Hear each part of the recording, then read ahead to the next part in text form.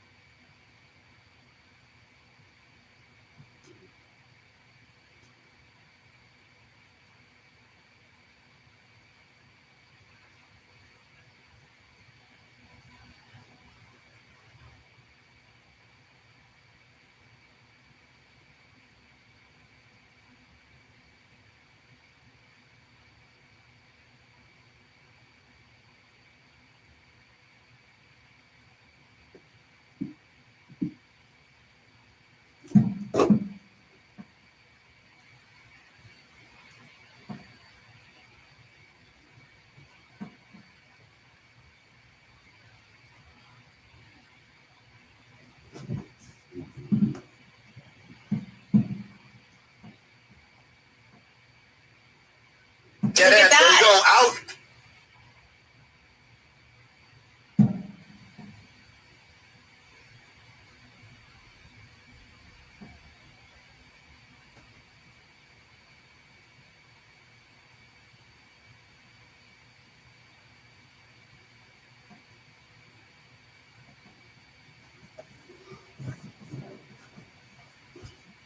Creative slavery profiteers. During the off seasons, and when a slave owner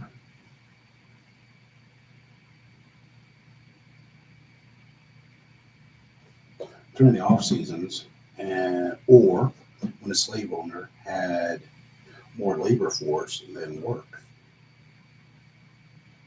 he would rent out slave crews on a mobile basis to surrounding farms.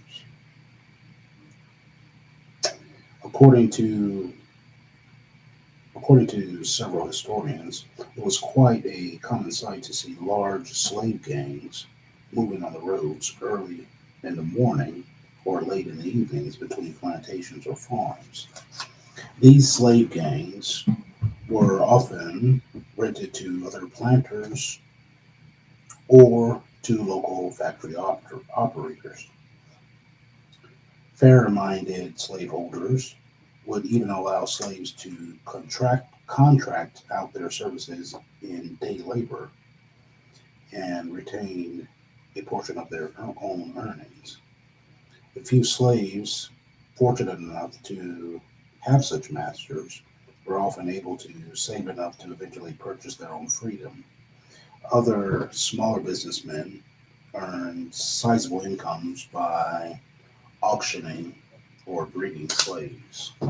Auctioneers established offices in major slave entry points and seaport towns such as Charleston, Norfolk, Norfolk, Norfolk, and Baltimore.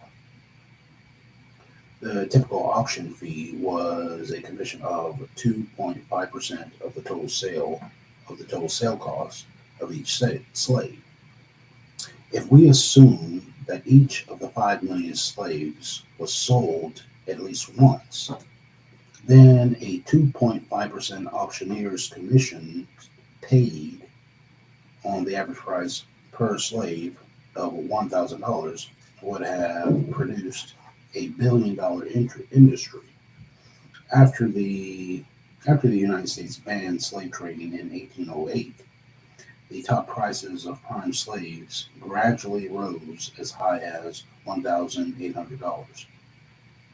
Slave traders and investors sought out alternative ways of meeting the nation's growing demand for slaves. Between 1810 and 1864, a larger commercially profitable domestic slave trading industry was established between old slave states and the newer states entering the Union. Slave breeding Slave breeding emerged as a profitable industry.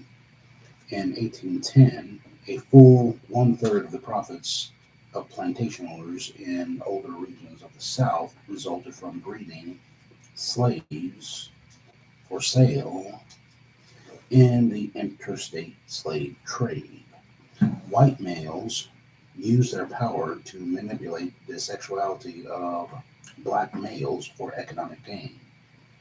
They used them to breed with their own slaves or lease them out for stud service. Most large plantations had a stable of black slaves to perform stud services, which brought in money from neighboring farms. Every newborn black baby represented hundreds of dollars in capital gain to the slaveholders. Black studs, like prize bulls, brought the top dollar in the slave trading. Similarly, black females were advertised and sold for their reproductive potential, especially teenage females. Even older black females had higher value. If they had successfully given birth to a child,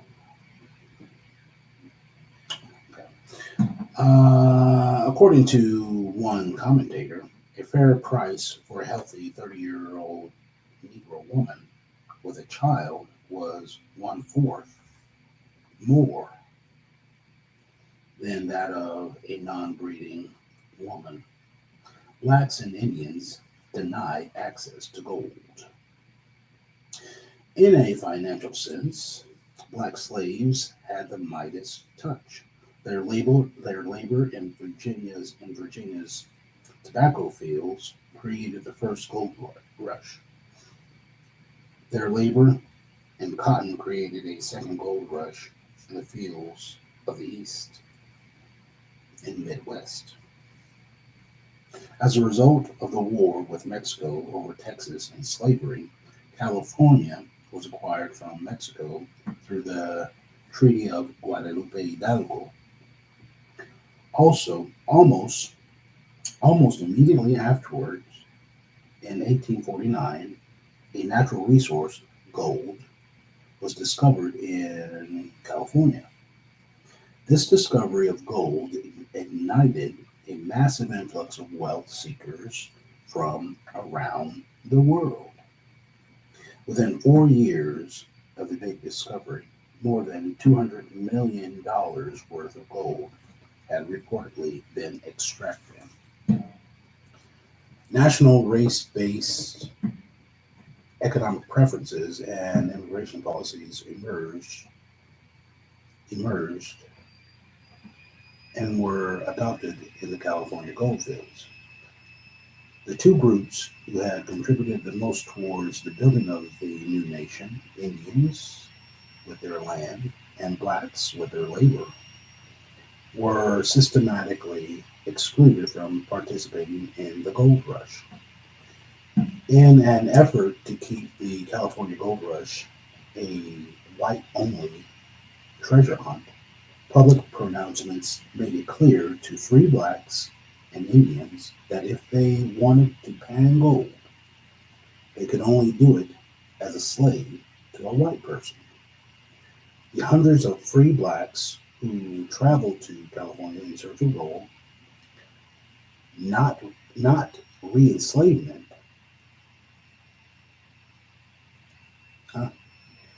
The hundreds of free blacks who traveled to California in search of gold, not re-enslavement.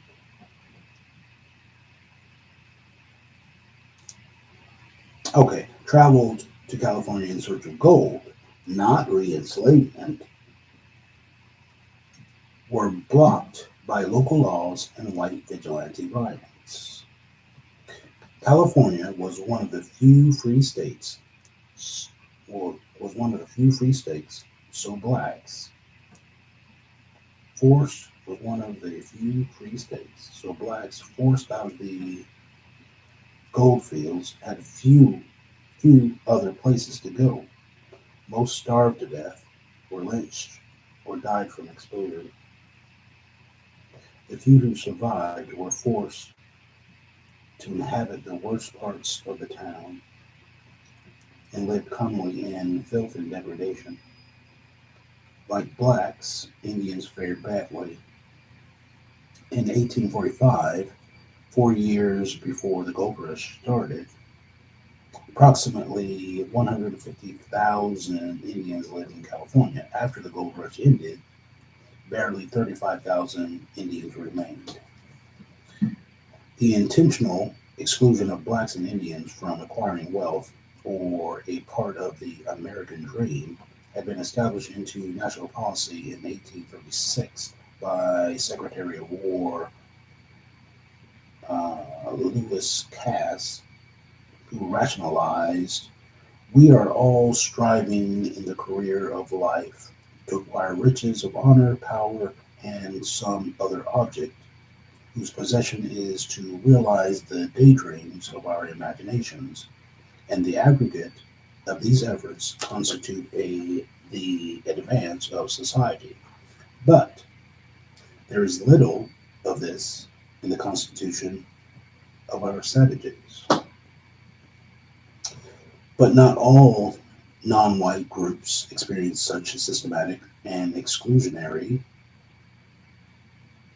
treatment. As word of the gold rush spread, large waves of South European, Chinese, and Mexican immigrants sought California. Whites considered Chinese more acceptable than Indians or blacks. Accordingly, state and federal government officials praised them as hardworking and thrifty. The Chinese were accepted into the ranks of the gold seekers. Some staked claims and even found a little gold. Others worked in mining camps doing odd jobs,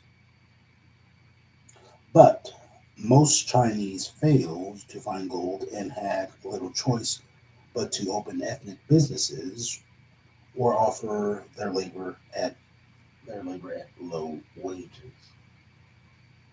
Similarly, Mexicans had greater access to the goldfields than either blacks or Indians.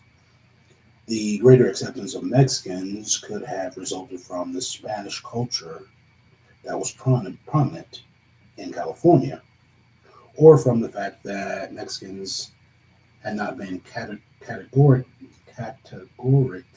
and historically abused by white society, although Mexicans ranked lower than Chinese in preferred skin color. In the early 1850s, the number of Mexicans was less than 3,000 in the entire nation. Therefore, they had not they did not present either a challenge or threat to whites, as did the more than 5 million blacks. Though Chinese and Mexicans were non white, they supported European whites' practice of excluding blacks and Indians from prospecting for gold. A minister a minister for this period reportedly observed that the immigrants became the bitterest of Negro haters within 15 days of their naturalization as American citizens.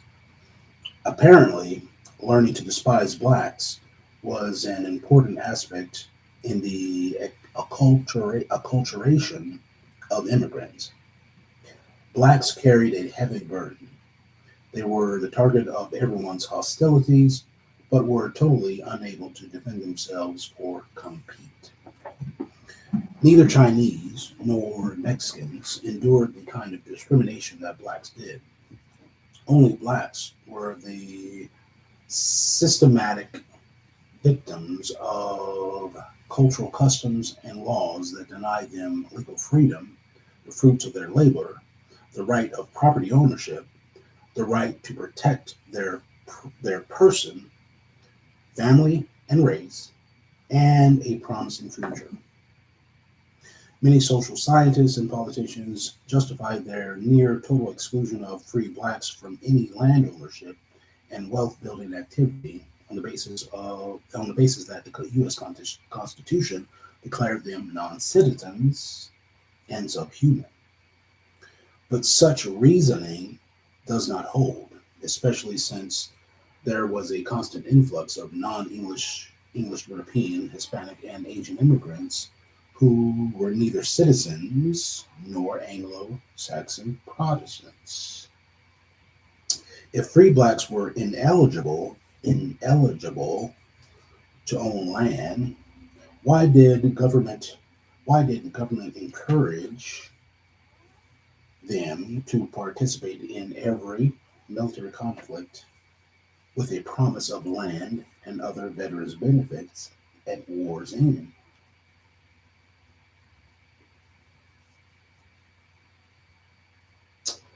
Black vets denied access to preferential wealth. Many years later, the American government played another role in preferential wealth distributed to whites. The government passed wealth to its white veterans, both the living and the dead. Through the years, America has expressed its gratitude to its war veterans in a variety of ways, primarily through land grants, land bounties, and homesteading opportunities. In 1642, in 1642, the same year that Massachusetts introduced slavery into the colonies, Virginia enacted a law forcing blacks to join a militia and protect the larger white society. In 1763, Virginia became one of the first of the colonies to set aside a large section of territory west of the Alleghenies as bounty for veterans. Later, in the 19th century, the Veterans Land Program was established by the federal government to recognize and reward servicemen who had served in wars from the Revolutionary to the Spanish-American War with Mexico. Blacks have participated to varying degrees in nearly every war in which this country has engaged since the year 1619. Yet blacks have received little monetary compensation of any form for their military services to this nation. The Veterans Land Program offered veterans either a homestead site or 6 feet for a burial site, or 6 feet for a burial site. Since blacks were the only non-English racial or ethnic group that had fought in every major military involvement since the initial settlement in 1619, they were optimistic that perhaps they would be included in the Veterans Land Program. However, black veterans did not qualify for the homesteading sites. Until the 1960s, black veterans fortunate enough to be eligible for free 6 foot burial site were discriminated against even in death. Preferential treatment at most cemeteries and grave sites enforced a whites only rule.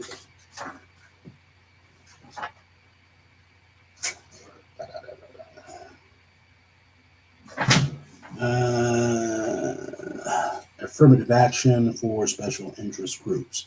After the Civil War, when nearly all of the land and wealth building resources had been claimed by members of the majority white society, conservative social forces began campaigns against any governmental program or policy that portended assistance or redistribution of wealth to blacks.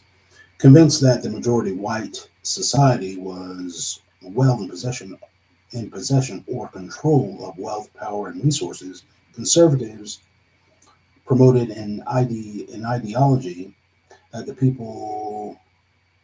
right people were already aboard the wealth boat. So keep the gangplank up. In 1860, 5% of the population controlled approximately 25% of the country's wealth.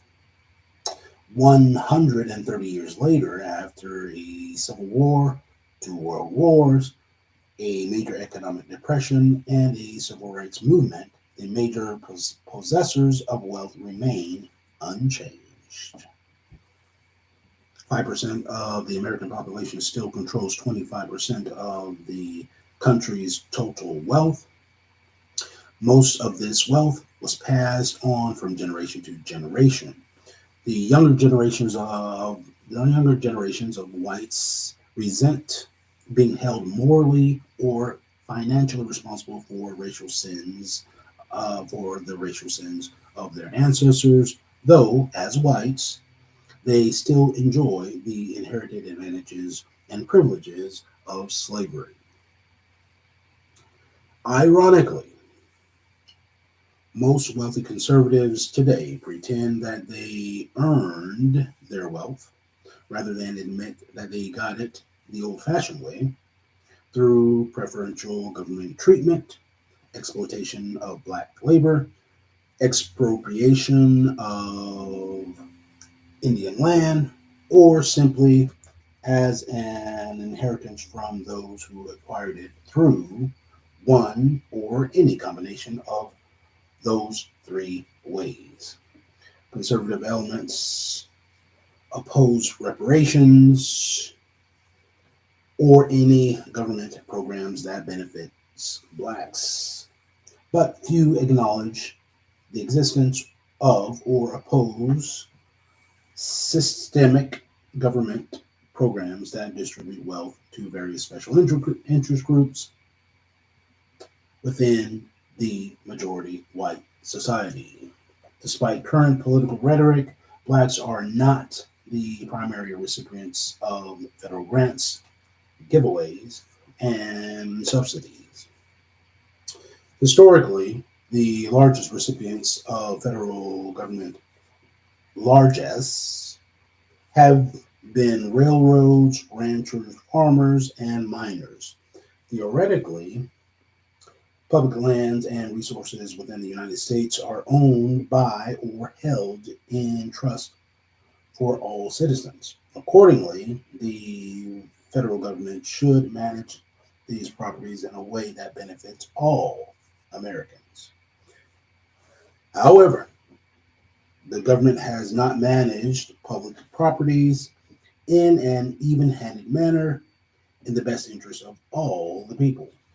The federal government has systematically permitted a select wealthy population to use, exploit, and profit from these public resources. These programs frequently never required recipients to pay anything, and when payment was required, the payment never approached the fair market value for the public service resources, rather. As such, these programs amount to massive taxpayer funded subsidies to the recipients. Due to the racial policies and feelings within the nation at the time these grants were made, the benefits were doled out along racial lines. These programs, some of which continue to this day, can therefore be considered race-based government preferences for whites even now. But somehow, Americans have never allowed themselves to think this way. The term preferential treatment only applies when federal programs are targeted to provide assistance to disfavored groups.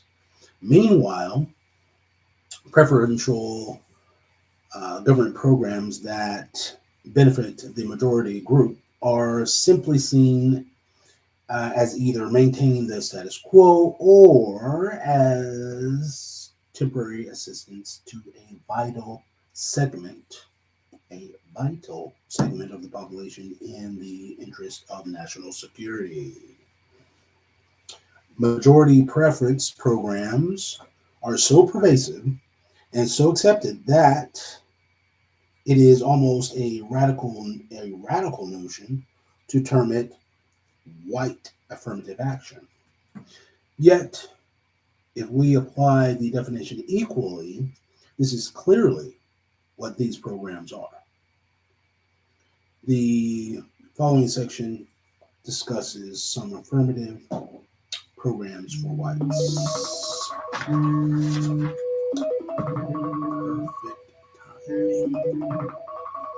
Perfect timing.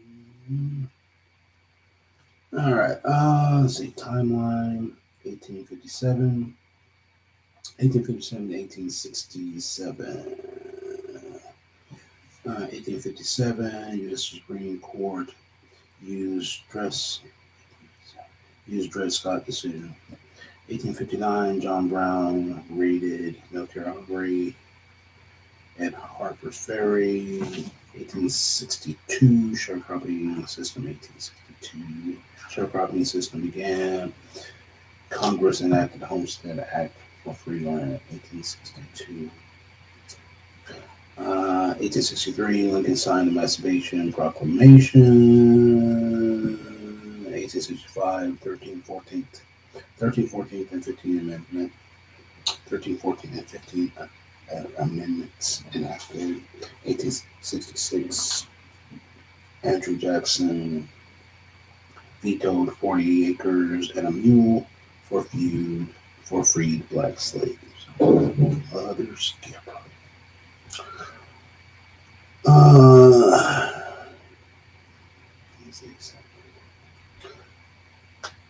Southern states, 1867. Southern states enacted black codes, 1867. Emancipation Proclamation.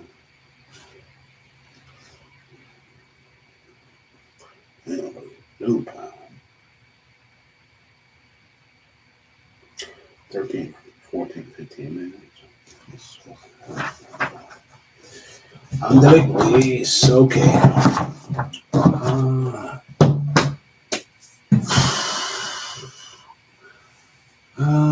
Okay.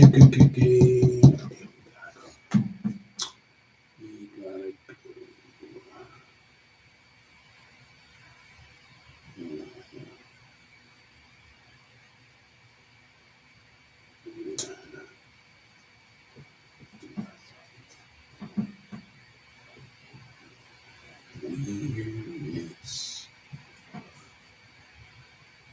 Weirdness. Out.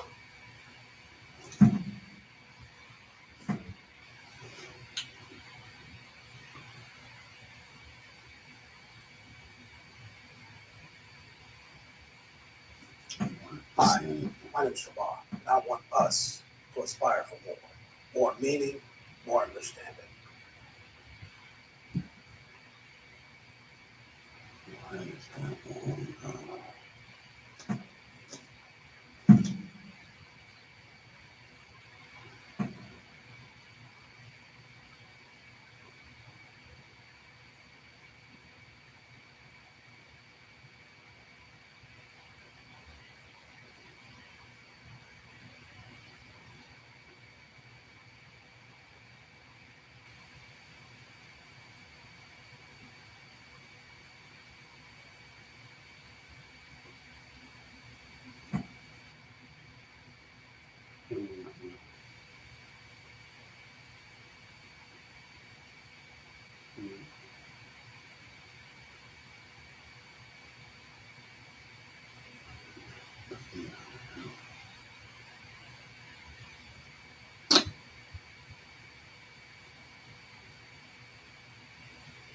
Hi, my name is Shabbat, and I want us to aspire for more meaning,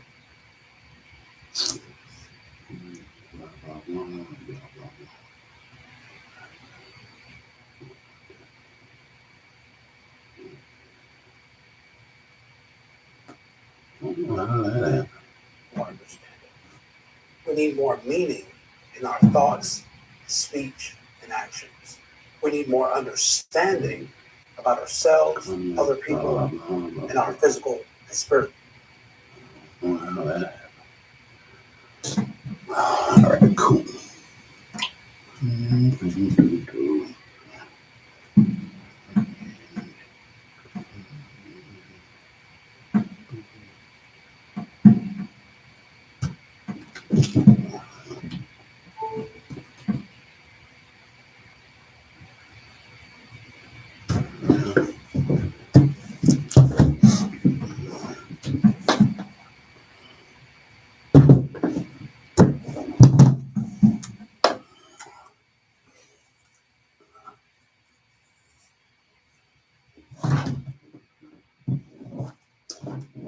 We got this.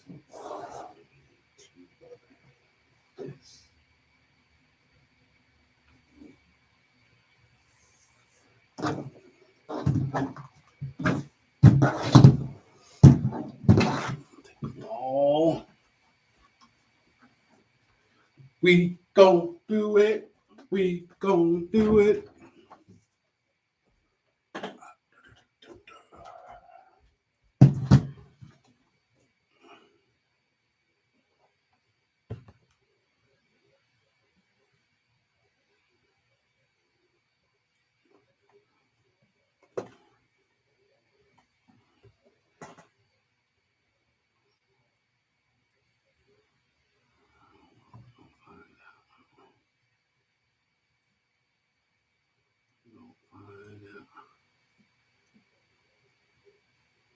Do as you have spoken, and your name will be established and magnified forever, saying, the Lord of hosts, the God of Israel, is Israel's God, and the house of your servant David will be established before you.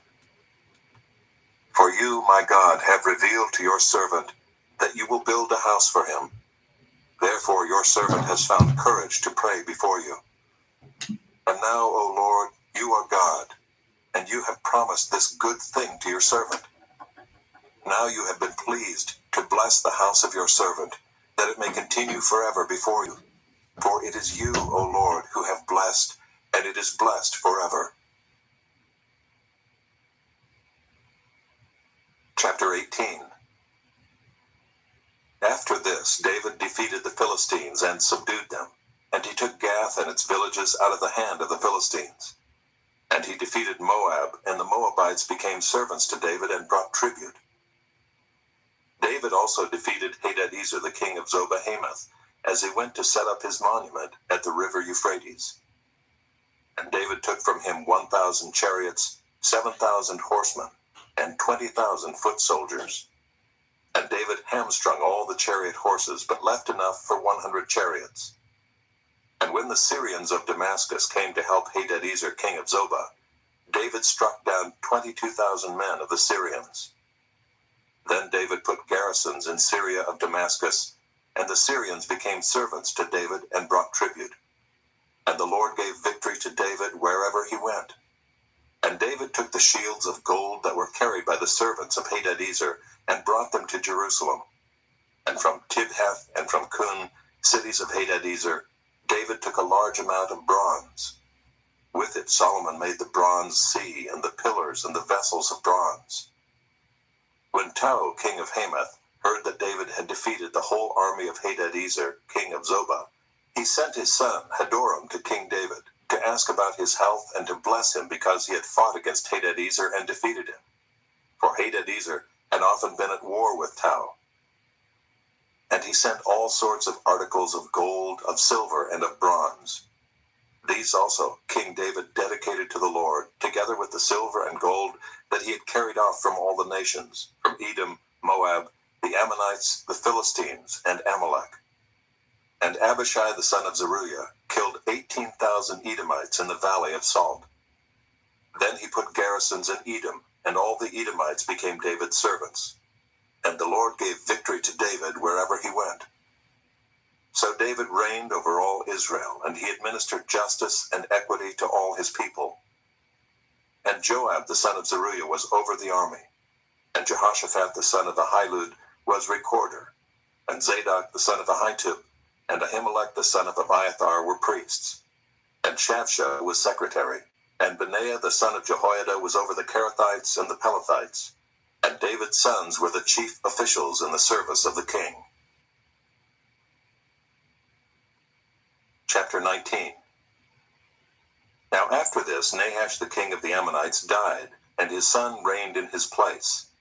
And David said, I will deal kindly with Hanun the son of Nahash, for his father dealt kindly with me. So David sent messengers to console him concerning his father. And David's servants came to the land of the Ammonites to Hanun to console him.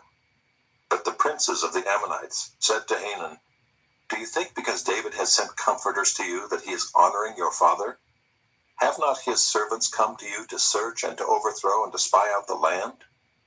So Hanun took David's servants and shaved them and cut off their garments in the middle at their hips and sent them away, and they departed.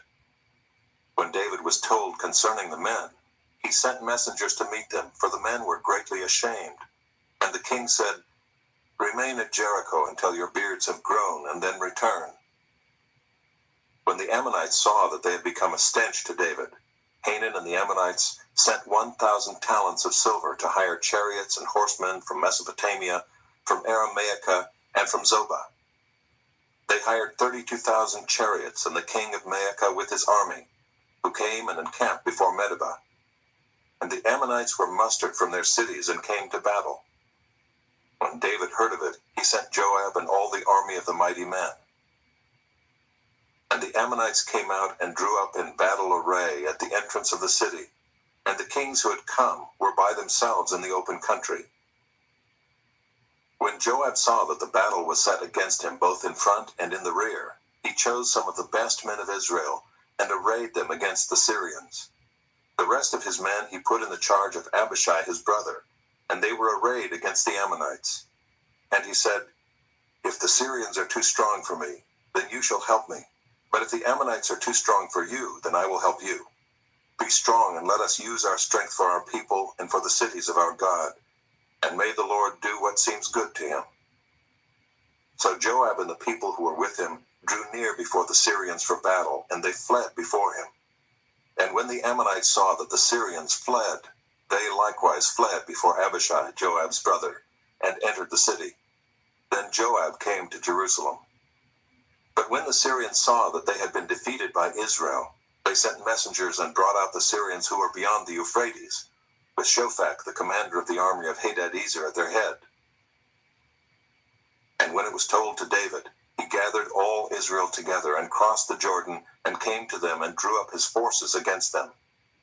And when David set the battle in array against the Syrians, they fought with him.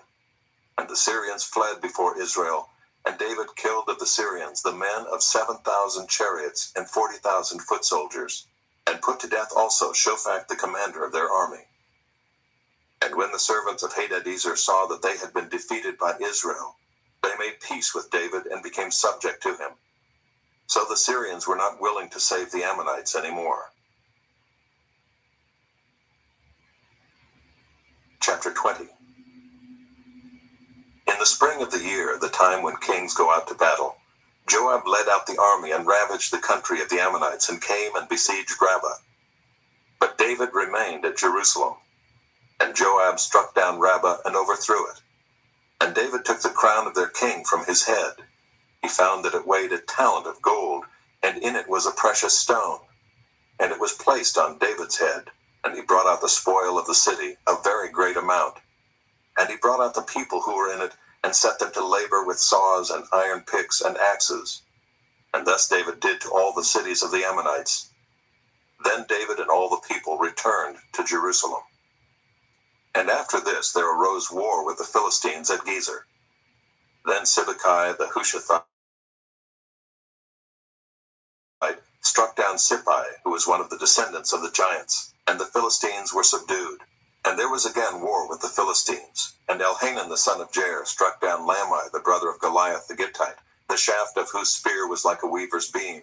And there was again war at Gath, where there was a man of great stature who had 6 fingers on each hand, and 6 toes on each foot, 24 in number, and he also was descended from the giants.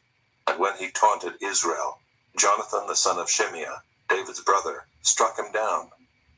These were descended from the giants in Gath, and they fell by the hand of David and by the hand of his servants. Chapter 21. Then Satan stood against Israel and incited David to number Israel. So David said to Joab and the commanders of the army, "Go, number Israel from Beersheba to Dan, and bring me a report, that I may know their number." But Joab said, "May the Lord add to his people 100 times as many as they are. Are they not, my lord the king, all of them my lord's servants? Why then should my lord require this? Why should it be a cause of guilt for Israel?" But the king's word prevailed against Joab. So Joab departed and went throughout all Israel and came back to Jerusalem. And Joab gave the sum of the numbering of the people to David. In all Israel there were 1,100,000 men who drew the sword, and in Judah 470,000 who drew the sword. But he did not include Levi and Benjamin in the numbering, for the king's command was abhorrent to Joab. But God was displeased with this thing, and he struck Israel. And David said to God, I have sinned greatly in that I have done this thing. But now please take away the iniquity of your servant, for I have acted very foolishly. And the Lord spoke to Gad, David's seer, saying, Go and say to David, Thus says the Lord, 3 things I offer you. Choose one of them, that I may do it to you. So Gad came to David and said to him, Thus says the Lord, choose what you will, either 3 years of famine, or 3 months of devastation by your foes, while the sword of your enemies overtakes you, or else 3 days of the sword of the Lord, pestilence on the land, with the angel of the Lord destroying throughout all the territory of Israel. Now decide what answer I shall return to him who sent me. Then David said to Gad, I am in great distress. Let me fall into the hand of the Lord, for his mercy is very great. But do not let me fall into the hand of man. So the Lord sent a pestilence on Israel, and 70,000 men of Israel fell. And God sent the angel to Jerusalem to destroy it. But as he was about to destroy it, the Lord saw, and he relented from the calamity. And he said to the angel who was working destruction, It is enough. Now stay your hand. And the angel of the Lord was standing by the threshing floor of Ornan the Jebusite. And David lifted his eyes and saw the angel of the Lord standing between earth and heaven, and in his hand a drawn sword stretched out over Jerusalem. Then David and the elders, clothed in sackcloth, fell upon their faces. And David said to God, Was it not I who gave command to number the people? It is I who have sinned and done great evil. But these sheep, what have they done? Please let your hand, O Lord my God, be against me and against my father's house. But do not let the plague be on your people. Now the angel of the Lord had commanded Gad to say to David, that David should go up and raise an altar to the Lord on the threshing floor of Ornan the Jebusite. So David went up at Gad's word, which he had spoken in the name of the Lord. Now Ornan was threshing wheat. He turned and saw the angel, and his 4 sons who were with him hid themselves. As David came to Ornan, Ornan looked and saw David, and went out from the threshing floor and paid homage to David with his face to the ground. And David said to Ornan, Give me the site of the threshing floor, that I may build on it an altar to the Lord. Give it to me at its full price, that the plague may be averted from the people. Then Ornan said to David, Take it, and let my lord the king do what seems good to him. See, I give the oxen for burnt offerings, and the threshing sledges for the wood, and the wheat for a grain offering. I give it all. But King David said to Ornan, No, but I will buy them for the full price. I will not take for the Lord what is yours, nor offer burnt offerings that cost me nothing. So David paid Ornan 600 shekels of gold by weight for the site. And David built there an altar to the Lord, and presented burnt offerings and peace offerings, and called on the Lord. And the Lord answered him with fire from heaven upon the altar of burnt offering. Then the Lord commanded the angel, and he put his sword back into its sheath. At that time, when David saw that the Lord had answered him at the threshing floor of Ornan the Jebusite, he sacrificed there. For the tabernacle of the Lord, which Moses had made in the wilderness, and the altar of burnt offering were at that time in the high place at Gibeon. But David could not go before it to inquire of God, for he was afraid of the sword of the angel of the Lord. Chapter 22. Then David said, Here shall be the house of the Lord God, and here the altar of burnt offering for Israel.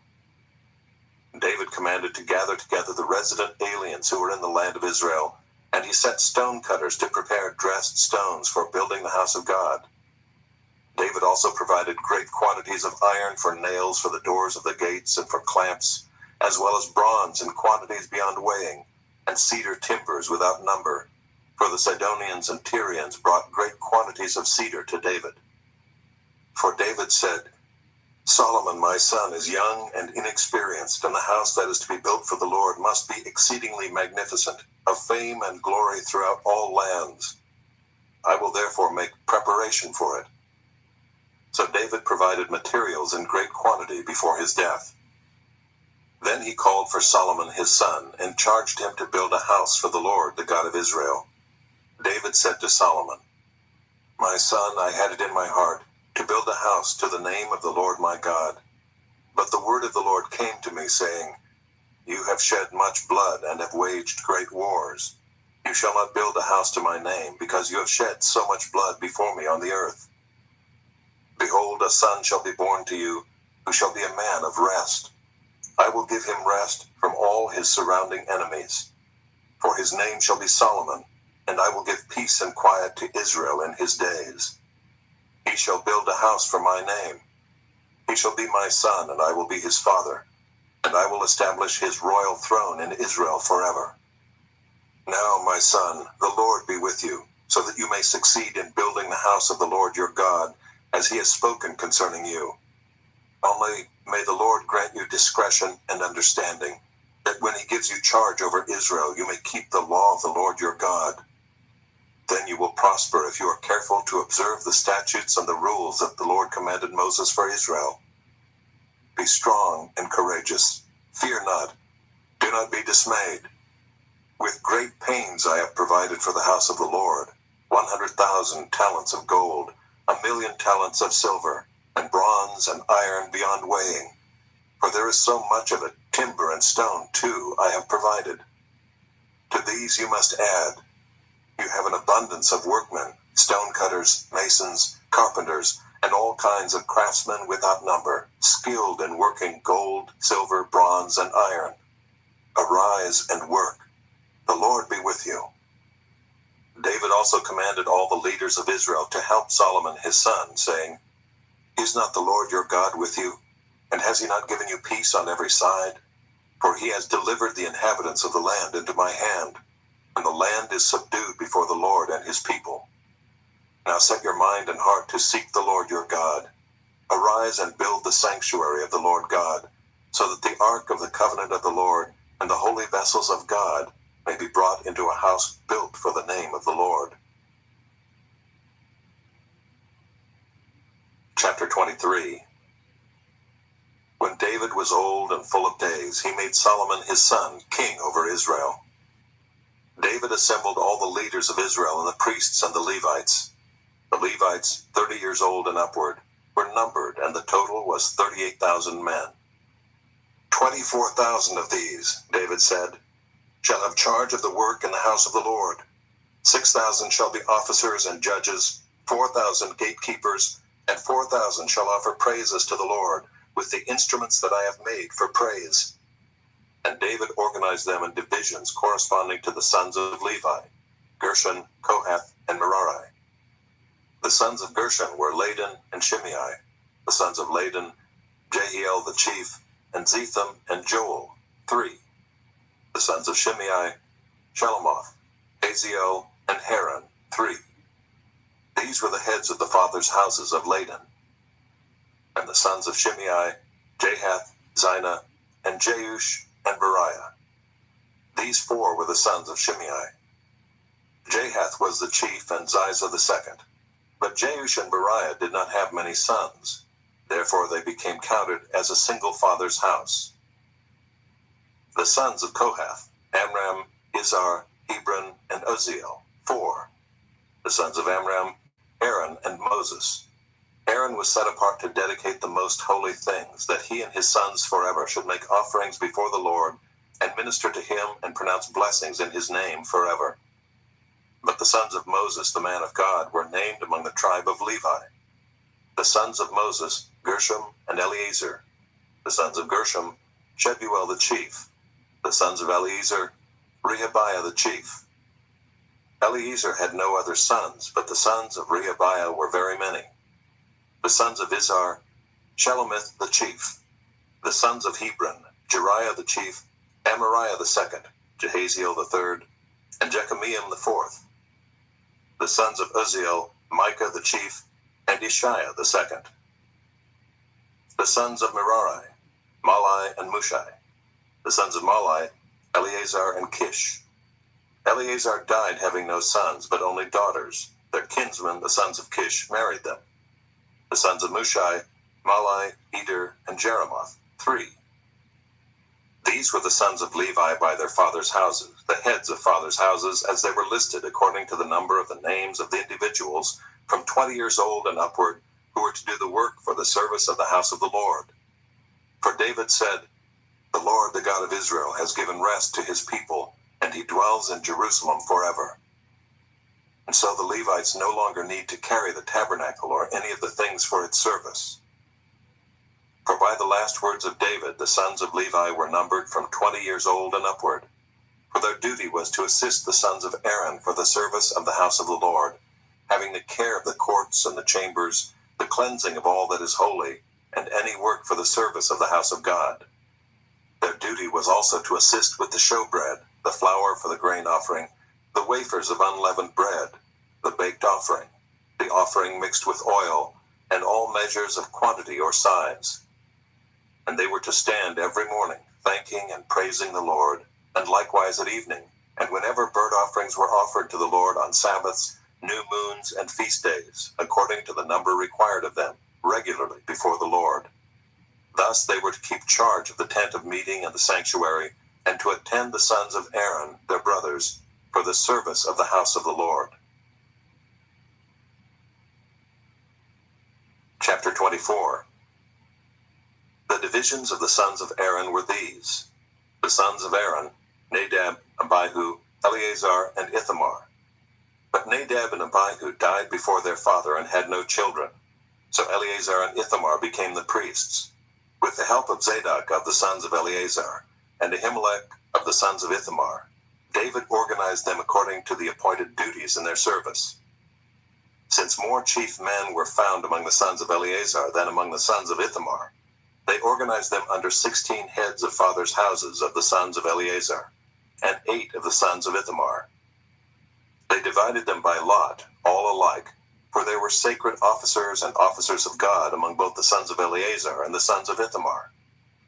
And the scribe Shemaiah the son of Nethanel, a Levite, recorded them in the presence of the king and the princes, and Zadok the priest, and Ahimelech the son of Abiathar, and the heads of the fathers' houses of the priests and of the Levites, one father's house being chosen for Eleazar, and one chosen for Ithamar. The first lot fell to Jehoiarib, the second to Judea, the third to Haram, the fourth to Seram, the fifth to Malchijah, the sixth to Mijamin, the seventh to Hakkoz, the eighth to Abijah, the ninth to Jeshua, the 10th to Shechaniah, the 11th to Eliashib, 12th to Jacob, the 13th to Huppah, the 14th to Jeshabeab, the 15th to Bilgah, the 16th to Immer, the 17th to Hezer, the 18th to Hebazez, the 19th to Pethahiah, the 20th to Jehezkel, the 21st to Jachin, the 22nd to Gamul, the 23rd to Delaiah, the 24th to Maaziah. These had as their appointed duty in their service to come into the house of the Lord according to the procedure established for them by Aaron their father, as the Lord God of Israel had commanded him.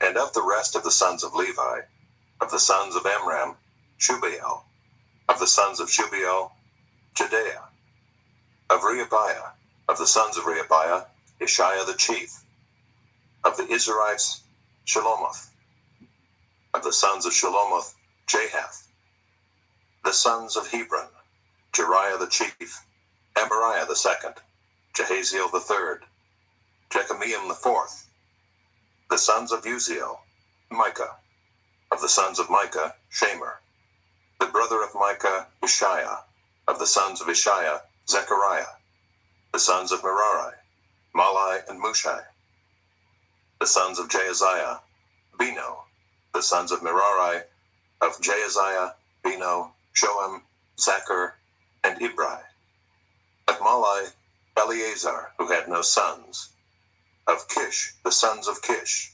Jeremiel, the sons of Mushai, Malai, Eder, and Jeremoth. These were the sons of the Levites according to their fathers' houses. These also, the head of each father's house and his younger brother alike, cast lots, just as their brothers, the sons of Aaron, in the presence of King David, Zadok, Ahimelech, and the heads of fathers' houses of the priests and of the Levites.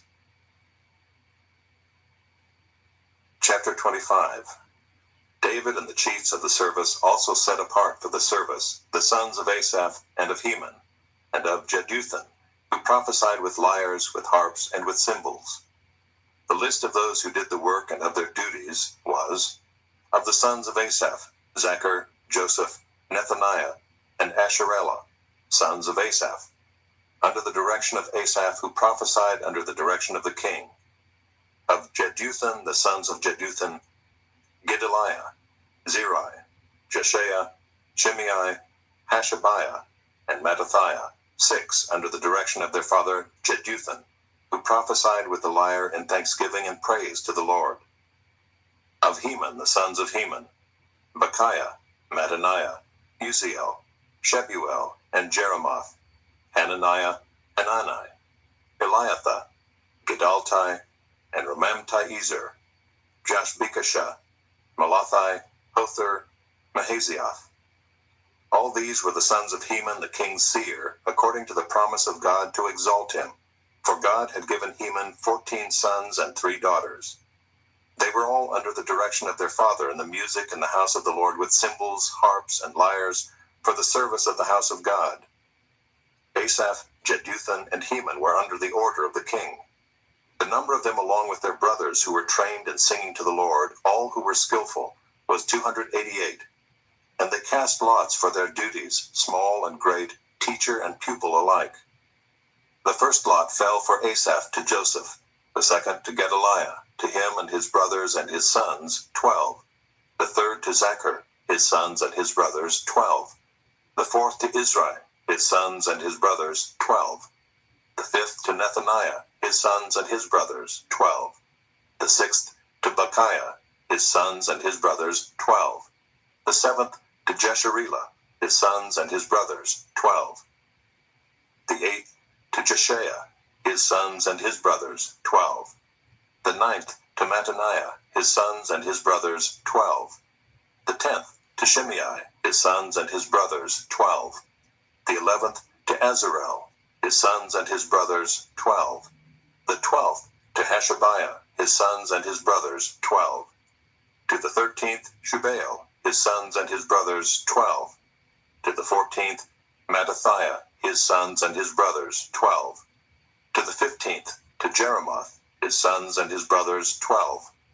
To the 16th, to Hananiah, his sons and his brothers, 12.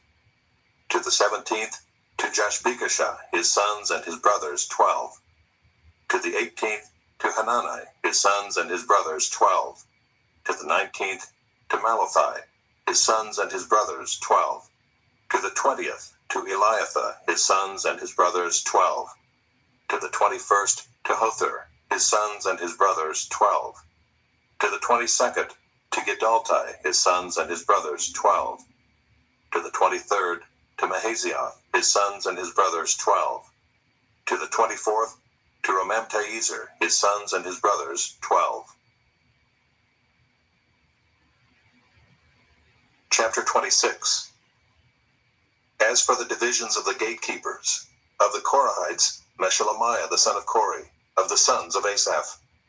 And Meshelemiah had sons, Zechariah the firstborn, Jediael the second, Zebediah the third, Jathniel the fourth, Elam the fifth, Jehohanan the sixth, Elihoenai the seventh. And Obed-Edom had sons, Shemaiah the firstborn, Jehozabad the second, Joah the third, Sakhar the fourth, Nethanel the fifth, Amiel the sixth, Issachar the seventh, Pulathai the eighth, for God blessed him. Also to his son Shemaiah were sons born, who were rulers in their fathers' houses, for they were men of great ability. The sons of Shemaiah, Othni, Rephael, Obed, and Elzabad, whose brothers were able men, Elihu, and Semachiah. All these were of the sons of Obed-Edom, with their sons and brothers, able men qualified for the service, 62 of Obed-Edom. And Meshelemiah had sons and brothers, able men, 18. And Hosah of the sons of Merari had sons, Shimri the chief, for though he was not the firstborn, his father made him chief, Hilkiah the second, Tebaliah the third, Zechariah the fourth. All the sons and brothers of Hosah were 13. These divisions of the gatekeepers, corresponding to their chief men, had duties just as their brothers did, ministering in the house of the Lord. And they cast lots by fathers' houses, small and great alike, for their gates. The lot for the east fell to Shelemiah. They cast lots also for his son Zechariah, a shrewd counselor, and his lot came out for the north. Obed-Edom's came out for the south, and to his sons was allotted the gatehouse. For Shuppim and Hosah it came out for the west, at the gate of Shalakith on the road that goes up. Watch corresponded to watch. On the east there were 6 each day, on the north 4 each day, on the south 4 each day, as well as 2 and 2 at the gatehouse. And for the colonnade on the west there were 4 at the road, and 2 at the colonnade. These were the divisions of the gatekeepers among the Korahites and the sons of Merari. And of the Levites, Ahijah had charge of the treasuries of the house of God and the treasuries of the dedicated gifts. The sons of Ladan, the sons of the Gershonites belonging to Ladan, the heads of the fathers' houses belonging to Ladan the Gershonite, Jehieli. The sons of Jehieli, Zetham and Joel his brother, were in charge of the treasuries of the house of the Lord. Of the Amramites, the Izharites, the Hebronites, and the Uzzielites. And Shebuel the son of Gershom, son of Moses, was chief officer in charge of the treasuries. His brothers from Eleazar were his son Rehabiah, and his son Jeshiah, and his son Joram, and his son Zichri, and his son Shelomoth. This Shelomoth and his brothers were in charge of all the treasuries of the dedicated gifts that David the king and the heads of the fathers' houses, and the officers of the thousands and the hundreds, and the commanders of the army had dedicated. From spoil won in battles they dedicated gifts for the maintenance of the house of the Lord. Also all that Samuel the seer, and Saul the son of Kish, and Abner the son of Ner, and Joab the son of Zeruiah had dedicated. All dedicated gifts were in the care of Shelomoth and his brothers. Of the Israelites, Kenaniah and his sons were appointed to external duties for Israel as officers and judges. Of the Hebronites, Hashabiah and his brothers, 1,700 men of ability, had the oversight of Israel westward of the Jordan for all the work of the Lord, and for the service of the king. Of the Hebronites, Jerijah was chief of the Hebronites of whatever genealogy or fathers' houses. In the 40th year of David's reign, search was made, and men of great ability among them were found at Jazer in Gilead. King David appointed him and his brothers, 2,700 men of ability, heads of fathers' houses, to have the oversight of the Reubenites, the Gadites, and the half-tribe of the Manassites, for everything pertaining to God and for the affairs of the king. Chapter 27. This is the number of the people of Israel, the heads of fathers' houses, the commanders of thousands and hundreds, and their officers who served the king in all matters concerning the divisions that came and went, month after month, throughout the year, each division numbering 24,000. Jashobeam the son of Zabdiel was in charge of the first division in the first month. In his division were 24,000. He was a descendant of Perez and was chief of all the commanders. He served for the first month. Dodai the Ahohite was in charge of the division of the second month. In his division were 24,000. The third commander for the third month was Benaiah, the son of Jehoiada the chief priest. In his division were 24,000. This is the Benaiah who was a mighty man of the 30, and in command of the 30. Ammizabad his son was in charge of his division. Asahel the brother of Joab was fourth, for the fourth month, and his son Zebediah after him. In his division were 24,000. The fifth commander for the fifth month was Shamath the Israelite. In his division were 24,000. Sixth for the sixth month was Ira the son of Ikkesh, the Tekoite. In his division were 24,000. Seventh for the seventh month was Helez the Pelonite, of the sons of Ephraim. In his division were 24,000. Eighth for the eighth month was Sibbecai the Hushathite, of the Zerahites. In his division were 24,000. Ninth for the ninth month was Ebiezer of Anathoth, a Benjaminite. In his division were 24,000. 10th for the 10th month was Maharai of Netophah of the Zerahites. In his division were 24,000. 11th for the 11th month was Benaiah of Pirathon, of the sons of Ephraim. In his division were 24,000. For the 12th month was Heldai the Netophathite of Othniel. In his division were 24,000. Over the tribes of Israel, for the Reubenites, Eleazar the son of Zichri was chief officer. For the Simeonites, Shephatiah the son of Maacah.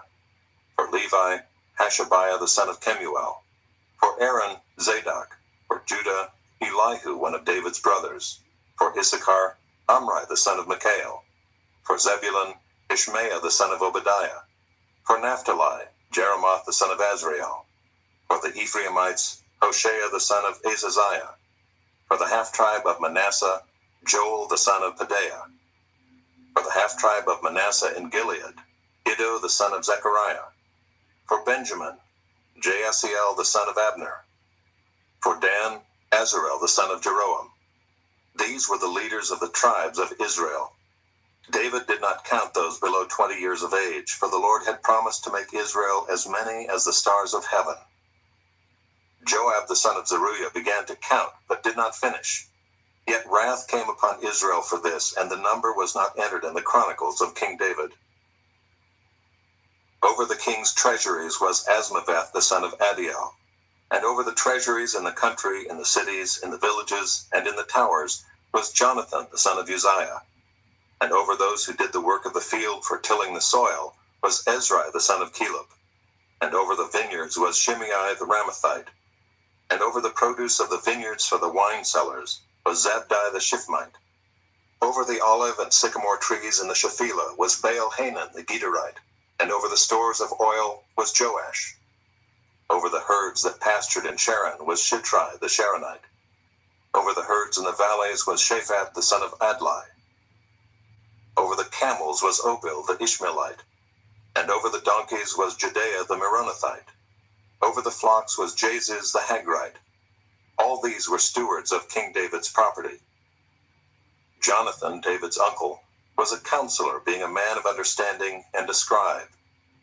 He and Jehiel the son of Hachmoni attended the king's sons. Ahithophel was the king's counselor, and Hushai the Archite was the king's friend. Ahithophel was succeeded by Jehoiada the son of Benaiah and Abiathar. Joab was commander of the king's army. Chapter 28. David assembled at Jerusalem all the officials of Israel, the officials of the tribes, the officers of the divisions that served the king, the commanders of thousands, the commanders of hundreds, the stewards of all the property and livestock of the king and his sons, together with the palace officials, the mighty men, and all the seasoned warriors. Then King David rose to his feet and said, "Hear me, my brothers and my people. I had it in my heart to build a house of rest for the ark of the covenant of the Lord, and for the footstool of our God, and I made preparations for building. But God said to me, 'You may not build a house for my name, for you are a man of war and have shed blood.' Yet the Lord God of Israel chose me from all my father's house to be king over Israel forever. For he chose Judah as leader, and in the house of Judah my father's house, and among my father's sons he took pleasure in me to make me king over all Israel. And of all my sons, for the Lord has given me many sons, he has chosen Solomon my son to sit on the throne of the kingdom of the Lord over Israel. He said to me, 'It is Solomon your son who shall build my house and my courts, for I have chosen him to be my son, and I will be his father. I will establish his kingdom forever if he continues strong in keeping my commandments and my rules, as he is today.'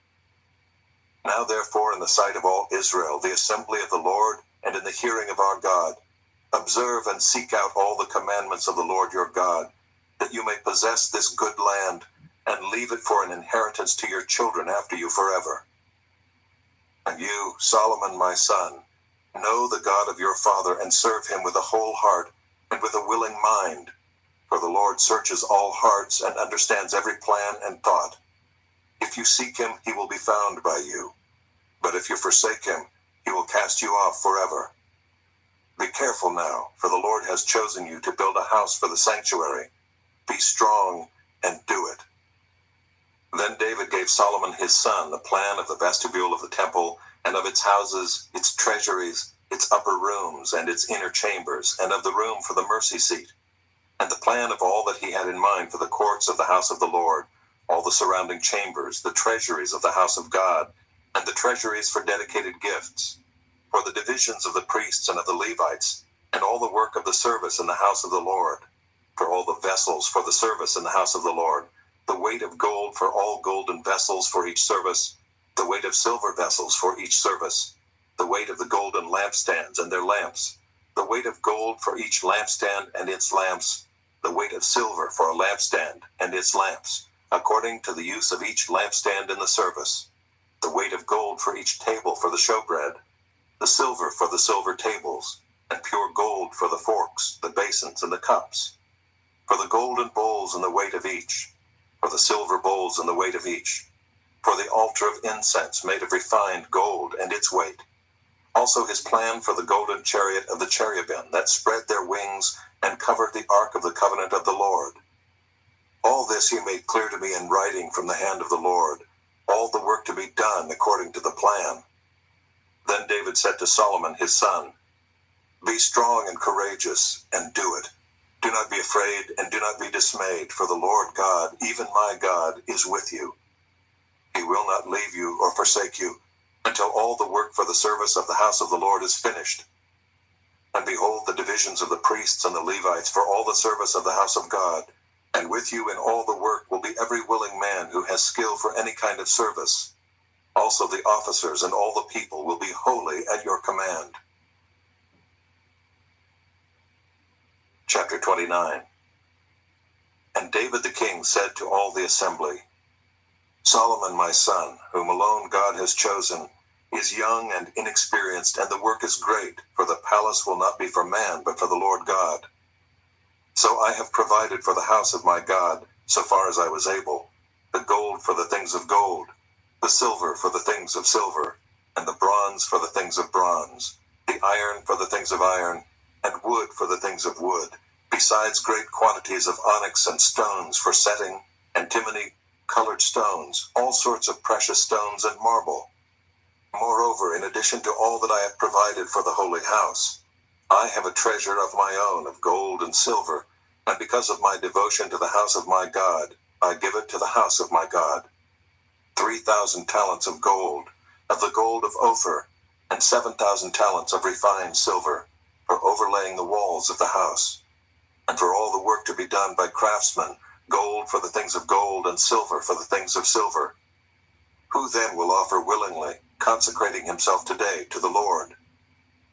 Then the leaders of fathers' houses made their freewill offerings, as did also the leaders of the tribes, the commanders of thousands and of hundreds, and the officers over the king's work. They gave for the service of the house of God 5,000 talents, and 10,000 derricks of gold, 10,000 talents of silver, 18,000 talents of bronze, and 100,000 talents of iron. And whoever had precious stones gave them to the treasury of the house of the Lord, in the care of Jehiel the Gershonite. Then the people rejoiced because they had given willingly, for with a whole heart they had offered freely to the Lord. David the king also rejoiced greatly. Therefore David blessed the Lord in the presence of all the assembly. And David said, "Blessed are you, O Lord, the God of Israel our Father, forever and ever. Yours, O Lord, is the greatness and the power and the glory and the victory and the majesty. For all that is in the heavens and in the earth is yours. Yours is the kingdom, O Lord, and you are exalted as head above all. Both riches and honor come from you, and you rule over all. In your hand are power and might, and in your hand it is to make great and to give strength to all. And now we thank you, our God, and praise your glorious name. But who am I, and what is my people, that we should be able thus to offer willingly? For all things come from you, and of your own have we given you. For we are strangers before you, and sojourners as all our fathers were. Our days on the earth are like a shadow, and there is no abiding.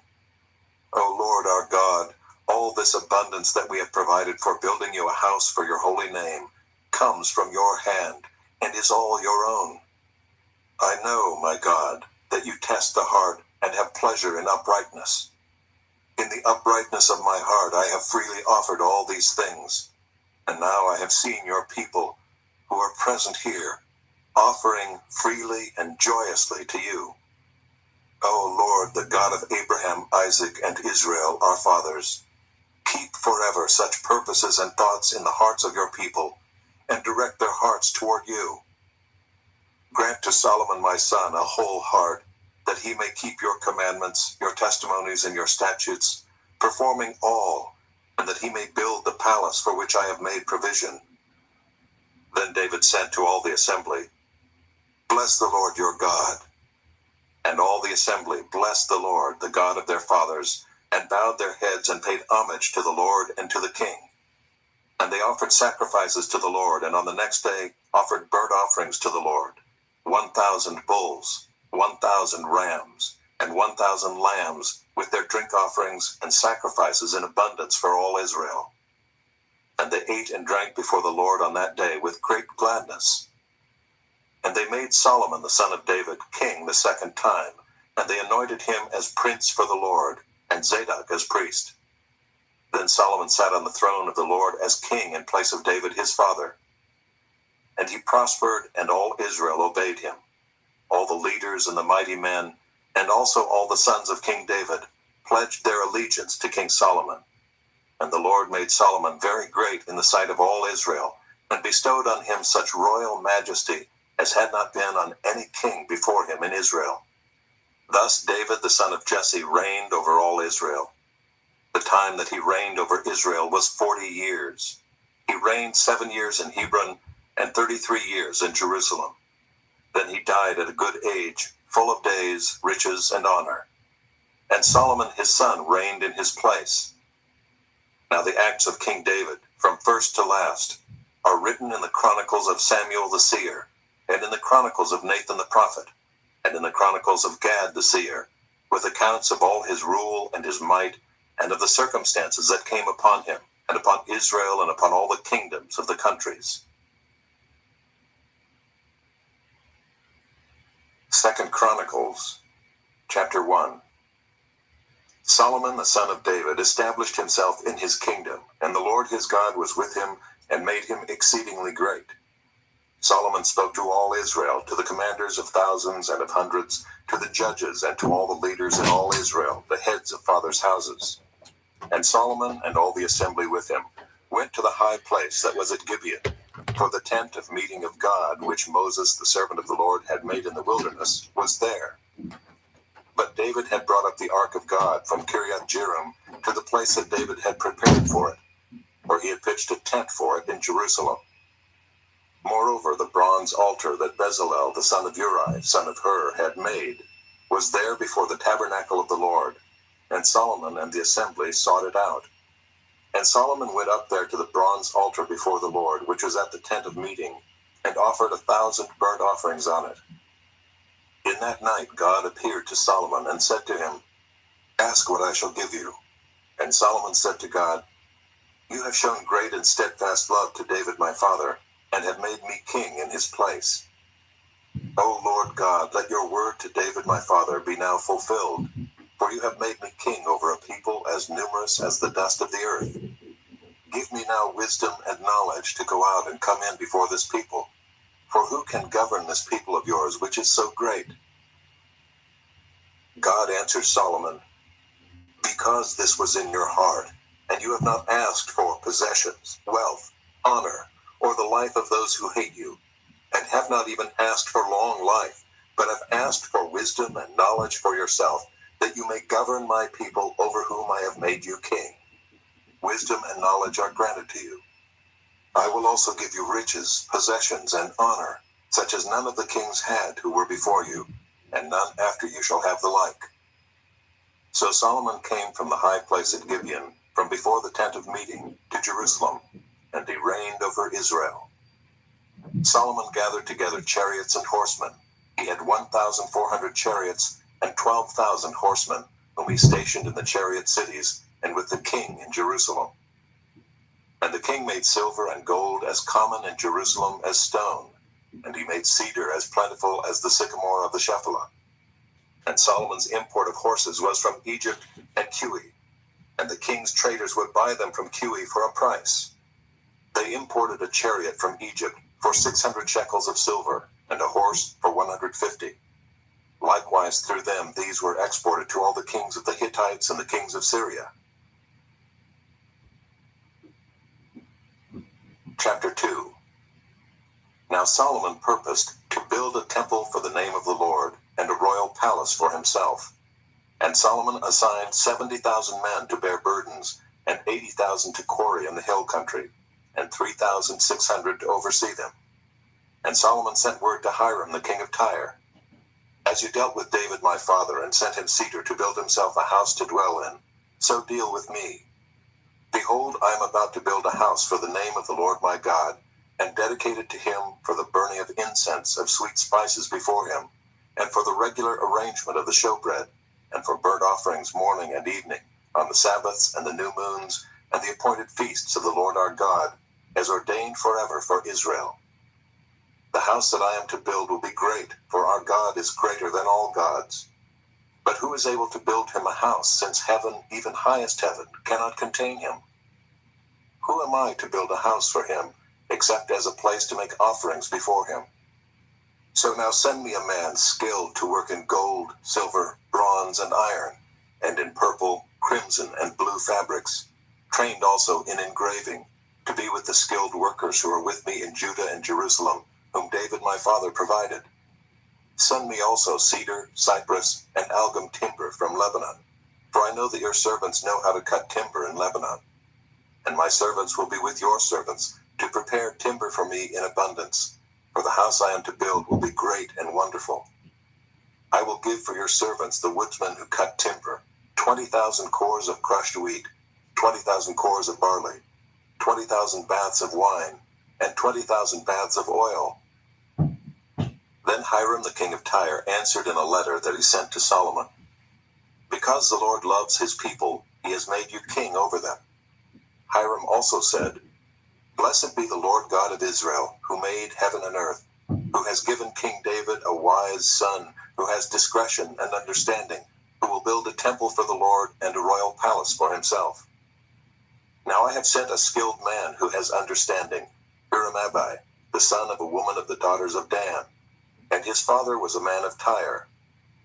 He is trained to work in gold, silver, bronze, iron, stone, and wood, and in purple, blue, and crimson fabrics and fine linen, and to do all sorts of engraving, and execute any design that may be assigned him, with your craftsmen, the craftsmen of my lord David your father. Now therefore the wheat and barley, oil and wine, of which my lord has spoken, let him send to his servants. And we will cut whatever timber you need from Lebanon, and bring it to you in rafts by sea to Joppa, so that you may take it up to Jerusalem. Then Solomon counted all the resident aliens who were in the land of Israel after the census of them that David his father had taken, and there were found 153,600. 70,000 of them he assigned to bear burdens, 80,000 to quarry in the hill country, and 3,600 as overseers to make the people work. Chapter 3. Then Solomon began to build the house of the Lord in Jerusalem on Mount Moriah, where the Lord had appeared to David his father, at the place that David had appointed, on the threshing floor of Ornan the Jebusite. He began to build in the 2nd month of the 4th year of his reign. These are Solomon's measurements for building the house of God. The length in cubits of the old standard was 60 cubits, and the breadth 20 cubits. The vestibule in front of the nave of the house was 20 cubits long, equal to the width of the house, and its height was 120 cubits. He overlaid it on the inside with pure gold. The nave he lined with cypress and covered it with fine gold, and made palms and chains on it. He adorned the house with settings of precious stones. The gold was gold of Parvaim. So he lined the house with gold, its beams, its thresholds, its walls, and its doors. And he carved cherubim on the walls. And he made the most holy place. Its length, corresponding to the breadth of the house, was 20 cubits, and its breadth was 20 cubits. He overlaid it with 600 talents of fine gold. The weight of gold for the nails was 50 shekels, and he overlaid the upper chambers with gold. In the most holy place he made 2 cherubim of wood, and overlaid them with gold. The wings of the cherubim together extended 20 cubits.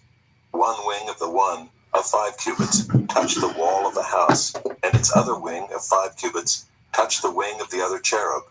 And of this cherub, one wing of 5 cubits touched the wall of the house, and the other wing, also of 5 cubits, was joined to the wing of the first cherub. The wings of these cherubim extended 20 cubits. The cherubim stood on their feet, facing the nave. And he made the veil of blue and purple and crimson fabrics and fine linen, and he worked cherubim on it. In front of the house he made 2 pillars, 35 cubits high, with a capital of 5 cubits on the top of each. He made chains like a necklace, and put them on the tops of the pillars, and he made 100 pomegranates, and put them on the chains. He set up the pillars in front of the temple, one on the south, the other on the north. That on the south he called Jachin, and that on the north, Boaz. Chapter 4. He made an altar of bronze, 20 cubits long and 20 cubits wide and 10 cubits high. Then he made the sea of cast metal. It was round, 10 cubits from brim to brim, and 5 cubits high, and a line of 30 cubits measured its circumference. Under it were figured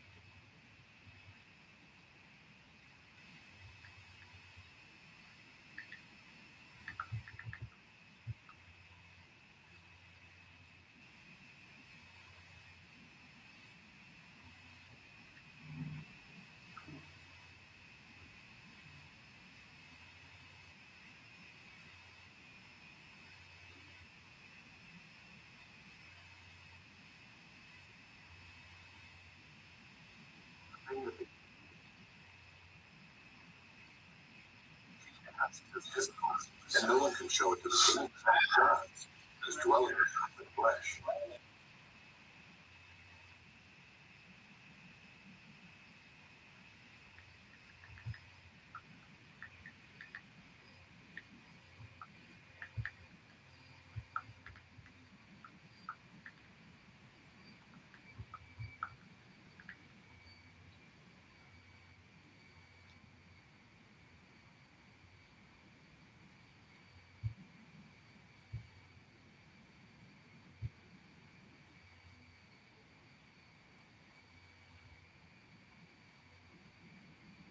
The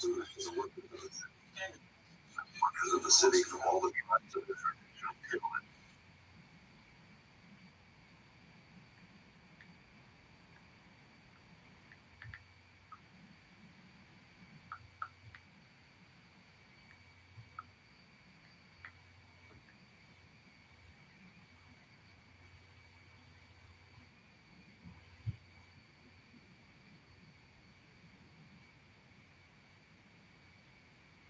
Where the river goes. Fishermen will stand beside the sea. From Edai to the Nile, it will be a place for the spreading of the nest. Its fish.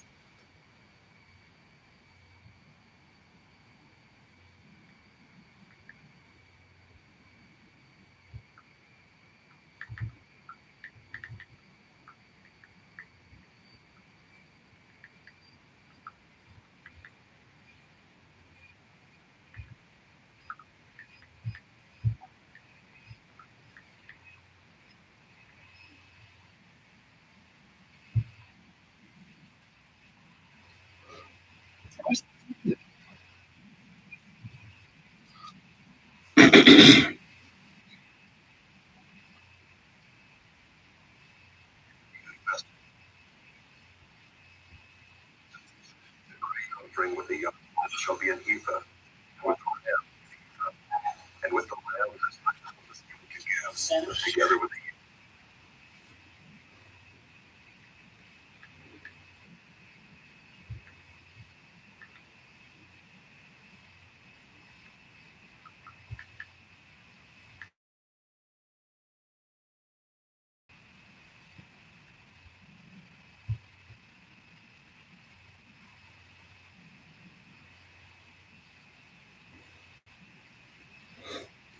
sanctuary. Another section, 25,000 cubits long and 10,000 cubits broad, shall be for the people to minister.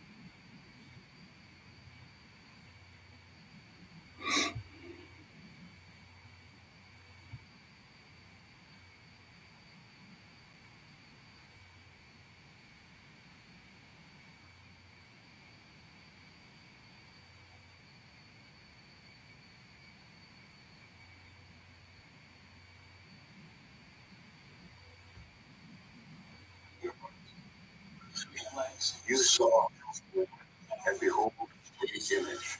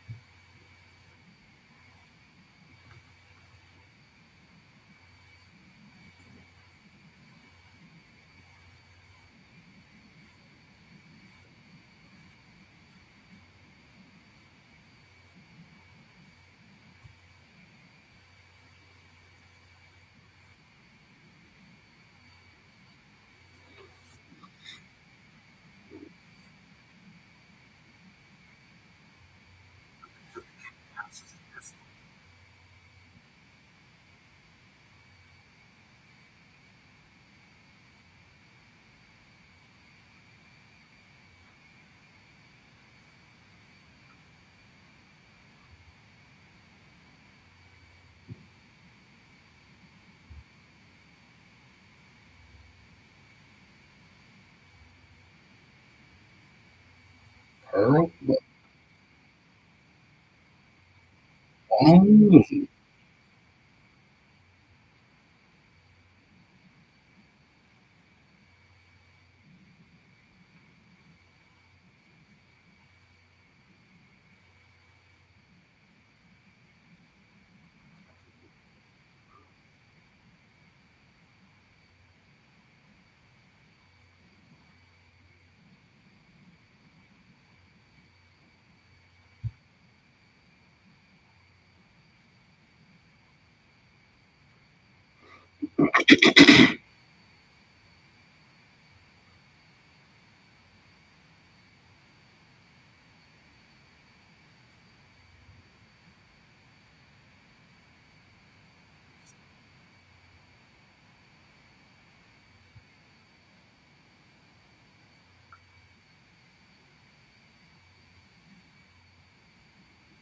The work of the city from all the whole portion that is upon it shall be 20 square.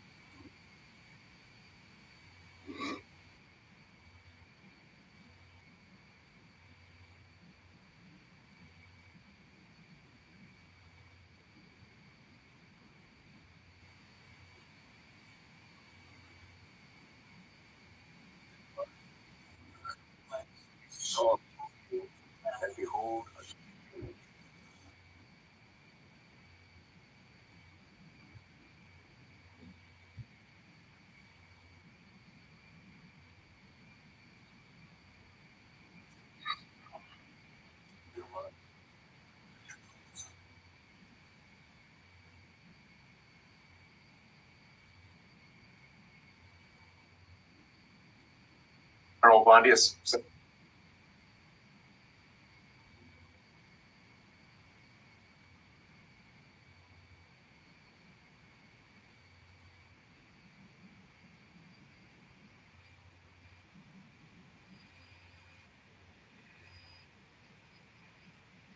same thing.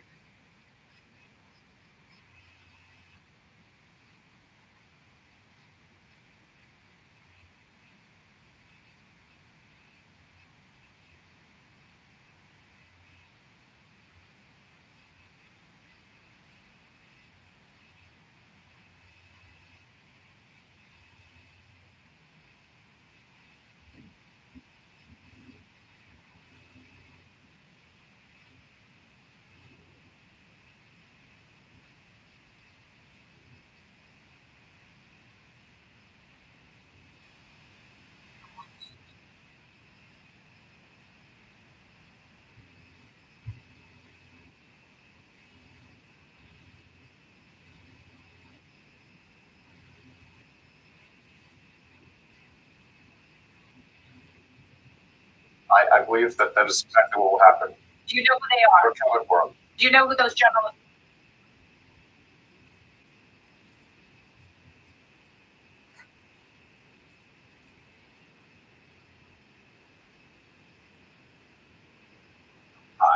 My name's Ramon. I want us to aspire for.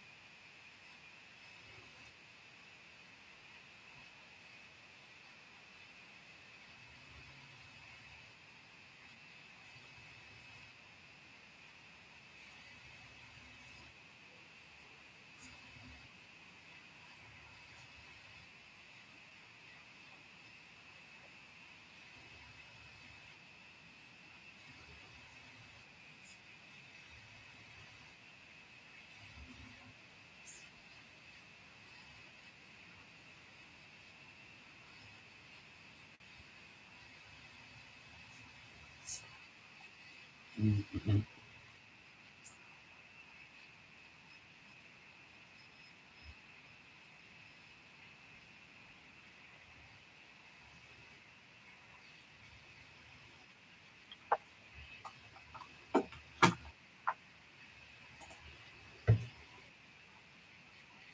Mm,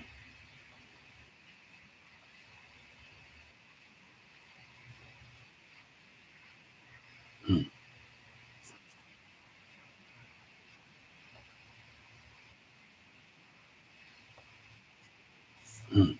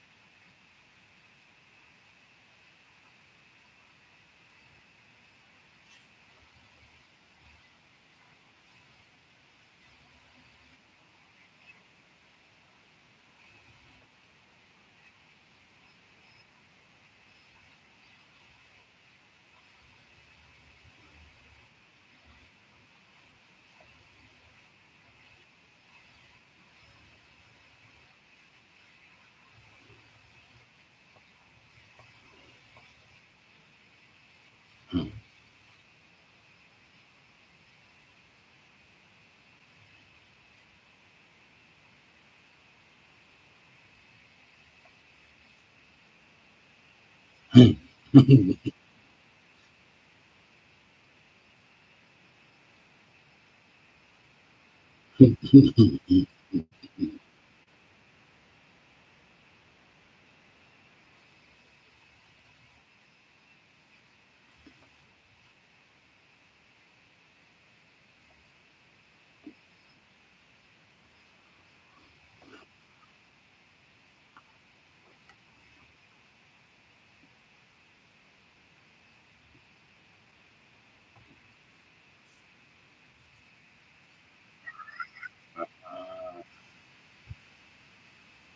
What else?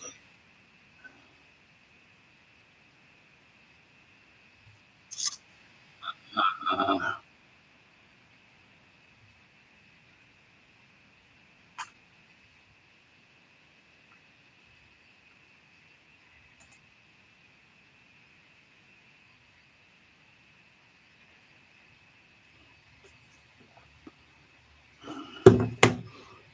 okay.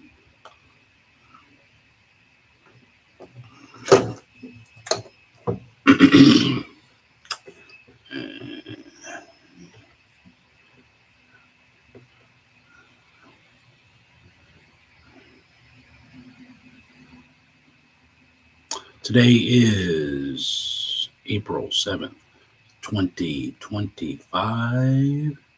Today is April 7th, 2025.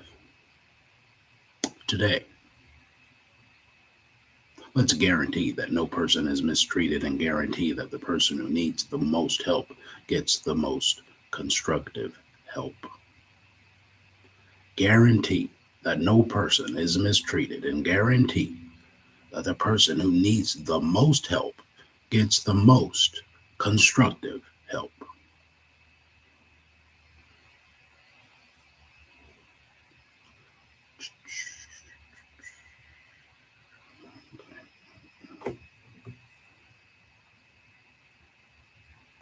That's good. We're gonna move it.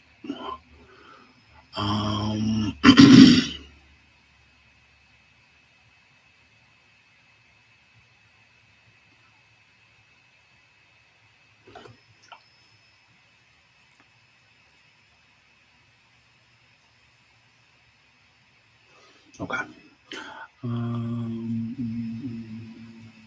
Cool.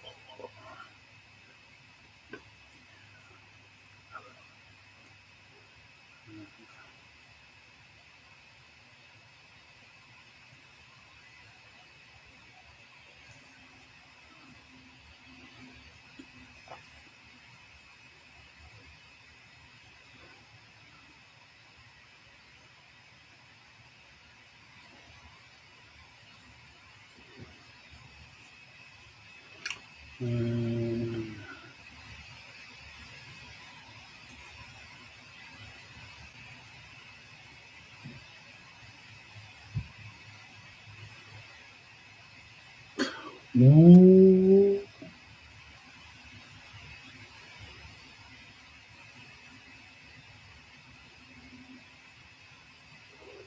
Mm.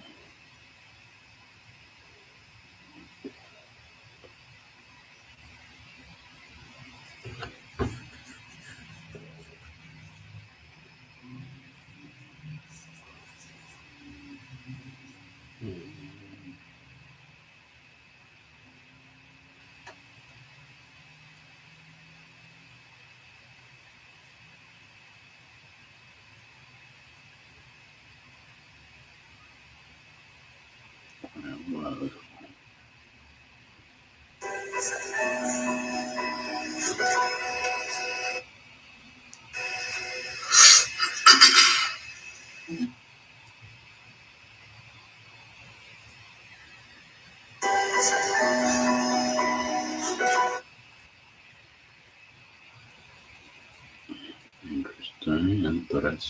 interesante.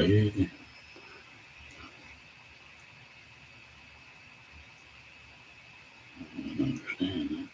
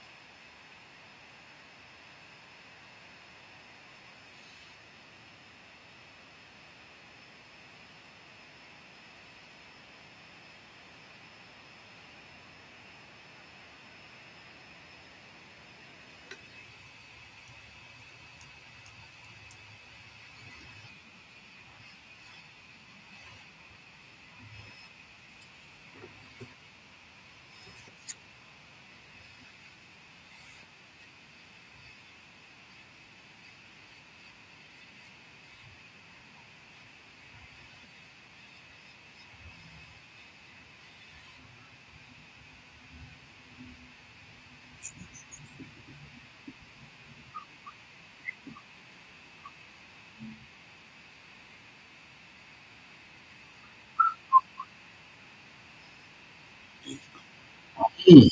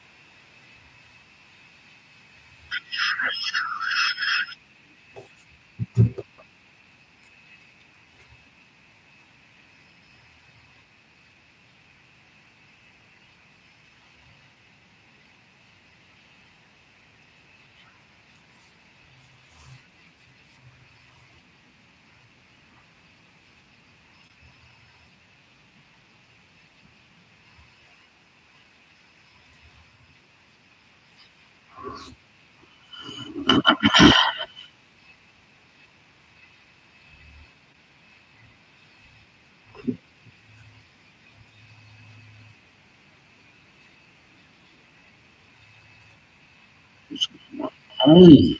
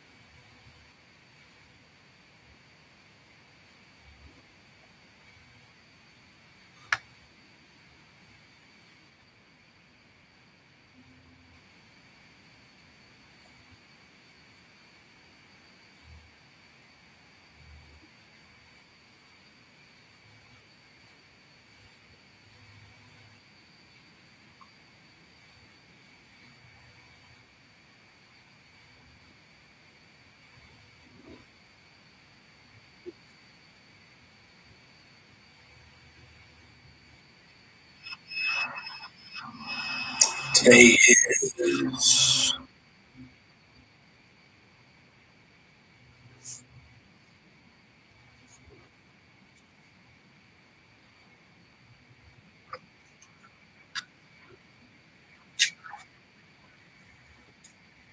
the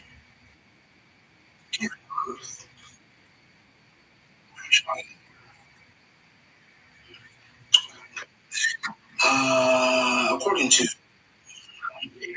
fair.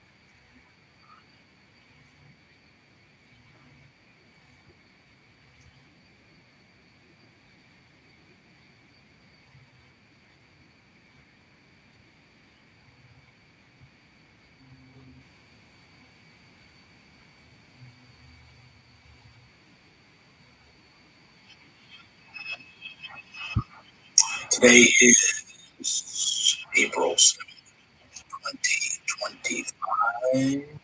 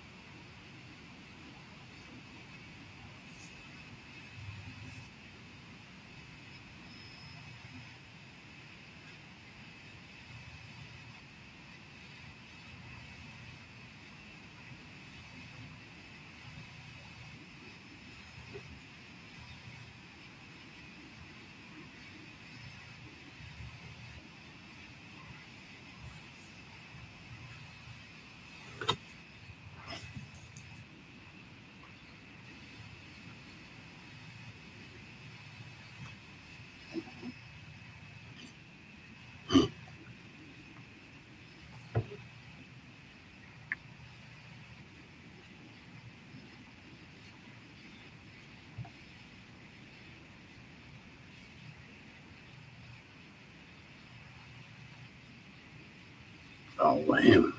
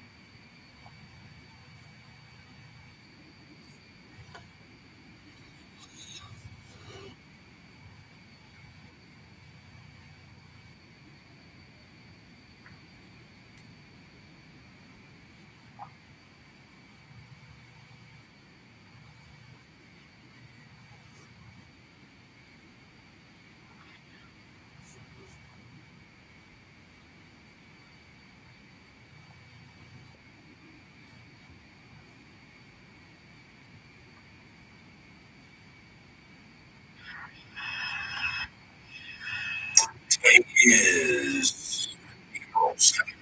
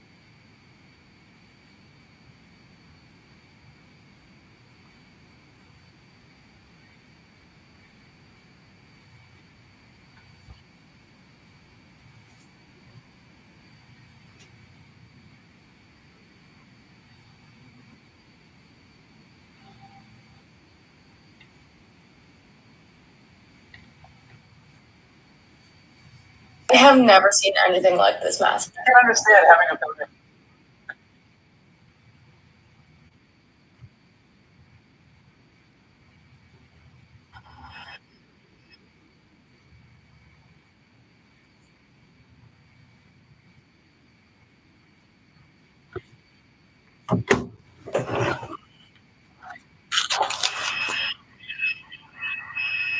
Today is April 7th, 2025.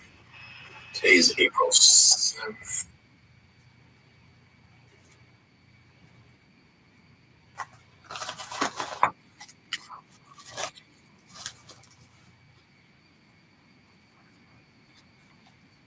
Yeah.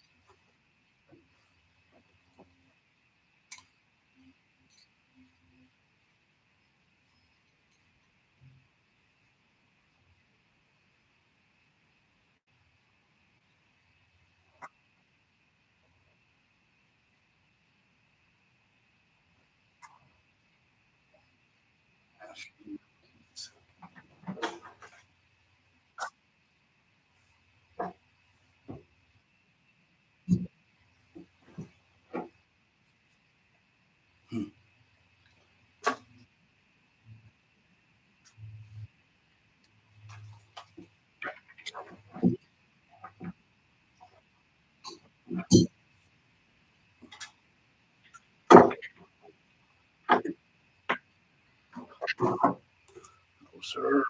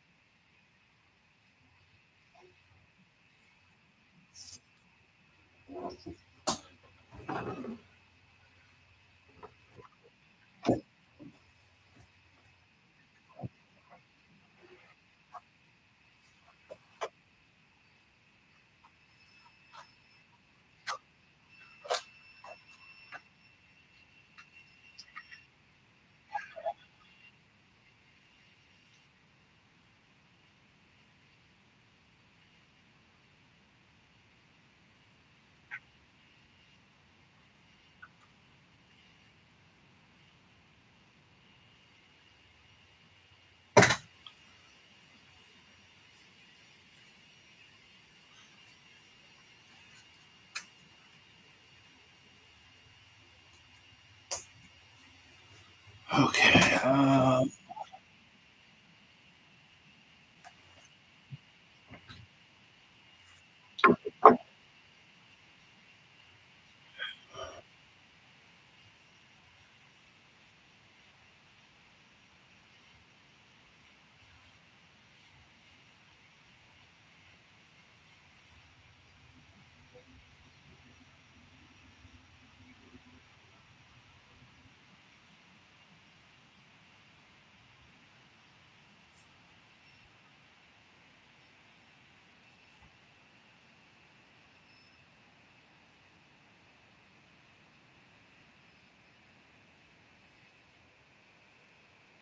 Comics is on our site.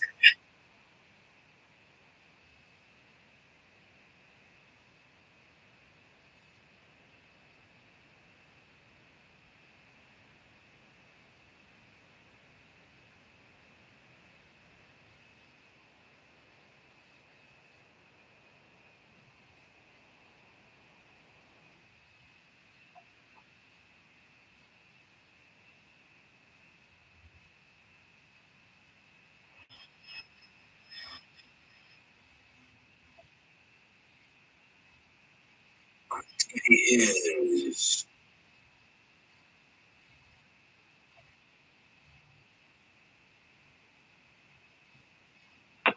Oh,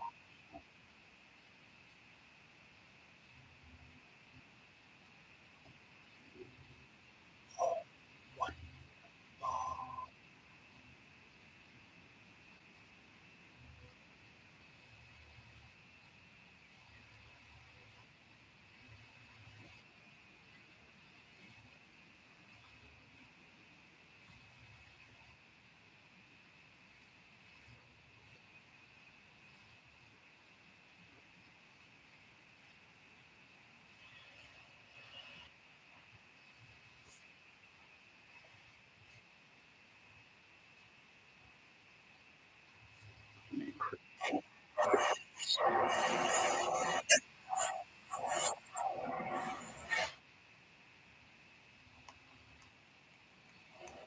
All these things.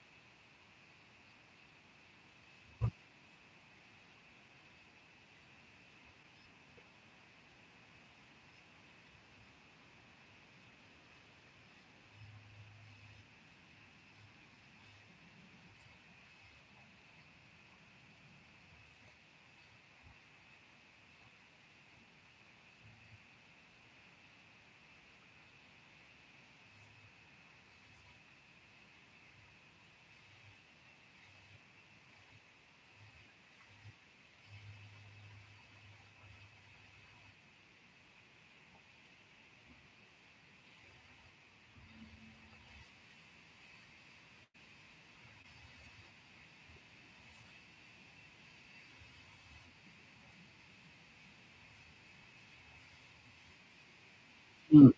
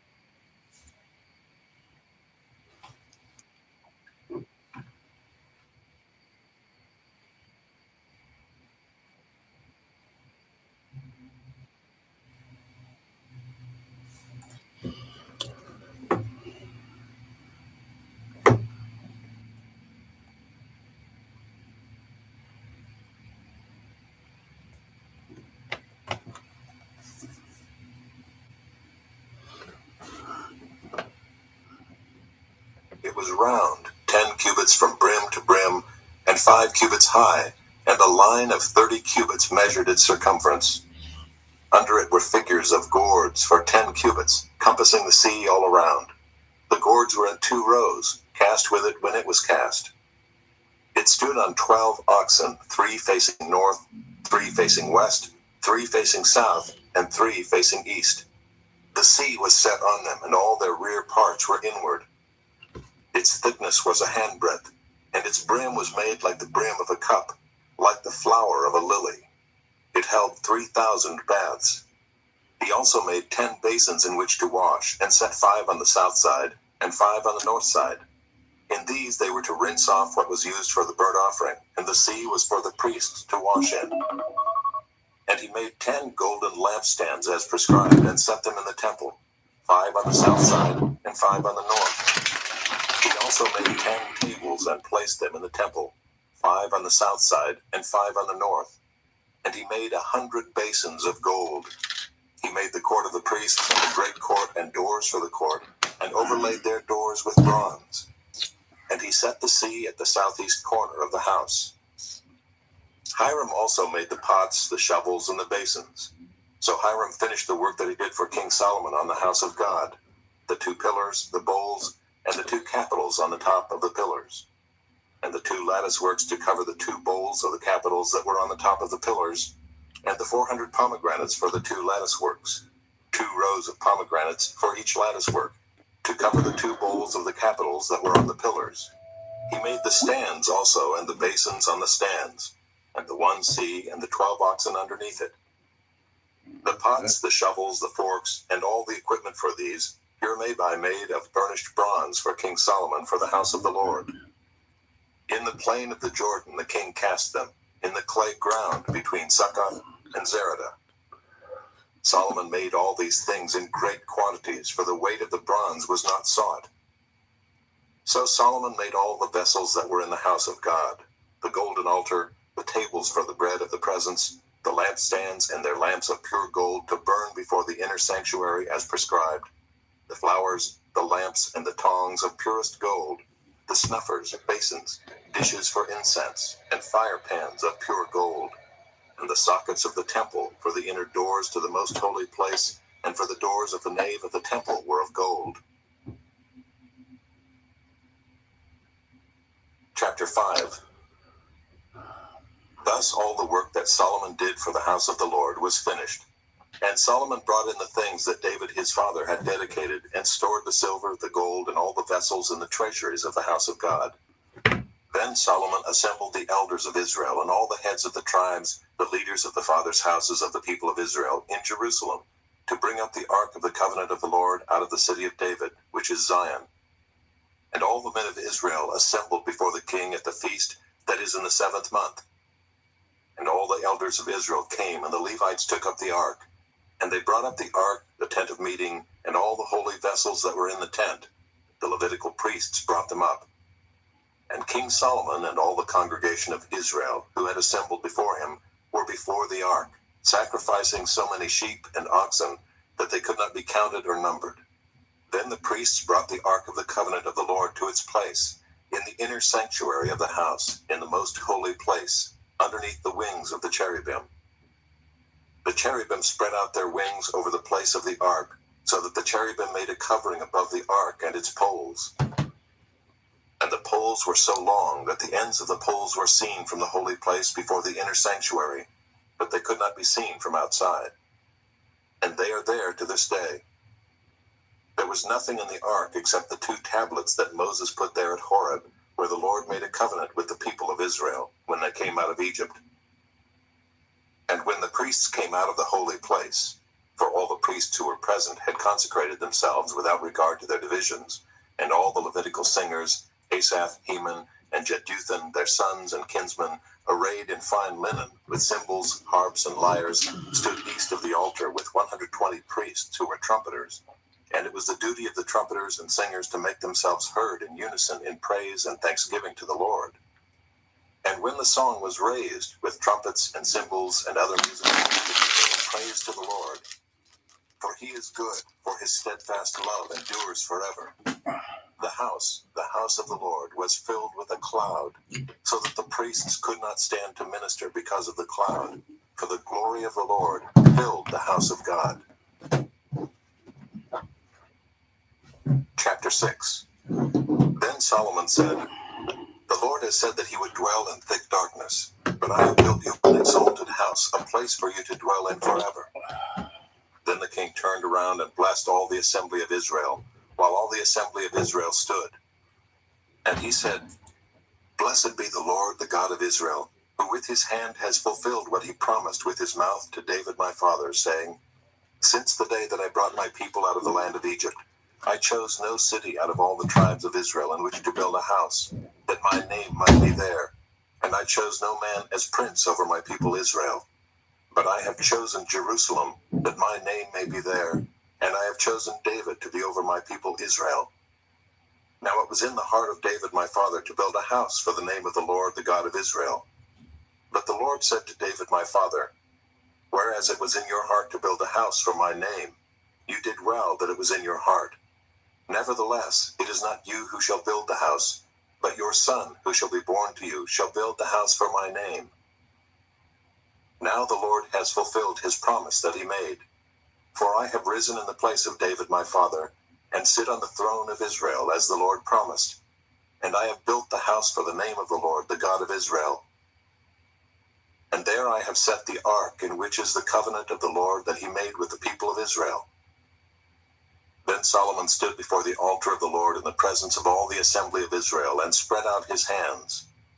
Solomon had made a bronze platform, 5 cubits long, 5 cubits wide, and 3 cubits high, and had set it in the court, and he stood on it. Then he knelt on his knees in the presence of all the assembly of Israel, and spread out his hands toward heaven, and said, O Lord God of Israel, there is no God like you in heaven or on earth, keeping covenant and showing steadfast love to your servants who walk before you with all their heart, who have kept with your servant David my father what you declared to him. You spoke with your mouth, and with your hand have fulfilled it this day. Now therefore, O Lord God of Israel, keep for your servant David my father what you have promised him, saying, You shall not lack a man to sit before me on the throne of Israel, if only your sons pay close attention to their way, to walk in my law as you have walked before me. Now therefore, O Lord, God of Israel, let your word be confirmed which you have spoken to your servant David. But will God indeed dwell with man on the earth? Behold, heaven and the highest heaven cannot contain you, how much less this house that I have built? Yet have regard to the prayer of your servant, and to his plea, O Lord my God, listening to the cry and to the prayer that your servant prays before you, that your eyes may be open day and night toward this house, the place where you have promised to set your name, that you may listen to the prayer that your servant offers toward this place. And listen to the pleas of your servant and of your people Israel, when they pray toward this place. And listen from heaven your dwelling place, and when you hear, forgive.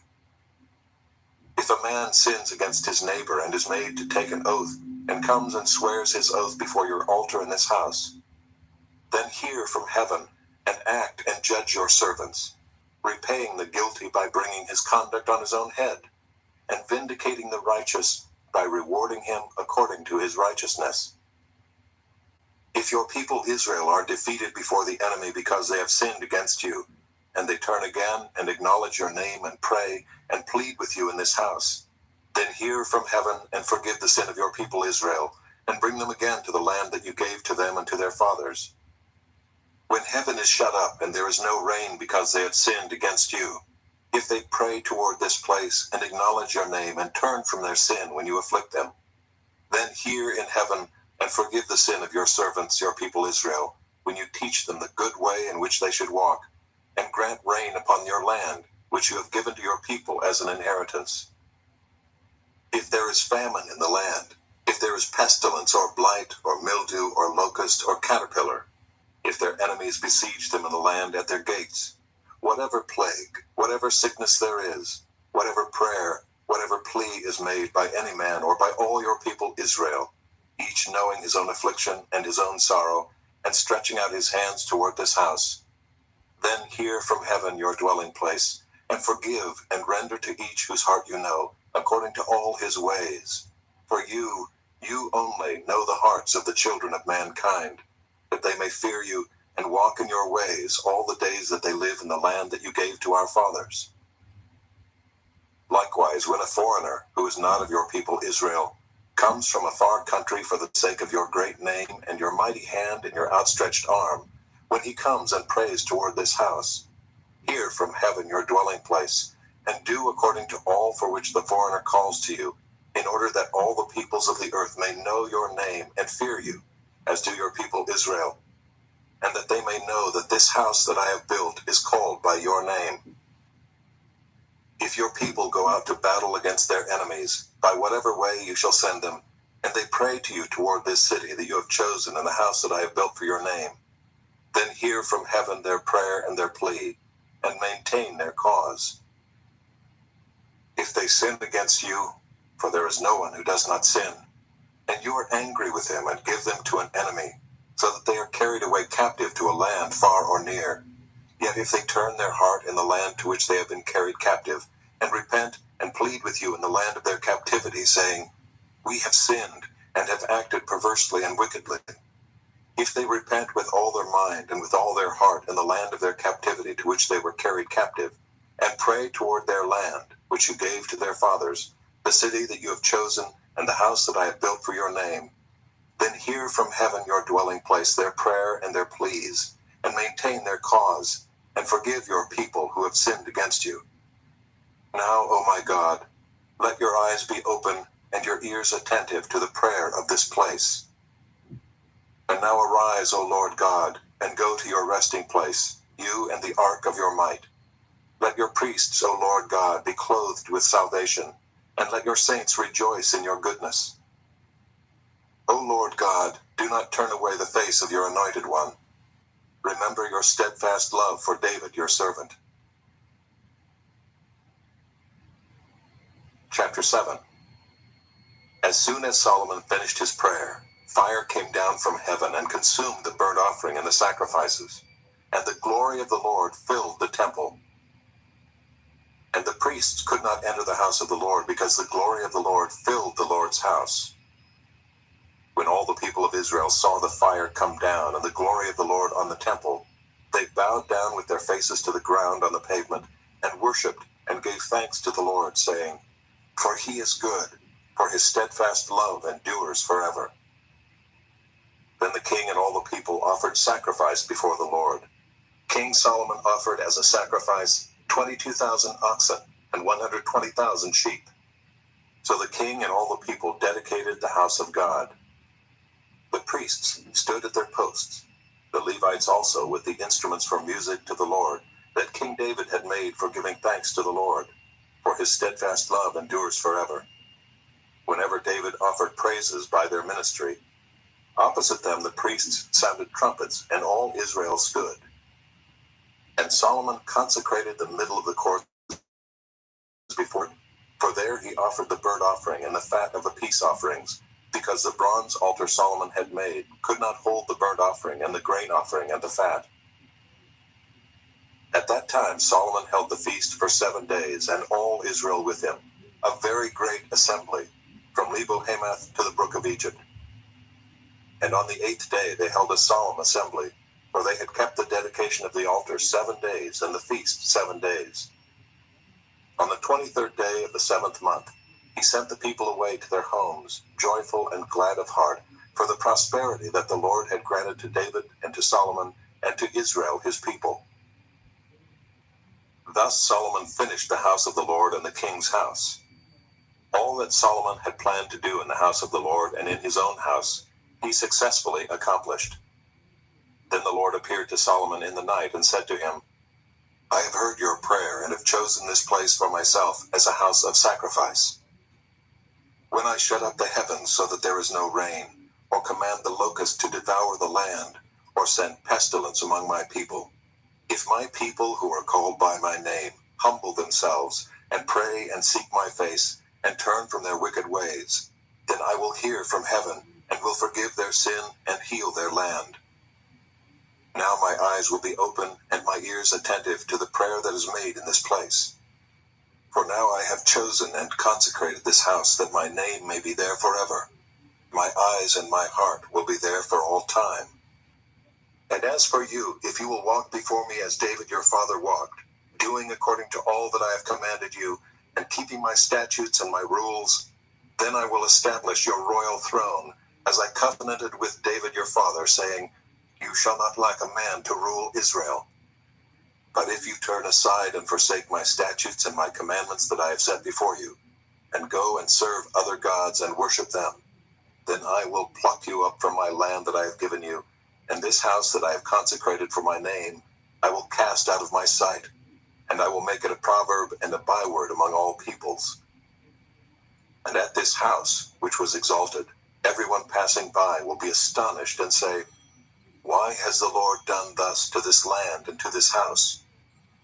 Then they will say, because they abandoned the Lord, the God of their fathers, who brought them out of the land of Egypt, and laid hold on other gods, and worshipped them and served them. Therefore he has brought all this disaster on them. Chapter 8. At the end of 20 years in which Solomon had built the house of the Lord and his own house, Solomon rebuilt the cities that Hiram had given to him, and settled the people of Israel in them. And Solomon went to Hamath-zobah and took it. He built Tadmor in the wilderness, and all the store cities that he built in Hamath. He also built Upper Beth-horon and Lower Beth-horon, fortified cities with walls, gates, and bars, and Baalath, and all the store cities that Solomon had, and all the cities for his chariots, and the cities for his horsemen, and whatever Solomon desired to build in Jerusalem, in Lebanon, and in all the land of his dominion. All the people who were left of the Hittites, the Amorites, the Perizzites, the Hivites, and the Jebusites, who were not of Israel, from their descendants who were left after them in the land, whom the people of Israel had not destroyed, These Solomon drafted as forced labor, and so they are to this day. But of the people of Israel, Solomon made no slaves for his work. They were soldiers and his officers, the commanders of his chariots and his horsemen. And these were the chief officers of King Solomon, 250, who exercised authority over the people. Solomon brought Pharaoh's daughter up from the city of David to the house that he had built for her. For he said, "My wife shall not live in the house of David, king of Israel, for the places to which the ark of the Lord has come are holy." Then Solomon offered up burnt offerings to the Lord on the altar of the Lord that he had built before the vestibule, as the duty of each day required, offering according to the commandment of Moses for the Sabbaths, the new moons, and the 3 annual feasts, the feast of unleavened bread, the feast of weeks, and the feast of booths.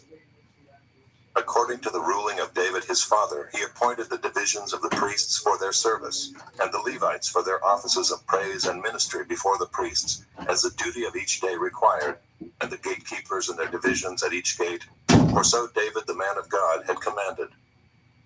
And they did not turn aside from what the king had commanded the priests and Levites concerning any matter, and concerning the treasuries. Thus was accomplished all the work of Solomon from the day the foundation of the house of the Lord was laid, until it was finished. So the house of the Lord was completed. Then Solomon went to Ezion-Geber and Eloth on the shore of the sea, in the land of Edom. And Hiram sent to him by the hand of his servants, ships and servants familiar with the sea.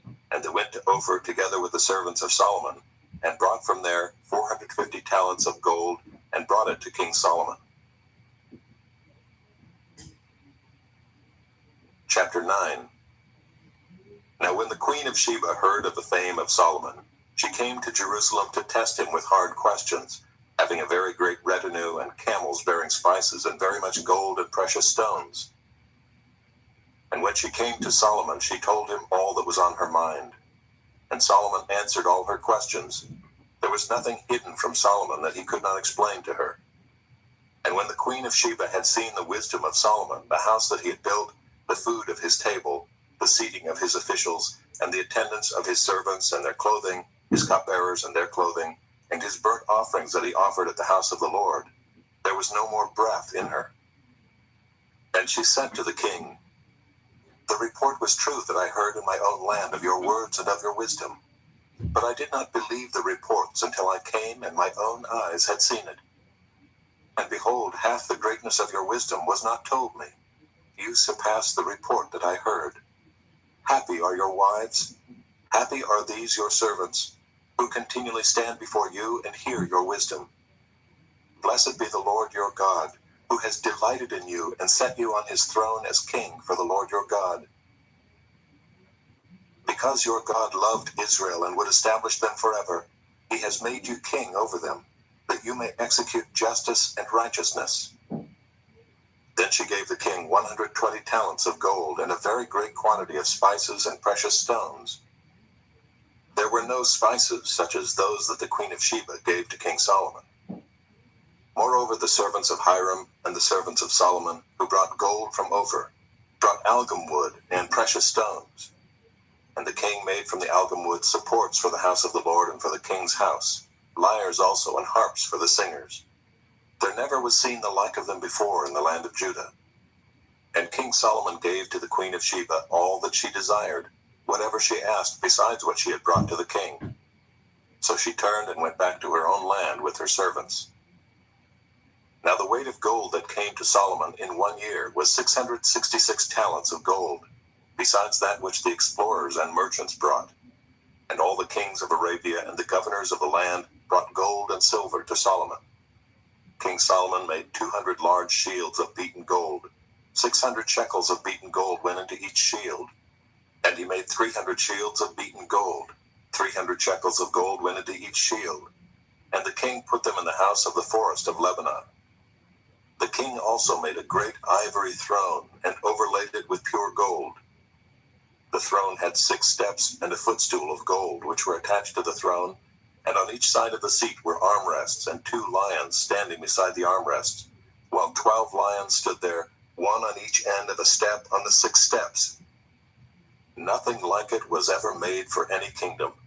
All King Solomon's drinking vessels were of gold, and all the vessels of the house of the forest of Lebanon were of pure gold.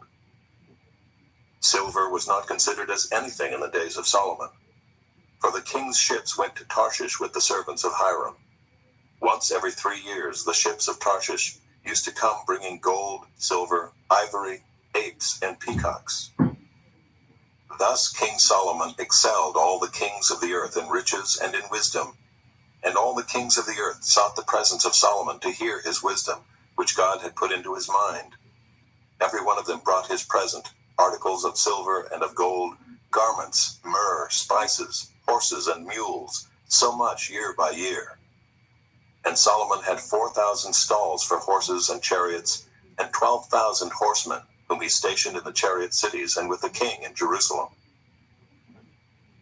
And he ruled over all the kings from the Euphrates to the land of the Philistines and to the border of Egypt.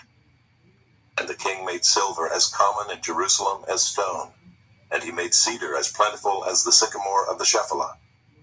And horses were imported for Solomon from Egypt and from all lands. Now the rest of the acts of Solomon, from first to last, are they not written in the history of Nathan the prophet, and in the prophecy of Ahijah the Shilonite, and in the visions of Iddo the seer concerning Jeroboam the son of Nebat? Solomon reigned in Jerusalem over all Israel 40 years. And Solomon slept with his fathers, and was buried in the city of David his father. And Rehoboam his son reigned in his place. Chapter 10. Rehoboam went to Shechem, for all Israel had come to Shechem to make him king.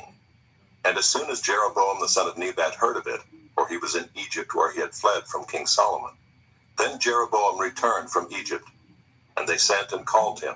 And Jeroboam and all Israel came and said to Rehoboam, Your father made our yoke heavy.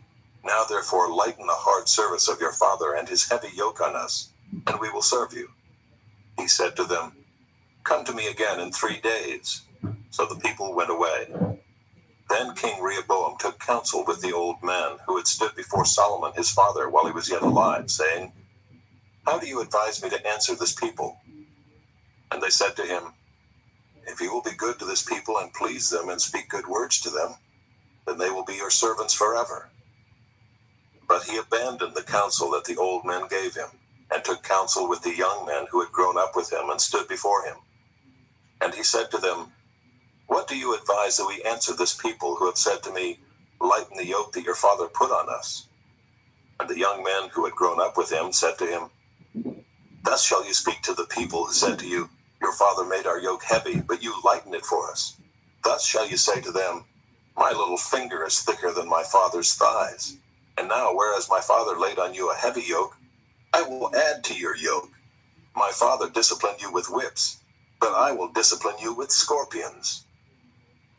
So Jeroboam and all the people came to Rehoboam the 3rd day, as the king said, Come to me again the 3rd day. And the king answered them harshly, and forsaking the counsel of the old men, King Rehoboam spoke to them according to the counsel of the young men, saying, My father made your yoke heavy, but I will add to it. My father disciplined you with whips, but I will discipline you with scorpions. So the king did not listen to the people, for it was a turn of affairs brought about by God, that the Lord might fulfill his word, which he spoke by Ahijah the Shilonite, to Jeroboam the son of Nebat. And when all Israel saw that the king did not listen to them, the people answered the king, What portion have we in David? We have no inheritance in the son of Jesse. Each of you to your tents, O Israel. Look now to your own house, David. So all Israel went to their tents, but Rehoboam reigned over the people of Israel who lived in the cities of Judah.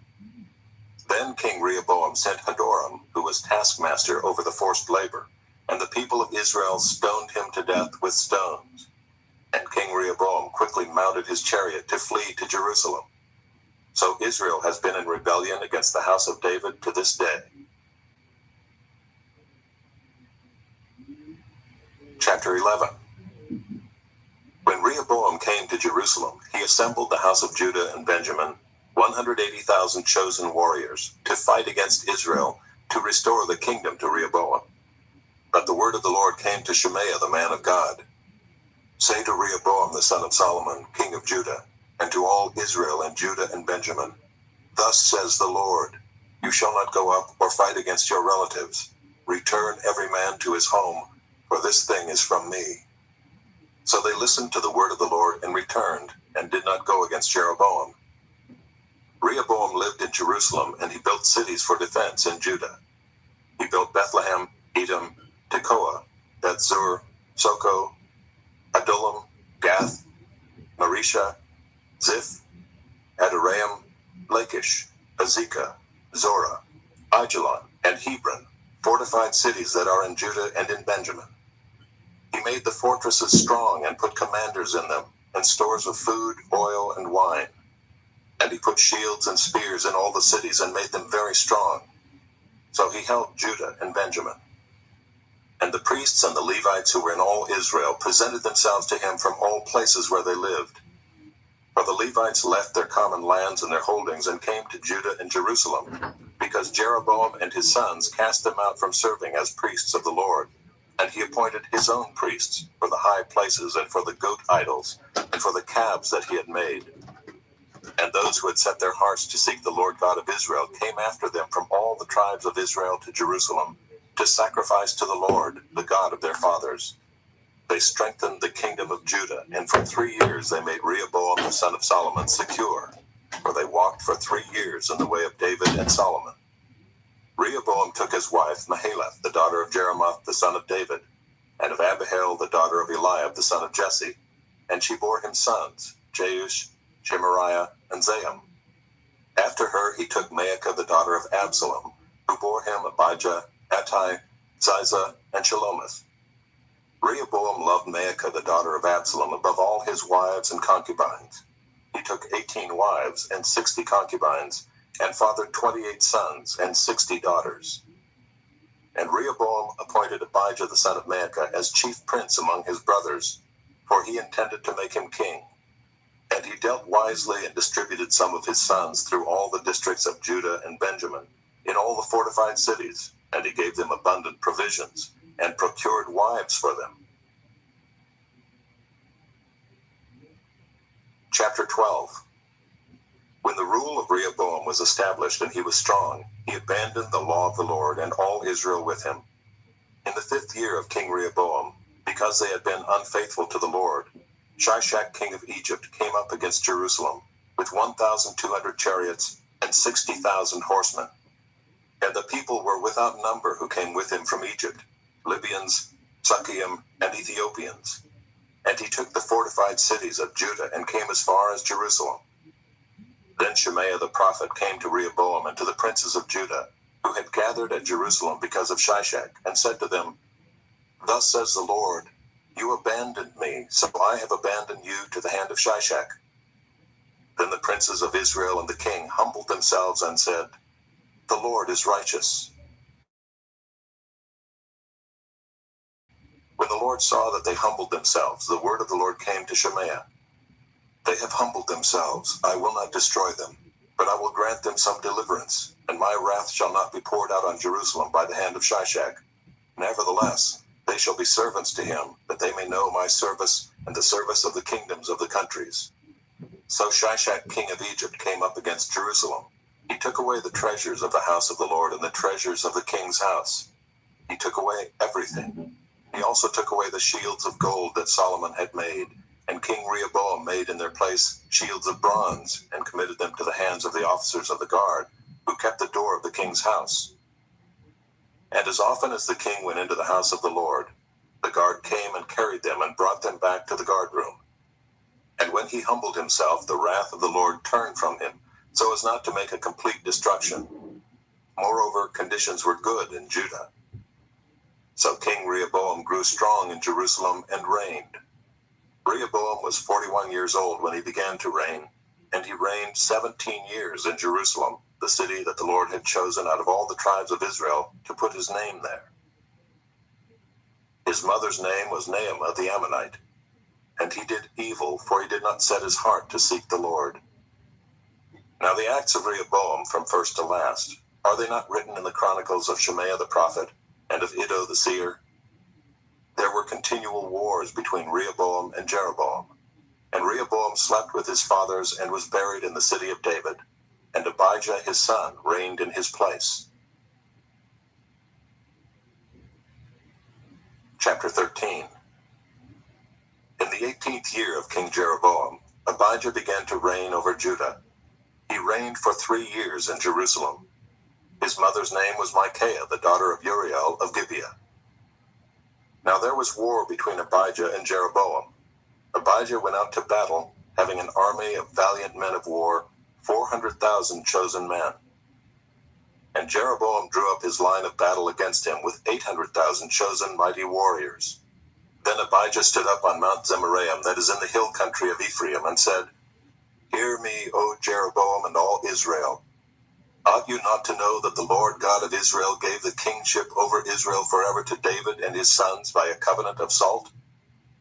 Yet Jeroboam the son of Nebat, a servant of Solomon the son of David, rose up and rebelled against his Lord, and certain worthless scoundrels gathered about him and defied Rehoboam the son of Solomon, when Rehoboam was young and irresolute, and could not withstand them. And now you think to withstand the kingdom of the Lord in the hand of the sons of David, because you are a great multitude, and have with you the golden calves that Jeroboam made you for gods. Have you not driven out the priests of the Lord, the sons of Aaron, and the Levites, and made priests for yourselves like the peoples of other lands? Whoever comes for ordination with a young bull or 7 rams becomes a priest of what are no gods. But as for us, the Lord is our God, and we have not forsaken him. We have priests ministering to the Lord who are sons of Aaron, and Levites for their service. They offer to the Lord every morning and every evening burnt offerings and incense of sweet spices, set out the showbread on the table of pure gold, and care for the golden lampstand that its lamps may burn every evening. For we keep the charge of the Lord our God, but you have forsaken him. Behold, God is with us at our head, and his priests with their battle trumpets to sound the call to battle against you. O sons of Israel, do not fight against the Lord, the God of your fathers, for you cannot succeed. Jeroboam had sent an ambush around to come upon them from behind. Thus his troops were in front of Judah, and the ambush was behind them. And when Judah looked, behold, the battle was in front of and behind them. And they cried to the Lord, and the priests blew the trumpets. Then the men of Judah raised the battle shout. And when the men of Judah shouted, God defeated Jeroboam and all Israel before Abijah and Judah. The men of Israel fled before Judah, and God gave them into their hand. Abijah and his people struck them with great force. So there fell slain of Israel 500,000 chosen men. Thus the men of Israel were subdued at that time, and the men of Judah prevailed, because they relied on the Lord, the God of their fathers. And Abijah pursued Jeroboam and took cities from him, Bethel with its villages, and Jeshanah with its villages, and Ephron with its villages. Jeroboam did not recover his power in the days of Abijah, and the Lord struck him down, and he died. But Abijah grew mighty, and he took 14 wives and had 22 sons and 16 daughters. The rest of the acts of Abijah, his ways and his sayings, are written in the story of the prophet Iddo. Chapter 14. Abijah slept with his fathers, and they buried him in the city of David. And Asa his son reigned in his place. In his days the land had rest for 10 years. And Asa did what was good and right in the eyes of the Lord his God. He took away the foreign altars and the high places, and broke down the pillars, and cut down the Asherim, and commanded Judah to seek the Lord, the God of their fathers, and to keep the law and the commandment. He also took out of all the cities of Judah the high places and the incense altars, and the kingdom had rest under him. He built fortified cities in Judah, for the land had rest. He had no war in those years, for the Lord gave him peace. And he said to Judah, Let us build these cities and surround them with walls and towers, gates and bars. The land is still ours, because we have sought the Lord our God. We have sought him, and he has given us peace on every side. So they built and prospered. And Asa had an army of 300,000 from Judah, armed with large shields and spears, and 280,000 men from Benjamin that carried shields and drew bows. All these were mighty men of valor. Zerah the Ethiopian came out against them with an army of 1,000,000 men and 300 chariots, and came as far as Marisha. And Asa went out to meet him, and they drew up their lines of battle in the valley of Zephathah at Marisha. And Asa cried to the Lord his God, O Lord, there is none like you to help, between the mighty and the weak. Help us, O Lord our God, for we rely on you, and in your name we have come against this multitude. O Lord, you are our God. Let not man prevail against you. So the Lord defeated the Ethiopians before Asa and before Judah, and the Ethiopians fled. Asa and the people who were with him pursued them as far as Gerar, and the Ethiopians fell until none remained alive, for they were broken before the Lord and his army. The men of Judah carried away very much spoil, and they attacked all the cities around Gerar, for the fear of the Lord was upon them. They plundered all the cities, for there was much plunder in them. And they struck down the tents of those who had livestock, and carried away sheep in abundance and camels. Then they returned to Jerusalem. Chapter 15. The Spirit of God came upon Azariah the son of Oded, and he went out to meet Asa and said to him, Hear me, Asa, and all Judah and Benjamin. The Lord is with you while you are with him. If you seek him, he will be found by you. But if you forsake him, he will forsake you. For a long time Israel was without the true God, and without a teaching priest, and without law. But when in their distress they turned to the Lord, the God of Israel, and sought him, he was found by them. In those times there was no peace to him who went out, or to him who came in, for great disturbances afflicted all the inhabitants of the lands. They were broken in pieces. Nation was crushed by nation, and city by city, for God troubled them with every sort of distress. But you, take courage. Do not let your hands be weak, for your work shall be rewarded. As soon as Asa heard these words, the prophecy of Azariah the son of Oded, he took courage and put away the detestable idols from all the land of Judah and Benjamin, and from the cities that he had taken in the hill country of Ephraim. And he repaired the altar of the Lord that was in front of the vestibule of the house of the Lord. And he gathered all Judah and Benjamin, and those from Ephraim, Manasseh, and Simeon who were residing with them, for great numbers had deserted to him from Israel when they saw that the Lord his God was with him. They were gathered at Jerusalem in the 3rd month of the 15th year of the reign of Asa. They sacrificed to the Lord on that day from the spoil that they had brought 700 oxen and 7,000 sheep. And they entered into a covenant to seek the Lord, the God of their fathers, with all their heart and with all their soul. But that whoever would not seek the Lord, the God of Israel, should be put to death, whether young or old, man or woman. They swore an oath to the Lord with a loud voice, and with shouting, and with trumpets, and with horns. And all Judah rejoiced over the oath, for they had sworn with all their heart, and had sought him with their whole desire. And he was found by them, and the Lord gave them rest all around. Even Maacah, his mother, King Asa removed from being queen mother, because she had made a detestable image for Asherah. Asa cut down her image, crushed it, and burned it at the brook Kidron. But the high places were not taken out of Israel. Nevertheless, the heart of Asa was wholly true all his days.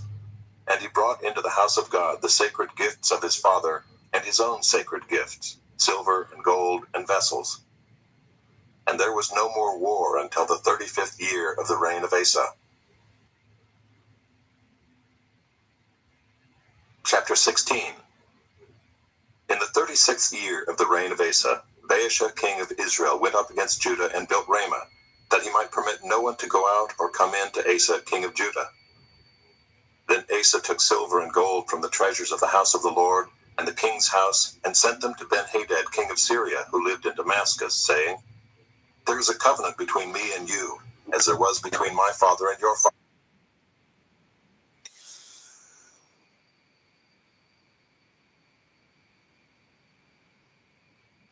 And Ben-Hadad listened to King Asa, and sent the commanders of his armies against the cities of Israel. And they conquered Ijon, Dan, Abel-Maim, and all the store cities of Naphtali. And when Baasha heard of it, he stopped building Ramah and let his work cease. Then King Asa took all Judah, and they carried away the stones of Ramah and its timber, with which Baasha had been building, and with them he built Geba and Mizpah.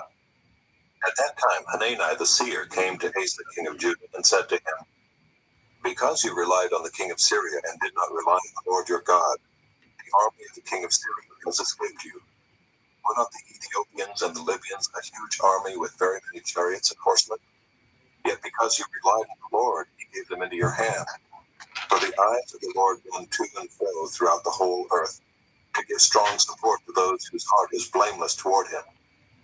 You have done foolishly in this, for from now on you will have wars. Then Asa was angry with the seer and put him in the stocks in prison, for he was in a rage with him because of this. And Asa inflicted cruelties upon some of the people at the same time. The acts of Asa, from first to last, are written in the book of the kings of Judah and Israel. In the 39th year of his reign, Asa was diseased in his feet, and his disease became severe. Yet even in his disease he did not seek the Lord, but sought help from physicians. And Asa slept with his fathers, dying in the 41st year of his reign. They buried him in the tomb that he had cut for himself in the city of David. They laid him on a bier that had been filled with various kinds of spices prepared by the perfumer's art, and they made a very great fire in his honor. Chapter 17. Jehoshaphat his son reigned in his place and strengthened himself against Israel. He placed forces in all the fortified cities of Judah and set garrisons in the land of Judah and in the cities of Ephraim that Asa his father had captured.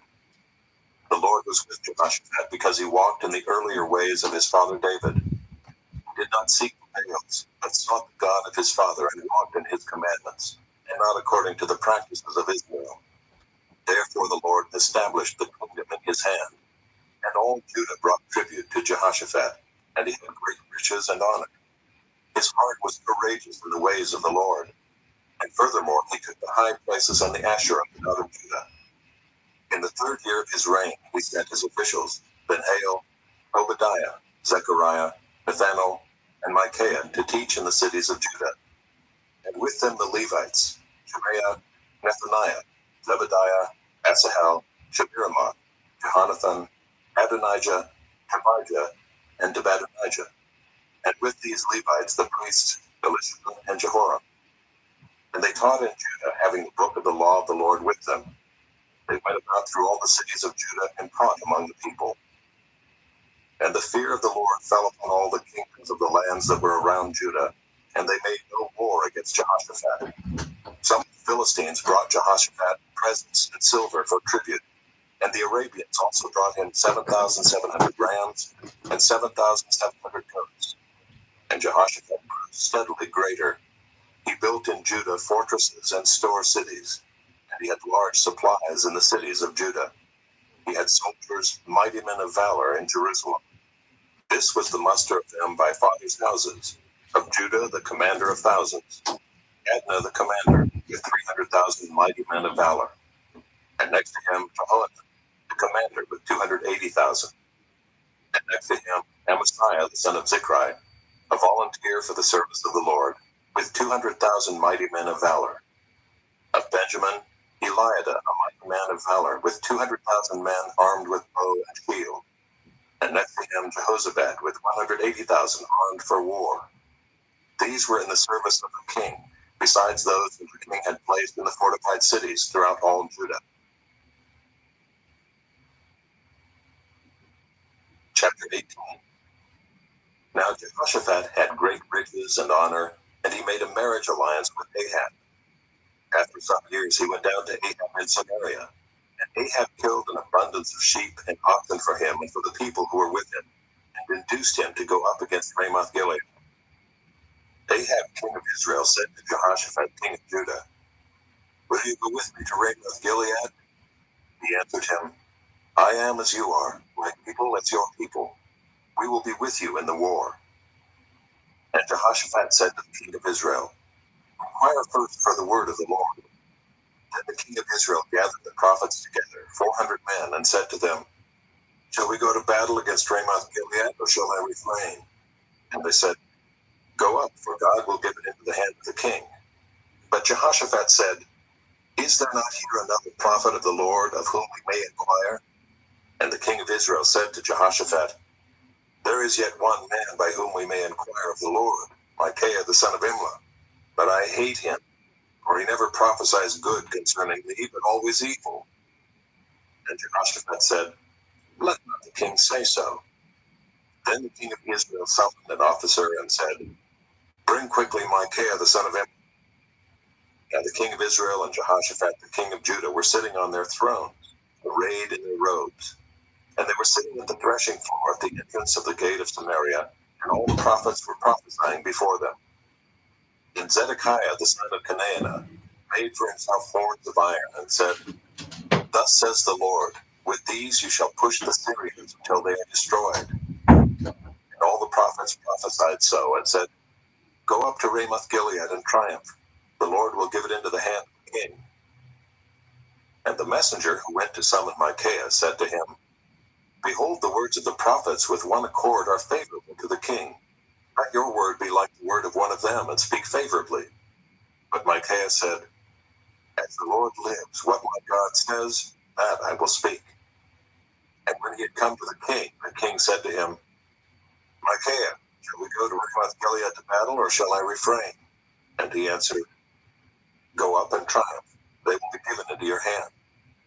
But the king said to him, How many times shall I make you swear that you speak to me nothing but the truth in the name of the Lord? And he said, I saw all Israel scattered on the mountains as sheep that have no shepherd. And the Lord said, These have no master. Let each return to his home in peace. And the king of Israel said to Jehoshaphat, Did I not tell you that he would not prophesy good concerning me, but evil? And Micaiah said, Therefore hear the word of the Lord. I saw the Lord sitting on his throne, and all the host of heaven standing on his right hand and on his left. And the Lord said, Who will entice Ahab the king of Israel that he may go up and fall at Ramoth Gilead? And one said one thing, and another said another. Then a spirit came forward and stood before the Lord, saying, I will entice him. And the Lord said to him, By what means? And he said, I will go out and will be a lying spirit in the mouth of all his prophets. And he said, You are to entice him, and you shall succeed. Go out and do so. Now therefore, behold, the Lord has put a lying spirit in the mouth of these your prophets. The Lord has declared disaster concerning you. Then Zedekiah the son of Kenaanah came near and struck Micaiah on the cheek and said, Which way did the Spirit of the Lord go from me to speak to you? And Micaiah said, Behold, you shall see on that day when you go into an inner chamber to hide yourself. And the king of Israel said, Seize Micaiah and take him back to Ammon, the governor of the city, and to Joash the king's son, and say, Thus says the king, Put this fellow in prison, and feed him with meager rations of bread and water until I return in peace. And Micaiah said, If you return in peace, the Lord has not spoken by me. And he said, Hear, all you peoples. So the king of Israel and Jehoshaphat the king of Judah went up to Ramoth Gilead. And the king of Israel said to Jehoshaphat, I will disguise myself and go into battle, but you wear your robes. And the king of Israel disguised himself, and they went into battle. Now the king of Syria had commanded the captains of his chariots. Fight was neither small nor great, but only with the king of Israel. As soon as the captains of the chariots saw Jehoshaphat, they said, It is the king of Israel. So they turned to fight against him. And Jehoshaphat cried out, and the Lord helped him. God drew them away from him. For as soon as the captains of the chariots saw that it was not the king of Israel, they turned back from pursuing him. But a certain man drew his bow at random, and struck the king of Israel between the scale armor and the breastplate. Therefore he said to the driver of his chariot, Turn around and carry me out of the battle, for I am wounded. And the battle continued that day, and the king of Israel was propped up in his chariot facing the Syrians until evening. Then at sunset he died. Chapter 19. Jehoshaphat the king of Judah returned in safety to his house in Jerusalem. But Jehu the son of Hanani the seer went out to meet him and said to King Jehoshaphat, Should you help the wicked and love those who hate the Lord? Because of this, wrath has gone out against you from the Lord.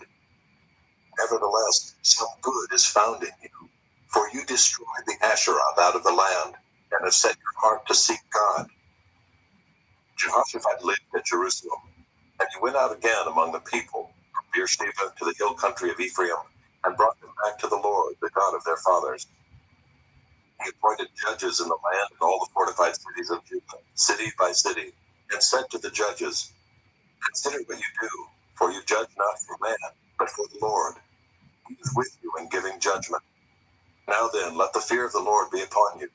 Be careful what you do, for there is no injustice with the Lord our God, or partiality, or taking bribes.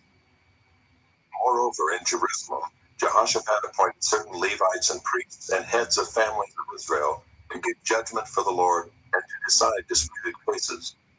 They had their seat at Jerusalem. And he charged them, Thus you shall do in the fear of the Lord, in faithfulness and with your whole heart. Whenever a case comes to you from your brothers who live in their cities concerning bloodshed, law or commandment, statutes or rules, then you shall warn them, that they may not incur guilt before the Lord, and wrath may not come upon you and your brothers. Thus you shall do, and you will not incur guilt. And behold, Amariah the chief priest is over you in all matters of the Lord, and Zebediah the son of Ishmael, the governor of the house of Judah, in all the king's matters, and the Levites will serve you as officers. Deal courageously, and may the Lord be with the upright. Chapter 20. After this, the Moabites and Ammonites, and with them some of the Meunites, came against Jehoshaphat for battle. Some men came and told Jehoshaphat, A great multitude is coming against you from Edom, from beyond the sea, and behold, they are in Hazazon-Tamar, that is in Gedi. Then Jehoshaphat was afraid and set his face to seek the Lord, and proclaimed a fast throughout all Judah. And Judah assembled to seek help from the Lord. From all the cities of Judah they came to seek the Lord. And Jehoshaphat stood in the assembly of Judah and Jerusalem, in the house of the Lord, before the new court, and said, O Lord, God of our fathers, are you not God in heaven? You rule over all the kingdoms of the nations. In your power and might, to withstand our God, drive out the inhabitants of this land before your people Israel, and give it forever to the descendants of Abraham your friend. And they have lived in it, and have built for you in it a sanctuary for your name, saying, If disaster comes upon us, the sword, judgment, or pestilence, or famine, we will stand before this house and before you, for your name is in this house, and cry out to you in our affliction, and you will hear and say, And now behold the men of Ammon and Moab and Mount Seir, whom you would not let Israel invade when they came from the land of Egypt, and whom they avoided and did not destroy. Behold, they reward us by coming to drive us out of your possession, which you have given us to inherit. O our God, will you not execute judgment on them? For we are powerless against this great horde that is coming against us. We do not know what to do, but our eyes are on you. Meanwhile, all Judah stood before the Lord with their little ones, their wives, and their children. And the Spirit of the Lord came upon Jahaziel, the son of Zechariah, son of Benaiah, son of Jael, son of Mattaniah, a Levite of the sons of Asaph, in the midst of the assembly. And he said, Listen, all Judah and inhabitants of Jerusalem and King Jehoshaphat. Thus says the Lord to you, Do not be afraid and do not be dismayed at this great horde, for the battle is not yours but God's. Tomorrow go down against them. Behold, they will come up by the ascent of Ziz. You will find them at the end of the valley east of the wilderness of Jeruel. You will not need to fight in this battle. Stand firm, hold your position, and see the salvation of the Lord on your behalf, both Judah and Jerusalem. Do not be afraid and do not be dismayed. Tomorrow go out against them, and the Lord will be with you. Then Jehoshaphat bowed his head with his face to the ground, and all Judah and the inhabitants of Jerusalem fell down before the Lord, worshiping the Lord. And the Levites of the Kohathites and the Korahites stood up to praise the Lord, the God of Israel, with a very loud voice. And they rose early in the morning and went out into the wilderness of Tekoa. And when they went out, Jehoshaphat stood and said, Hear me, Judah and inhabitants of Jerusalem. Believe in the Lord your God, and you will be established. Believe his prophets, and you will succeed. And when he had taken counsel with the people, he appointed those who were to sing to the Lord and praise him in holy attire, as they went before the army and sang, Give thanks to the Lord, for his steadfast love endures forever. And when they began to sing and praise, the Lord set an ambush against the men of Ammon, Moab, and Mount Seir, who had come against Judah, so that they were routed. For the men of Ammon and Moab rose against the inhabitants of Mount Seir, devoting them to destruction. And when they had made an end of the inhabitants of Seir, they all helped to destroy one another. When Judah came to the watchtower of the wilderness, they looked toward the horde, and behold, there were dead bodies lying on the ground. None had escaped. When Jehoshaphat and his people came to take their spoil, they found among them in great numbers goods, clothing, and precious things, which they took for themselves until they could carry no more. They were 3 days in taking the spoil, it was so much. On the 4th day they assembled in the valley of Barakah, for there they blessed the Lord. Therefore the name of that place has been called the Valley of Barakah to this day. Then they returned, every man of Judah and Jerusalem, and Jehoshaphat at their head, returning to Jerusalem with joy, for the Lord had made them rejoice over their enemies. They came to Jerusalem with harps and lyres and trumpets to the house of the Lord. And the fear of God came on all the kingdoms of the countries when they heard that the Lord had fought against the enemies of Israel. So the realm of Jehoshaphat was quiet, for his God gave him rest all around. Thus Jehoshaphat reigned over Judah. He was 35 years old when he began to reign, and he reigned 25 years in Jerusalem. His mother's name was Azubah, the daughter of Shilhi. He walked in the way of Asa his father, and did not turn aside from it, doing what was right in the sight of the Lord. The high places, however, were not taken away. The people had not yet set their hearts upon the God of their fathers. Now the rest of the acts of Jehoshaphat, from first to last, are written in the chronicles of Jehu the son of Hanani, which are recorded in the book of the kings of Israel. After this, Jehoshaphat king of Judah joined with Ahaziah king of Israel, who acted wickedly. He joined him in building ships to go to Tarshish, and they built the ships at Ezion-Geber. Then Eliezer the son of Dodavehu of Marisha prophesied against Jehoshaphat, saying, Because you have joined with Ahaziah, the Lord will destroy what you have made. And the ships were wrecked, and were not able to go to Tarshish. Chapter 21. Jehoshaphat slept with his fathers, and was buried with his fathers in the city of David. And Jehoram his son reigned in his place. He had brothers, the sons of Jehoshaphat, Azariah, Jehiel, Zechariah, Azariah, Mikael, and Shephatiah. All these were the sons of Jehoshaphat king of Israel. Their father gave them great gifts of silver, gold, and valuable possessions, together with fortified cities in Judah. But he gave the kingdom to Jehoram, because he was the firstborn. When Jehoram had ascended the throne of his father and was established, he killed all his brothers with the sword, and also some of the princes of Israel. Jehoram was 32 years old when he became king, and he reigned 8 years in Jerusalem. And he walked in the way of the kings of Israel, as the house of Ahab had done, for the daughter of Ahab was his wife. And he did what was evil in the sight of the Lord. Yet the Lord was not willing to destroy the house of David because of the covenant that he had made with David, and since he had promised to give the land to him and to his sons forever. In his days Edom revolted from the rule of Judah, and set up a king of their own. Then Jehoram passed over with his commanders and all his chariots, and he rose by night and struck the Edomites who had surrounded him and his chariot commanders. So Edom revolted from the rule of Judah to this day. At that time Libnah also revolted from his rule, because he had forsaken the Lord, the God of his fathers. Moreover, he made high places in the hill country of Judah, and led the inhabitants of Jerusalem into whoredom, and made Judah go astray.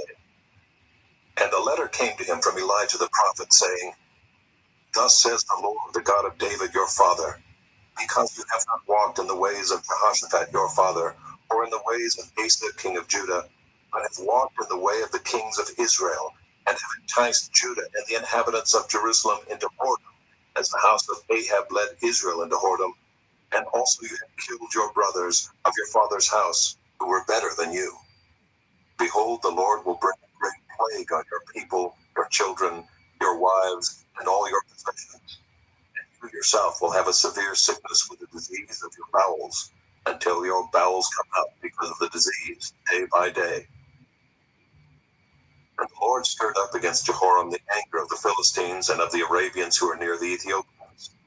And they came up against Judah and invaded it, and carried away all the possessions they found that belonged to the king's house, and also his sons and his wives, so that no son was left to him except Jehoahaz, his youngest son. And after all this, the Lord struck him in his bowels with an incurable disease. In the course of time, at the end of 2 years, his bowels came out because of the disease, and he died in great agony. His people made no fire in his honor like the fires made for his fathers. He was 32 years old when he began to reign, and he reigned 8 years in Jerusalem. And he departed with no one's regret. They buried him in the city of David, but not in the tombs of the kings. Chapter 22. And the inhabitants of Jerusalem made Ahaziah, his youngest son, king in his place, for the bandit men that came with the Arabians to the camp had killed all the older sons. So Ahaziah the son of Jehoram king of Judah reigned. Ahaziah was 22 years old when he began to reign, and he reigned 1 year in Jerusalem. His mother's name was Athaliah, the granddaughter of Omri. He also walked in the ways of the house of Ahab, for his mother was his counselor in doing wickedly. He did what was evil in the sight of the Lord, as the house of Ahab had done. For after the death of his father, they were his counselors to his undoing. He even followed their counsel and went with Jehoram the son of Ahab, king of Israel, to make war against Hazael, king of Syria, at Ramoth Gilead. And the Syrians wounded Joram, and he returned to be healed in Jezreel of the wounds that he had received at Ramah, when he fought against Hazael, king of Syria. And Ahaziah the son of Jehoram, king of Judah, went down to see Joram the son of Ahab in Jezreel, because he was wounded. But it was ordained by God that the downfall of Ahaziah should come about through his going to visit Joram. For when he came there, he went out with Jehoram to meet Jehu the son of Nimshi, whom the Lord had anointed to destroy the house of Ahab. And when Jehu was executing judgment on the house of Ahab, he met the princes of Judah and the sons of Ahaziah's brothers, who attended Ahaziah, and he killed them. He searched for Ahaziah, and he was captured while hiding in Samaria. And he was brought to Jehu and put to death. They buried him, for they said, "He's the grandson of Jehoshaphat, who sought the Lord with all his heart." And the house of Ahaziah had no one able to rule the kingdom. Now when Athaliah, the mother of Ahaziah, saw that her son was dead, she rose and destroyed all the royal family of the house of Judah. But Jehoshaphat, the daughter of the king, took Joash, the son of Ahaziah, and stole him away from among the king's sons who were about to be put to death. And she put him and his nurse in a bedroom. Thus Jehoshabeath, the daughter of King Jehoram and wife of Jehoiada the priest, because she was a sister of Ahaziah, hid him from Athaliah, so that she did not put him to death. And he remained with them 6 years, hidden in the house of God, while Athaliah reigned over the land.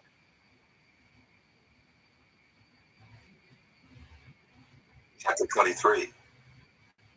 But in the 7th year, Jehoiada took courage and entered into a covenant with the commanders of hundreds, Azariah the son of Jehoram, Ishmael the son of Jehohanan, Azariah the son of Obed, Maaseiah the son of Adaiah, and Elishaphat the son of Zichri. And they went out through Judah and gathered the Levites from all the cities of Judah and the heads of fathers' houses of Israel, and they came to Jerusalem. And all the assembly made a covenant with the king in the house of God. And Jehoiada said to them, "Behold the king's son, let him reign as the Lord spoke concerning the sons of David. This is the thing that you shall do. Of you priests and Levites who come off duty on the Sabbath, 1/3 shall be gatekeepers, and 1/3 shall be at the king's house, and 1/3 at the gate of the foundation. And all the people shall be in the courts of the house of the Lord. Let no one enter the house of the Lord except the priests and ministering Levites. They may enter, for they are holy, but all the people shall keep the charge of the Lord.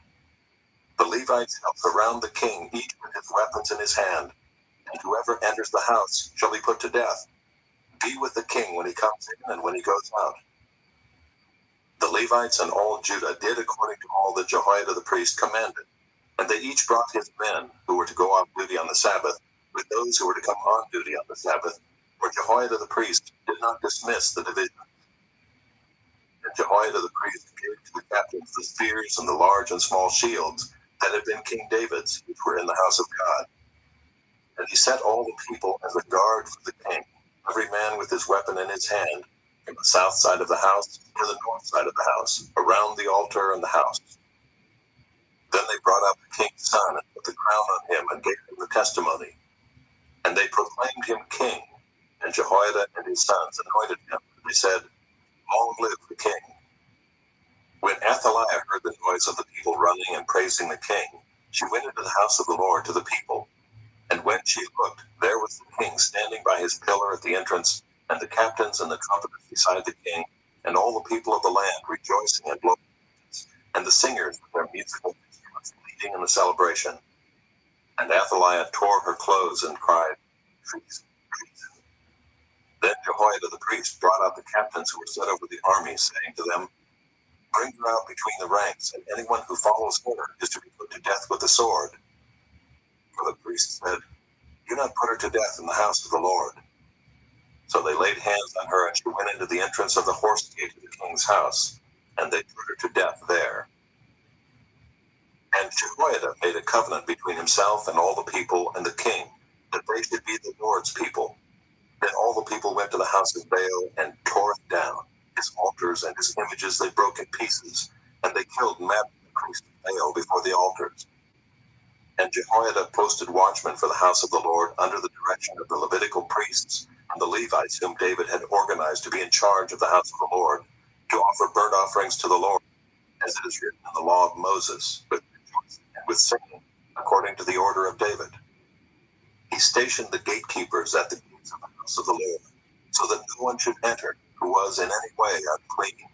And he took the captains, the nobles, the governors of the people, and all the people of the land, and they brought the king down from the house of the Lord, marching through the upper gate to the king's house. And they set the king on the royal throne. So all the people of the land rejoiced, and the city was quiet after Athaliah had been put to death with the sword.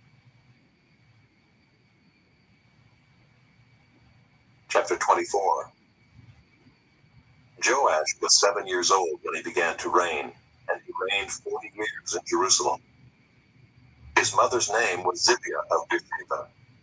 And Joash did what was right in the eyes of the Lord all the days of Jehoiada the priest. Jehoiada got for him 2 wives, and he had sons and daughters. After this, Joash decided to restore the house of the Lord, and he gathered the priests and the Levites and said to them, "Go out to the cities of Judah and gather from all Israel money to repair the house of your God from year to year, and see that you act quickly." But the Levites did not act quickly. So the king summoned Jehoiada the chief and said to him, "Why have you not required the Levites to bring in from Judah and Jerusalem the tax levied by Moses, the servant of the Lord, and the congregation of Israel for the tent of testimony?" For the sons of Athaliah, that wicked woman, had broken into the house of God, and had also used all the dedicated things of the house of the Lord for the Baals. So the king commanded, and they made a chest and set it outside the gate of the house of the Lord.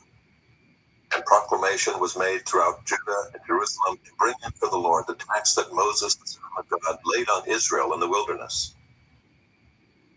And all the princes and all the people rejoiced, and brought their tax and dropped it into the chest until they had finished.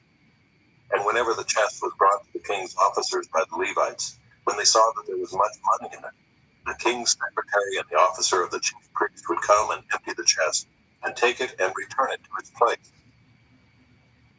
Thus they did day after day, and collected money in abundance. And the king and Jehoiada gave it to those who had charge of the work of the house of the Lord. And they hired masons and carpenters to restore the house of the Lord, and also workers in iron and bronze to repair the house of the Lord.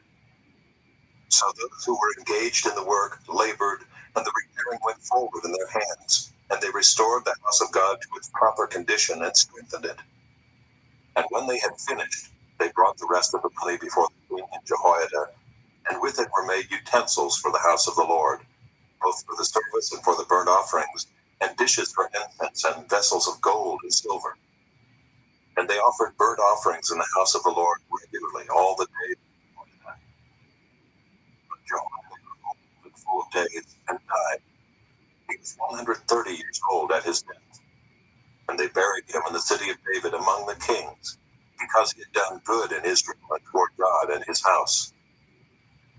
Now after the death of Jehoiada, the princes of Judah came and paid homage to the king.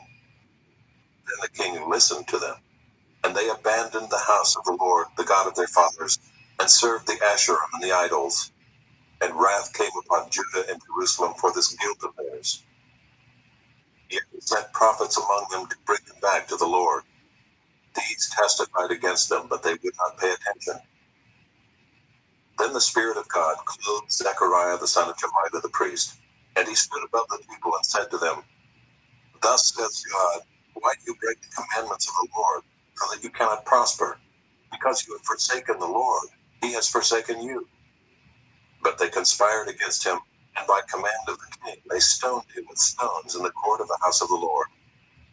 Thus Joash the king did not remember the kindness that Jehoiada, Zechariah's father, had shown him, but killed his son. And when he was dying, he said, May the Lord see and avenge. At the end of the year, the army of the Syrians came up against Joash. They came to Judah and Jerusalem, destroyed all the princes of the people from among the people, and sent all their spoil to the king of Damascus. Though the army of the Syrians had come with few men, the Lord delivered into their hand a very great army, because Judah had forsaken the Lord, the God of their fathers. Thus they executed judgment on Joash. When they had departed from him, leaving him severely wounded, his servants conspired against him because of the blood of the son of Jehoiada the priest, and killed him on his bed. So he died, and they buried him in the city of David, but they did not bury him in the tombs of the kings. Those who conspired against him were Zabad the son of Shimeath the Ammonite, and Jehozabad the son of Shimrith the Moabite. Accounts of his sons and of the many oracles against him, and of the rebuilding of the house of God are written in the story of the book of the Kings. And Amaziah his son reigned in his place. Chapter 25. Amaziah was 25 years old when he began to reign, and he reigned 29 years in Jerusalem. His mother's name was Jehoadan of Jerusalem. And he did what was right in the eyes of the Lord, yet not with a whole heart. And as soon as the royal power was firmly his, he killed his servants who had struck down the king his father. But he did not put their children to death, according to what is written in the law in the book of Moses, where the Lord commanded, Fathers shall not die because of their children, nor children die because of their fathers, but each one shall die for his own sin. Then Amaziah assembled the men of Judah and sent them by fathers' houses under commanders of thousands and of hundreds, for all Judah and Benjamin. He mustered those 20 years old and upward, and found that they were 300,000 choice men, fit for war, able to handle spear and shield. He hired also 100,000 mighty men of valor from Israel, for 100 talents of silver. But a man of God came to him and said, O king, do not let the army of Israel go with you, for the Lord is not with Israel, with all these Ephraimites. But go, act, be strong for the battle. Why should you suppose that God will cast you down before the enemy? For God has power to help or to cast down. And Amaziah said to the man of God, But what shall we do about the 100 talents that I have given to the army of Israel? The man of God answered, The Lord is able to give you much more than this. Then Amaziah discharged the army that had come to him from Ephraim to go home again. And they became very angry with Judah, and returned home in fierce anger. But Amaziah took courage and led out his people and went to the valley of Salt, and struck down 10,000 men of Seir. The men of Judah captured another 10,000 alive, and took them to the top of a rock, and threw them down from the top of the rock, and they were all dashed to pieces. But the men of the army whom Amaziah sent back, not letting them go with him to battle, raided the cities of Judah from Samaria to Bethhoron, and struck down 3,000 people in them and took much spoil. After Amaziah came from striking down the Edomites, he brought the gods of the men of Seir and set them up as his gods and worshipped them, making offerings to them. Therefore the Lord was angry with Amaziah and sent to him a prophet who said to him, "Why have you sought the gods of a people who did not deliver their own people from your hand?" But as he was speaking, the king said to him, "Have we made you a royal counselor? Stop. Why should you be struck down?" So the prophet stopped and said, "I know that God has determined to destroy you, because you have done this and have not listened to my counsel." Then Amaziah, king of Judah, took counsel and sent to Joash the son of Jehoahaz, son of Jehu, king of Israel, saying, "Come, let us look one another in the face." And Joash the king of Israel sent word to Amaziah, king of Judah, "A thistle on Lebanon sent to a cedar on Lebanon, saying, 'Give your daughter to my son for a wife.' And a wild beast of Lebanon passed by and trampled down the thistle. You say, 'See, I have struck down Edom, and your heart has lifted you up in boastfulness. But now stay at home. Why should you provoke trouble so that you fall, you and Judah with you?" But Amaziah would not listen, for it was of God, in order that he might give them into the hand of their enemies, because they had sought the gods of Edom. So Joash king of Israel went up, and he and Amaziah king of Judah faced one another in battle at Bethshemesh, which belongs to Judah. And Judah was defeated by Israel, and every man fled to his home. And Joash king of Israel captured Amaziah king of Judah, the son of Joash, son of Ahaziah, at Bethshemesh, and brought him to Jerusalem, and broke down the wall of Jerusalem for 400 cubits, from the Ephraim gate to the corner gate. And he seized all the gold and silver and all the vessels that were found in the house of God, in the care of Obed-Edom. He seized also the treasuries of the king's house, also hostages, and he returned to Samaria. Amaziah the son of Joash, king of Judah, lived 15 years after the death of Joash the son of Jehoahaz, king of Israel. Now the rest of the deeds of Amaziah, from first to last, are they not written in the book of the kings of Judah and Israel? From the time when he turned away from the Lord, they made a conspiracy against him in Jerusalem, and he fled to Lachish. But they sent after him to Lachish and put him to death there. And they brought him upon horses, and he was buried with his fathers in the city of David. Chapter 26. And all the people of Judah took Uzziah, who was 16 years old, and made him king instead of his father Amaziah. He built Eloth and restored it to Judah, after the king slept with his fathers. Uzziah was 16 years old when he began to reign, and he reigned 52 years in Jerusalem. His mother's name was Jechaliah of Jerusalem. And he did what was right in the eyes of the Lord, according to all that his father Amaziah had done. He set himself to seek God in the days of Zechariah, who instructed him in the fear of God. And as long as he sought the Lord, God made him prosper. He went out and made war against the Philistines, and broke through the wall of Gath, and the wall of Jabneh, and the wall of Ashdod, and he built cities in the territory of Ashdod and elsewhere among the Philistines. God helped him against the Philistines, and against the Arabians who lived in Gurbaal, and against the Meunites. The Ammonites paid tribute to Uzziah, and his fame spread even to the border of Egypt, for he became very strong. Moreover, Uzziah built towers in Jerusalem at the corner gate, and at the valley gate, and at the angle, and fortified them. And he built towers in the wilderness, and cut out many cisterns, for he had large herds, both in the Shephelah and in the plain.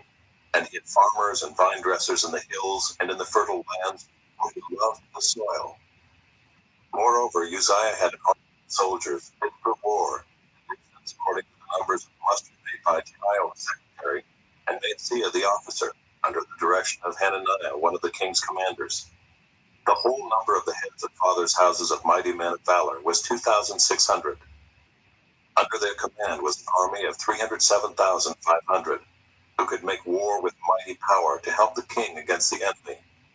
And Uzziah prepared for all the army shields, spears, helmets, coats of mail, bows, and stones for slinging. In Jerusalem he made machines, invented by skillful men, to be on the towers and the corners, to shoot arrows and great stones. And his fame spread far, for he was marvelously helped till he was strong.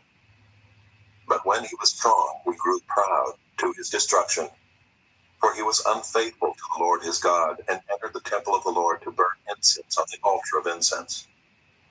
But Azariah the priest went in after him, with 80 priests of the Lord who were men of valor. And they withstood King Uzziah, and said to him, It is not for you, Uzziah, to burn incense to the Lord, but for the priests, the sons of Aaron, who are consecrated to burn incense. Go out of the sanctuary, for you have done wrong, and it will bring you no honor from the Lord God. Then Uzziah was angry. Now he had a censer in his hand to burn incense, and when he became angry with the priests, leprosy broke out on his forehead in the presence of the priests in the house of the Lord by the altar of incense. And Azariah the chief priest and all the priests looked at him, and behold, he was leprous in his forehead. And they rushed him out quickly, and he himself hurried to go out, because the Lord had struck him. And King Uzziah was a leper to the day of his death, and being a leper lived in a separate house, for he was excluded from the house of the Lord. And Jotham his son was over the king's household, governing the people of the land. Now the rest of the acts of Uzziah from first to last, Isaiah the prophet, the son of Amoz, wrote. And Uzziah slept with his fathers, and they buried him with his fathers in the burial field that belonged to the kings, for they said, He is a leper. And Jotham his son reigned in his place. Chapter 27. Jotham was 25 years old when he began to reign, and he reigned 16 years at Jerusalem. His mother's name was Jerusha, the daughter of Zadok. And he did what was right in the eyes of the Lord, according to all that his father Uzziah had done, except he did not enter the temple of the Lord. But the people still followed corrupt practices. He built the upper gate of the house of the Lord, and did much building on the wall of Ophel. Moreover, he built cities in the hill country of Judah, and forts and towers on the wooded hills. He fought with the king of the Ammonites, and prevailed against them. And the Ammonites gave him that year 100 talents of silver, and 10,000 cores of wheat, and 10,000 of barley. The Ammonites paid him the same amount in the second and the third years. So Jotham became mighty, because he ordered his ways before the Lord his God. Now the rest of the acts of Jotham, and all his wars and his ways, behold, they are written in the book of the kings of Israel and Judah. He was 25 years old when he began to reign, and he reigned 16 years in Jerusalem. And Jotham slept with his fathers, and they buried him in the city of David, and Ahaz his son reigned in his place. Chapter 28. Ahaz was 20 years old when he began to reign, and he reigned 16 years in Jerusalem. And he did not do what was right in the eyes of the Lord, as his father David had done, but he walked in the ways of the kings of Israel. He even made metal images for the Baals, and he made offerings in the valley of the son of Hinnom, and burned his sons as an offering, according to the abominations of the nations, whom the Lord drove out before the people of Israel. And he sacrificed and made offerings on the high places, and on the hills, and under every green tree. Therefore the Lord his God gave him into the hand of the king of Syria, who defeated him and took captive a great number of his people, and brought them to Damascus. He was also given into the hand of the king of Israel, who struck him with great force. For Pekah the son of Remaliah rode 120,000 from Judah in one day, all of them men of valor, because they had forsaken the Lord, the God of their fathers. And Zikri, a mighty man of Ephraim, killed Maaseiah the king's son, and Azrikam, the commander of the palace, and Elkanah, the next in authority to the king. The men of Israel took captive 200,000 of their relatives, women, sons, and daughters. They also took much spoil from them, and brought the spoil to Samaria. But a prophet of the Lord was there, whose name was Oded, and he went out to meet the army that came to Samaria, and said to them, Behold, because the Lord, the God of your fathers, was angry with Judah, he gave them into your hand, but you have killed them in a rage that has reached up to heaven.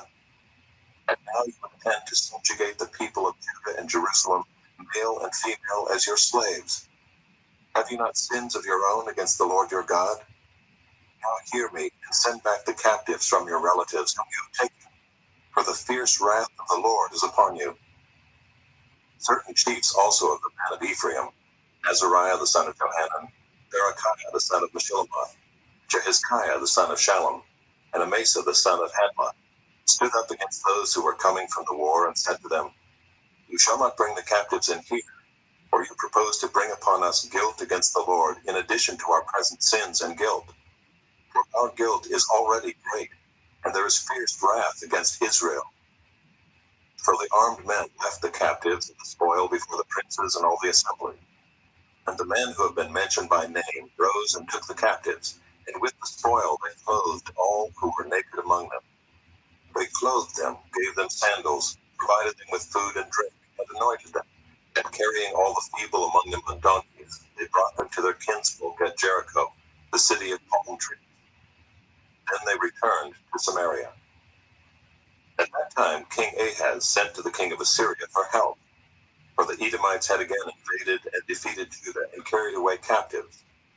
And the Philistines had made raids on the cities in the Shephelah and the Negev of Judah, and had taken Beth-Shemesh, Aijalon, Gederon, Soko with its villages, Timnah with its villages, and Gimzo with its villages. And they settled there. For the Lord humbled Judah because of Ahaz king of Israel, for he had made Judah act sinfully, and had been very unfaithful to the Lord. So Tiglath-Pileser king of Assyria came against him, and afflicted him instead of strengthening him. For Ahaz took a portion from the house of the Lord and the house of the king and of the princes, and gave tribute to the king of Assyria, but it did not help him. In the time of his distress he became yet more faithless to the Lord, this same King Ahaz. For he sacrificed to the gods of Damascus that had defeated him, and said, Gods of the kings of Syria, help them. I will sacrifice to them that they may help me. But they were the ruin of him and of all Israel. And Ahaz gathered together the vessels of God, and cut in pieces the vessels of the house of God, and he shut up the doors of the house of the Lord, and he made himself altars in every corner of Jerusalem.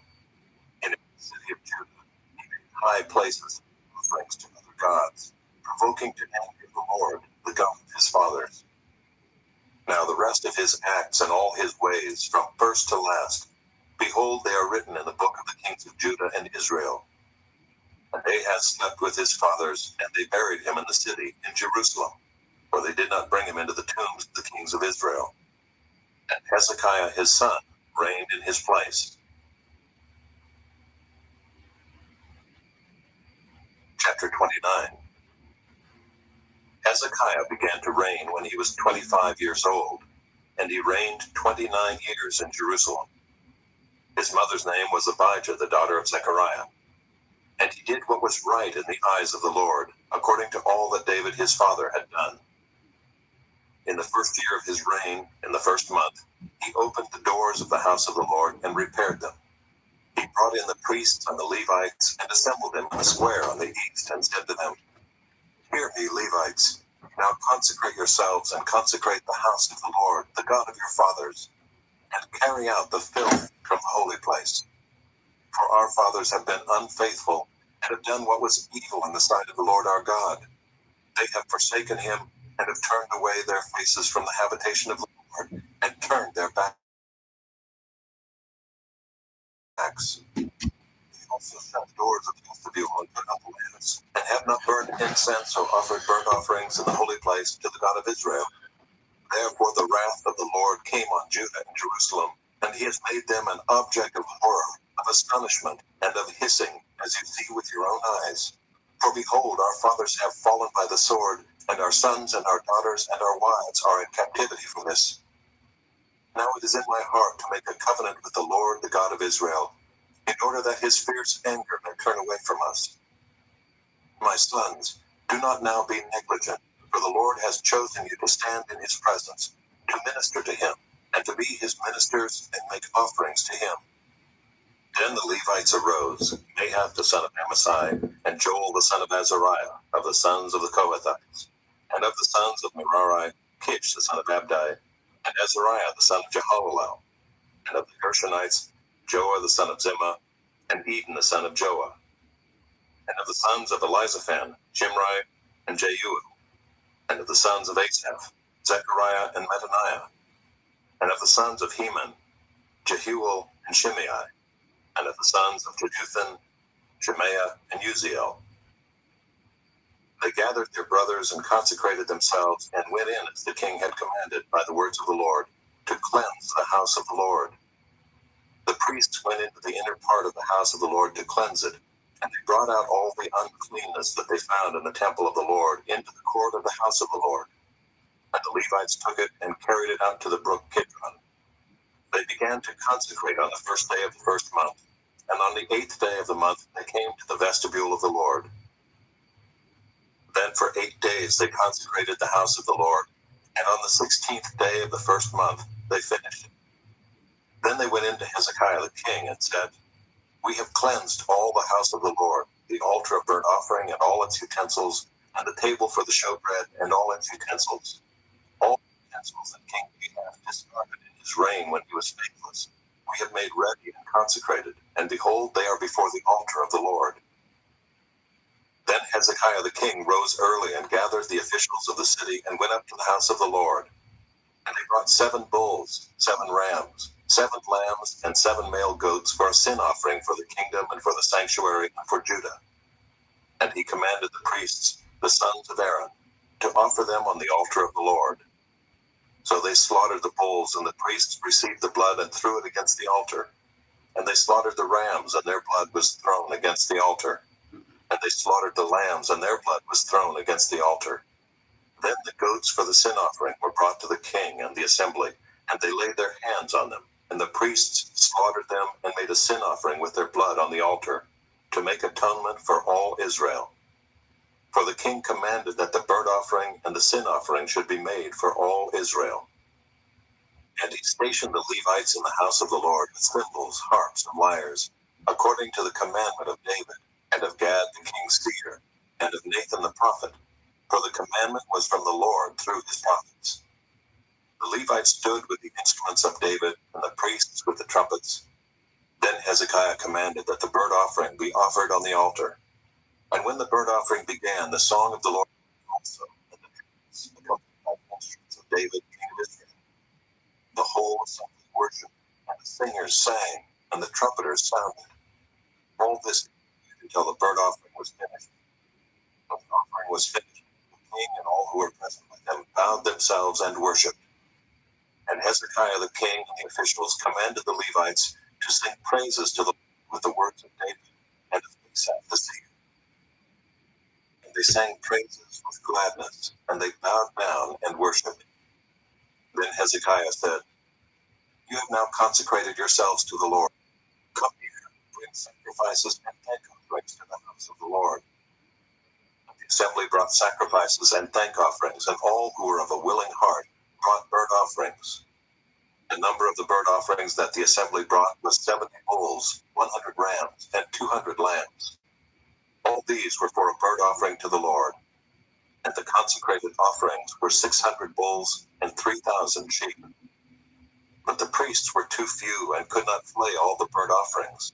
So until other priests had consecrated themselves, their brothers the Levites helped them until the work was finished. For the Levites were more upright in heart than the priests in consecrating themselves. Besides the great number of burnt offerings, there was the fat of the peace offerings, and there were the drink offerings for the burnt offerings. Thus the service of the house of the Lord was restored. And Hezekiah and all the people rejoiced, because God had provided for the people, for the thing came about suddenly. Chapter 30. Hezekiah sent to all Israel and Judah, and wrote letters also to Ephraim and Manasseh, that they should come to the house of the Lord at Jerusalem to keep the Passover to the Lord, the God of Israel. For the king and his princes and all the assembly in Jerusalem had taken counsel to keep the Passover in the 2nd month. For they could not keep it at that time, because the priests had not consecrated themselves in sufficient number, nor had the people assembled at Jerusalem.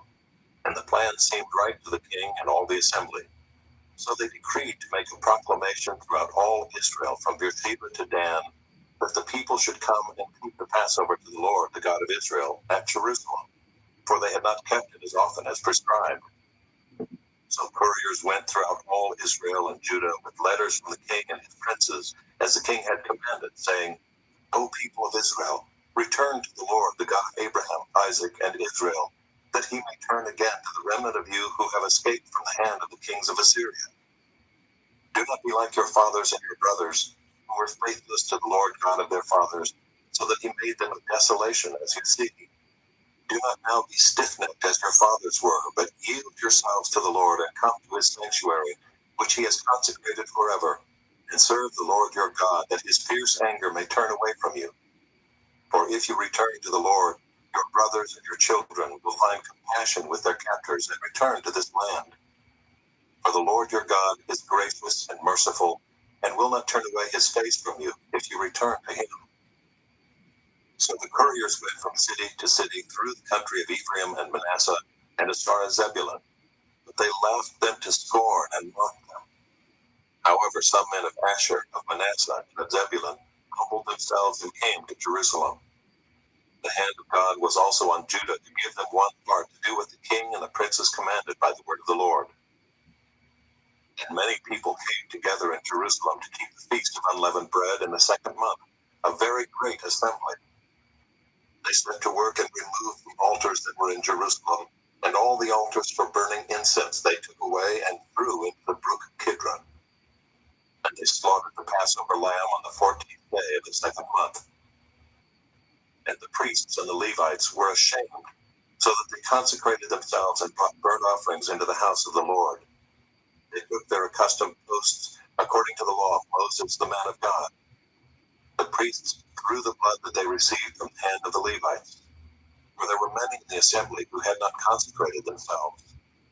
Therefore the Levites had to slaughter the Passover lamb for everyone who was not clean, to consecrate it to the Lord.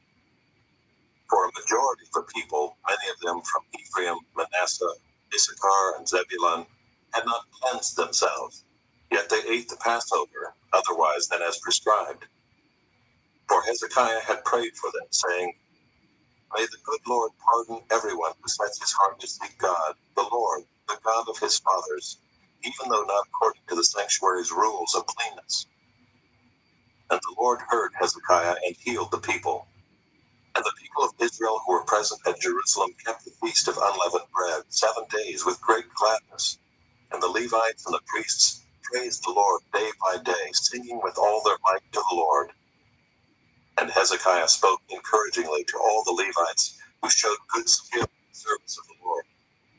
So they ate the food of the festival for 7 days, sacrificing peace offerings and giving thanks to the Lord, the God of their fathers. Then the whole assembly agreed together to keep the feast for another 7 days. So they kept it for another 7 days with gladness. For Hezekiah king of Judah gave the assembly 1,000 bulls and 7,000 sheep for offerings. And the princes gave the assembly 1,000 bulls and 10,000 sheep. And the priests consecrated themselves in great numbers.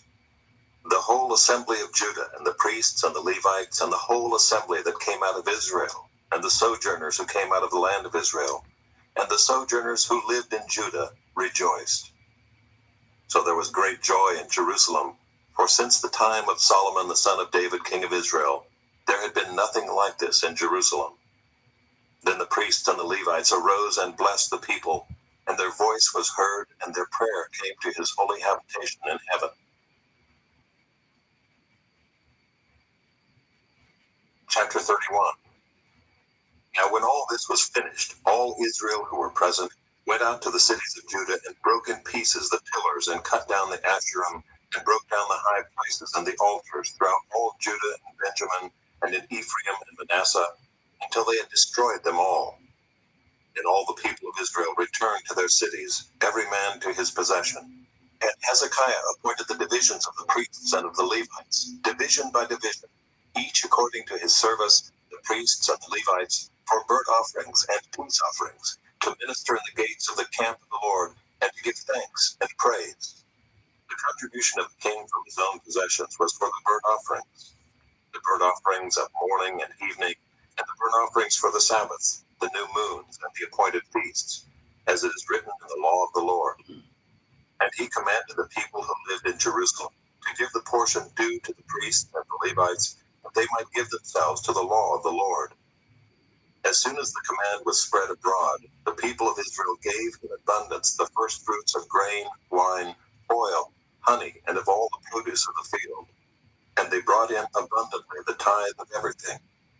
And the people of Israel and Judah who lived in the cities of Judah also brought in the tithe of cattle and sheep, and the tithe of the dedicated things that had been dedicated to the Lord their God, and laid them in heaps. In the 3rd month they began to pile up the heaps, and finished them the 7th month. When Hezekiah and the princes came and saw the heaps, they blessed the Lord and his people Israel. And Hezekiah questioned the priests and the Levites about the heaps. Azariah the chief priest, who was of the house of Zadok, answered him, Since they began to bring the contributions into the house of the Lord, we have eaten and had enough, and have plenty left. For the Lord has blessed his people, so that we have this large amount left. Then Hezekiah commanded them to prepare chambers in the house of the Lord, and they prepared them. And they faithfully brought in the contributions, the tithes, and the dedicated things. The chief officer in charge of them was Conaniah the Levite, with Shimei his brother as second, while Jehiel, Azaziah, Nahath, Asahel, Jeremoth, Jozabad, Eliel, Ismachiah, Mahath, and Benaiah were overseers assisting Conaniah and Shimei his brother, by the appointment of Hezekiah the king, and Azariah the chief officer of the house of God. And Kori the son of Imnah the Levite, keeper of the east gate, was over the freewill offerings to God, to apportion the contribution reserved for the Lord and the most holy offerings. Eden, Miniamin, Jeshua, Shemaiah, Amariah, and Shechaniah were faithfully assisting him in the cities of the priests, to distribute the portions to their brothers, old and young alike, by divisions, except those enrolled by genealogy, males from 3 years old and upward, all who entered the house of the Lord as the duty of each day required, for their service according to their offices by their divisions. The enrollment of the priests was according to their fathers' houses. That of the Levites from 20 years old and upward was according to their offices by their divisions. They were enrolled with all their little children, their wives, their sons, and their daughters, the whole assembly, for they were faithful in keeping themselves holy. And for the sons of Aaron, the priests, who were in the fields of common land belonging to their cities, there were men in the several cities who were designated by name to distribute portions to every male among the priests, and to everyone among the Levites who was enrolled. Thus Hezekiah did throughout all Judah, and he did what was good and right and faithful before the Lord his God. And every work that he undertook in the service of the house of God, and in accordance with the law and the commandments, seeking his God, he did with all his heart, and prospered. Chapter 32. After these things and these acts of faithfulness, Sennacherib king of Assyria came and invaded Judah, and encamped against the fortified cities, thinking to win them for himself. And when Hezekiah saw that Sennacherib had come and intended to fight against Jerusalem, he planned with his officers and his mighty men to stop the water of the springs that were outside the city, and they helped him. A great many people were gathered, and they stopped all the springs and the brook that flowed through the land, saying, Why should the kings of Assyria come and find much water? He set to work resolutely, and built up all the wall that was broken down, and raised towers upon it. And outside it he built another wall, and he strengthened the Millo in the city of David. He also made weapons and shields in abundance. And he set combat commanders over the people, and gathered them together to him in the square at the gate of the city, and spoke encouragingly to them, saying, Be strong and courageous. Do not be afraid or dismayed before the king of Assyria and all the horde that is with him, for there are more with us than with him. With him is an arm of flesh, but with us is the Lord our God, to help us and to fight our battles.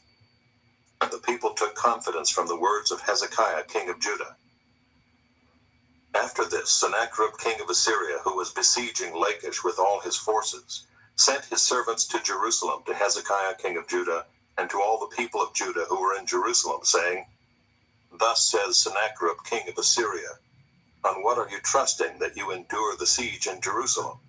Is not Hezekiah misleading you, that he may give you over to die by famine and by thirst, when he tells you, "The Lord our God will deliver us from the hand of the king of Assyria"? Has not this same Hezekiah taken away his high places and his altars, and commanded Judah and Jerusalem, "Before one altar you shall worship, and on it you shall burn your sacrifices"? Do you not know what I and my fathers have done to all the peoples of other lands?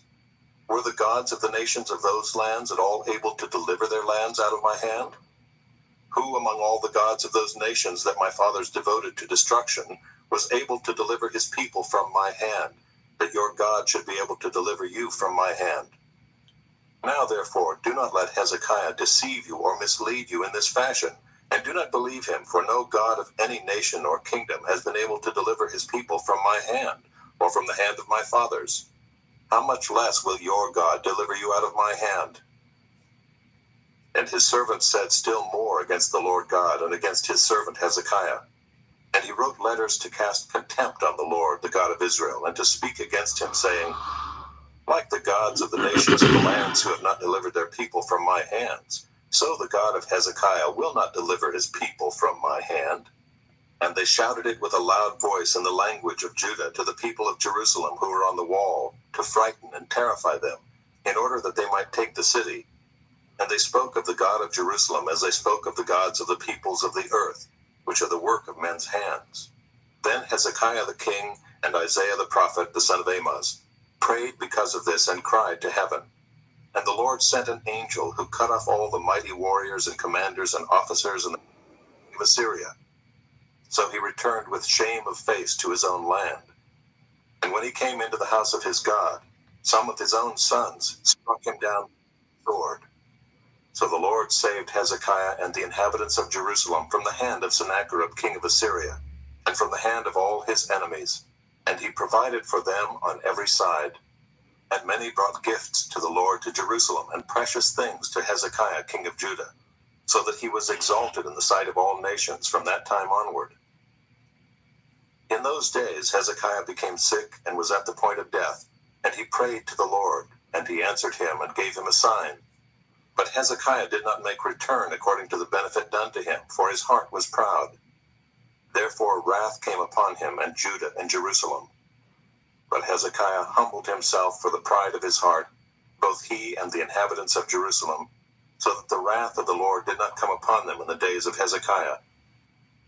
And Hezekiah had very great riches and honor, and he made for himself treasuries for silver, gold, for precious stones, for spices, for shields, and for all kinds of costly vessels, storehouses also for the yield of grain, wine, and oil, and stalls for all kinds of cattle and sheep, birds, given him very great possessions. This same Hezekiah closed the upper outlet of the waters of Gihon and directed them down to the west side of the city of David. And Hezekiah prospered in all his works. And so in the matter of the envoys of the princes of Babylon, who had been sent to him to inquire about the sign that had been done in the land, God left him to himself, in order to test him and to know all that was in his heart.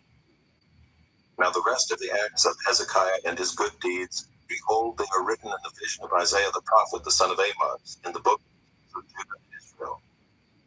And Hezekiah slept with his fathers, and they buried him in the upper part of the tombs of the sons of David. And all of Judah, the inhabitants of Jerusalem, his death. And Manasseh his son reigned in his place. Chapter 33. Manasseh was 12 years old when he began to reign, and he reigned 55 years at Jerusalem. And he did what was evil in the sight of the Lord, according to the abominations of the nations whom the Lord drove out before the people of Israel. For he rebuilt the high places that his father Hezekiah had broken down, and he erected altars to the Baals, and made Asheroth, and worshipped all the host of heaven, and served them. And he built altars in the house of the Lord, of which the Lord had said, "In Jerusalem shall my name be forever." And he built altars for all the host of heaven in the two courts of the house of the Lord. And he burned his sons as an offering in the valley of the son of Hinnom, and used fortune-telling and omens and sorcery, and dealt with mediums and with necromancers. He did much evil in the sight of the Lord, provoking him to anger. And the carved image of the idol that he had made, he set in the house of God, of which God said to David and to Solomon his son, In this house and in Jerusalem, which I have chosen out of all the tribes of Israel, I will put my name forever. And I will no more remove the foot of Israel from the land that I appointed for your fathers, if only they will be careful to do all that I have commanded them, all the law, the statutes, and the rules given through Moses. Manasseh led Judah and the inhabitants of Jerusalem astray, to do more evil than the nations whom the Lord destroyed before the people of Israel. The Lord spoke to Manasseh and to his people, but they paid no attention. Therefore the Lord brought upon them the commanders of the army of the king of Assyria, who captured Manasseh with hooks and bound him with chains of bronze, and brought him to Babylon. And when he was in distress, he entreated the favor of the Lord his God, and humbled himself greatly before the God of his fathers. He prayed to him, and God was moved by his entreaty, and heard his plea, and brought him again to Jerusalem into his kingdom. Then Manasseh knew that the Lord was God. Afterward he built an outer wall for the city of David west of Gihon in the valley, and for the entrance into the fish gate, and carried it around Ophel, and raised it to a very great height. He also put commanders of the army in all the fortified cities in Judah. And he took away the foreign gods and the idol from the house of the Lord, and all the altars that he had built on the mountain of the house of the Lord and in Jerusalem, and he threw them outside of the city. He also restored the altar of the Lord and offered on it sacrifices of peace offerings and of thanksgiving. And he commanded Judah to serve the Lord, the God of Israel.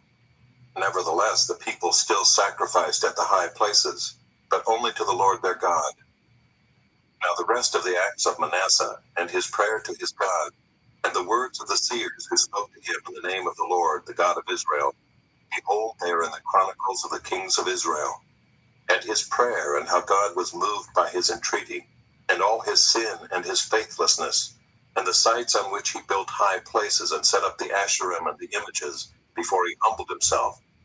Behold, they are written in the chronicles of the seers. So Manasseh slept with his fathers, and they buried him in his house. And Amon his son reigned in his place. Amon was 22 years old when he began to reign, and he reigned 2 years in Jerusalem. And he did what was evil in the sight of the Lord, as Manasseh his father had done. Amon sacrificed to all the images that Manasseh his father had made, and served them. And he did not humble himself before the Lord, as Manasseh his father had humbled himself. But this Amon killed more and more. And servants conspired against him, and put him to death in his house. But the people of the land struck down all those who had conspired against King Amon. And the people of the land made Josiah his son king in his place. Chapter 34. Josiah was 8 years old when he began to reign, and he reigned 31 years in Jerusalem. And he did what was right in the eyes of the Lord, and walked in the ways of David his father, and he did not turn aside to the right hand or to the left. For in the 8th year of his reign, while he was yet a boy, he began to seek the God of David his father, and in the 12th year he began to purge Judah and Jerusalem of the high places, the Asherim, and the carved and the metal images. And they chopped down the altars of the Baals in his presence, and he cut down the incense altars that stood above them. And he broke in pieces the Asherim and the carved and the metal images, and he made dust of them and scattered it over the graves of those who had sacrificed to them. He also burned the bones of the priests on their altars, and cleansed Judah and Jerusalem, and in the cities of Manasseh, Ephraim, and Simeon, and as far as Naphtali, in their ruins all around. Broke down the altars and beat the Asherim, the images, into powder, and cut down all the incense altars throughout all the land of Israel. Then he returned to Jerusalem. Now in the 18th year of his reign, when he had cleansed the land and the house, he sent Shaphan the son of Azaliah, and Maaseiah the governor of the city, and Joah the son of Joahaz the recorder, to repair the house of the Lord his God. They came to Hilkiah the high priest, and gave him the money that had been brought into the house of God, which the Levites, the keepers of the threshold, had collected from Manasseh and Ephraim, and from all the remnant of Israel, and from all Judah and Benjamin, and from the inhabitants of Jerusalem. And they gave it to the workmen who were working in the house of the Lord. And the workmen who were working in the house of the Lord gave it for repairing and restoring the house. They gave it to the carpenters and the builders to buy quarried stone and timber for binders and beams for the buildings that the kings of Judah had let go to ruin. And the men did the work faithfully. Over them were set Jahath and Obadiah the Levites of the sons of Merari, and Zechariah and Meshullam of the sons of the Kohathites to have oversight. The Levites, all who were skillful with instruments of music, were over the burden bearers and directed all who did work in every kind of service, and some of the Levites were scribes and officials and gatekeepers. While they were bringing out the money that had been brought into the house of the Lord, Hilkiah the priest found the book of the law of the Lord given through Moses. Then Hilkiah answered and said to Shaphan the secretary, I have found the book of the law in the house of the Lord. And Hilkiah gave the book to Shaphan. Shaphan brought the book to the king, and further reported to the king, all that was committed to your servants they are doing. They have emptied out the money that was found in the house of the Lord, and have given it into the hand of the overseers and the workmen. Then Shaphan the secretary told the king, Hilkiah the priest has given me a book. And Shaphan read from it before the king. And when the king heard the words of the law, he tore his clothes. And the king commanded Hilkiah, Ahikam the son of Shaphan, Abdon the son of Micah, Shaphan the secretary, and Asaiah the king's servant, saying, Go, inquire of the Lord for me and for those who are left in Israel and in Judah, concerning the words of the book that has been found. For great is the wrath of the Lord that is poured out on us, because our fathers have not kept the word of the Lord, to do according to all that is written in this book. So Hilkiah and those whom the king had sent went to Huldah the prophetess, the wife of Shallum the son of Tukhath, son of Hazra, keeper of the wardrobe. Now she lived in Jerusalem in the second quarter, and spoke to her to that effect. And she said to them, Thus says the Lord, the God of Israel, tell the man who sent you to me, Thus says the Lord, Behold, I will bring disaster upon this place and upon its inhabitants, all the curses that are written in the book that was read before the king of Judah, because they have forsaken me and have made offerings to other gods, that they might provoke me to anger with all the works of their hands. Therefore my wrath will be poured out on this place and will not be quenched.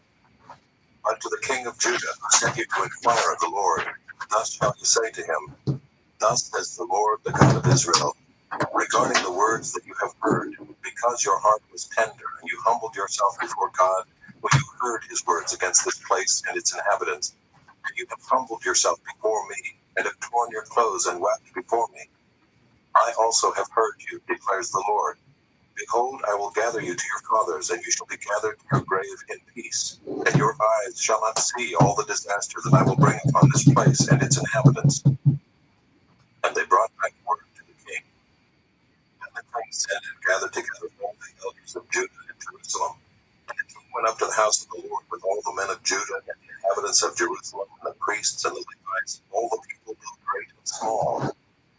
And he read in their hearing all the words of the book of the covenant that had been found in the house of the Lord. And the king stood in his place and made a covenant before the Lord, to walk after the Lord, and to keep his commandments and his testimonies and his statutes with all his heart and all his soul, to perform the words of the covenant that were written in this book.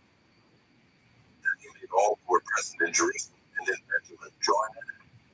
And the inhabitants of Jerusalem did according to the covenant of God, the God of their fathers. And Josiah took away all the abominations from all the territory that belonged to the people of Israel, and made all who were present in Israel serve the Lord their God. All his days they did not turn away from following the Lord, the God of their fathers. Chapter 35.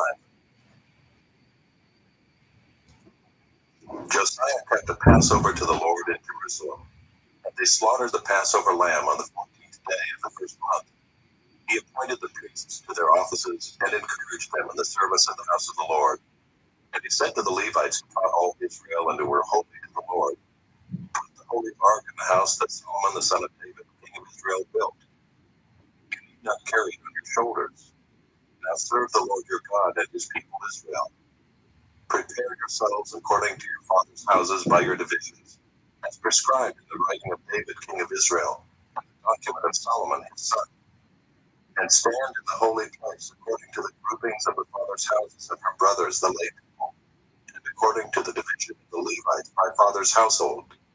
And slaughter the Passover lamb and consecrate yourselves, and prepare for your brothers to do according to the word of the Lord by Moses. Then Josiah contributed to the lay people as Passover offerings for all who were present, lambs and young goats from the flock to the number of 30,000, and 3,000 bulls. These were from the king's possessions. And his officials contributed willingly to the people, to the priests, and to the Levites. Hilkiah, Zechariah, Jehiel, the chief officers of the house of God, gave to the priests for the Passover offering 2,600 Passover lambs and 300 bulls. Conaniah also, and Shemaiah, and Nathanael his brother, and Azariah, and Jehiel, and Josabad, the chiefs of the Levites, gave to the Levites for the Passover offerings 5,000 lambs and young goats and 500 bulls. When the service had been prepared for, the priests stood in their place, and the Levites in their divisions according to the king's command. And they slaughtered the Passover lamb, and the priests threw the blood that they received from them, while the Levites played the sacrifices. And they set aside the burnt offerings that they might distribute them according to the groupings of the fathers' houses of the lay people, to offer to the Lord, as it is written in the book of Moses. And so they did with the bulls. And they roasted the Passover lamb with fire according to the rule. And they boiled the holy offerings in pots, in cauldrons, and in pans, and carried them quickly to all the lay people. And afterward they prepared for themselves and for the priests, because the priests, the sons of Aaron, were offering the burnt offerings and the fat parts until night. So the Levites prepared for themselves and for the priests, the sons of Aaron. The singers, the sons of Asaph, were in their place according to the command of David, and Asaph and Heman, and Jeduthun the king's singer, and the gatekeepers were at each gate. They did not need to depart from their service, for their brothers the Levites prepared for them. So all the service of the Lord was prepared that day to keep the Passover and to offer burnt offerings on the altar of the Lord, according to the command of King Josiah. And the people of Israel who were present kept the Passover at that time, and the feast of unleavened bread 7 days. No Passover like it had been kept in Israel since the days of Samuel the prophet. None of the kings of Israel had kept such a Passover as was kept by Josiah, and the priests and the Levites, and all Judah and Israel who were present, and the inhabitants of Jerusalem. In the 18th year of the reign of Josiah, this Passover was kept. After all this, when Josiah had prepared the temple, Necho, king of Egypt, went up to fight at Carchemish on the Euphrates, and Josiah went up to meet him. But he sent envoys to him, saying, What have we to do with each other, king of Judah? I am not coming against you this day, but against the house with which I have war. And God has commanded me to hurry. Cease opposing God, who is with me, lest he destroy you. Nevertheless, Josiah did not turn away from him, but disguised himself in order to fight with him. He did not listen to the words of Necho from the mouth of God, but came to fight in the plain of Megiddo. And the archers shot King Josiah. And the king said to his servants, Take me away, for I am badly wounded. So his servants took him out of the chariot and carried him in his second chariot and brought him to Jerusalem. And he died and was buried in the tombs of his fathers. All Judah and Jerusalem mourned for Josiah. Jeremiah also uttered a lament for Josiah, and all the singing men and singing women have spoken of Josiah in their laments to this day. They made these a rule in Israel. Behold, they are written in the laments. Now the rest of the acts of Josiah and his good deeds, according to what is written in the law of the Lord, his acts, first and last, behold, they are written in the book of the kings of Israel and Judah. Chapter 36. The people of the land took Jehoahaz the son of Josiah and made him king in his father's place in Jerusalem. Jehoahaz was 23 years old when he began to reign, and he reigned 3 months in Jerusalem. Then the king of Egypt imposed him in Jerusalem, laid on the land a tribute of 100 talents of silver and a talent of gold. And the king of Egypt made Eliakim his brother king over Judah and Jerusalem, and changed his name to Jehoiakim. But Necho took Jehoahaz his brother and carried him to Egypt. Jehoiakim was 25 years old when he began to reign, and he reigned 11 years in Jerusalem. He did what was evil in the sight of the Lord his God. Against him came Nebuchadnezzar, king of Babylon, and bound him in chains to take him to Babylon. Nebuchadnezzar also carried part of the vessels of the house of the Lord to Babylon, and put them in his palace in Babylon. Now the rest of the acts of Jehoiakim and the abominations that he did, and what was found against him, behold, they are written in the book of the kings of Israel and Judah.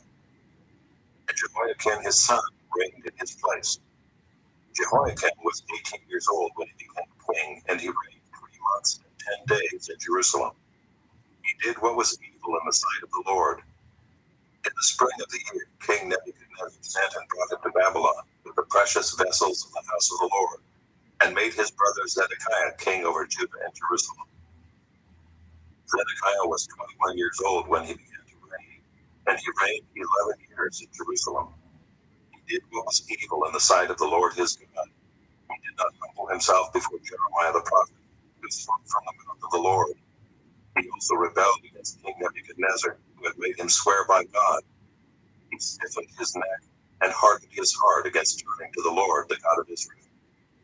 All the officers of the priests and the people likewise were exceedingly unfaithful, following all the abominations of the nations. And they polluted the house of the Lord that he had made holy in Jerusalem. The Lord, the God of their fathers, sent persistently to them by his messengers, because he had compassion on his people and on his dwelling place. But they kept mocking the messengers of God, despising his words and scoffing at his prophets, until the wrath of the Lord rose against his people, until there was no remedy.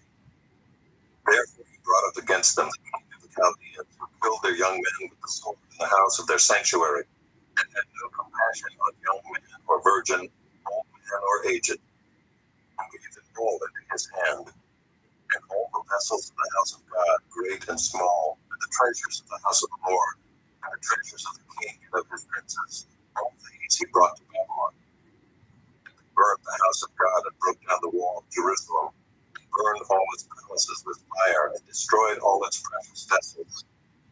He took into exile in Babylon those who had escaped from the sword, and they became servants to him and to his sons, until the establishment of the kingdom of Persia, to fulfill the word of the Lord by the mouth of Jeremiah, until the land had enjoyed its Sabbaths.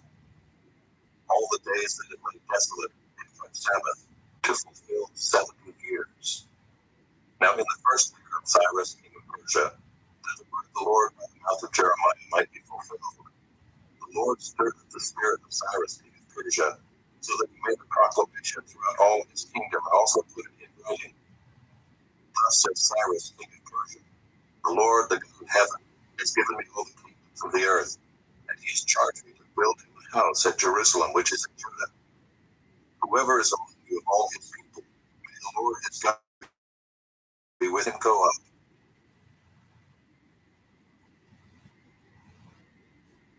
This audiobook has been broken into multiple parts to make the download faster.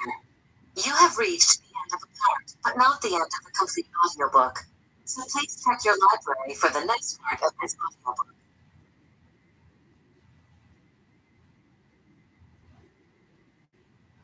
You're listening to the ESV Hear the Word Audio Bible, read by David Cochran Heath, produced in 2008 by Crossway Bibles.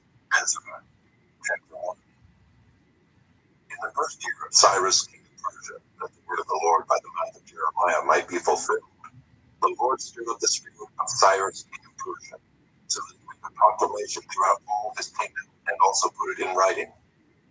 Thus says Cyrus, king of Persia, the Lord, the God of heaven, has given me all the kingdoms of the earth, and he has charged me to build him a house at Jerusalem, which is in Judah.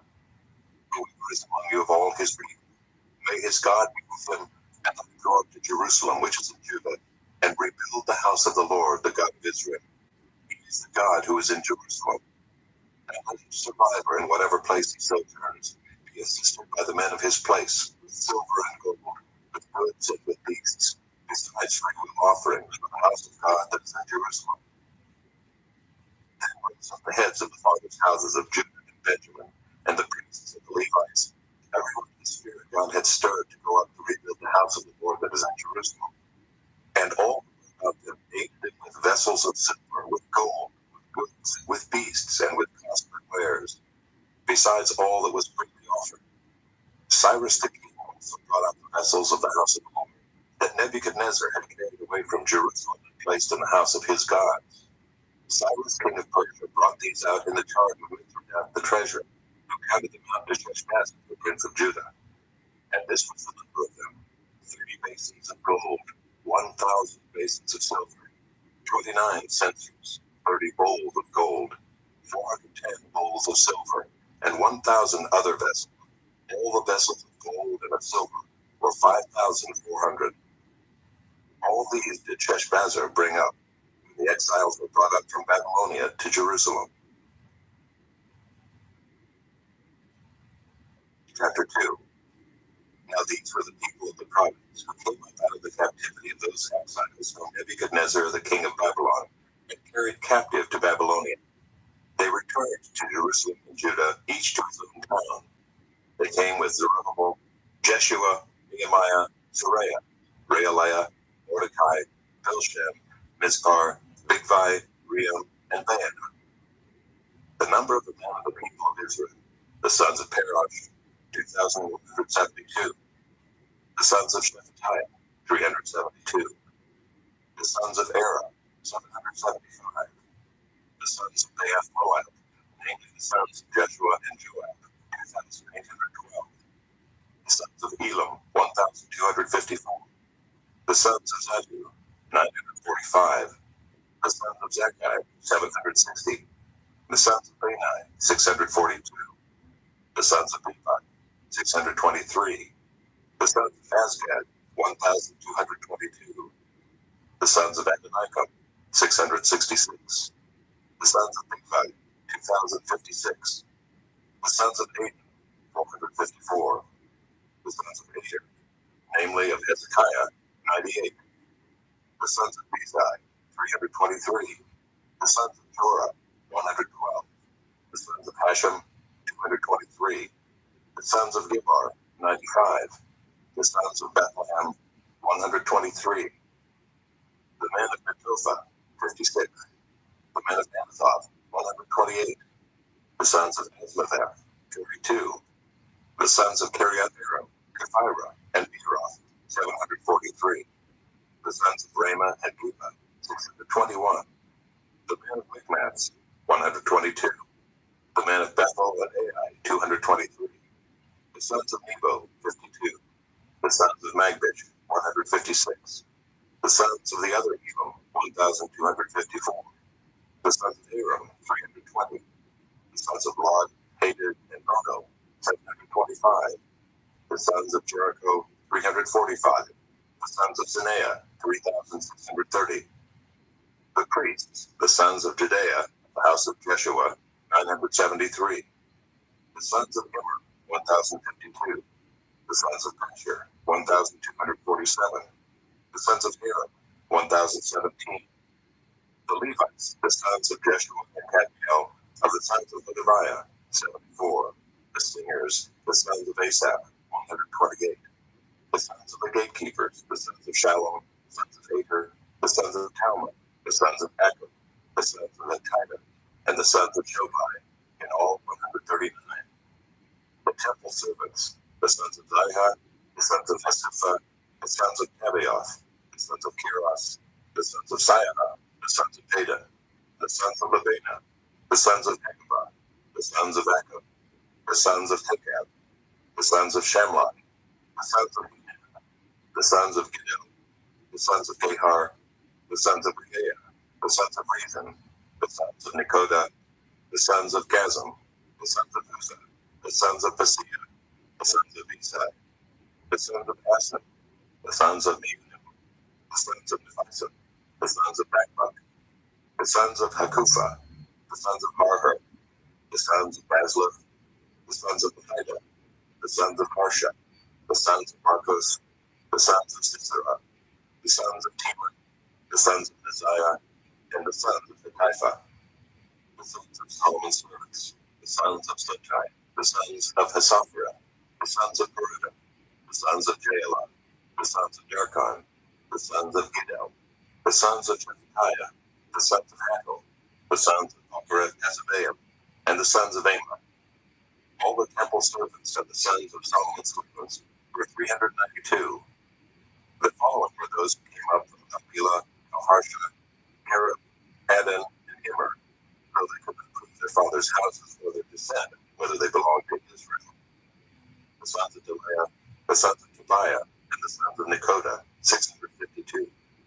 Also the sons of the priests, the sons of Tobiah, the sons of Hakaz, and the sons of Barzillai, who had taken a wife from the daughters of Barzillai the Gileadite, and was called by their name. These sought their registration among those who rolled in the genealogies, but they were not found there, and so they were excluded from the priesthood as unclean.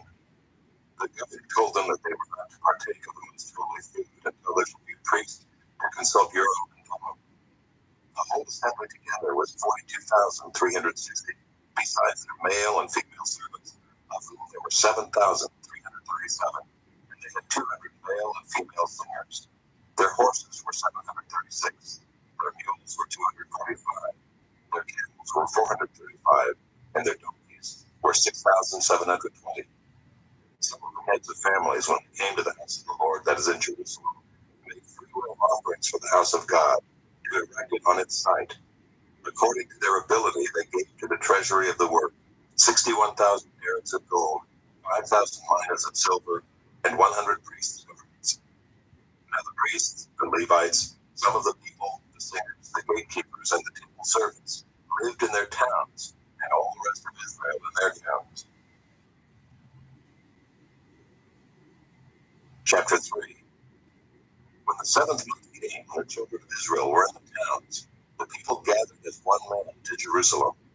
Then arose Jeshua the son of Jozadak with his fellow priests, and Zerubbabel the son of Shealtiel with his kinsmen. And they built the altar of the God of Israel to offer burnt offerings on it, as it is written in the law of Moses, the man of God. They set the altar in its place, for fear was on them because of the peoples of the lands, and they offered burnt offerings on it to the Lord, burnt offering morning and evening. And they kept the feast of booths, as it is written, and offered the daily burnt offerings by number according to the rule, as each day required. And after that, the regular burnt offering, the offerings at the new moon, and at all the appointed feasts of the Lord, and the offerings of everyone who made a freewill offering to the Lord. From the first day of the 7th month, they began to offer burnt offerings to the Lord.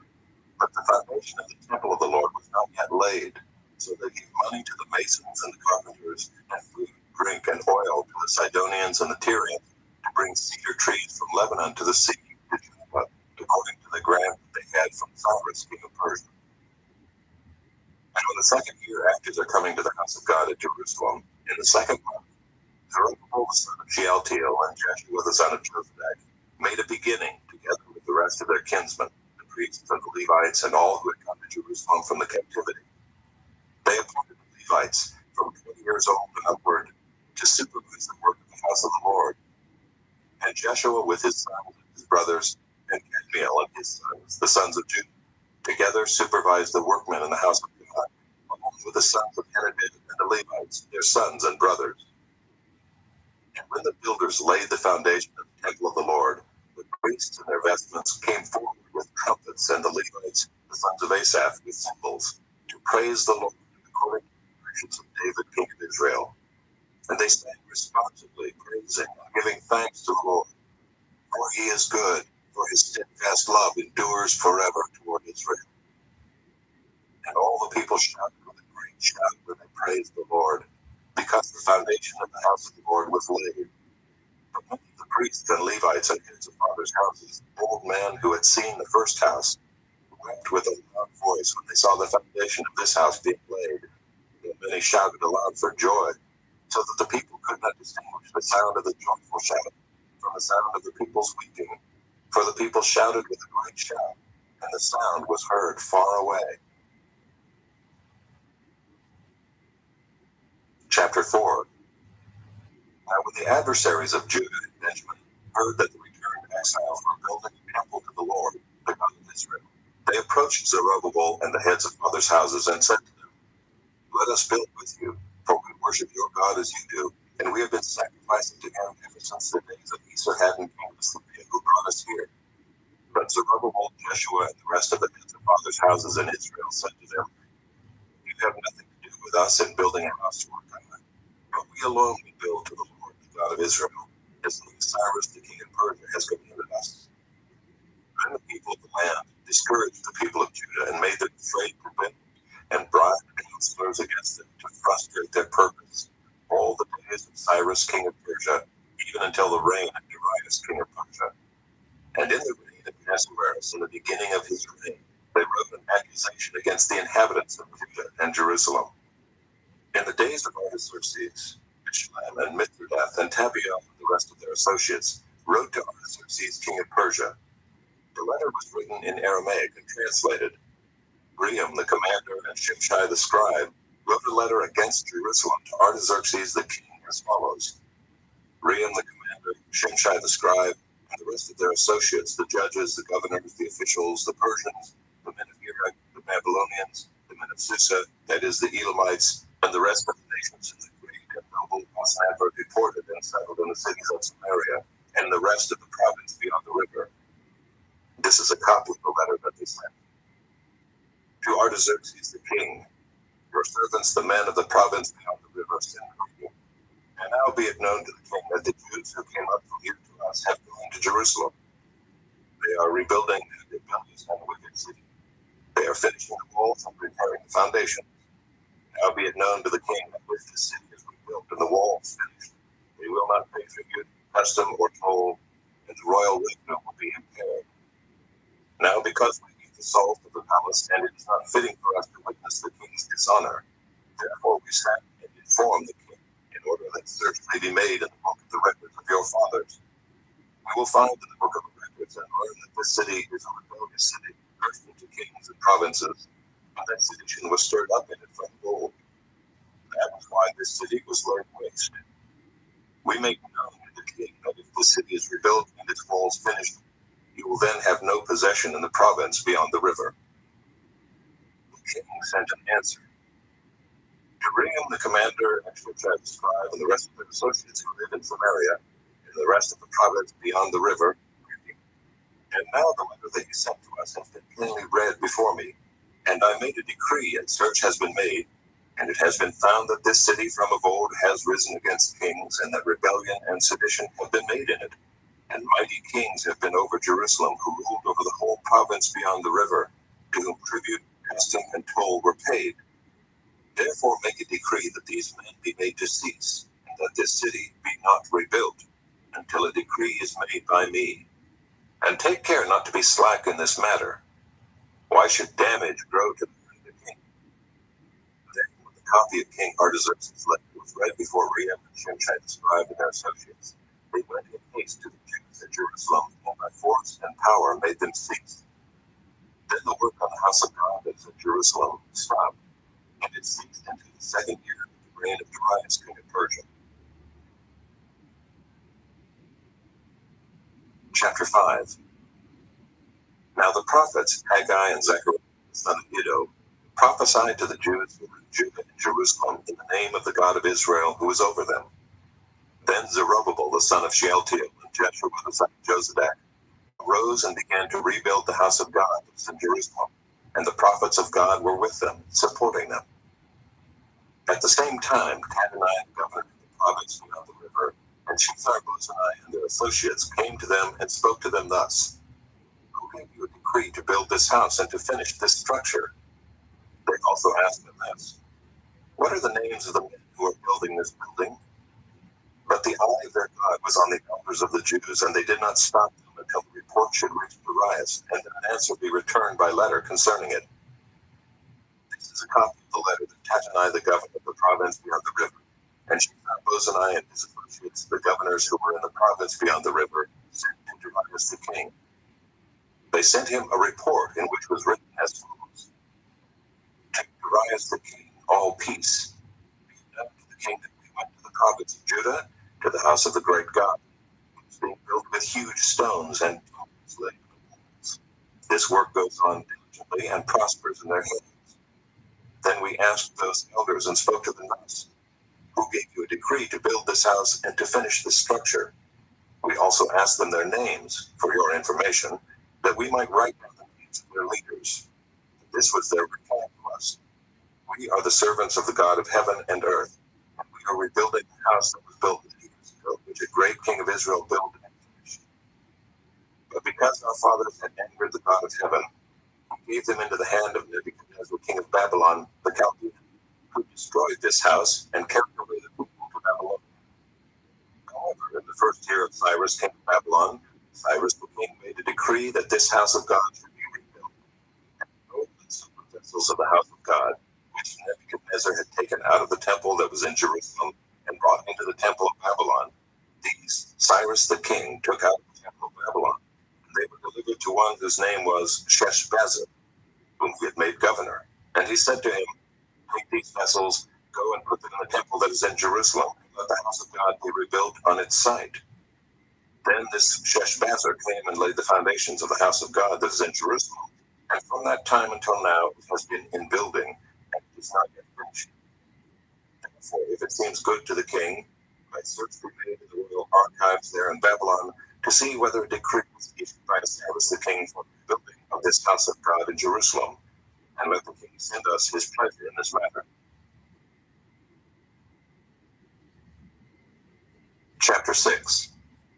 Then Darius the king made a decree, and search was made in Babylonia, in the house of the archives where the documents were stored, and in Ecbatana, the citadel that is in the province of Media, a scroll was found on which this was written.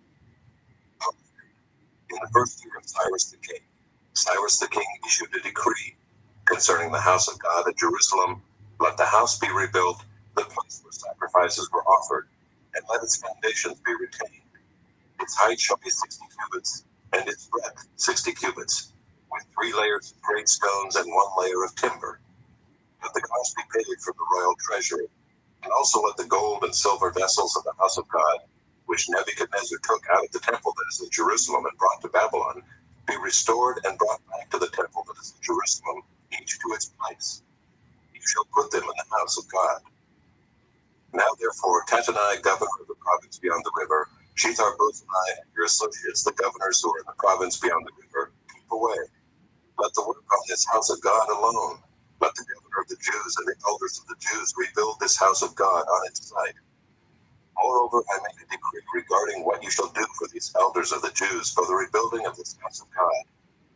The cost is to be paid to these men in full and without delay from the royal revenue, the tribute of the prophets from beyond the river, and whatever is needed, bulls, rams, or sheep for burnt offerings to the God of heaven, wheat, salt, wine, or oil, as the priests at Jerusalem require. Let that be given to them day by day without fail, that they may offer pleasing sacrifices to the God of heaven and pray for the life of the king and his sons. Also, I make a decree that if anyone alters this edict, a beam shall be pulled out of his house, and he shall be impaled on it, and his house shall be made a dunghill. May the God who has caused his name to dwell there overthrow any king or people who shall put out a hand to alter this, or to destroy this house of God that is in Jerusalem. I, Darius, make a decree. Let it be done with all diligence. Then, according to the word sent by Darius the king, Tattenai, the governor of the province beyond the river, Shethar-bozenai and their associates, did with all diligence what Darius the king had ordered. And the elders of the Jews built and prospered through the prophesying of Haggai the prophet and Zechariah the son of Iddo. They finished their building by decree of the God of Israel, and by decree of Cyrus and Darius and Artaxerxes, king of Persia. And this house was finished on the 3rd day of the month of Adar, in the 6th year of the reign of Darius the king. And the people of Israel, the priests and the Levites and the rest of the returned exiles, celebrated the dedication of this house of God with joy. They offered at the dedication of this house of God 100 bulls, 200 rams, 400 lambs, and as a sin offering for all Israel, 12 male goats, according to the number of the tribes of Israel. And the priests in their divisions and the Levites in their divisions for the service of God at Jerusalem, as is written in the book of Moses. On the 14th day of the first month, the returned exiles kept the Passover, for the priests and the Levites had purified themselves together. All of them were clean. So they slaughtered the Passover lamb for all the returned exiles, for their fellow priests, and for themselves. It was eaten by the people of Israel who had returned from exile, and also by everyone who had joined them and separated himself from the uncleanness of the peoples of the land, to worship the Lord, the God of Israel. And they kept the feast of unleavened bread 7 days with joy, for the Lord had made them joyful, and had turned the heart of the king of Assyria to them, so that he aided them in the work of the house of God, the God of Israel. Chapter 7. Now after this, in the reign of Artaxerxes, king of Persia, Ezra the son of Seraiah, the son of Azariah, son of Hilkiah, son of Shallum, son of Zadok, son of Ahitub, son of Amariah, son of Azariah, son of Meraioth, son of Zerahiah, son of Uzai, son of Buckai, son of Abishua, son of Phinehas, son of Eleazar, son of Aaron the chief priest. This Ezra went up from Babylonia. He was a scribe skilled in the law of Moses that the Lord, the God of Israel, had given, and the king granted him all that he asked, for the hand of the Lord his God was on him. And there went up also to Jerusalem in the 7th year of Artaxerxes the king some of the people of Israel, and some of the priests and Levites, the singers and gatekeepers, and the temple servants. And Ezra came to Jerusalem in the 5th month, which was in the 7th year of the king. For on the first day of the 1st month he began to go up from Babylonia, and on the first day of the 5th month he came to Jerusalem, for the good hand of his God was on him. For Ezra had set his heart to study the law of the Lord, and to do it, and to teach his statutes and rules in Israel. This is a copy of the letter that King Artaxerxes gave to Ezra the priest, the scribe, a man learned in matters of the commandments of the Lord and his statutes for Israel. Artaxerxes, king of kings, to Ezra the priest, the scribe of the law of the God of heaven, peace. And now I make a decree that any one of the people of Israel, or their priests or Levites in my kingdom, who freely offers to go to Jerusalem, may go with you. For you are sent by the king and his 7 counselors to make inquiries about Judah and Jerusalem, according to the law of your God which is in your hand, and also to carry the silver and gold that the king and his counselors have freely offered to the God of Israel, whose dwelling is in Jerusalem, with all the silver and gold that you shall find in the whole province of Babylonia, and with the freewill offerings of the people and the priests, vowed willingly for the house of their God that is in Jerusalem. With this money then you shall with all diligence buy bulls, rams, and lambs, with their grain offerings and their drink offerings, and you shall offer them on the altar of the house of your God that is in Jerusalem. Whatever seems good to you and your brothers to do with the rest of the silver and gold you may do, according to the will of your God. The vessels that have been given you for the service of the house of your God you shall deliver before the God of Jerusalem, and whatever else is required for the house of your God, which it falls to you to provide, you may provide it out of the king's treasury.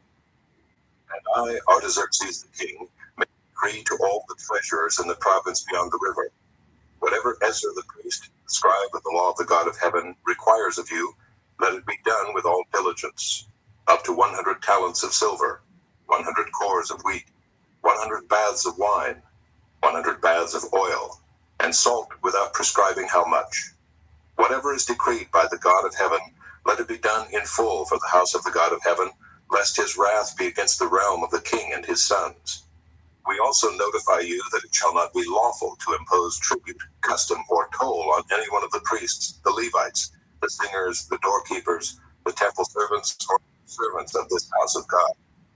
And you, Ezra, according to the wisdom of your God that is in your hand, appoint magistrates and judges, who may judge all the people in the province beyond the river, all such as know the laws of your God. And those who do not know them you shall teach. Whoever will not obey the law of your God and the law of the king, let judgment be strictly executed on him, whether for death, or for banishment, or for confiscation of his goods, or for imprisonment.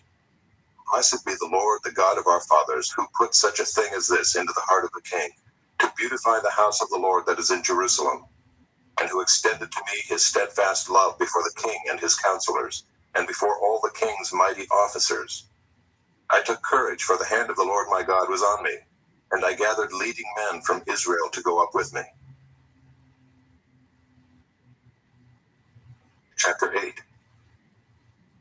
These are the heads of their fathers' houses, and this is the genealogy of those who went up with me from Babylonia in the reign of Artaxerxes the king. Of the sons of Phinehas, Gershom. Of the sons of Ithamar, Daniel. Of the sons of David, Hattush. Of the sons of Shechaniah, who was of the sons of Parosh, Zechariah, with whom were registered 150 men. Of the sons of Pahath Moab, Elihoenai, the son of Zerahiah, and with him 200 men. Of the sons of Zatu, Shechaniah, the son of Jehaziel, and with him 300 men. Of the sons of Aden, Ebed, the son of Jonathan, and with him 50 men. Of the sons of Elam, Jeshaiah, the son of Athaliah, and with him 70 men. Of the sons of Shephatiah, Zebediah, the son of Michael, and with him 80 men. Of the sons of Joab, Obadiah, the son of Jehiel, and with him 218 men. Of the sons of Bani, Shalomith, the son of Josephiah, and with him 160 men. Of the sons of Bebai, Zechariah, the son of Bebai, and with him 28 men. Of the sons of Asgad, Johanan, the son of Hakatan, and with him 110 men. Of the sons of Adonikam, those who came later, their names being Eliphalet, Jeuel, and Shemaiah, and with them 60 men. Of the sons of Bigvai, Uthai, and Zachar, and with them 70 men. I gathered them to the river that runs to Ahava, and there we camped 3 days. As I reviewed the people and the priests, I found there none of the sons of Levi.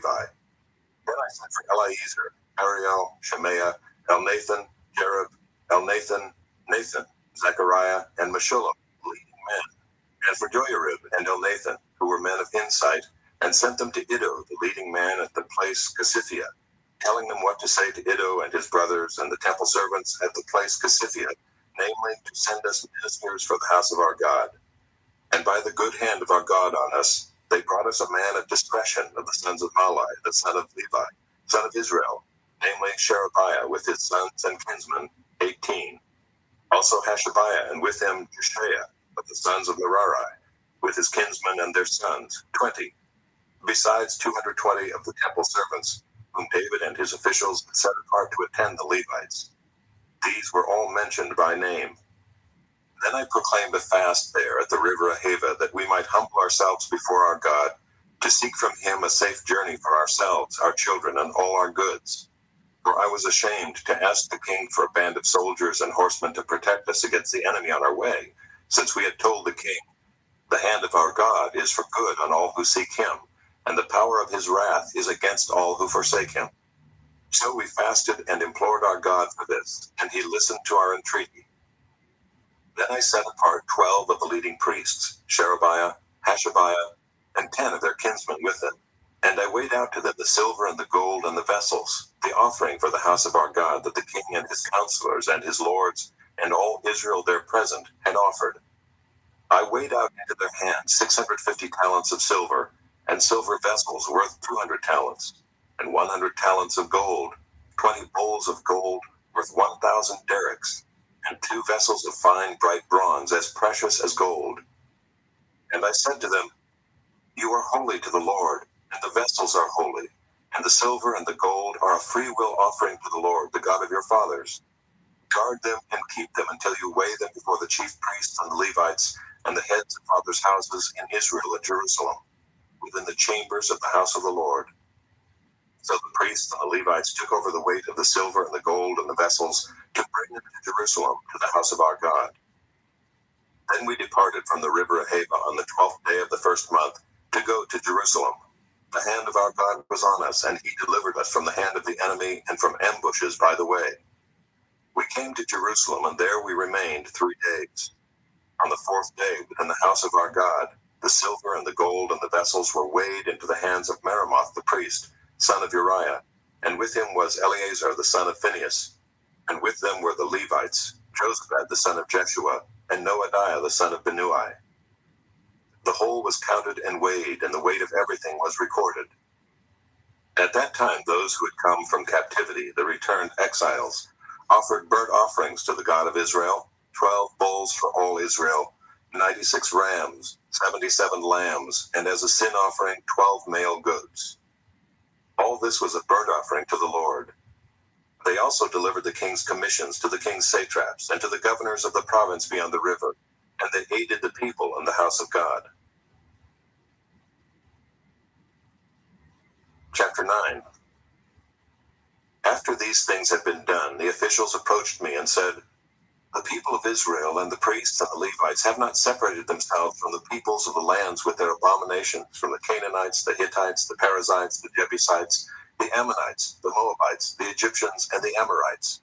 For they have taken some of their daughters to be wives for themselves and for their sons, so that the holy race has mixed itself with the peoples of the lands.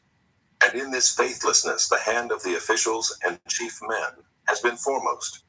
As soon as I heard this, I tore my garment and my cloak, and pulled hair from my head and beard, and sat appalled. Then all who trembled at the words of the God of Israel, because of the faithlessness of the returned exiles, gathered around me while I sat appalled until the evening sacrifice. And at the evening sacrifice I rose from my fasting with my garment and my cloak torn, and fell upon my knees, and spread out my hands to the Lord my God, saying, O my God, I am ashamed and blush to lift my face to you, my God, for our iniquities have risen higher than our heads, and our guilt has mounted up to the heavens.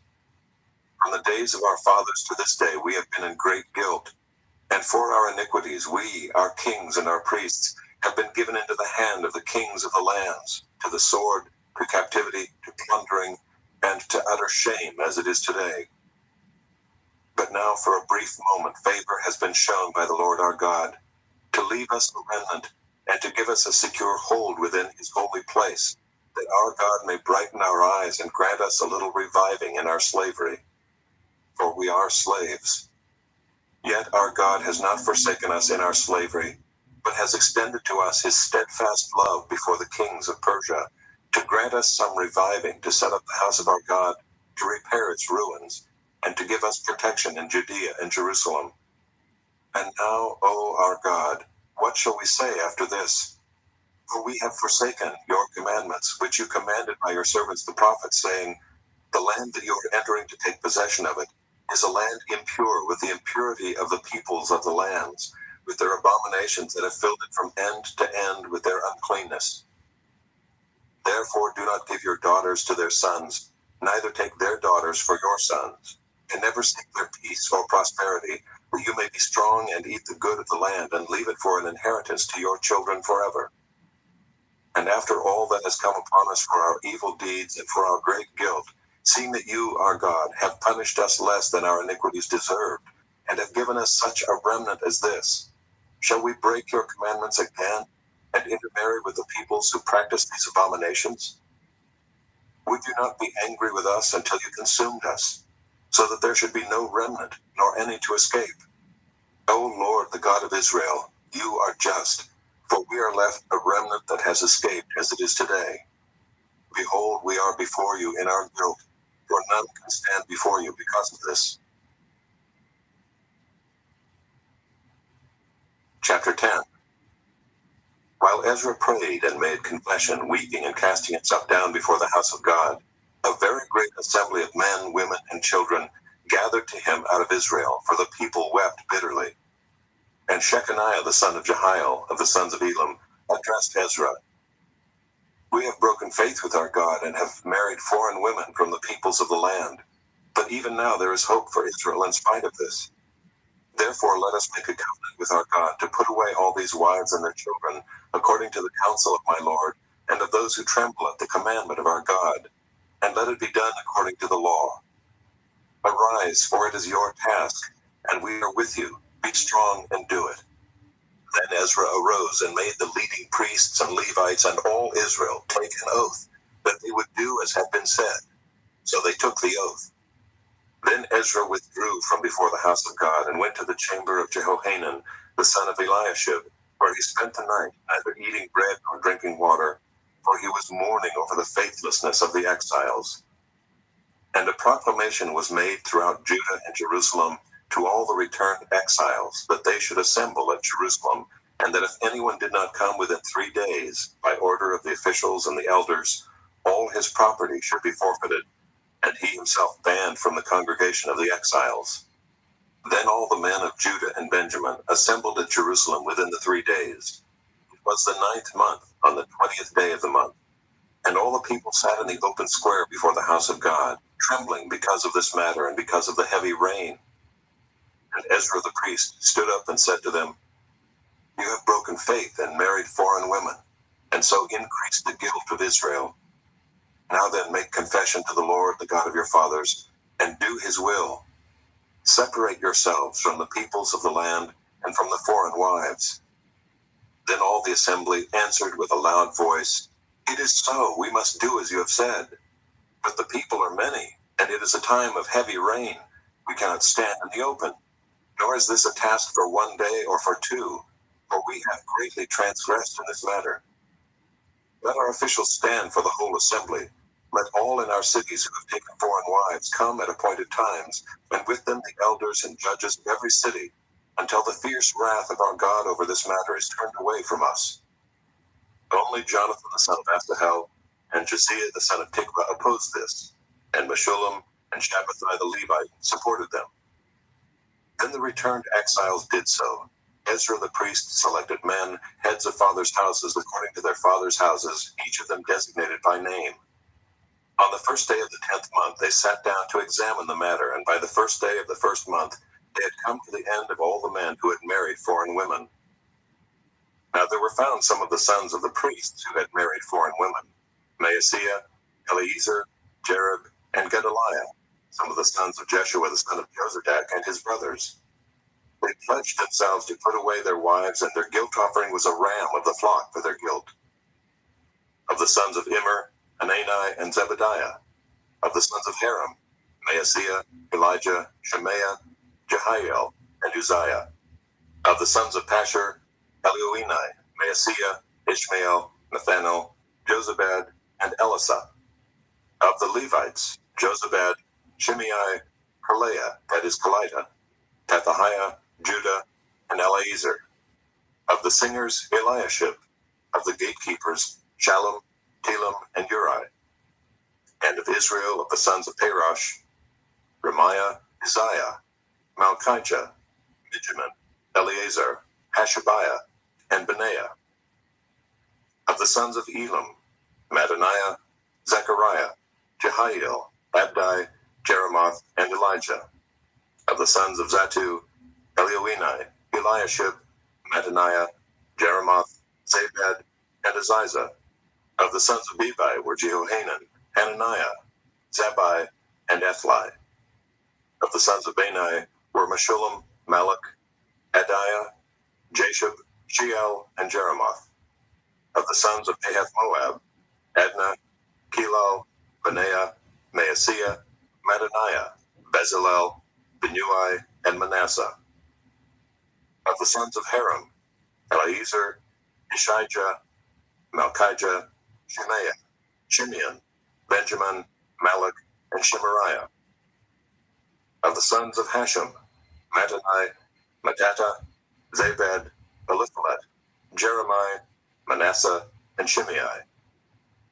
Of the sons of Bani, Maadai, Amram, Uel, Benaiah, Bedaiah, Kalahai, Benaiah, Meremoth, Eliashib, Mattaniah, Mattanai, Jehazu. Of the sons of Benui, Shimei, Shelemiah, Nathan, Adaiah, Magnedibai, Sheshai, Shirai, Azarel, Shelemiah, Shemariah, Shalom, Amariah, and Joseph. Of the sons of Nebo, Jeiel, Mattathiah, Zabad, Zabina, Jaddai, Joel, and Benaiah. All these had married foreign women, and some of the women had even borne children. Nehemiah, chapter 1. The words of Nehemiah the son of Hakaliah. Now it happened in the month of Kislev, in the 20th year, as I was in Susa, the citadel, that Hanani, one of my brothers, came with certain men from Judah.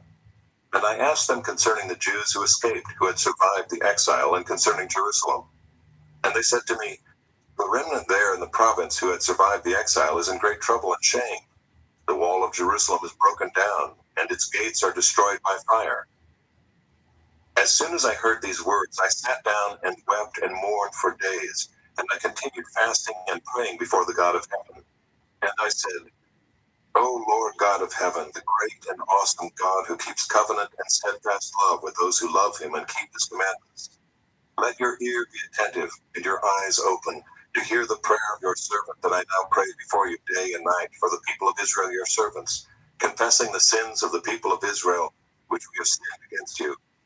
Even I and my father's house have sinned. We have acted very corruptly against you, and have not kept the commandments, the statutes, and the rules that you commanded your servant Moses. Remember the word that you commanded your servant Moses, saying, if you are unfaithful, I will scatter you among the peoples. But if you return to me and keep my commandments and do them, though your outcasts are in the uttermost parts of heaven, from there I will gather them and bring them to the place that I have chosen to make my name dwell there.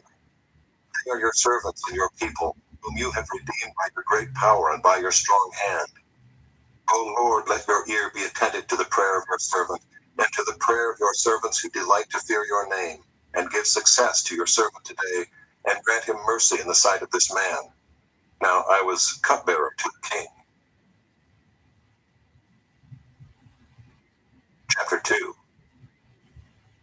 In the month of Nisan, in the 20th year of King Artaxerxes, when wine was before him, I took up the wine and gave it to the king.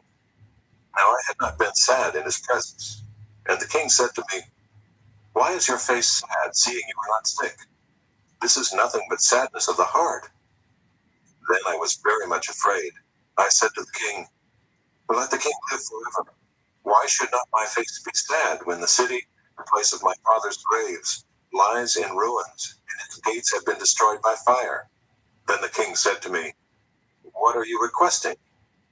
So I prayed to the God of heaven, and I said to the king, if it pleases the king, and if your servant has found favor in your sight, that you send me to Judah, to the city of my father's graves, that I may rebuild it. And the king said to me, the queen sitting beside him, how long will you be gone? When will you return? So it pleased the king to send me when I had given him a time. And I said to the king, if it pleases the king, let letters be given to me to the governors of the province beyond the river, that they may let me pass through until I come to Judah. And a letter to Asaph, the keeper of the king's forest, that he may give me timber to make beams for the gates of the fortress of the temple, and for the wall of the city, and for the house that I shall occupy. And the king granted me what I asked, for the good hand of my God was upon me. Then I came to the governors of the province beyond the river, and gave them the king's letters. Now the king had sent with me officers of the army and horsemen. But when Sanballat the Horonite and Tobiah the Ammonite servant heard this, it displeased them greatly, that someone had come to seek the welfare of the people of Israel. So I went to Jerusalem and was there 3 days. Then I arose at night, I and a few men with me, and I told no one what my God had put into my heart to do for Jerusalem. There was no animal with me but the one on which I rode. I went out by night by the valley gate to the dragon spring and to the dung gate, and I inspected the walls of Jerusalem that were broken down, and its gates that had been destroyed by fire. Then I went on to the fountain gate and to the king's pool, but there was no room for the animal that was under me to pass. Then I went up in the night by the valley and inspected the wall, and I turned back and entered by the valley gate, and so returned. And the officials did not know where I had gone or what I was doing. And I had not yet told the Jews, the priests, the nobles, the officials, and the rest who were to do the work. Then I said to them, you see the trouble we are in, how Jerusalem lies in ruins with its gates burned. Come, let us build the wall of Jerusalem, that we may no longer suffer derision. And I told them of the hand of my God that had been upon me for good, and also of the words that the king had spoken to me. And they said, let us rise up and build. So they strengthened their hands for the good work. But when Sanballat the Horonite, and Tobiah the Ammonite servant, and Geshem the Arab heard of it, they jeered at us and despised us and said, what is this thing that you are doing? Are you rebelling against the king? Then I replied to them, the God of heaven will make us prosper, and we servants will rise and build, but you have no portion or right or claim in Jerusalem. Chapter 3.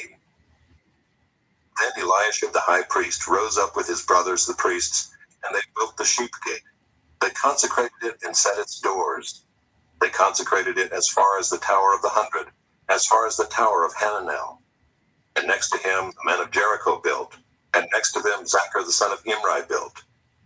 The sons of Hasaneah built the fish gate. They laid its beams and set its doors, its bolts, and its bars. And next to them Meremoth the son of Uriah, son of Hakaz, repaired. And next to them Meshullam the son of Berechiah, the son of Meshezabel, repaired. And next to them Zadok the son of Baana repaired. And next to them the Tekoites repaired, but their nobles would not stoop to serve their lord. Joiada the son of Paseah and Meshullam the son of Besadiah repaired the gate of Yeshana. They laid its beams and set its doors, its bolts, and its bars. And next to them repaired Melatiah the Gibeonite and Jadon the Meronothite, the men of Gibeon and Mizpah, the seat of the governor of the province beyond the river. Next to them Uziel the son of Harhaiah, goldsmiths, repaired. Next to him Hananiah, one of the perfumers, repaired, and they restored Jerusalem as far as the broad wall. Next to them Raphaiah the son of Hur, ruler of half the district of Jerusalem, repaired. Next to them Judea the son of Harumaph repaired opposite his house. And next to him Haddish the son of Hashabniah repaired. Malchijah the son of Haram and Hashab the son of Pahath Moab repaired another section and the Tower of the Ovens. Next to him Shallum the son of Halohesh, ruler of half the district of Jerusalem, repaired, he and his daughters. Hanan and the inhabitants of Zanoah repaired the valley gate. They rebuilt it and set its doors, its bolts, and its bars, and repaired 1,000 cubits of the wall as far as the dung gate. Malchijah the son of Rechab, ruler of the district of Beth-Haccherem, repaired the dung gate. He rebuilt it and set its doors, its bolts, and its bars. And Shallum the son of Colhozeh, ruler of the district of Mizpah, repaired the fountain gate. He rebuilt it and covered it and set its doors, its bolts, and its bars. And he built the wall of the pool of Shelah of the king's garden, as far as the stairs that go down from the city of David. After him Nehemiah the son of Azbuk, ruler of half the district of Beth-zur, repaired to a point opposite the tombs of David, as far as the artificial pool and as far as the house of the mighty men. After him the Levites repaired, Rehum the son of Bani. Next to him Hashabiah, ruler of half the district of Keilah, repaired for his district. After him their brothers repaired, Bavai the son of Henadad, ruler of half the district of Keilah. Next to him Ezer the son of Jeshua, ruler of Mizpah, repaired another section opposite the ascent to the armory at the buttress. After him Barak the son of Zabbai repaired another section from the buttress to the door of the house of Eliashib the high priest. After him Meremoth the son of Uriah, son of Hakaz, repaired another section from the door of the house of Eliashib to the end of the house of Eliashib. After him the priests, the men of the surrounding area, repaired. After them Benjamin and Hashab repaired opposite their house. After them Azariah the son of Maaseiah, son of Ananiah, repaired beside his own house. After him Benui the son of Henadad repaired another section from the house of Azariah to the buttress and to the corner. Halal the son of Uzai repaired opposite the buttress and the tower projecting from the upper house of the king at the court of the guard. After him Pedaiah the son of Parosh and the temple servants living on Ophel repaired to a point opposite the water gate on the east and the projecting tower. After him the Tekoites repaired another section opposite the great projecting tower as far as the wall of Ophel. Above the horse gate the priests repaired, each one opposite his own house. After them Zadok the son of Immer repaired opposite his own house. After him Shemaiah the son of Shechaniah, the keeper of the east gate, repaired. After him Hananiah the son of Shelemiah and Hanan the sixth son of Zalaph repaired another section. After him Meshullam the son of Berechiah repaired opposite his chamber.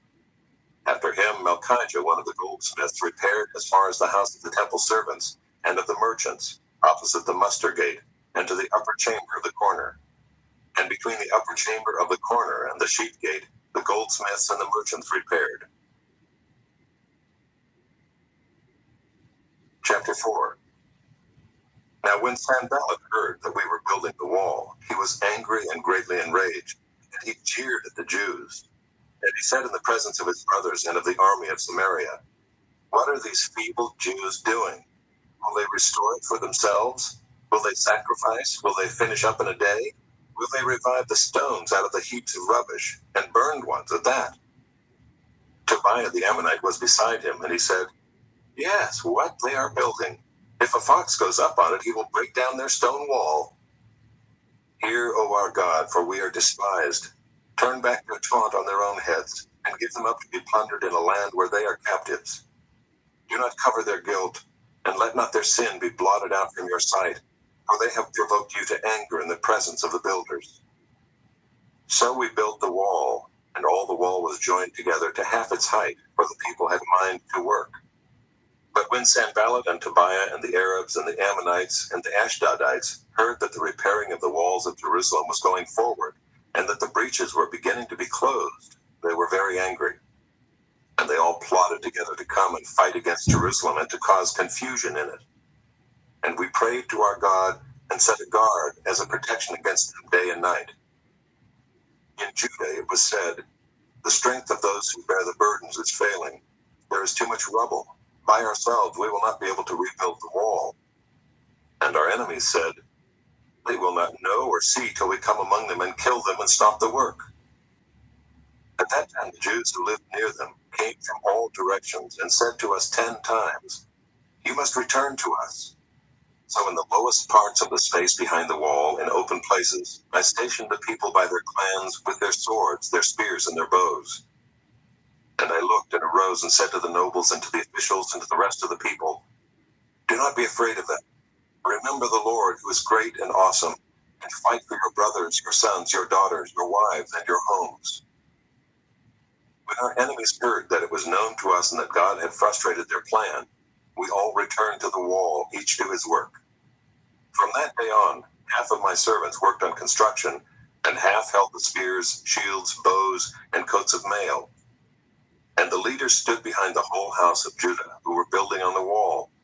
Those who carried burdens were loaded in such a way that each labored on the work with one hand, and held his weapon with the other. And each of the builders had his sword strapped at his side while he built. The man who sounded the trumpet was beside me, and I said to the nobles and to the officials and to the rest of the people, the work is great and widely spread, and we are separated on the wall far from one another. In the place where you hear the sound of the trumpet, rally to us there. Our God will fight for us. So we labored at the work, and half of them held the spears from the break of dawn until the stars came out. I also said to the people at that time, let every man and his servant pass the night within Jerusalem, that they may be a guard for us by night, and may labor by day. So neither I nor my brothers nor my servants nor the men of the guard who followed me, none of us took off our clothes. Each kept his weapon at his right hand. Chapter 5. Now there arose a great outcry of the people and of their wives against their Jewish brothers. For there were those who said, with our sons and our daughters we are many, so let us get grain that we may eat and keep alive. There were also those who said, we are mortgaging our fields, our vineyards, and our houses to get grain because of the famine. And there were those who said, we have borrowed money for the king's tax on our fields and our vineyards. Now our flesh is as the flesh of our brothers, our children are as their children. Yet we are forcing our sons and our daughters to be slaves, and some of our daughters have already been enslaved. But it is not in our power to help it, for other men have our fields and our vineyards. I was very angry when I heard their outcry and these words. I took counsel with myself, and I brought charges against the nobles and the officials. I said to them, you are exacting interest each from his brother. And I held a great assembly against them and said to them, we, as far as we are able, have brought back our Jewish brothers who have been sold to the nations, but you even sell your brothers that they may be sold to us. They were silent and could not find a word to say. So I said, the thing that you are doing is not good. Ought you not to walk in the fear of our God to prevent the taunts of the nations, our enemies? Moreover, I and my brothers and my servants are lending them money and grain. Let us abandon this exacting of interest. Return to them this very day their fields, their vineyards, their olive orchards, and their houses, and the percentage of money, grain, wine, and oil that you have been exacting from them. And they said, we will restore these and require nothing from them. We will do as you say. And I called the priests and made them swear to do as they had promised. I also shook out the fold of my garment and said, so may God shake out every man from his house and from his labor who does not keep his promise. So may he be shaken out and emptied. And all the assembly said, Amen, and praised the Lord, and the people did as they had promised. Moreover, from the time that I was appointed to be their governor in the land of Judah, from the 20th year to the 32nd year of Artaxerxes the king, 12 years, neither I nor my brothers ate the food allowance of the governor. The former governors who were before me laid heavy burdens on the people and took from them for their daily ration 40 shekels of silver. Even their servants lorded it over the people. But I did not do so because of the fear of God. I also persevered in the work on this wall, and we acquired no land, and all my servants were gathered there for the work. Moreover, there were at my table 150 men, Jews and officials, besides those who came to us from the nations that were around us. Now what was prepared at my expense for each day was 1 ox and 6 choice sheep, and every 10 days all kinds of wine in abundance. Yet for all this I did not demand the food allowance of the governor, because the service was too heavy on this people. Remember for my good, O my God, all that I have done for this people. Chapter 6. Now when Sanballat and Tobiah and Geshem the Arab and the rest of our enemies heard that I had built the wall and that there was no breach left in it, although up to that time I had not set up the doors and the gates, Sanballat and Geshem sent to me, saying, Come and let us meet together at Hekaphirim in the plain of Ono. But they intended to do me harm, and I sent messengers to them, saying, I am doing a great work, and I cannot come down. Why should the work stop while I leave it and come down to you? And they sent to me 4 times in this way, and I answered them in the same manner. In the same way, Sanballat, for the 5th time, sent his servant to me with an open letter in his hand. In it was written, It is reported among the nations, and Geshem also says it, that you and the Jews intend to rebel. That is why you are building the wall. And according to these reports, you wish to become their king. And you have also set up prophets to proclaim concerning you in Jerusalem, There is a king in Judah. And now the king will hear of these reports. So now come and let us take counsel together. Then I said to him, saying, No such things as you say have been done, for you are inventing them out of your own mind. For they all wanted to frighten us, thinking, Their hands will drop from the work, and will not be done. But now, O God, strengthen my hands. Now when I went into the house of Shemaiah the son of Delaiah, son of Mehetabel, who was confined to his home, he said, Let us meet together in the house of God within the temple. Let us close the doors of the temple, for they are coming to kill you. They are coming to kill you by night. But I said, Should such a man as I run away? And what man such as I could go into the temple and live? I will not go in. And I understood and saw that God had not sent him, but he had pronounced the prophecy against me, because Tobiah and Sanballat had hired him. For this purpose he was hired, that I should be afraid, and act in this way, and sin, and so they could give me a bad name in order to taunt me. Remember Tobiah and Sanballat, O my God, according to these things that they did, and also the prophetess Noadiah, and the rest of the prophets who wanted to make me afraid. So the wall was finished on the 25th day of the month Elul in 52 days. And when all our enemies heard of it, all the nations around us were afraid and fell greatly in their own esteem, for they perceived that this work had been accomplished with the help of our God. Moreover, in those days the nobles of Judah sent many letters to Tobiah, and Tobiah's letters came to them.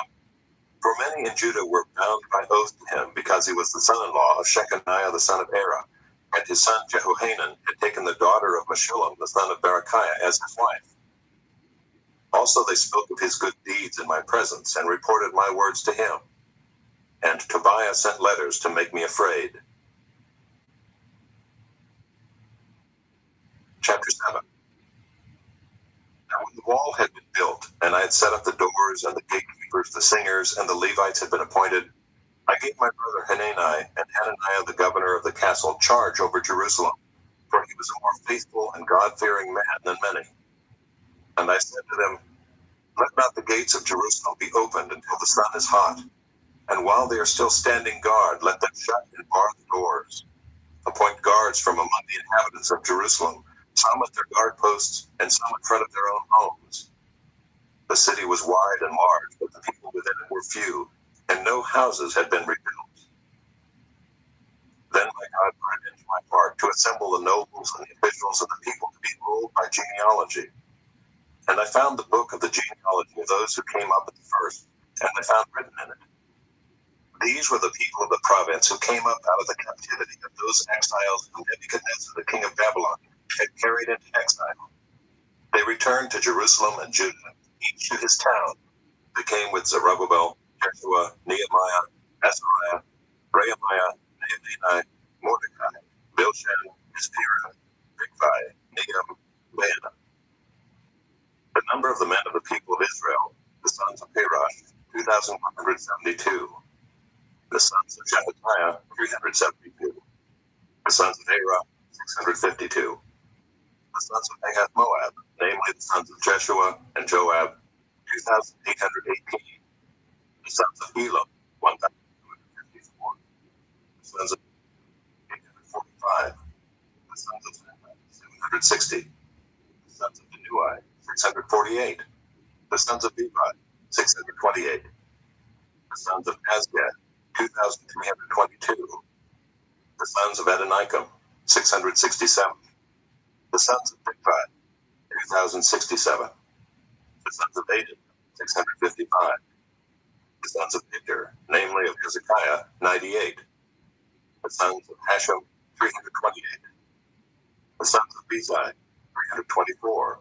The sons of Harith, 112. The sons of Gibeon, 95. The men of 188.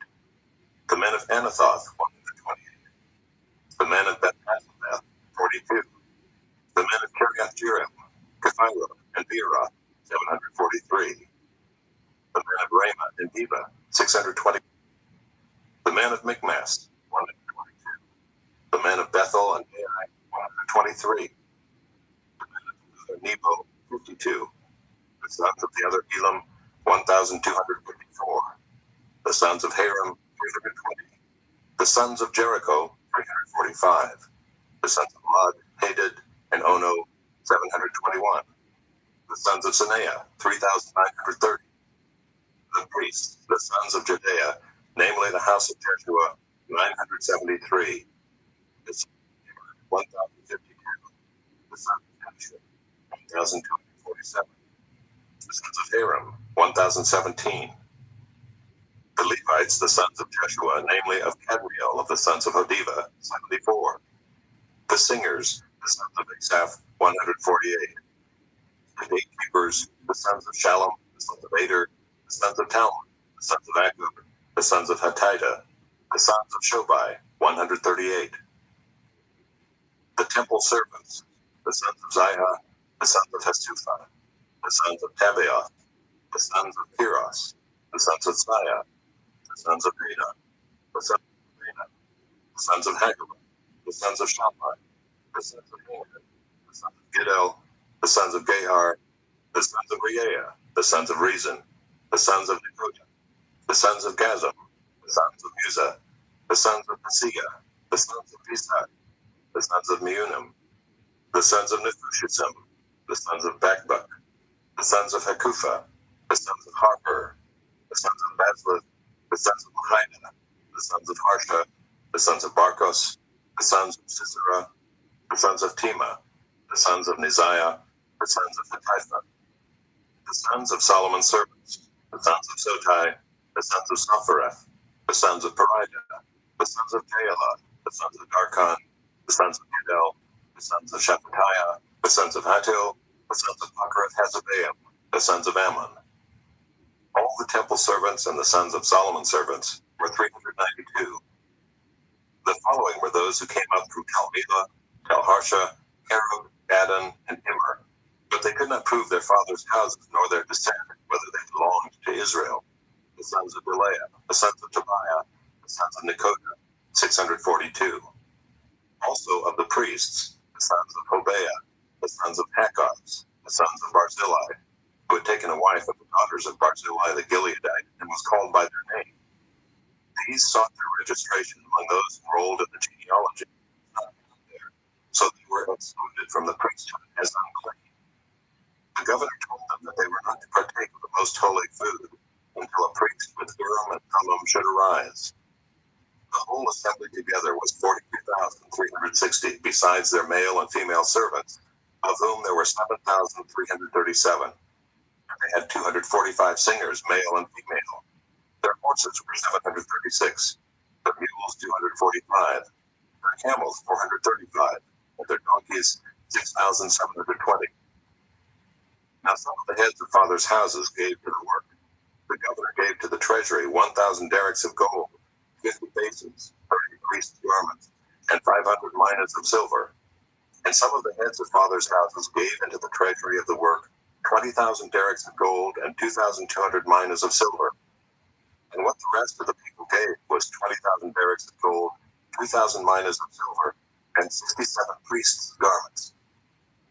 So the priests, the Levites, the gatekeepers, the singers, some of the people, the temple servants, and all Israel lived in their towns. And when the 7th month had come, the people of Israel were in their towns. Chapter 8. And all the people gathered as one man into the square before the water gate. And they told Ezra the scribe to bring the book of the law of Moses that the Lord had commanded Israel. So Ezra the priest brought the law before the assembly, both men and women, and all who could understand what they heard, on the first day of the 7th month. And he read from it, facing the square before the water gate, from early morning until midday, in the presence of the men and the women and those who could understand. And the ears of all the people were attentive to the book of the law. And Ezra the scribe stood on a wooden platform that they had made for the purpose.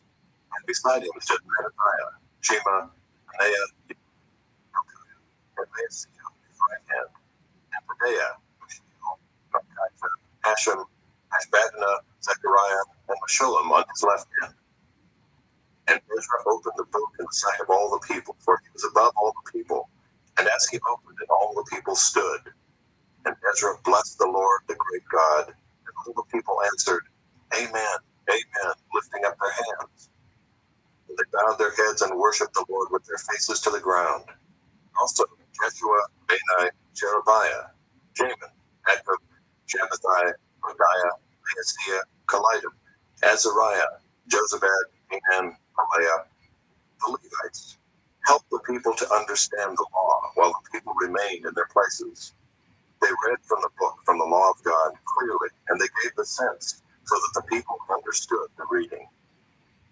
And Nehemiah, who was the governor, and Ezra the priest and scribe, and the Levites who taught the people, said to all the people, This day is holy to the Lord your God. Do not mourn or weep. For all the people wept as they heard the words of the law. Then he said to them, Go your way, eat the fat and drink sweet wine, and send portions to anyone who has nothing ready. For this day is holy to our Lord. And do not be grieved, for the joy of the Lord is your strength. So the Levites calmed all the people, saying, Be quiet, for this day is holy. Do not be grieved.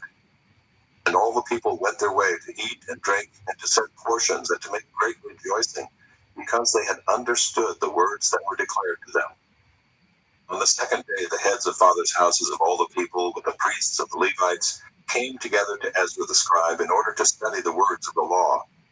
And they found it written in the law that the Lord had commanded by Moses that the people of Israel should dwell in booths during the feast of the 7th month, and that they should proclaim it and publish it in all their towns and in Jerusalem. Go out to the hills and bring branches of olive, wild olive, myrtle, palm, and other leafy trees to make booths, as it is written. So the people went out and brought them and made booths for themselves, each on his roof, and in their courts, and in the courts of the house of God, and in the square at the water gate, and in the square at the gate of Ephraim. And all the assembly of those who had returned from the captivity made booths and lived in the booths. For from the days of Jeshua the son of Nun to that day, the people of Israel had not done so. And there was very great rejoicing, and day by day, from the first day to the last day, he read from the book of the law of God. They kept the feast 7 days, and on the 8th day there was a solemn assembly according to the rule. Chapter 9. Now on the 24th day of this month, the people of Israel were assembled with fasting and in sackcloth and with earth on their heads. And the Israelites separated themselves from all foreigners and stood and confessed their sins and the iniquities of their fathers. And they stood up in their place, and read from the book of the law of the Lord their God for a quarter of the day. For another quarter of it, they made confession and worshiped the Lord their God. On the stairs of the Levites stood Jeshua, Bani, Kadmiel, Shebaniah, Bunai, Sherebiah, Bani, and Canaani.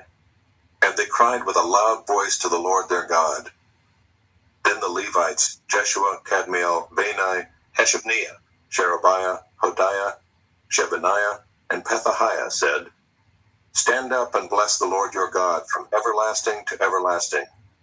Blessed be your glorious name, which is exalted above all blessing and praise. You are the Lord, you alone. You have made heaven, the heaven of heavens, with all their the earth and all that is on it, the seas and all that is in them, and you preserve all of them, and the host of heaven worships you. You are the Lord, the God who chose Abram, and brought him out of Ur of the Chaldeans, and gave him the name Abraham. You found his heart faithful before you, and made with him the covenant to give to his offspring the land of the Canaanite, the Hittite, the Amorite, the Perizzite, the Jebusite, and the Girgashite. And you have kept your promise, for you are righteous. And you saw the affliction of our fathers in Egypt, and heard their cry at the Red Sea, and performed signs and wonders against Pharaoh, and all his servants, and all the people of his land, for you knew that they acted arrogantly against our fathers. And you made a name for yourself, as it is to this day. And you divided the sea before them, so that they went through the midst of the sea on dry land, and you cast their pursuers into the depths, as a stone into mighty waters. By a pillar of cloud you led them in the day, and by a pillar of fire in the night, to light for them the way in which they should go. You came down on Mount Sinai, and spoke with them from heaven, and gave them right rules and true laws, good statutes and commandments. And you made known to them your holy Sabbath, and commanded them commandments and statutes and a law by Moses your servant. You gave them bread from heaven for their hunger, and brought water for them out of the rock for their thirst. And you told them to go in to possess the land that you had sworn to give them. But they and our fathers acted presumptuously, and stiffened their neck, and did not obey your commandments. They refused to obey, and were not mindful of the wonders that you performed among them. But they stiffened their neck, and appointed a leader to return to their slavery in Egypt. But you are a God ready to forgive, gracious and merciful, slow to anger, and abounding in steadfast love, and did not forsake them. Even when they had made for themselves a golden calf, and said, This is your God who brought you up out of Egypt, and had committed great blasphemies, you in your great mercies did not forsake them in the wilderness. The pillar of cloud to lead them in the way did not depart from them by day, nor the pillar of fire by night to light for them the way by which they should go. You gave your good spirit to instruct them, and did not withhold your manna from their mouth, and gave them water for their thirst. 40 years you sustained them in the wilderness, and they lacked nothing. Their clothes did not wear out, and their feet did not swell. And you gave them kingdoms and peoples, and allotted to them every corner. So they took possession of the land of Sihon, king of Heshbon, and the land of Og, king of Bashan. You multiplied their children as the stars of heaven, and you brought them into the land that you had told their fathers to enter and possess. So the descendants went in and possessed the land, and you subdued before them the inhabitants of the land, the Canaanites, and gave them into their hand with their kings and the peoples of the land, that they might do with them as they would. And they captured fortified cities and a rich land, and took possession of houses full of all good things, cisterns already hewn, vineyards, olive orchards, and fruit trees in abundance. So they ate and were filled and became fat, and delighted themselves in your great goodness. Nevertheless, they were disobedient and rebelled against you, and cast your law behind their back, and killed your prophets, who had warned them in order to turn them back to you, and they committed great blasphemies. Therefore you gave them into the hand of their enemies, who made them suffer. And in the time of their suffering they cried out to you, and you heard them from heaven. And according to your great mercies you gave them saviors, who saved them from the hand of their enemies. But after they had rest, they did evil again before you, and you abandoned them to the hand of their enemies, so that they had dominion over them. Yet when they turned and cried to you, you heard from heaven, and many times you delivered them according to your mercies. And you warned them in order to turn them back to your law, yet they acted presumptuously and did not obey your commandments, but sinned against your rules, which if a person does them, he shall live by them. And they turned a stubborn shoulder and stiffened their neck and would not obey. Many years you bore with them and warned them by your spirit through your prophets, yet they would not give ear. Therefore you gave them into the hand of the peoples of the lands. Nevertheless, in your great mercies, you did not make an end of them or forsake them, for you are a gracious and merciful God. Now, therefore, our God, the great, the mighty, and the awesome God, who keeps covenant and steadfast love, let not all the hardship seem little to you that has come upon us, upon our kings, our princes, our priests, our prophets, our fathers, and all your people, since the time of the kings of Assyria until this day. Yet you have been righteous in all that has come upon us, for you have dealt faithfully, and we have acted wickedly. Our kings, our princes, our priests, and our fathers have not kept your law or paid attention to your commandments and your warnings that you gave them. Even in their own kingdom and amid your great goodness that you gave them, and in the large rich land that you set before them, they did not serve you or turn from their wicked works. Behold, we are slaves this day in the land that you gave to our fathers to enjoy its fruit and its good gifts. Behold, we are slaves, and its rich yield goes to the kings whom you have set over us because of our sins. They rule over our bodies and over our livestock as they please, and we are in great distress. Because of all this, we make a firm covenant in writing. On the sealed document are the names of our princes, our Levites, and our priests. Chapter 10. On the seals are the names of Nehemiah the governor, the son of Hakaliah, Zedekiah, Seraiah, Azariah, Jeremiah, Pashur, Amariah, Malchijah, Hattush, Shebaniah, Malach, Haram, Meremoth, Obadiah, Daniel, Ginnathan, Barak, Meshullam, Abijah, Mijamin, Maaziah, Bilgai, Shemaiah. These are the priests. And the Levites, Jeshua the son of Azaniah, Benui of the sons of Henadad, Kadmiel, and their brothers Shebaniah, Hodiah, Kelita, Pelaiah, Hanan, Micah, Reab, Hashabiah, Zachar, Sherebiah, Shebaniah, Hodiah, Bani, Beninu. The chiefs of the people, Parosh, Pahath Moab, Elam, Zatu, Bani, Bunai, Azgad, Bebai, Adonijah, Bigvai, Aden, Hader, Hezekiah, Azar, Hodiah, Hashem, Bezai, Harith, Anathoth, Nebai, Magpiash, Meshullam, Ezer, Meshezabel, Zadok, Jaddua, Pelatiah, Hanan, Anaiah, Hoshea, Ananiah, Hakshub, Elohesh, Hilla, Shobek, Ream, Hashabnah, Maaseiah, Ahiah, Hanan, Enan, Malach, Haram, Baanah. The rest of the people, the priests, the Levites, the gatekeepers, the singers, the temple servants, and all who have separated themselves from the peoples of the lands to the law of God, their wives, their sons, their daughters, all who have knowledge and understanding, join with their brothers, their nobles, and enter into a curse and an oath to walk in God's law that was given by Moses, the servant of God, and to observe and do all the commandments of the Lord our Lord, and his rules and his statutes. We will not give our daughters to the peoples of the land, or take their daughters for our sons. And if the peoples of the land bring in goods or any grain on the Sabbath day to sell, we will not buy from them on the Sabbath or on a holy day. And we will forego the crops of the 7th year, and the exaction of every debt. We also take on ourselves the obligation to give yearly a third part of a shekel for the service of the house of our God, for the showbread, the regular grain offering, the regular burnt offering, the Sabbaths, the new moons, the appointed feasts, the holy things, and the sin offerings to make atonement for Israel, and for all the work of the house of our God.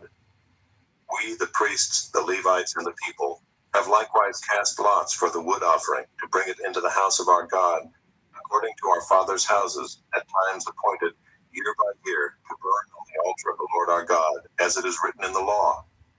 We obligate ourselves to bring the first fruits of our ground and the first fruits of all fruit of every tree, year by year, to the house of the Lord. Also to bring to the house of our God, to the priests who minister in the house of our God, the firstborn of our sons and of our cattle, as it is written in the law, and the firstborn of our herds and of our flocks, and to bring the first of our dough and our contributions, the fruit of every tree, the wine and the oil, to the priests, to the chambers of the house of our God, and to bring to the Levites the tithes from our ground. For it is the Levites who collect the tithes in all our towns where we labor. And the priest, the son of Aaron, shall be with the Levites when the Levites receive the tithes. And the Levites shall bring up the tithe of the tithes to the house of our God, to the chambers of the storehouse. For the people of Israel and the sons of Levi shall bring the contribution of grain, wine, and oil to the chambers, where the vessels of the sanctuary are, as well as the priests who minister, and the gatekeepers and the singers. We will not neglect the house of our God. Chapter 11. Now the leaders of the people lived in Jerusalem, and the rest of the people cast lots to bring 1 out of 10 to live in Jerusalem, the holy city, while 9 out of 10 remained in the other towns. And the people blessed all the men who willingly offered to live in Jerusalem.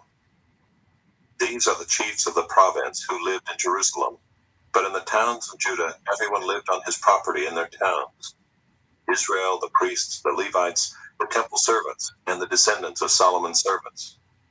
And in Jerusalem lived certain of the sons of Judah and of the sons of Benjamin. Of the sons of Judah, Isaiah the son of Uzziah, son of Zechariah, son of Amariah, son of Shephatiah, son of Mahalalel, of the sons of Perez. And Maaseiah the son of Barak, son of Colhozeh, son of Haziah, son of Adaiah, son of Joiarib, son of Zechariah, son of the Shilonite. All the sons of Perez who lived in Jerusalem were 468 valiant men. And these are the sons of Benjamin: Sallu the son of Meshullam, son of Joed, son of Pedaiah, son of Koleah, son of Maaseiah, son of Ithiel, son of Jeshaiah, and his brothers, men of valor, 928. Joel the son of Zichri was their overseer, and Judah the son of Hasenuah was second over the city. Of the priests, Jedaiah the son of Joiarib, Jachin, Seraiah the son of Hilkiah, son of Meshullam, son of Zadok, son of Meraioth, son of Ahitub, ruled the house of God, and the brothers who did the work of the house, 822. And Adaiah the son of Jeroam, son of Pelaliah, son of Amzai, son of Zechariah, son of Asher, son of Malchijah, and his brothers, heads of fathers' houses, 242. And Amashsai the son of Azarel, son of Azai, son of Meshillemoth, son of Immer, and their brothers, mighty men of valor, 128. Their overseer was Zabdiel the son of Haggedolim. And of the Levites, Shemaiah the son of Hashab, son of Azrikam, son of Hashabiah, son of Bunai.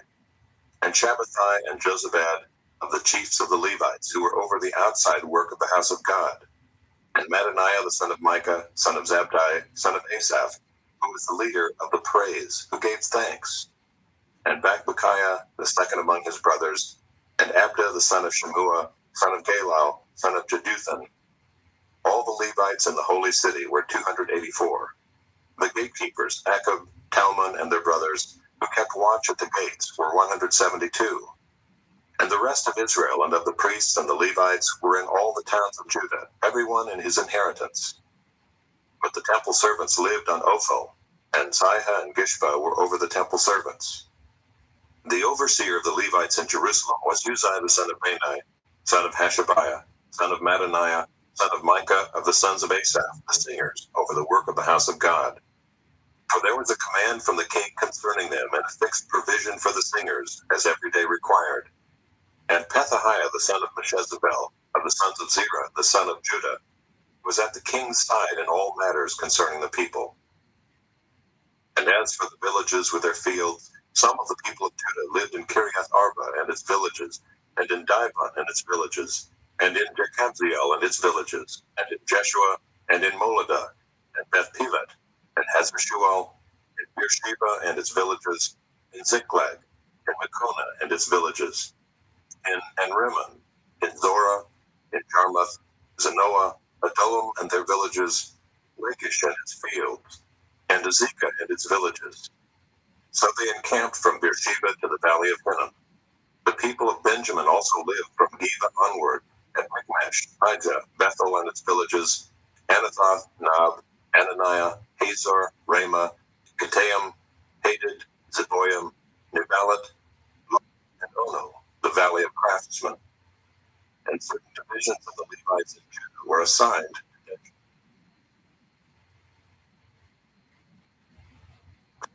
12. These are the priests and the Levites, up with Zerubbabel, the son of Shealtiel, and Jeshua, Seraiah, Jeremiah, Ezra, Amariah, Malach, Haddish, Shechaniah, Briam, Meremoth, Iddo, Kenethoi, Abijah, Benjamin, Maadiah, Bilgah, Shemaiah, Joyarib, Judea, Salu, Amok, Hilkiah, Judea. These were the chiefs of the priests and of their brothers in the days of Jeshua. And the Levites, Jeshua, Benui, Kadmiel, Sherebiah, Judah, and Mattaniah, who with his brothers was in charge of the songs of thanksgiving. And Bakbukiah and Unai and their brothers stood opposite them in the service. And Jeshua was the father of Joachim, Joachim the father of Eliashib, Eliashib the father of Joiada, Joiada the father of Jonathan, and Jonathan the father of Jaddua. And in the days of Joachim were priests, heads of fathers' houses, of Seraiah, Moriah, of Jeremiah, Hananiah, of Ezra, Meshullam, of Amariah, Jehohanan, of Malachi, John, of Shebaniah, Joseph, of Haram, Adnah, of Meraioth, Helkai, of Iddo, Zechariah, of Ginathan, Meshullam, of Abijah, Zichri, of Miniamin, of Moadiah, Piltai, of Bilgah, Shemua, of Shemaiah, Jehonathan, of Joiarib, Mattani, of Judea, Uzai, of Salai, Kalai, of Amok, Eber, of Hilkiah, Hashabiah, of Judea, Nathanael. In the days of Eliashib, Joiada, Johanan, and Jaddua, the Levites were recorded as heads of fathers' houses. So too were the priests in the reign of Darius the Persian. As for the sons of Levi, their heads of fathers' houses were written in the book of the Chronicles until the days of Johanan the son of Eliashib. And the chiefs of the Levites, Hashabiah, Sherebiah, and Jeshua the son of Kadmiel, with their brothers who stood opposite them, to praise and to give thanks, according to the commandment of David the man of God, watch by watch. Mattaniah, Bakbukiah, Obadiah, Meshullam, Talmon, and Akub were gatekeepers standing guard at the storehouses of the gates. These were in the days of Joachim the son of Jeshua, son of Jozadak, and in the days of Nehemiah the governor, and of Ezra the priest and scribe. And at the dedication of the wall of Jerusalem, they sought the Levites in all their places to bring them to Jerusalem to celebrate the dedication with gladness, with thanksgivings, and with singing, with cymbals and lyres. And the sons of the singers gathered together from the districts surrounding Jerusalem, and from the villages of the Netophathites, also from Beth Gilgal, and from the region of Geba and Asmaveth, for the singers had built for themselves villages around Jerusalem. And the priests and the Levites purified themselves, and they purified the people and the gates and the wall. Then I brought the leaders of Judah up onto the wall, and appointed 2 great choirs that gave thanks. One went to the south of the wall to the dung gate, and after them went Hoshea and half of the leaders of Judah, and Azariah, Ezra, Meshullam, Judah, Benjamin, Shemaiah, and Jeremiah, and certain of the priests' sons with trumpets, Zechariah the son of Jonathan, son of Shemaiah, son of Mattaniah, son of Micaiah, son of Zachar, son of Asaph, and his relatives, Shemaiah, Azarel, Milalai, Gilalai, Maai, Nathanael, Judah, and Hanani, with the musical instruments of David the man of God. And Ezra the scribe went before them. At the fountain gate they went up straight before them by the stairs of the city of David, at the ascent of the wall, above the house of David, to the water gate on the east.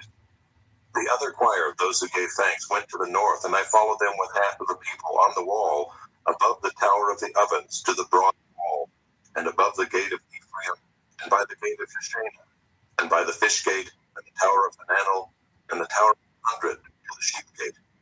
And they came to a halt at the gate of the guard. So both choirs of those who gave thanks stood in the house of God, and I and half of the officials with me. And And the priests, Eliakim, Maaseiah, Miniamin, Micaiah, Elioenai, Zechariah, and Hananiah with trumpets, and Maaseiah, Shemaiah, Eleazar, Uzai, Jehohanan, Malchijah, Elam, and Ezer. And the singers sang with Jezrahiah as their leader. And they offered great sacrifices that day and rejoiced, for God had made them rejoice with great joy. The women and children also rejoiced, and the joy of Jerusalem was heard far away. On that day, men were appointed over the storerooms, the contributions, the firstfruits, and the tithes, to gather into them the portions required by the law for the priests and for the Levites according to the fields of the towns. For Judah rejoiced over the priests and the Levites who ministered. And they performed the service of their God and the service of purification, as did the singers and the gatekeepers, according to the command of David and his son Solomon. For long ago, in the days of David and Asaph, there were directors of the singers, and there were songs of praise and thanksgiving to God. And all Israel in the days of Zerubbabel and in the days of Nehemiah gave the daily portions to the singers and the gatekeepers. And they set apart that which was for the Levites, and the Levites set apart that which was for the sons of Aaron. Chapter 13. On that day they read from the book of Moses in the hearing of the people, and in it was found written that no Ammonite or Moabite should ever enter the assembly of God, for they did not meet the people of Israel with bread and water, but hired Balaam against them to curse them. Yet our God turned the curse into a blessing. As soon as the people heard the law, they separated from Israel all those of foreign descent. Now before this, Eliashib the priest, who was appointed over the chambers of the house of our God, and who was related to Tobiah, prepared for Tobiah a large chamber where they had previously put the grain offering, the frankincense, the vessels, and the tithes of grain, wine, and oil, which were given by commandment to the Levites, singers, and gatekeepers, and the contributions for the priests. While this was taking place, I was not in Jerusalem, for in the 32nd year of Artaxerxes, king of Babylon, I went to the king. And after some time I asked leave of the king, and came to Jerusalem. And I then discovered the evil that Eliashib had done for Tobiah, preparing for him a chamber in the courts of the house of God. And I was very angry, and I threw all the household furniture of Tobiah out of the chamber. Then I gave orders, and they cleansed the chambers, and I brought back there the vessels of the house of God, with the grain offering and the frankincense. I also found out that the portions of the Levites had not been given to them, so that the Levites and the singers who did the work had fled each to his field. So I confronted the officials and said, "Why is the house of God forsaken?" And I gathered them together and set them in their stations. Then all Judah brought the tithe of the grain, wine, and oil into the storehouses. And I appointed as treasurers over the storehouses Shelemiah the priest, Zadok the scribe, and Pedaiah of the Levites, and as an assistant Hanan the son of Zechar, son of Mattaniah, for they were considered reliable, and their duty was to distribute to their brothers. Remember me, O my God, concerning this, and do not wipe out my good deeds that I have done for the house of my God and for his service. In those days I saw in Judah people treading wine presses on the Sabbath, and bringing in heaps of grain, and loading them on donkeys, and also wine, grapes, figs, and all kinds of loads, which they brought into Jerusalem on the Sabbath day. And I warned them on the day when they sold food. Tyrians also, who lived in the city, brought in fish and all kinds of goods, and sold them on the Sabbath to the people of Judah, in Jerusalem itself. Then I confronted the nobles of Judah and said to them, "What is this evil thing that you are doing, profaning the Sabbath day? Did not your fathers act in this way, and did not our God bring all this disaster on us and on this city? Now you are bringing more wrath on Israel by profaning the Sabbath." As soon as it began to grow dark at the gates of Jerusalem before the Sabbath, I commanded that the doors should be shut, and gave orders that they should not be opened until after the Sabbath. And I stationed some of my servants at the gates, that no load might be brought in on the Sabbath day. Then the merchants and sellers of all kinds of wares lodged outside Jerusalem once or twice. But I warned them and said to them, "Why do you lodge outside the wall? If you do so again, I will lay hands on you." From that time on, they did not come on the Sabbath. Then I commanded the Levites that they should purify themselves and come and guard the gates, to keep the Sabbath day holy. Remember this also in my favor, O my God, and spare me according to the greatness of your steadfast love. In those days also I saw the Jews who had married women of Ashdod, Ammon, and Moab, and half of their children spoke the language of Ashdod, and they could not speak the language of Judah, but only the language of each people. And I confronted them and cursed them, and beat some of them and pulled out their hair. And I made them take an oath in the name of God, saying, You shall not give your daughters to their sons, or take their daughters for your sons, or for yourselves. Did not Solomon, king of Israel, sin on account of such women? Among the many nations there was no king like him, and he was beloved by his God, and God made him king over all Israel. Nevertheless, foreign women made even him to sin. Shall we then listen to you, and do all this great evil and act treacherously against our God by marrying foreign women? And one of the sons of Jehoiada, the son of Eliashib the high priest, was the son-in-law of Sanballat the Horonite. Therefore I chased him from me. Remember them, O my God, because they have desecrated the priesthood, and the covenant of the priesthood and the Levites. Thus I cleansed them from everything foreign, and I established the duties of the priests and Levites, each in his work. And I provided for the wood offering at appointed times and for the firstfruits. Remember me, O my God, for good. Esther, chapter 1. Now in the days of Ahasuerus, the Ahasuerus who reigned from India to Ethiopia over 127 provinces, in those days when King Ahasuerus sat on his royal throne in Susa, the citadel, in the 3rd year of his reign, he gave a feast for all his officials and servants. The army of Persia and Media and the nobles and governors of the provinces were before him, while he showed the riches of his royal glory and the splendor and pomp of his greatness for many days, 180 days.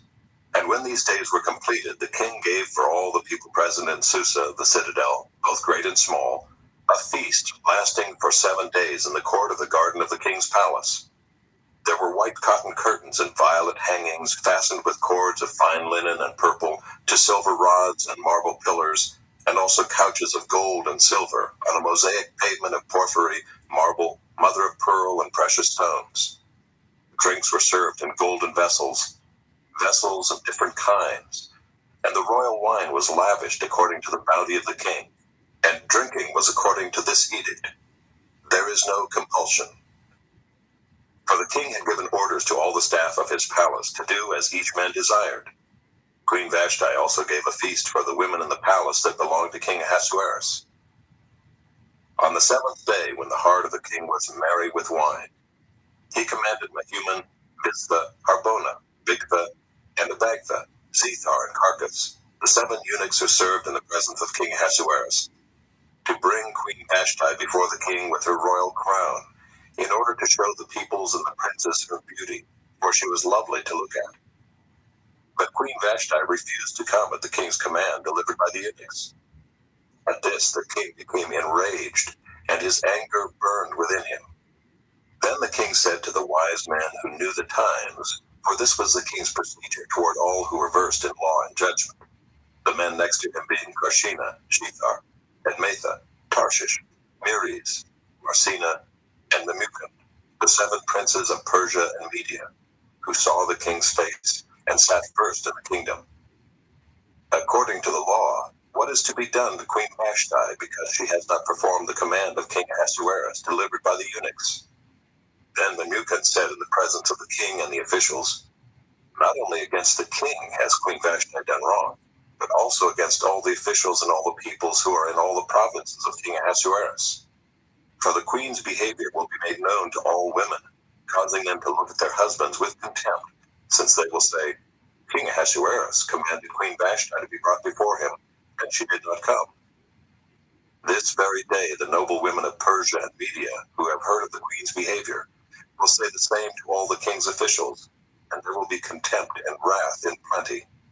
If it please the king, let a royal order go out from him, and let it be written among the laws of the Persians and the Medes, so that it may not be repealed, that Vashti is never again to come before King Ahasuerus. and let the king give her royal position to another who is better than she. So when the decree made by the king is proclaimed throughout all his kingdom, for it is vast, all women will give honor to their husbands, high and low alike. This advice pleased the king and the princes, and the king did as Memucan proposed.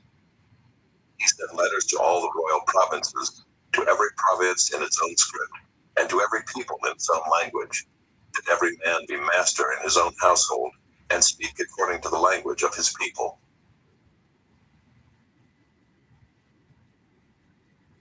Chapter 2. After these things, when the anger of King Ahasuerus had abated, he remembered Vashti and what she had done, and what had been decreed against her. Then the king's young men who attended him said, "Let beautiful young virgins be sought out for the king, and let the king appoint officers in all the provinces of his kingdom, to gather all the beautiful young virgins to the harem in Susa the citadel, under custody of Hegai the king's eunuch, who is in charge of the women. Let their cosmetics be given them. And let the young woman who pleases the king be queen instead of Vashti." This pleased the king, and he did so. Now there was a Jew in Susa the citadel, whose name was Mordecai, the son of Jair, son of Shimei, son of Kish, a Benjaminite, who had been carried away from Jerusalem among the captives carried away with Jeconiah king of Judah, whom Nebuchadnezzar king of Babylon had carried away. He was bringing up Hadassah, that is Esther, the daughter of his uncle, for she had neither father nor mother. The young woman had a beautiful figure and was lovely to look at, and when her father and her mother died, Mordecai took her as his own daughter. So when the king's order and his edict were proclaimed, and when many young women were gathered in Susa the citadel in custody of Hegai, Esther also was taken into the king's palace and put in custody of Hegai, who had charge of the women. And the young woman pleased him and won his favor, and he quickly provided her with her cosmetics and her portion of food, and with 7 chosen young women from the king's palace, and advanced her and her young women to the best place in the harem. Esther had not made known her people or kindred, for Mordecai had commanded her not to make it known. And every day Mordecai walked in front of the court of the harem to learn how Esther was and what was happening to her. Now when the turn came for each young woman to go into King Ahasuerus, after being 12 months under the regulations for the women, since this was the regular period of their beautifying, 6 months with oil of myrrh, and 6 months with spices and ointments for women. When the young woman went into the king in this way, she was given whatever she desired to take with her from the harem to the king's palace. In the evening she would go in, and in the morning she would return to the second harem, in custody of Sheashgaz, the king's eunuch who was in charge of the concubines. She would not go into the king again unless the king delighted in her, and she was summoned by name. When the turn came for Esther, the daughter of Abihail, the uncle of Mordecai, who had taken her as his own daughter, to go into the king, she asked for nothing except what Hegai, the king's eunuch, who had charge of the women, advised. Now Esther was winning favor in the eyes of all who saw her.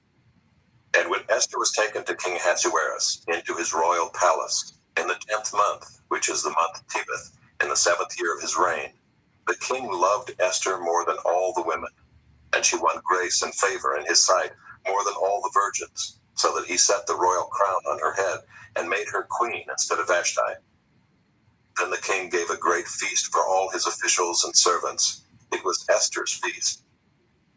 He also granted a remission of taxes to the provinces and gave gifts with royal generosity.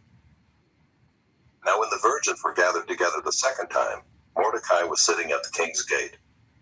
Esther had not made known her kindred or her people, as Mordecai had commanded her, for Esther obeyed Mordecai just as when she was brought up by him. In those days, as Mordecai was sitting at the king's gate, Bigthan and Teresh, 2 of the king's eunuchs, who guarded the threshold, became angry and sought to lay hands on King Ahasuerus. And this came to the knowledge of Mordecai, and he told it to Queen Esther. And Esther told the king in the name of Mordecai. When the affair was investigated and found to be so, the men were both hanged on the gallows, and it was recorded in the book of the Chronicles in the presence of the king. Chapter 3. After these things, King Ahasuerus promoted Haman the Agagite, the son of Hammedatha, and advanced him and set his throne above all the officials who were with him. And all the king's servants who were at the king's gate bowed down and paid homage to Haman, for the king had so commanded concerning him. But Mordecai did not bow down or pay homage. Then the king's servants who were at the king's gate said to Mordecai, "Why do you transgress the king's command?" And when they spoke to him day after day, and he would not listen to them, they told Haman, in order to see whether Mordecai's words would stand, for he had told them that he was a Jew. And when Haman saw that Mordecai did not bow down or pay homage to him, Haman was filled with fury. But he disdained to lay hands on Mordecai alone. So as they had made known to him the people of Mordecai, Haman sought to destroy all the Jews, the people of Mordecai, throughout the whole kingdom of Ahasuerus.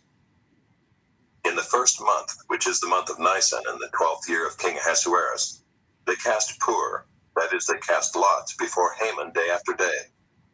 And they cast it month after month, till the 12th month, which is the month of Adar. Then Haman said to King Ahasuerus, "There is a certain people scattered abroad and dispersed among the peoples in all the provinces of your kingdom. Their laws are different from those of every other people, and they do not keep the king's laws, so that it is not to the king's profit to tolerate them. If it please the king, let it be decreed that they be destroyed, and I will pay 10,000 talents of silver into the hands of those who have charge of the king's business, that they may put it into the king's treasuries." So the king took his signet ring from his hand and gave it to Haman the Agagite, the son of Hammedatha, the enemy of the Jews. And the king said to Haman, "The money is given to you, the people also, to do with them as it seems good to you." Then the king's scribes were summoned on the 13th day of the first month, and an edict, according to all that Haman commanded, was written to the king's satraps and to the governors over all the provinces and to the officials of all the peoples, to every province in its own script and every people in its own language. It was written in the name of King Ahasuerus and sealed with the king's signet ring. Letters were sent by couriers to all the king's provinces, with instruction to destroy, to kill, and to annihilate all Jews, young and old, women and children, in one day, the 13th day of the 12th month, which is the month of Adar, and to plunder their goods. A copy of the document was to be issued as a decree in every province by proclamation to all the peoples to be ready for that day. The couriers went out hurriedly by order of the king, and the decree was issued in Susa the citadel. And the king and Haman sat down to drink, but the city of Susa was thrown into confusion. Chapter 4. When Mordecai learned all that had been done, Mordecai tore his clothes and put on sackcloth and ashes, and went out into the midst of the city, and he cried out with a loud and bitter cry. He went up to the entrance of the king's gate. No one was allowed to enter the king's gate clothed in sackcloth. And in every province, wherever the king's command and his decree reached, there was great mourning among the Jews, with fasting and weeping and lamenting, and many of them lay in sackcloth and ashes. When Esther's young women and her eunuchs came and told her, the queen was deeply distressed. She sent garments to clothe Mordecai, so that he might take off his sackcloth, but he would not accept them. Then Esther called for Hathach, one of the king's eunuchs who had been appointed to attend her, and ordered him to go to Mordecai to learn what this was and why it was. Hathach went out to Mordecai in the open square of the city in front of the king's gate, and Mordecai told him all that had happened to him, and the exact sum of money that Haman had promised to pay into the king's treasuries for the destruction of the Jews. Mordecai also gave him a copy of the written decree issued in Susa for their destruction, that he might show it to Esther and explain it to her and command her to go to the king to beg his favor and plead with him on behalf of her people. And Hathach went and told Esther what Mordecai had said. Then Esther spoke to Hathach and commanded him to go to Mordecai and say, "All the king's servants and the people of the king's provinces know that if any man or woman goes to the king inside the inner court without being called, there is but one law, to be put to death, except the one to whom the king holds out the golden scepter, so that he may live. But as for me, I have not been called to come in to the king these 30 days. And they told Mordecai what Esther had said. Then Mordecai told them to reply to Esther, "Do not think to yourself that in the king's palace you will escape any more than all the other Jews. For if you keep silent at this time, relief and deliverance will rise for the Jews from another place, but you and your father's house will perish. And who knows whether you have not come to the kingdom for such a time as this?" Then Esther told them to reply to Mordecai, "Go, gather all the Jews to be found in Susa, and hold a fast on my behalf, and do not eat or drink for 3 days, night or day. I and my young women will also fast as you do. Then I will go to the king, though it is against the law. And if I perish, I perish." Mordecai then went away and did everything as Esther had ordered him. Chapter 5. On the third day, Esther put on her royal robes and stood in the inner court of the king's palace in front of the king's quarters, while the king was sitting on his royal throne inside the throne room opposite the entrance to the palace. And when the king saw Queen Esther standing in the court, she won favor in his sight, and he held out to Esther the golden scepter that was in his hand. Then Esther approached and touched the tip of the scepter. And the king said to her, "What is it, Queen Esther? What is your request? It shall be given you even to the half of my kingdom." And Esther said, "If it please the king, let the king and Haman come today to a feast that I have prepared for the king." Then the king said, "Bring Haman quickly so that we may do as Esther has asked." So the king and Haman came to the feast that Esther had prepared. And as they were drinking wine after the feast, the king said to Esther, "What is your wish? It shall be granted you. And what is your request? Even to the half of my kingdom it shall be fulfilled." Then Esther answered, "My wish and my request is, if I have found favor in the sight of the king, and if it please the king to grant my wish and fulfill my request, let the king and Haman come to the feast that I will prepare for them, and tomorrow I will do as the king has said." And Haman went out that day joyful and glad of heart. But when Haman saw Mordecai in the king's gate, that he neither rose nor trembled before him, he was filled with wrath against Mordecai. Nevertheless, Haman restrained himself and went home, and he sent and brought his friends and his wife Zeresh. And Haman recounted to them the splendor of his riches, the number of his sons, all the promotions with which the king had honored him, and how he had advanced him above the officials and the servants of the king. Then Haman said, "Even Queen Esther let no one but me come with the king to the feast she prepared, and tomorrow also I am invited by her together with the king. Yet all this is worth nothing to me, so long as I see Mordecai the Jew sitting at the king's gate." Then his wife Zeresh and all his friends said to him, "Let a gallows 50 cubits high be made, and in the morning tell the king to have Mordecai hanged upon it. Then go joyfully with the king to the feast." This idea pleased Haman, and he had the gallows made. Chapter 6. On that night the king could not sleep, and he gave orders to bring the book of memorable deeds, the Chronicles, and they were read before the king. And it was found written how Mordecai had told about Bigthana and Teresh, 2 of the king's eunuchs, who guarded the threshold, and who had sought to lay hands on King Ahasuerus. And the king said, "What honor or distinction has been bestowed on Mordecai for this?" The king's young men who attended him said, "Nothing has been done for him." And the king said, "Who is in the court?" Now Haman had just entered the outer court of the king's palace to speak to the king about having Mordecai hanged on the gallows that he had prepared for him. And the king's young men told him, "Haman is there, standing in the court." And the king said, "Let him come in." So Haman came in, and the king said to him, "What should be done to the man whom the king delights to honor?" And Haman said to himself, "Whom would the king delight to honor more than me?"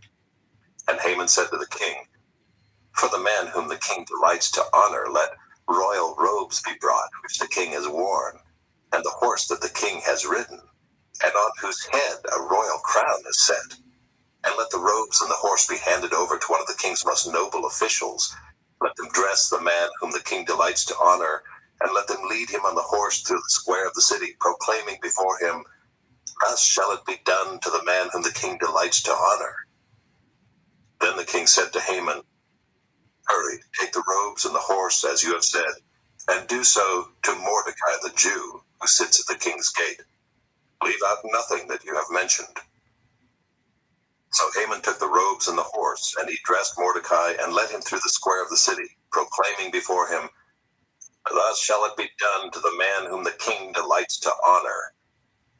Then Mordecai returned to the king's gate, but Haman hurried to his house, mourning and with his head covered.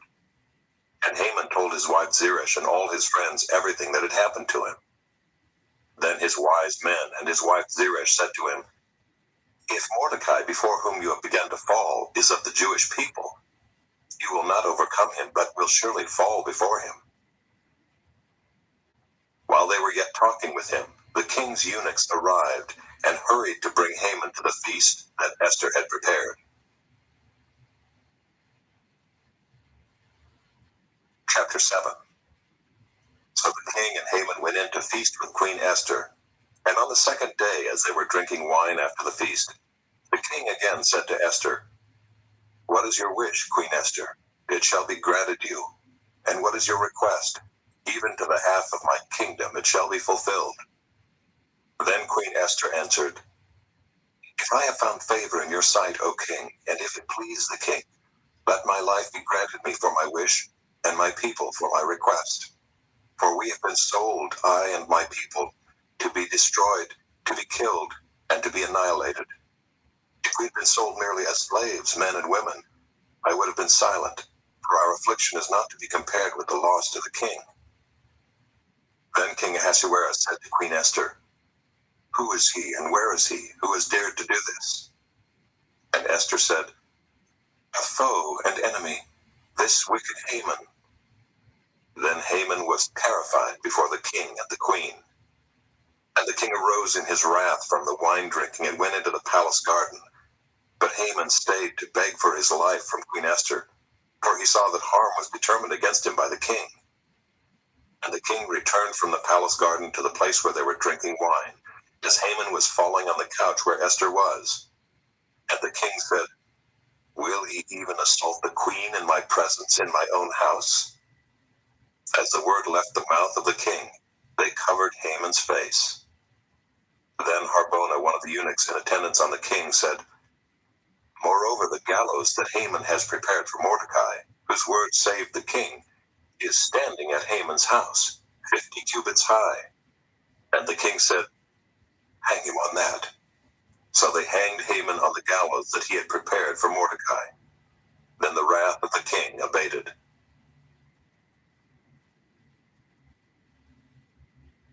Chapter 8. On that day, King Ahasuerus gave to Queen Esther the house of Haman, the enemy of the Jews. And Mordecai came before the king, for Esther had told what he was to her. And the king took off his signet ring, which he had taken from Haman, and gave it to Mordecai. And Esther set Mordecai over the house of Haman. Then Esther spoke again to the king. She fell at his feet and wept and pleaded with him to avert the evil plan of Haman the Agagite and the plot that he had devised against the Jews. When the king held out the golden scepter to Esther, Esther rose and stood before the king, and she said, if it please the king, and if I have found favor in his sight, and if the thing seems right before the king, and I am pleasing in his eyes, let an order be written to revoke the letters devised by Haman the Agagite, the son of Hammedatha, which he wrote to destroy the Jews who are in all the provinces of the king. For how can I bear to see the calamity that is coming to my people? Or how can I bear to see the destruction of my kindred? Then King Ahasuerus said to Queen Esther and to Mordecai the Jew, behold, I have given Esther the house of Haman, and they have hanged him on the gallows, because he intended to lay hands on the Jews. But you may write as you please with regard to the Jews, in the name of the king, and seal it with the king's ring. For an edict written in the name of the king and sealed with the king's ring cannot be revoked. The king's scribes were summoned at that time in the 3rd month, which is the month of Sivan, on the 23rd day, and an edict was written according to all that Mordecai commanded concerning the Jews, to the satraps and the governors and the officials of the provinces from India to Ethiopia, 127 provinces, to each province in its own script, and to each people in its own language, and also to the Jews in their script and their language.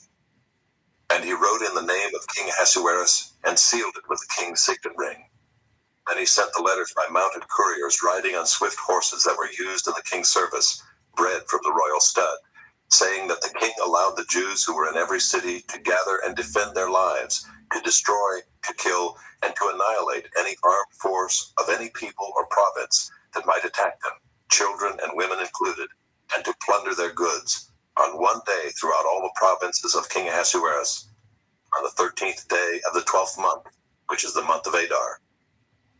A copy of what was written was to be issued as a decree in every province, being publicly displayed to all peoples, and the Jews were to be ready on that day to take vengeance on their enemies. So the couriers, mounted on their swift horses that were used in the king's service, rode out hurriedly, urged by the king's command, and the decree was issued in Susa the citadel. Then Mordecai went out from the presence of the king in royal robes of blue and white, with a great golden crown and a robe of fine linen and purple, and the city of Susa shouted and rejoiced. The Jews had light and gladness and joy and honor. And in every province and in every city, wherever the king's command and his edict reached, there was gladness and joy among the Jews, a feast and a holiday. And many from the peoples of the country declared themselves Jews, for fear of the Jews had fallen on them. Chapter 9. Now in the 12th month, which is the month of Adar, on the 13th day of the same, when the king's command and edict were about to be carried out, on the very day when the enemies of the Jews hoped to gain the mastery over them, the reverse occurred. The Jews gained mastery over those who hated them. The Jews gathered in their cities throughout all the provinces of King Ahasuerus to lay hands on those who sought their harm. And no one could stand against them, for the fear of them had fallen on all peoples. All the officials of the provinces and the satraps and the governors and the royal agents also helped the Jews, for the fear of Mordecai had fallen on them. For Mordecai was great in the king's house, and his fame spread throughout all the provinces, for the man Mordecai grew more and more powerful. The Jews struck all their enemies with the sword, killing and destroying them, and did as they pleased to those who hated them. In Susa the citadel itself, the Jews killed and destroyed 500 men, and also killed Parshandatha and Dalphon, and Aspatha, and Paratha, and Adalia, and Aridatha, and Parmashta, and Arasai, and Aradai, and Vaisatha, the 10 sons of Haman the son of Hammedatha, the enemy of the Jews. But they laid no hand on the plunder. That very day the number of those killed in Susa the citadel was reported to the king. And the king said to Queen Esther, In Susa the citadel the Jews have killed and destroyed 500 men, and also the 10 sons of Haman. What then have they done in the rest of the king's provinces? Now what is your wish? It shall be granted you. And what further is your request? It shall be fulfilled. And Esther said, If it please the king, let the Jews who are in Susa be allowed tomorrow also to do according to this day's edict, and let the 10 sons of Haman be hanged on the gallows. So the king commanded this to be done. A decree was issued in Susa, and the 10 sons of Haman were hanged. The Jews who were in Susa gathered also on the 14th day of the month of Adar, and they killed 300 men in Susa, but they laid no hands on the plunder. Now the rest of the Jews who were in the king's provinces also gathered to defend their lives and got relief from their enemies, and killed 75,000 of those who hated them, but they laid no hands on the plunder. This was on the 13th day of the month of Adar, and on the 14th day they rested and made that a day of feasting and gladness. But the Jews who were in Susa gathered on the 13th day and on the 14th, and rested on the 15th day, making that a day of feasting and gladness. Therefore the Jews of the villages who live in the rural towns hold the 14th day of the month of Adar as a day for gladness and feasting, as a holiday, and as a day on which they send gifts of food to one another. And Mordecai recorded these things and sent letters to all the Jews who were in all the provinces of King Ahasuerus, both near and far, obliging them to keep the 14th day of the month of Adar and also the 15th day of the same, year by year, as the days on which the Jews got relief from their enemies, and as the month that had been turned for them from sorrow into gladness, and from mourning into a holiday. That they should make them days of feasting and gladness, days for sending gifts of food to one another, and gifts to the poor. So the Jews accepted what they had started to do and what Mordecai had written to them. For Haman the Agagite, the son of Hammedatha, the enemy of all the Jews, had plotted against the Jews to destroy them, and had cast Pur, that is, cast lots, to crush and to destroy them. But when it came before the king, he gave orders in writing that his evil plan that he had devised against the Jews should return on his own head, and that he and his sons should be hanged on the gallows. Therefore they called these days Purim, after the term Pur. Therefore, because of all that was written in this letter, and of what they had faced in this matter, and of what had happened to them, the Jews firmly obligated themselves and their offspring and all who joined them, that without fail they would keep these 2 days according to what was written, and at the time appointed every year, that these days should be remembered and kept throughout every generation, in every clan, province, and city, and that these days of Purim should never fall into disuse among the Jews, nor should the commemoration of these days cease among their descendants. Then Queen Esther, the daughter of Abihail, and Mordecai the Jew gave full written authority, confirming this second letter about Purim. Letters were sent to all the Jews, to the 127 provinces of the kingdom of Ahasuerus, in words of peace and truth, that these days of Purim should be observed at their appointed seasons, as Mordecai the Jew and Queen Esther obligated them, and as they had obligated themselves and their offspring with regard to their fasts and their lamenting. The command of Queen Esther confirmed these practices at Purim, and it was recorded in writing. Chapter 10. King Ahasuerus imposed tax on the land and on the coastlands of the sea, and all the acts of his power and might, and the full account of the high honor of Mordecai to which the king advanced him. Are they not written in the book of the Chronicles of the kings of Media and Persia? For Mordecai the Jew was second in rank to King Ahasuerus, and he was great among the Jews, and popular with the multitude of his brothers, for he sought the welfare of his people, and spoke peace to all his people.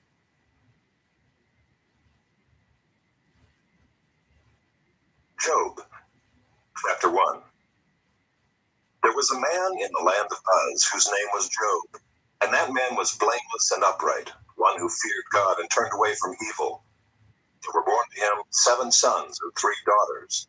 He possessed 7,000 sheep, 3,000 camels, 500 yoke of oxen, and 500 female donkeys, and very many servants, so that this man was the greatest of all the people of the East.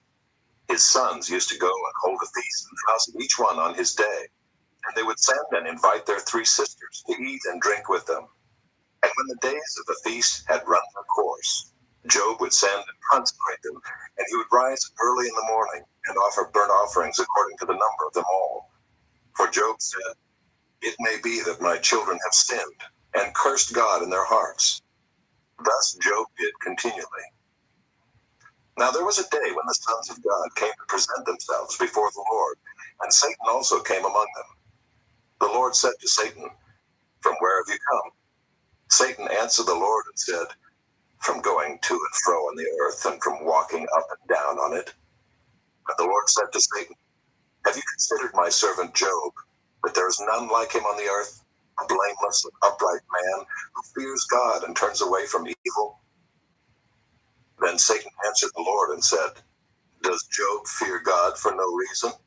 Have you not put a hedge around him and his house and all that he has on every side? You have blessed the work of his hands, and his possessions have increased in the land. But stretch out your hand and touch all that he has, and he will curse you to your face." And the Lord said to Satan, "Behold, all that he has is in your hand. Only against him do not stretch out your hand." So Satan went out from the presence of the Lord. Now there was a day when his sons and daughters were eating and drinking wine in their oldest brother's house. And there came a messenger to Job and said, "The oxen were plowing and the donkeys feeding beside them, and the Sabaeans fell upon them and took them and struck down the servants with the edge of the sword, and I alone have escaped to tell you." While he was yet speaking, There came another and said, The fire of God fell from heaven and burned up the sheep and the servants and consumed them, and I alone have escaped to tell you. While he was yet speaking, there came another and said, The Chaldeans formed 3 groups and made a raid on the camels and took them and struck down the servants with the edge of the sword, and I alone have escaped to tell you. While he was yet speaking, there came another and said, Your sons and daughters were eating and drinking wine in their oldest brother's house, and behold, a great wind came across the wilderness and struck the 4 corners of the house, and it fell upon the young people, and they are dead, and I alone have escaped to tell you. Then Job arose and tore his robe and shaved his head and fell on the ground and worshipped. And he said, Naked I came from my mother's womb, and naked shall I return. The Lord gave, and the Lord has taken away. Blessed be the name of the Lord. In all this, Job did not sin or charge God with wrong.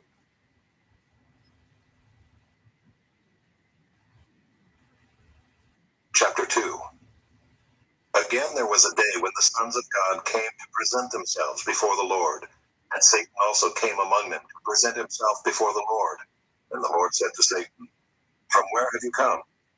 Satan answered the Lord and said, From going to and fro on the earth, and from walking up and down on it. And the Lord said to Satan, Have you considered my servant Job, that there is none like him on the earth, a blameless and upright man, who fears God and turns away from evil? He still holds fast his integrity, although you incited me against him to destroy him without reason. Then Satan answered the Lord and said, Skin for skin, all that a man has he will give for his life. But stretch out your hand and touch his bone and his flesh, and he will curse you to your face. And the Lord said to Satan, Behold, he is in your hand. Only spare his life. So Satan went out from the presence of the Lord and struck Job with loathsome sores from the sole of his foot to the crown of his head. And he took a piece of broken pottery with which to scrape himself while he sat in the ashes. Then his wife said to him, Do you still hold fast your integrity? Curse God and die. But he said to her, You speak as one of the foolish women would speak. Shall we receive good from God, and shall we not receive evil?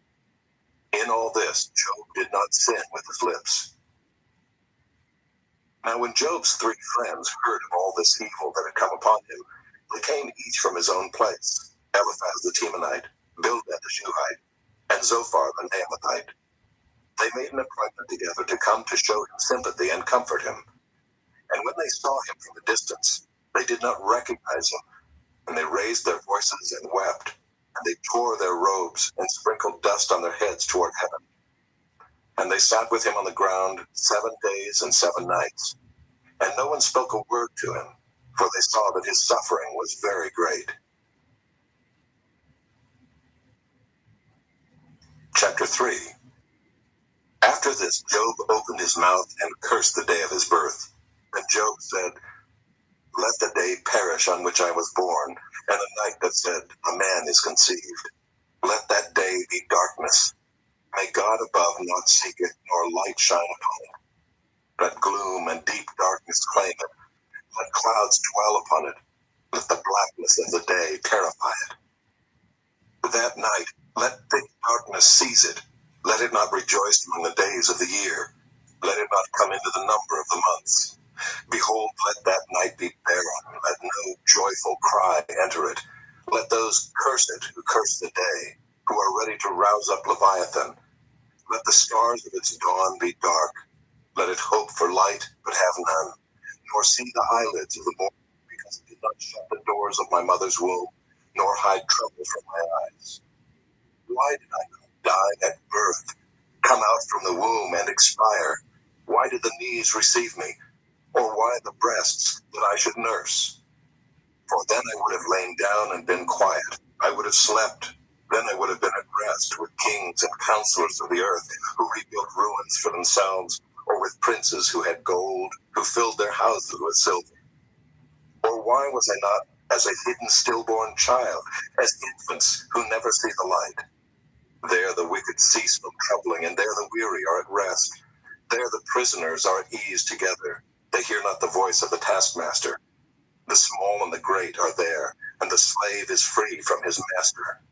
Why is light given to him who is in misery, and life to the bitter in soul, who long for death, but it comes not, and dig for it more than for hidden treasures, who rejoice exceedingly and are glad when they find the grave? Why is light given to a man whose way is hidden, whom God has hedged in? For my sighing comes instead of my bread, and my groanings are poured out like water. For the thing that I fear comes upon me, and what I dread befalls me. I am not at ease, nor am I quiet. I have no rest, but trouble comes. Chapter 4. Then Eliphaz the Temanite answered and said, If one ventures a word with you, will you be impatient? Yet who can keep from speaking? Behold, you have instructed many, and you have strengthened the weak hands. Your words have upheld him who was stumbling, and you have made firm the feeble knees. But now it has come to you, and you are impatient. It touches you, and you are dismayed. Is not your fear of God your confidence, and the integrity of your ways your hope? Remember, who that was innocent ever perished, or where were the upright cut off? As I have seen, those who plow iniquity and sow trouble reap the same. By the breath of God they perish, and by the blast of his anger they are consumed.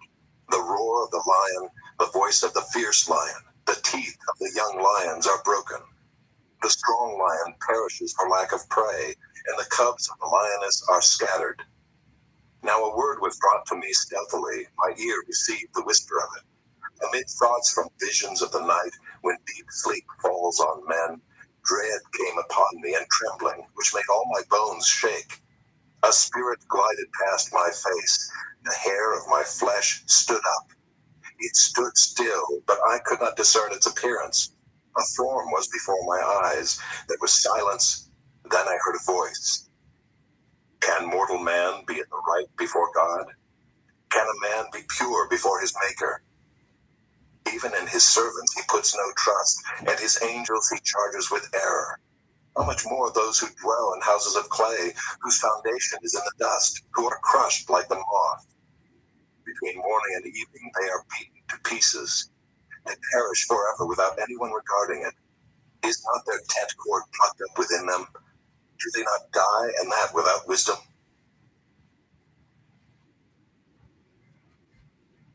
Chapter 5. Call now, is there anyone who will answer you? To which of the holy ones will you turn? Surely vexation kills the fool, and jealousy slays the simple. I have seen the fool taking root, but suddenly I cursed his dwelling. His children are far from safety. They are crushed in the gate, and there is no one to deliver them.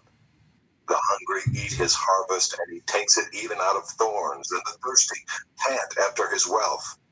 For affliction does not come from the dust, nor does trouble sprout from the ground, but man is born to trouble as the sparks fly upward. As for me, I would seek God, and to God would I commit my cause, who does great things and unsearchable, marvelous things without number. He gives rain on the earth and sends waters on the fields. He sets on high those who are lowly, and those who mourn are lifted to safety. He frustrates the devices of the crafty so that their hands achieve no success. He catches the wise in their own craftiness, and the schemes of the wily are brought to a quick end. They meet with darkness in the daytime and grope at noonday as in the night. But he saves the needy from the sword of their mouth and from the hand of the mighty. So the poor have hope, and injustice shuts her mouth. Behold, blessed is the one whom God reproves. Therefore despise not the discipline of the Almighty. For he wounds, but he binds up. He shatters, but his hands heal. He will deliver you from 6 troubles. In 7 no evil shall touch you. In famine he will redeem you from death, and in war from the power of the sword. You shall be hidden from the lash of the tongue, and shall not fear destruction when it comes. At destruction and famine you shall laugh, and shall not fear the beasts of the earth. For you shall be in league with the stones of the field, and the beasts of the field shall be at peace with you. You shall know that your tent is at peace, and you shall inspect your fold and miss nothing. You shall know also that your offspring shall be many, and your descendants as the grass of the earth. You shall come to your grave in ripe old age, like a sheaf gathered up in its season. Behold, this we have searched out. It is true. Hear and know it for your good.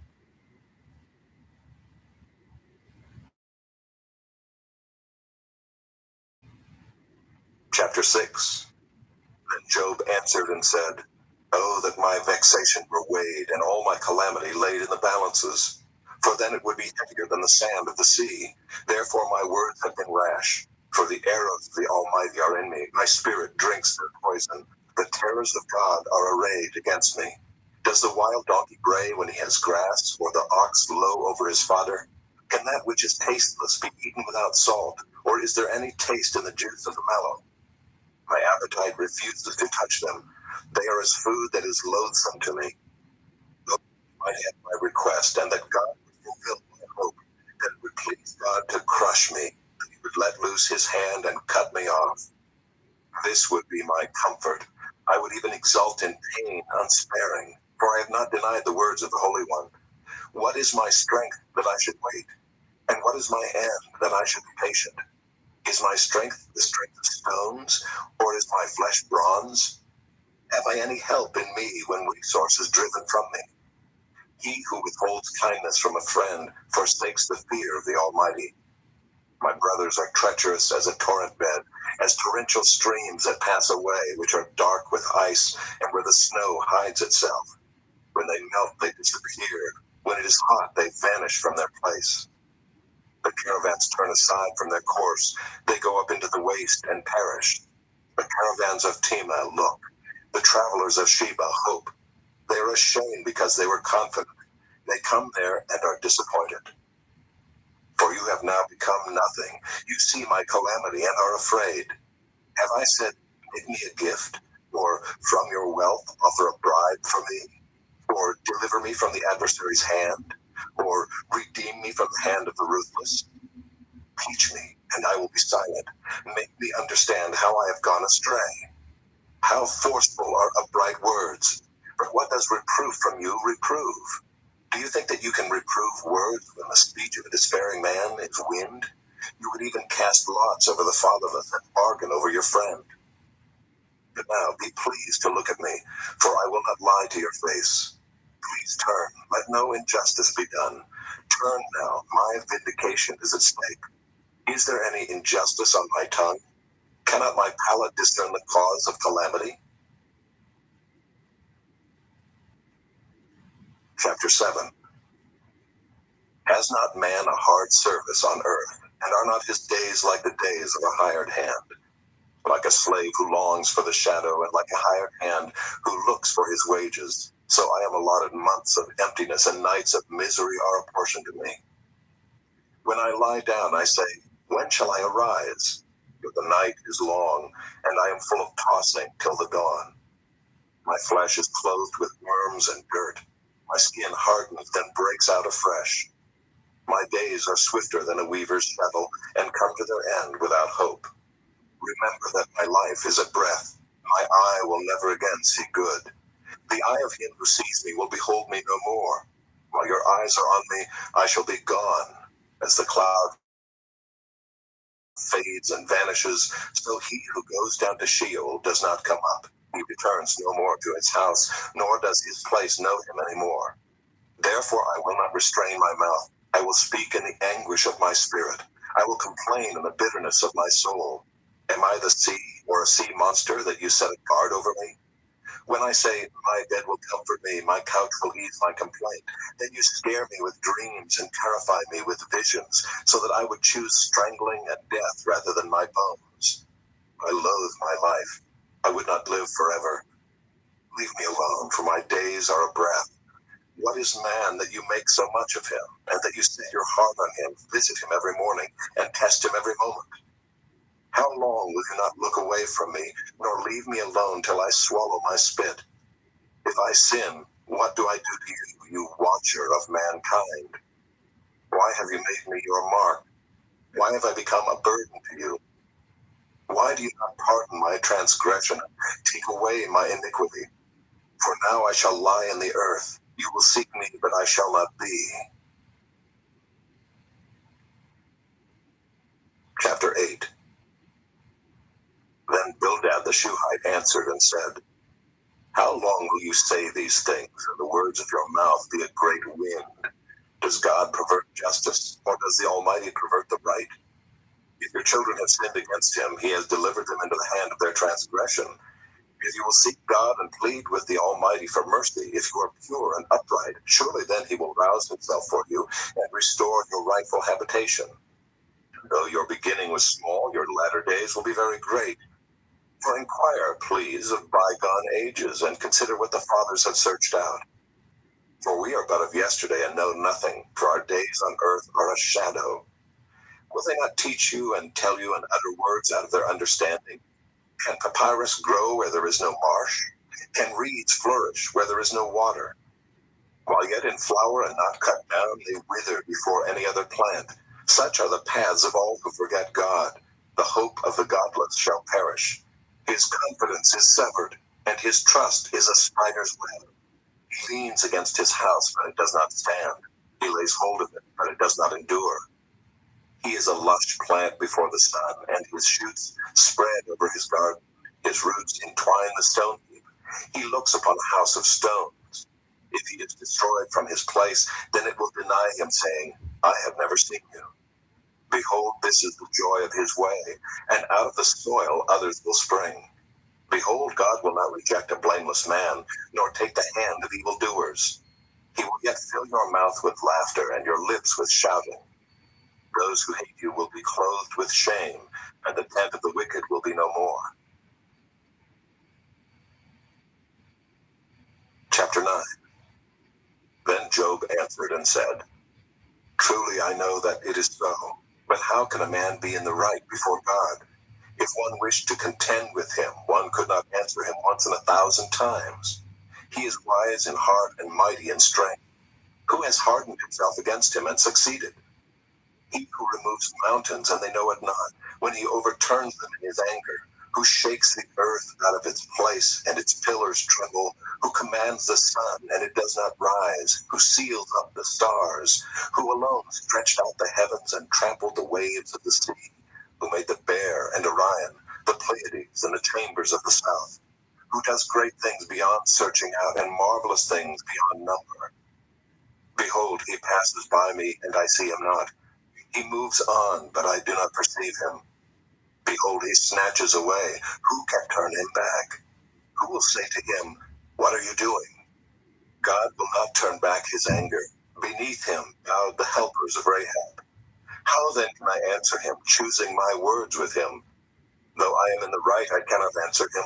I must appeal for mercy to my accuser. If I summoned him and he answered me, I would not believe that he was listening to my voice. For he crushes me with a tempest and multiplies my wounds without cause. He will not let me get my breath, but fills me with bitterness. If it is a contest of strength, behold, he is mighty. If it is a matter of justice, who can summon him? Though I am in the right, my own mouth would condemn me. Though I am blameless, he would prove me perverse. I am blameless, I regard not myself, I loathe my life. It is all one, therefore I say, he destroys both the blameless and the wicked. When disaster brings sudden death, he mocks at the calamity of the innocent. The earth is given into the hand of the wicked, he covers the faces of its judges. If it is not he, who then is it? My days are swifter than a runner. They flee away, they see no good. They go by like skids of reed, like an eagle swooping on the prey. If I say, I will forget my complaint, I will put off my sad face and be of good cheer, I become afraid of all my suffering, for I know that you will not hold me innocent. I shall be condemned. Why then do I labor in vain? If I wash myself with snow and cleanse my hands with lye, yet you will plunge me into a pit, and my own clothes will abhor me. For he is not a man as I am, that I might answer him, that we should come to trial together. There is no arbiter between us, who might lay his hand on us both. Let him take his rod away from me, and let not dread of him terrify me. Then I would speak without fear of him, for I am not so in myself. Chapter 10. I loathe my life. I will give free utterance to my complaint. I will speak in the bitterness of my soul. I will say to God, do not condemn me. Let me know why you contend against me. Does it seem good to you to oppress, to despise the work of your hands and favor the designs of the wicked? Have you eyes of flesh? Do you see as man sees? Are your days as the days of man, or your years as a man's years? That you seek out my iniquity and search for my sin, although you know that I am not guilty, and there is none to deliver out of your hand. Your hands fashioned and made me, and now you have destroyed me altogether. Remember that you have made me like clay, and will you return me to the dust? Did you not pour me out like milk and curdle me like cheese? You clothed me with skin and flesh, and knit me together with bones and sinews. You have granted me life and steadfast love, and your care has preserved my spirit. Yet these things you hid in your heart. I know that this was your purpose. If I sin, you watch me and do not acquit me of my iniquity. If I am guilty, woe to me. If I am in the right, I cannot lift up my head, for I am filled with disgrace, and look on my affliction. And were my head lifted up, you would hunt me like a lion, and again work wonders against me. You renew your witnesses against me, and increase your vexation toward me. You bring fresh troops against me. Why did you bring me out from the womb?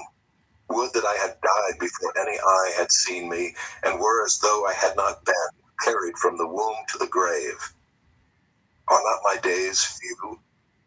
Then cease, and leave me alone, that I may find a little cheer before I go, and I shall not return, to the land of darkness and deep shadow, a land of gloom like thick darkness, like deep shadow without any order, where light is as thick darkness.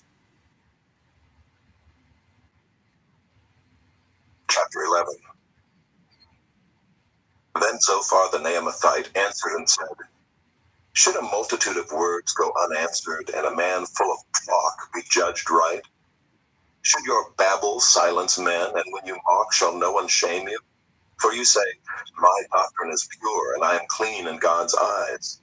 But oh, that God would speak and open his lips to you, and that he would tell you the secrets of wisdom. For he is manifold in understanding. Know then that God exacts of you less than your guilt deserves. Can you find out the deep things of God?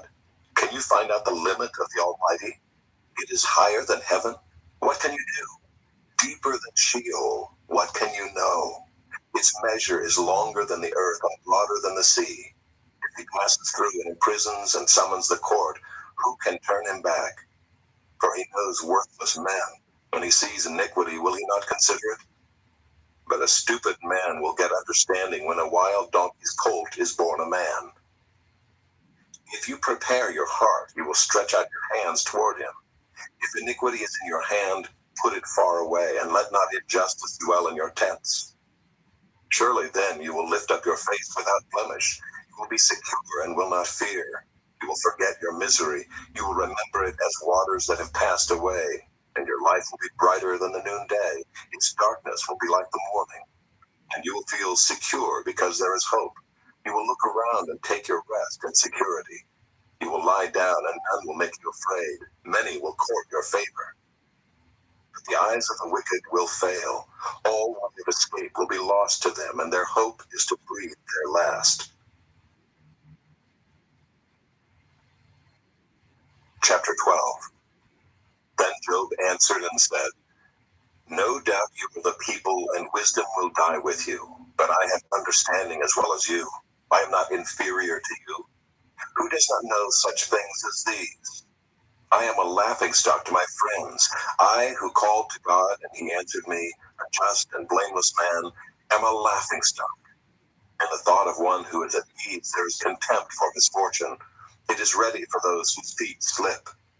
The tents of robbers are at peace, and those who provoke God are secure, who bring their God in their hand. But ask the beasts, and they will teach you, the birds of the heavens, and they will tell you, or the bushes of the earth, and they will teach you, and the fish of the sea will declare to you. Who among all these does not know that the hand of the Lord has done this? In his hand is the life of every living thing, and the breath of all mankind. Does not the ear test words as the palate tastes food? Wisdom is with the aged, and understanding in length of days. With God are wisdom and might. He has counsel and understanding. If he tears down, none can rebuild. If he shuts a man in, none can open. If he withholds the waters, they dry up.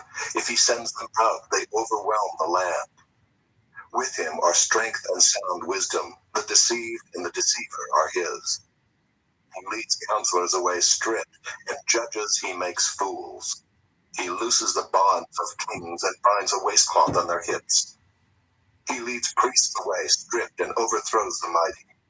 He deprives of speech those who are trusted and takes away the discernment of the elders. He pours contempt on princes and loosens the belt of the strong. He uncovers the deeps out of darkness and brings deep darkness to light. He makes nations great and he destroys them. He enlarges nations and leads them away. He takes away understanding from the chiefs of the people of the earth and makes them wander in a trackless waste. They grope in the dark without light, and he makes them stagger like a drunken man. Chapter 13. Behold, my eye has seen all this. My ear has heard and understood it. What you know, I also know. I am not inferior to you. But I would speak to the Almighty, and I desire to argue my case with God. As for you, you whitewash with lies. Worthless physicians are you all. Oh, that you would keep silent, and it would be your wisdom. Hear now my argument, and listen to the pleadings of my lips. Will you speak falsely for God, and speak deceitfully for him? Will you show partiality toward him? Will you plead the case for God? Will it be well with you when he searches you out? Or can you deceive him as one deceives a man? He will surely rebuke you if in secret you show partiality. Will not his majesty terrify you, and the dread of him fall upon you? Your maxims are proverbs of ashes. Your defenses are defenses of clay. Let me have silence, and I will speak, and let come on me what may. Why should I take my flesh in my teeth, and put my life in my hand? Though he slay me, I will hope in him, yet I will argue my ways to his face. This will be my salvation, that the godless shall not come before him. Keep listening to my words, and let my declaration be in your ears. Behold, I have prepared my case. I know that I shall be in the right. Who is there who will contend with me? For then I would be silent and die. Only grant me two things, then I will not hide myself from your face. Withdraw your hand far from me, and let not dread of you terrify me. Then call, and I will answer, or let me speak, and you reply to me. How many are my iniquities and my sins? Make me know my transgression and my sin. Why do you hide your face and count me as your enemy? Will you frighten a driven leaf and pursue dry chaff? For you write good things against me and make me iniquities among you. You put my feet in stocks, and watch all my paths. You set a limit for the soles of my feet. Man wastes away like a rotten thing, like a garment that is moth-eaten. Chapter 14. Man who is born of a woman is few of days and full of trouble. He comes out like a flower and withers. He flees like a shadow and continues not. And do you open your eyes on such a one and bring me into judgment with you? Who can bring a clean thing out of an unclean? There is not one. Since his days are determined, and the number of his months is with you, and you have appointed his limits that he cannot pass, look away from him and leave him alone, that he may enjoy like a hired hand his day. For there is hope for a tree, if it be cut down, that it will sprout again, and that its shoots will not cease. Though its root grow old in the earth, and its stump die in the soil, yet at the scent of water it will bud and put out branches like a young plant. But a man dies and is laid low. Man breathes his last, and where is he? As waters fail from a lake and a river wastes away and dries up, so a man lies down and rises not again. Till the heavens are no more, he will not awake or be roused out of his sleep. Oh, that you would hide me in Sheol, that you would conceal me until your wrath be past, that you would appoint me a set time and remember me. If a man dies, shall he live again? All the days of my service I would wait till my renewal should come. You would call and I would answer you. You would long for the work of your hands. For then you would number my steps. You would not keep watch over my sin. My transgression would be sealed up in a bag, and you would cover over my iniquity. But the mountain falls and crumbles away, and the rock is removed from its place. The waters wear away the stones. The torrents wash away the soil of the earth. So you destroy the hope of man. You prevail forever against him, and he passes. You change his countenance and send him away. His sons come to honor, and he does not know it. They are brought low, and he perceives it not. He feels only the pain of his own body, and he mourns only for himself. Chapter 15. Then Eliphaz the Temanite answered and said, Should a wise man answer with windy knowledge, and fill his belly with the east wind? Should he argue in unprofitable talk, or in words with which he can do no good? But you are doing away with the fear of God, and hindering meditation before God. For your iniquity teaches your mouth, and you choose the tongue of the crafty. Your own mouth condemns you, and not I. Your own lips testify against you. Are you the first man who was born? Or were you brought forth before the hills? Have you listened in the counsel of God? And do you limit wisdom to yourself? What do you know that we do not know? What do you understand that is not clear to us? Both the gray-haired and the aged are among us, older than your father. Are the comforts of God too small for you, or the word that deals gently with you? Why does your heart carry you away, and why do your eyes flash that you turn your spirit against God and bring such words out of your mouth? What is man that he can be pure, or he who was born of a woman that he can be righteous? Behold, God puts no trust in his holy ones, and the heavens are not pure in his sight. How much less one who is abominable and corrupt, a man who drinks injustice like water? I will show you, hear me, and what I have seen I will declare, what wise men have told, without hiding it from their fathers, to whom alone the land was given, and no stranger passed among them. The wicked man writhes in pain all his days, through all the years that are laid up for the ruthless. Dreadful sounds are in his ears. In prosperity the destroyer will come upon him. He does not believe that he will return out of darkness, and he is marked for the sword. He wanders abroad for bread, saying, Where is it? He knows that a day of darkness is ready at his hand. Distress and anguish terrify him. They prevail against him like a king ready for battle. Because he has stretched out his hand against God and defies the Almighty, running stubbornly against him with a thickly bossed shield, because he has covered his face with his fat and gathered fat upon his waist, and has lived in desolate cities, in houses that none should inhabit, which are ready to become heaps of ruins. He will not be rich, and his wealth will not endure, nor will his possessions spread over the earth. He will not depart from darkness, the flame will dry up his shoots, and by the breath of his mouth he will depart. Let him not trust in emptiness, deceiving himself, for emptiness will be his payment. It will be paid in full before his time, and his branch will not be green. He will shake off his unripe grape like the vine, and cast off his blossom like the olive tree.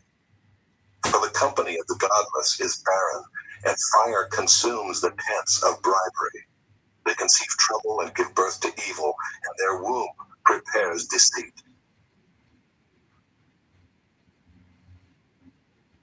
Chapter 16. Then Job answered and said, I have heard many such things. Miserable comforters are you all. Shall windy words have an end? Or what provokes you that you answer? I also could speak as you do if you were in my place. I could join words together against you and shake my head at you. I could strengthen you with my mouth, and the solace of my lips would assuage your pain. If I speak, my pain is not assuaged, and if I forbear, how much of it leaves me? Surely now God has worn me out.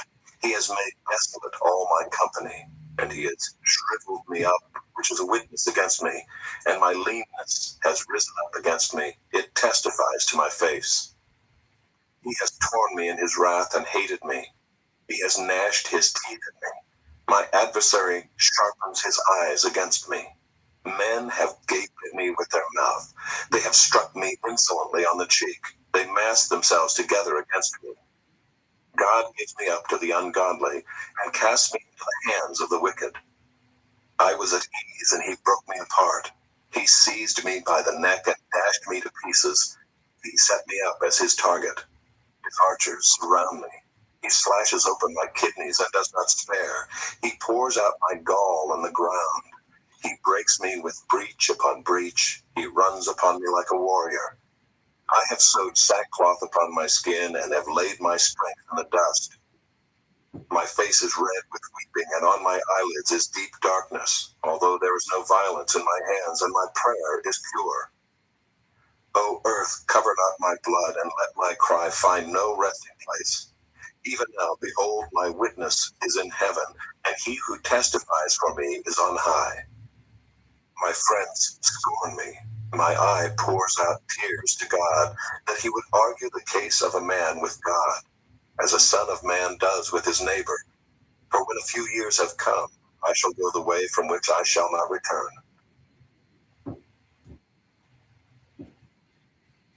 Chapter 17. My spirit is broken, my days are extended. The graveyard is ready for me. Surely there are mockers about me, my eye dwells on a provocation. Lay down a punishment with you. Who is there who will put up security for me? Since you have closed their hearts to understanding, therefore you will not let them triumph. He who informs against his friends to get a share of their treasure, the eyes of his children will fail. He is made a byword of the peoples, and the one before whom men spit. My eye has grown dim from vexation, and all my members are like a shadow.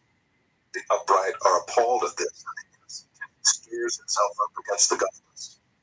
Yet the righteous holds to his way, and he who has clean hands grows stronger and stronger.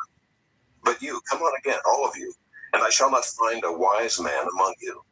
My days are past, my plans are broken off, the desires of my heart. They make night into day. The light, they say, is near to the darkness. If I hope for Sheol as my house, if I make my bed in darkness, if I say to the pit, you are my father, and to the worm, my mother, or my sister, where then is my hope? Who will see my hope? Will it go down to the bars of Sheol? Shall we descend together into the dust? Chapter 18. Then Bildad the Shuhite answered and said, how long will you hunt for words? Consider, and then we will speak. Why are we counted as cattle? Why are we stupid in your sight? You who tear yourself in your anger, shall the earth be forsaken for you, the rock be removed out of its place? Indeed, the light of the wicked is put out, the flame of his fire does not shine. The light is dark in him, and his lamp above him is put out. His strong steps are shortened, and his own schemes throw him down. For he is cast into a net by his own feet, and he walks on its mesh. A trap seizes him with the heel, a snare lays hold of him. A rope is hidden for him in the ground, a trap for him in the path. Terrors frighten him on every side and chase him at his heels. His strength is famished, and calamity is ready for his stumbling. It consumes the parts of his skin, the firstborn of death consumes his limbs. He is torn from the tent in which he trusted and is brought to the king of terrors. In his tent dwells that which is none of his. Sulfur is scattered over his habitation. His roots dry up beneath, and his branches wither above. His memory perishes from the earth, and he has no name in the street. He is thrust from light into darkness and driven out of the world. He has no posterity or progeny among his people, and no survivor where he used to live. They of the west are appalled at his day, and horror seizes them of the east. Surely such are the dwellings of the unrighteous. Such is the place of him who knows not God.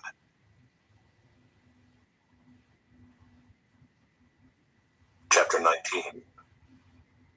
Then Job answered and said, How long will you torment me and break me in pieces with words? These 10 times you have cast reproach upon me. Are you not ashamed to wrong me? And even if it be true that I have erred, my error remains with myself. If indeed you magnify yourselves against me and make my disgrace an argument against me, know then that God has put me in the wrong and closed his net about me. Behold, I cry out, violence, but I am not answered. I call for help, but there is no justice. He has walled up my way so that I cannot pass, and he has set darkness upon my paths. He has stripped from me my glory and taken the crown from my head. He breaks me down on every side, and I am gone, and my hope has grown up like a tree. He has kindled his wrath against me as his adversary. His troops come on together. They have cast up their siege ramp against me and encamp around my tent. He has put my brothers far from me, and those who knew me are wholly estranged from me. My relatives have failed me. My close friends have forgotten me. The guests in my house and my maidservants count me as a stranger. I have become a foreigner in their eyes. I call to my servant, but he gives me no answer. I must plead with him with my mouth for mercy. My breath is strange to my wife, and I am a stench to the children of my own mother. Even young children despise me. When I rise, they talk against me. All my intimate friends abhor me, and those whom I loved have turned against me. My bones stick to my skin and to my flesh, and I have escaped by the skin of my teeth. Have mercy on me. Have mercy on me, O you my friends, for the hand of God has touched me. Why do you, like God, pursue me? Why are you not satisfied with my flesh? Oh, that my words were written. Oh, that they were inscribed in a book. Oh, that with an iron pen and lead they were engraved in the rock forever. For I know that my Redeemer lives, and at the last he will stand upon the earth. And after my skin has been thus destroyed, yet in my flesh I shall see God, whom I shall see for myself, and my eyes shall behold, and not another. My heart faints within me. If you say, how we will pursue him, and the root of the matter is found in him, be afraid of the sword, for wrath brings the punishment of the sword, that you may know there is a judgment. Chapter 20. Then Zophar the Naamathite answered and said, Therefore my thoughts answer me because of my haste within me. I hear censure that insults me, and out of my understanding a spirit answers me. Do you not know this from of old, since man was placed on earth, that the exulting of the wicked is short, and the joy of the godless but for a moment? Though his height mount up to the heavens, and his head reach to the clouds, he will perish forever like his own dung. Those who have seen him will say, Where is he? He will fly away like a dream and not be found. He will be chased away like a vision of the night. The eye that saw him will see him no more, nor will his place any more behold him. His children will seek the favor of the poor, and his hands will give back his wealth. His bones are full of his youthful vigor, but will lie down with him in the dust. Though evil is sweet in his mouth, though he hides it under his tongue, though he is loath to let it go and holds it in his mouth, yet his food is turned in his stomach. It is the venom of cobras within him. He swallows down riches and vomits them up again. God casts them out of his belly. He will suck the poison of cobras. The tongue of a viper will kill him. He will not look upon the rivers, the streams flowing with honey and curds. He will give back the fruit of his toil and will not swallow it down. From the profit of his trading he will get no enjoyment. For he has crushed and abandoned the poor. He has seized a house that he did not build. Because he knew no contentment in his belly, he will not let anything in which he delights escape him. There was nothing left after he had eaten, therefore his prosperity will not endure. In the fullness of his sufficiency, he will be in distress. The hand of everyone in misery will come against him.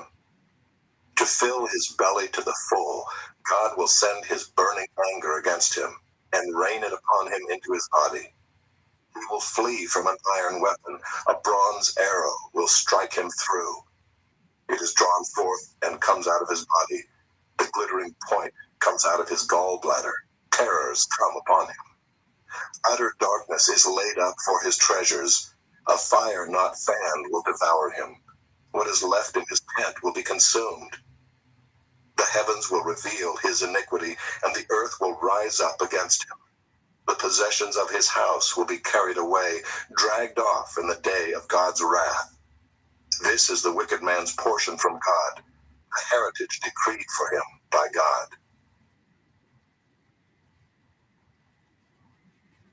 Chapter 21.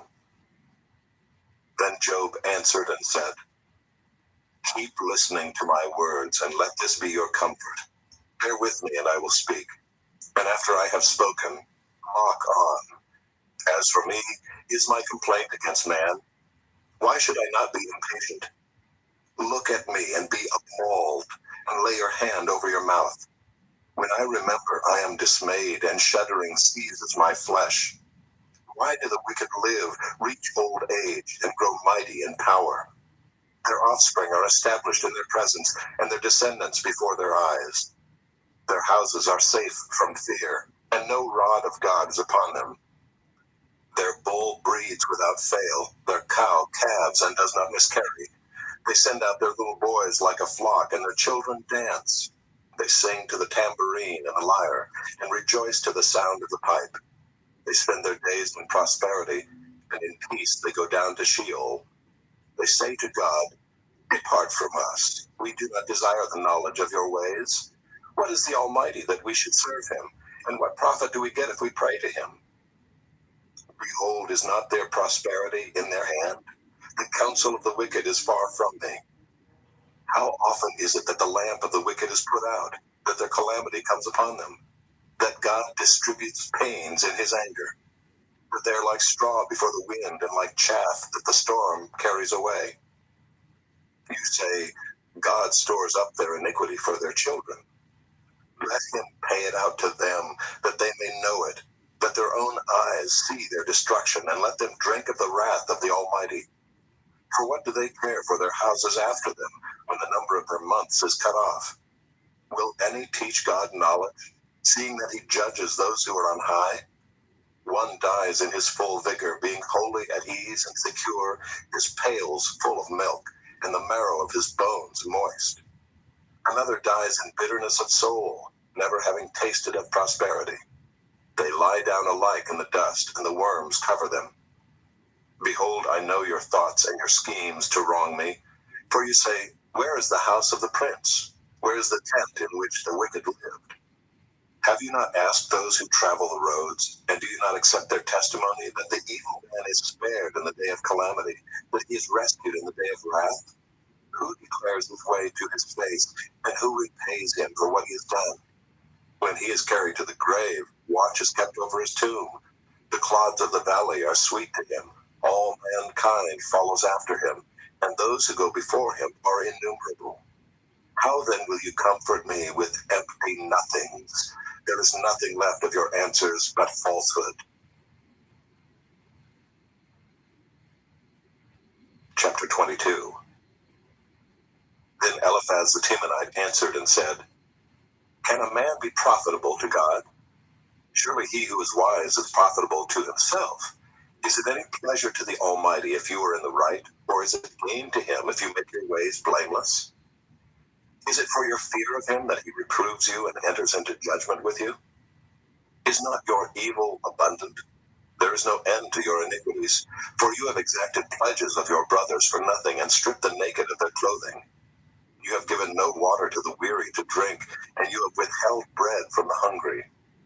The man with power possessed the land, and the favored man lived in it. You have sent widows away empty, and the arms of the fatherless were crushed. Therefore snares are all around you, and sudden terror overwhelms you, or darkness so that you cannot see, and a flood of water covers you. Is not God high in the heavens? See the highest stars, how lofty they are. But you say, what does God know? Can he judge through the deep darkness? Thick clouds veil him so that he does not see, and he walks on the vault of heaven. Will you keep to the old way that wicked men have trod? They were snatched away before their time. Their foundation was washed away. They said to God, depart from us. And what can the Almighty do to us? Yet he filled their houses with good things, but the counsel of the wicked is far from me. The righteous see it and are glad. The innocent one mocks at them, saying, surely our adversaries are cut off, and what they left the fire has consumed. Agree with God and be at peace. Thereby good will come to you. Receive instruction from his mouth and lay up his words in your heart. If you return to the Almighty, you will be built up. If you remove injustice far from your tents, if you lay gold in the dust, and gold of Ophir among the stones of the torrent bed, then the Almighty will be your gold and your precious silver. For then you will delight yourself in the Almighty and lift up your face to God. You will make your prayer to him, and he will hear you, and you will pay your vows. You will decide on a matter, and it will be established for you, and light will shine on your ways. For when they are humbled, you say, it is because of pride. But he saves the lowly. He delivers even the one who is not innocent. You will be delivered through the cleanness of your hands. Chapter 23. Then Job answered and said, today also my complaint is bitter. My hand is heavy on account of my groaning. Oh, that I knew where I might find him, that I might come even to his seat. I would lay my case before him and fill my mouth with arguments. I would know what he would answer me and understand what he would say to me. Would he contend with me in the greatness of his power? No, he would pay attention to me. There an upright man could argue with him, and I would be acquitted forever by my judge. Behold, I go forward, but he is not there, and backward, but I do not perceive him. On the left hand, when he is working, I do not behold him. He turns to the right hand, but I do not see him. But he knows the way that I take. When he has tried me, I shall come out as gold. My foot is held fast to his steps. I have kept his way and have not turned aside. I have not departed from the commandment of his lips. I have treasured the words of his mouth more than my portion of food. But he is unchangeable, and who can turn him back? What he desires, that he does. For he will complete what he appoints for me, and many such things are in his mind. Therefore I am terrified at his presence. When I consider I can triumph him. God has made my heart faint. The Almighty has terrified me. Yet I am not silenced because of the darkness, nor because thick darkness covers my face. Chapter 24.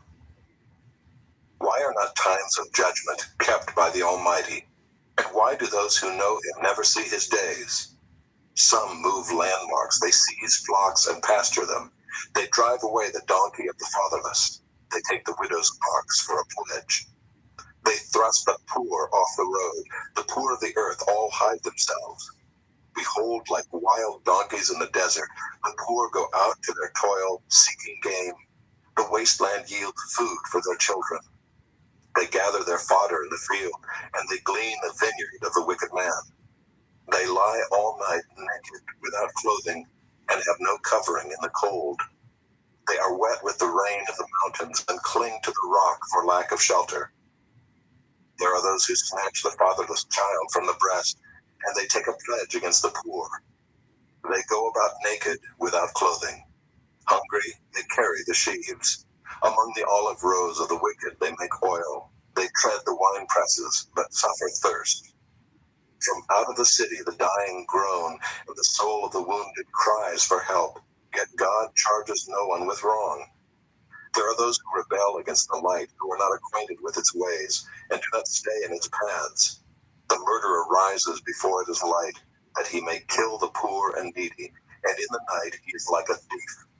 The eye of the adulterer also waits for the twilight, saying, no eye will see me, and he veils his face. In the dark they dig through houses. By day they shut themselves up. They do not know the light. For deep darkness is morning to all of them, for they are friends with the terrors of deep darkness. You say, swift are they on the face of the waters. Their portion is cursed in the land. No treader turns toward their vineyards. Drought and heat snatch away the snow waters. So does Sheol those who have sinned. The womb forgets them. The worm finds them sweet. They are no longer remembered, so wickedness is broken like a tree. They wrong the barren, childless woman, and do no good to the widow. Yet God prolongs the life of the mighty by his power. They rise up when they despair of life. He gives them security, and they are supported, and his eyes are upon their ways. They are exalted a little while and then are gone. They are brought low and gathered up like all others. They are cut off like the heads of grain. If it is not so, who will prove me a liar and show that there is nothing in what I say?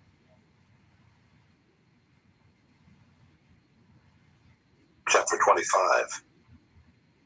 Then Bildad the Shuhite answered and said, dominion and fear are with God. He makes peace in his high heaven. Is there any number to his armies? Upon whom does his light not arise? How then can man be in right before God? How can he who is born of woman be pure? Behold, even the moon is not bright, and the stars are not pure in his eyes. How much less man, who is a maggot, and the son of man, who is a worm? Chapter 26.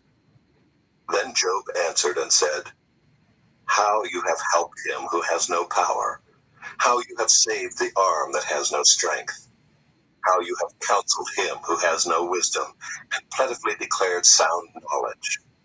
With whose help have you uttered words, and whose breath has come out from you? The dead tremble under the waters, and their inhabitants. Sheol is naked before God, and Abaddon has no covering. He stretches out the north over the void and hangs the earth on nothing. He binds up the waters in his thick clouds, and the cloud is not split open under them. He covers the face of the full moon and spreads over it his cloud. He has inscribed a circle on the face of the waters at the boundary between light and darkness. The pillars of heaven tremble and are astounded at his rebuke. By his power he stilled the sea. By his understanding he shattered Rahab. By his wind the heavens were made fair. His hand pierced the fleeing serpent. Behold, these are but the outskirts of his ways, and how small a whisper do we hear of him. But the thunder of his power, who can understand?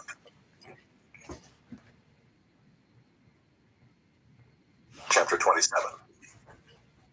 And Job again took up his discourse and said, as God lives, who has taken away my right, and the Almighty, who has made my soul bitter, as long as my breath is in me, and the Spirit of God is in my nostrils, my lips will not speak falsehood, and my tongue will not utter deceit.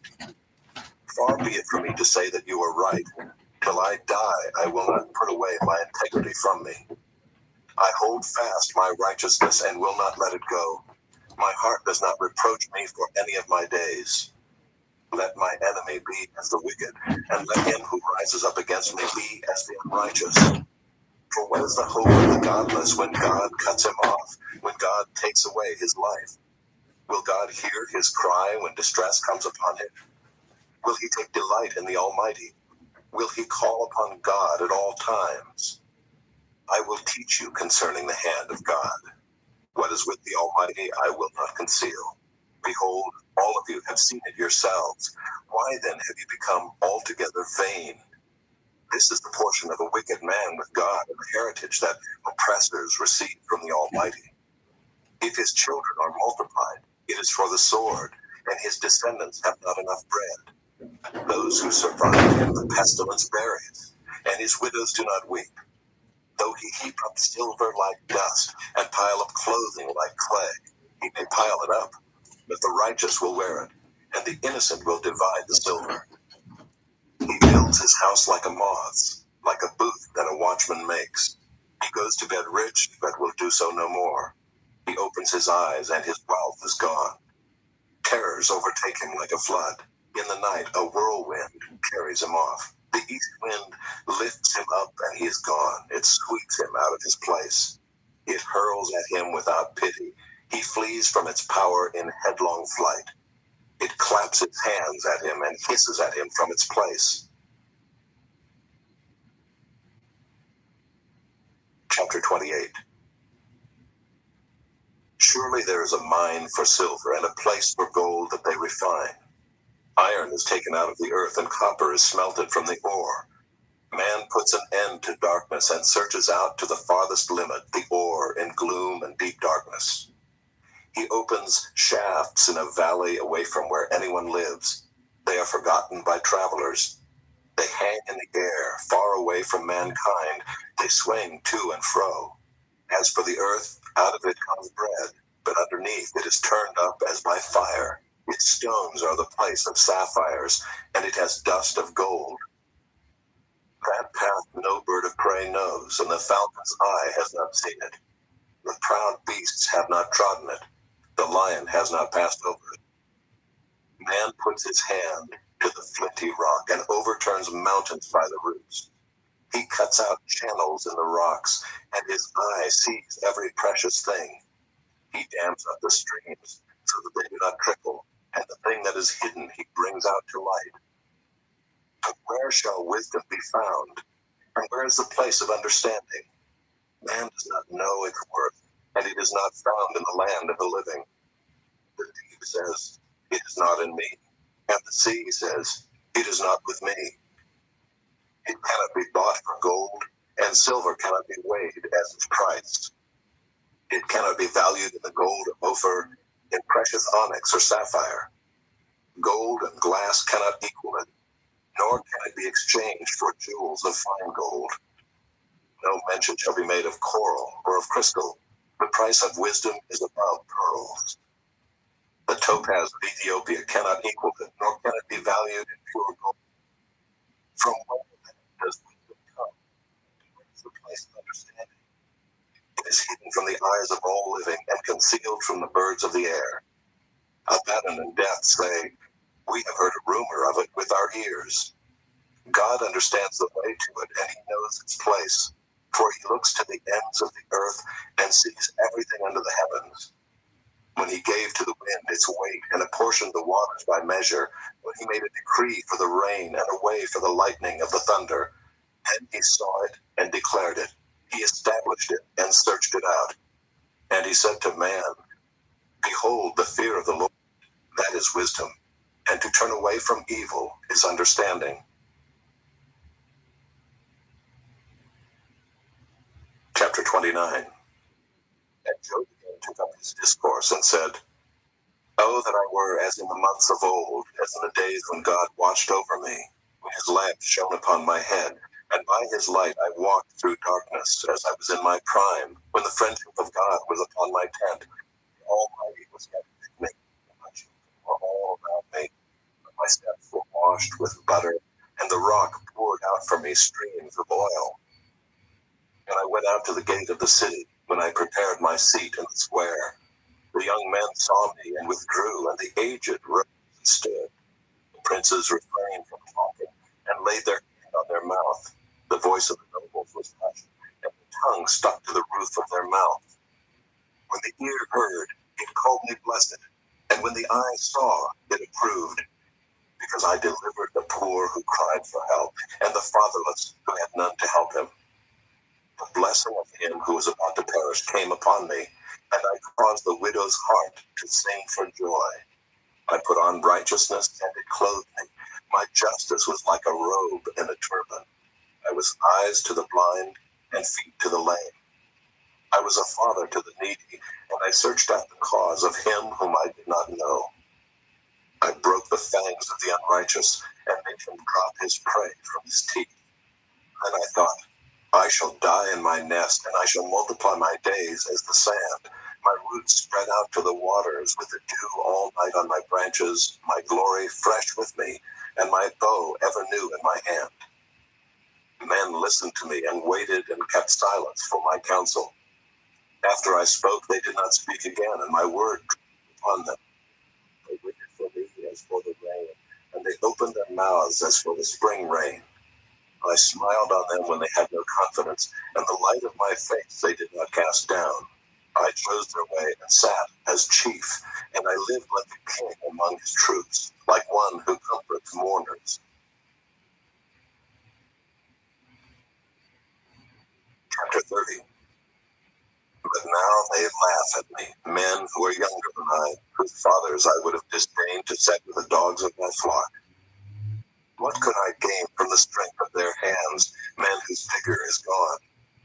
Through want of hard labor they go the dry ground by night, waste of desolation. They pick saltwood and the leaves of bushes and the roots of the broom tree for their food. They are driven out from human company. They shout after them as after a thief. In the gullies of the torrents they must dwell, in holes of the earth and of the rocks. Among the bushes they bray, under the nettles they huddle together. A senseless, a nameless brood, they have been whipped out of the land. And now I have become their song. I am a byword to them. They abhor me, they keep aloof from me. They do not hesitate to spit at the sight of me. Because God has loosed my cord and humbled me, they have cast off restraint in my presence. On my right hand the rabble rise. They push away my feet. They cast up against me their ways of destruction. They break up my path. They promote my calamity. They need no one to help them. As through a wide breach they come. Amid the crash they roll on. Terrors are turned upon me. My honor is pursued as by the wind, and my prosperity has passed away like a cloud. And now my soul is poured out within me. Days of affliction have taken hold of me. The night racks my bones, and the pain that gnaws me takes no rest. With great force my garment is disfigured. It binds me about like the collar of my tunic. God has cast me into the mire, and I have become like dust and ashes. I cry to you for help, and you do not answer me. I stand, and you only look at me. You have turned cruel to me. With the might of your hand you persecute me. You lift me up on the wind, you make me ride on it, and you toss me about in the roar of the storm. For I know that you will bring me to death, and to the house appointed for all living. Yet does not one in a heap of ruins stretch out his hand, and in his disaster cry for help? Did not I weep for him whose day was hard? Was not my soul grieved for the needy? But when I hoped for good, evil came, and when I waited for light, darkness came. My inward parts are in turmoil and never still. Days of affliction come to meet me. I go about darkened, but not by the sun. I stand up in the assembly and cry for help. I am a brother of jackals and a companion of ostriches. My skin turns black and falls from me, and my bones burn with heat. My lyre is turned to mourning, and my pipe to the voice of those who weep. Chapter 31. I have made a covenant with my eyes. How then could I gaze at a virgin? What would be my portion from God above, and my heritage from the Almighty on high? Is not calamity for the unrighteous and disaster for the workers of iniquity? Does not he see my ways and number all my steps? If I have walked with falsehood, and my foot has hastened to deceit, let me be weighed in a just balance, and let God know my integrity. If my step has turned aside from the way, and my heart has gone after my eyes, and if any spot has stuck to my hands, then let me sow and another eat, and let what grows from me be rooted out. If my heart has been enticed toward a woman, and I have lain in wait at my neighbor's door, then let my wife grind for another, and let others bow down on her. For that would be a heinous crime. That would be an iniquity to be punished by the judges. For that would be a fire that consumes as far as Abaddon. And it would burn to the root all my increase. If I have rejected the cause of my manservant or my maidservant when they brought a complaint against me, what then shall I do when God rises up? When he makes inquiry, what shall I answer him? Did not he who made me in the womb make him? And did not one fashion us in the womb? If I have withheld anything that the poor desired, or have caused the eyes of the widow to fail, or have eaten my morsel alone, and the fatherless has not eaten of it, for from my youth the fatherless grew up with me as with a father, and from my mother's womb I guided the widow. If I have seen anyone perish for lack of clothing, or the needy without covering, if his body has not blessed me, and if he was not warmed with the fleece of my sheep, if I have raised my hand against the fatherless, because I saw my help negate, then let my shoulder blade fall from my shoulder, and let my arm be broken from its socket. For I was in terror of calamity from God, and I could not have faced his majesty. If I have made gold my trust, or called fine gold my confidence, if I have rejoiced because my wealth was abundant, or because my hand had found much, if I have looked at the sun when it shone, or the moon moving its splendor, and my heart has been secretly enticed, and my mouth has kissed my hand, this also would be an iniquity to be punished by the judges, for I would have been false to God above. If I have rejoiced at the ruin who hated me, or exulted in evil, I cannot sin by asking for his life for the curse. If the men of my tent have not said, who is there that has not been filled with his meat? The sojourner has not lodged in the street. I have opened my doors to the traveler. If I have concealed my transgressions as others do, by hiding my iniquity in my heart, because I stood in great fear of the multitude, and the contempt of families terrified me, so that I kept silence and did not go out of doors. Oh, that I had one to hear me. Here is my signature. Let the Almighty answer me. Oh, that I had the indictment written by my adversary. Surely I would carry it on my shoulder. I would bind it on me as a crown.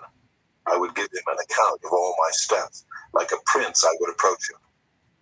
If my land has cried out against me, and its furrows have wept together, if I have eaten its yield without payment, and made its owners breathe their last, let thorns grow instead of wheat, and foul weeds instead of barley. The words of Job are ended.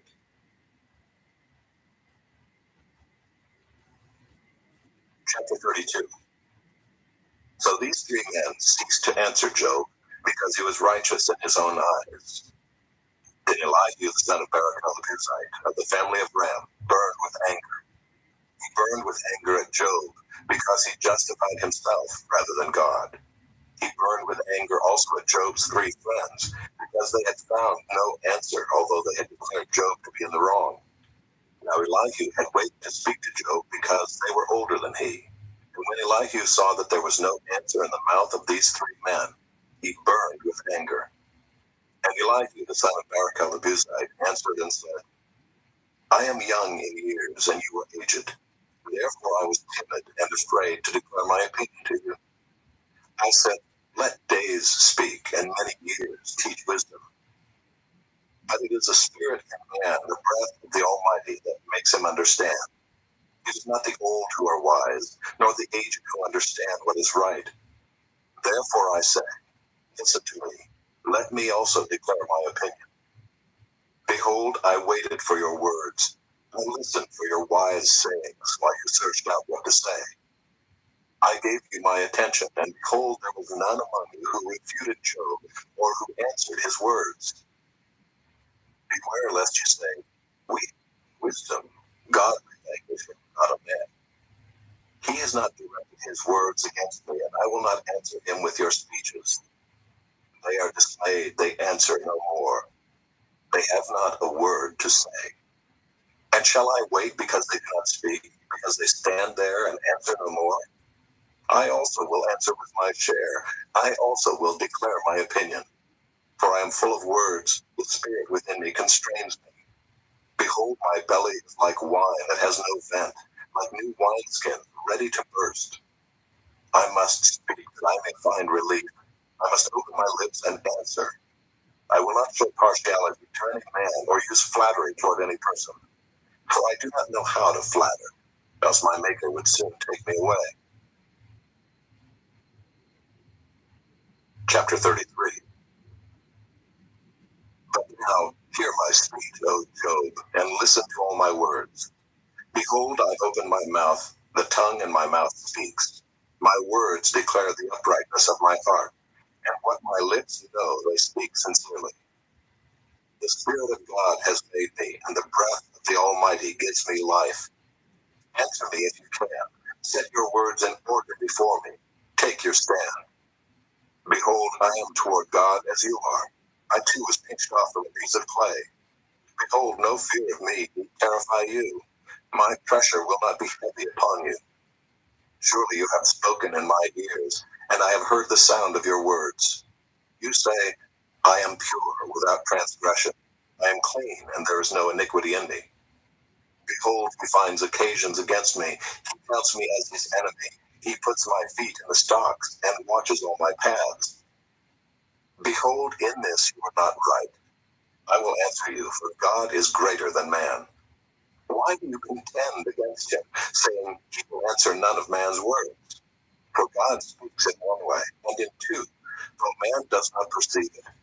In a dream, in a vision of the night, when deep sleep falls on men, while they slumber on their beds, then he opens the ears of men, and terrifies them with warnings, that he may turn man aside from his deed, and conceal pride from a man. He keeps back his soul from the pit, his life from perishing by the sword. Man is also rebuked with pain on his bed, and with continual strife in his bones, so that his life loathes bread, and his appetite the choicest food. His flesh is so wasted away that it cannot be seen, and his bones that were not seen stick out. His soul draws near the pit, and his life for those who bring death. If there be for him an angel, a mediator, one of 1,000, to declare to man what is right for him, and he is merciful to him and says, deliver him from going down into the pit. I have found a ransom. Let his flesh become fresh with youth. Let him return to the days of his youthful vigor. Then man prays to God, and he accepts him. He sees his face with a shout of joy, and he restores to man his righteousness. He sings before man and says, I sinned and perverted what was right, and it was not repaid to me. He has redeemed my soul from going down into the pit, and my life shall look upon the light. Behold, God does all these things twice, 3 times through the man, to bring back his soul from the pit, that he may be lighted with the light of life. Pay attention, O Job. Listen to me. Be silent, and I will speak. If you have any words, answer me. Speak, for I desire to justify you. If not, listen to me. Be silent, and I will teach you wisdom. Chapter 34. Then Elihu answered and said, hear my word, you wise men, and give ear to me, you who know. For the ear tests words as the palate tastes food. Let us choose what is right. Let us know among ourselves what is good. For Job has said, I am in the right, and God has taken away my right. In spite of my right, I am counted a liar. My wound is incurable, though I am without transgression. What man is like Job, who drinks up scoffing like water, who travels in company with evildoers and walks with wicked men? For he has said, it profits man nothing that he should take delight in God. Therefore hear me, you man of understanding. Far be it from God that he should do wickedness, and from the Almighty that he should do wrong. For according to the work of a man he will repay him, and according to his ways he will make it befall him. Of a truth, God will not do wickedly, and the Almighty will not pervert justice. Who gave him charge over the earth, and who laid on him the whole world? If he should set his heart to it and gather to himself his spirit and his breath, all flesh would perish together, and man would return to dust. If you have understanding, hear this. Listen to what I say. Shall one who hates justice govern? Will you condemn him who is righteous and mighty, who says to a king, worthless one, and to nobles, wicked man, who shows no partiality to princes, nor regards the rich more than the poor? for they are all the work of his hands. In a moment they die. At midnight the people are shaken and pass away, and the mighty are taken away by no human hand. For his eyes are on the ways of a man, and he sees all his steps. There is no gloom or deep darkness where evildoers may hide themselves. For God has no need to consider a man further, that he should go before God in judgment. He shatters the mighty without investigation and sets others in their place. Thus, knowing their works, he overturns them in the night, and they are crushed. He strikes them for their wickedness in a place for all to see, because they turned aside from following him and had no regard for any of his ways, so that they caused the cry of the poor to come to him, and he heard the cry of the afflicted. When he is quiet, who can condemn? When he hides his face, who can behold him? Whether it be a nation or a man, that a godless man should not reign, that he should not ensnare the people. For has anyone said to God, I have borne punishment, I will not offend any more? Teach me what I do not see. If I have done iniquity, I will do it no more. Will he then make repayment to suit you because you reject it? For you must choose, and not I. Therefore declare what you know. Men of understanding will say to me, and the wise man who hears me will say, Job speaks without knowledge. His words are without insight. Would that Job were tried to the end, because he answers like wicked men. For he adds rebellion to his sin.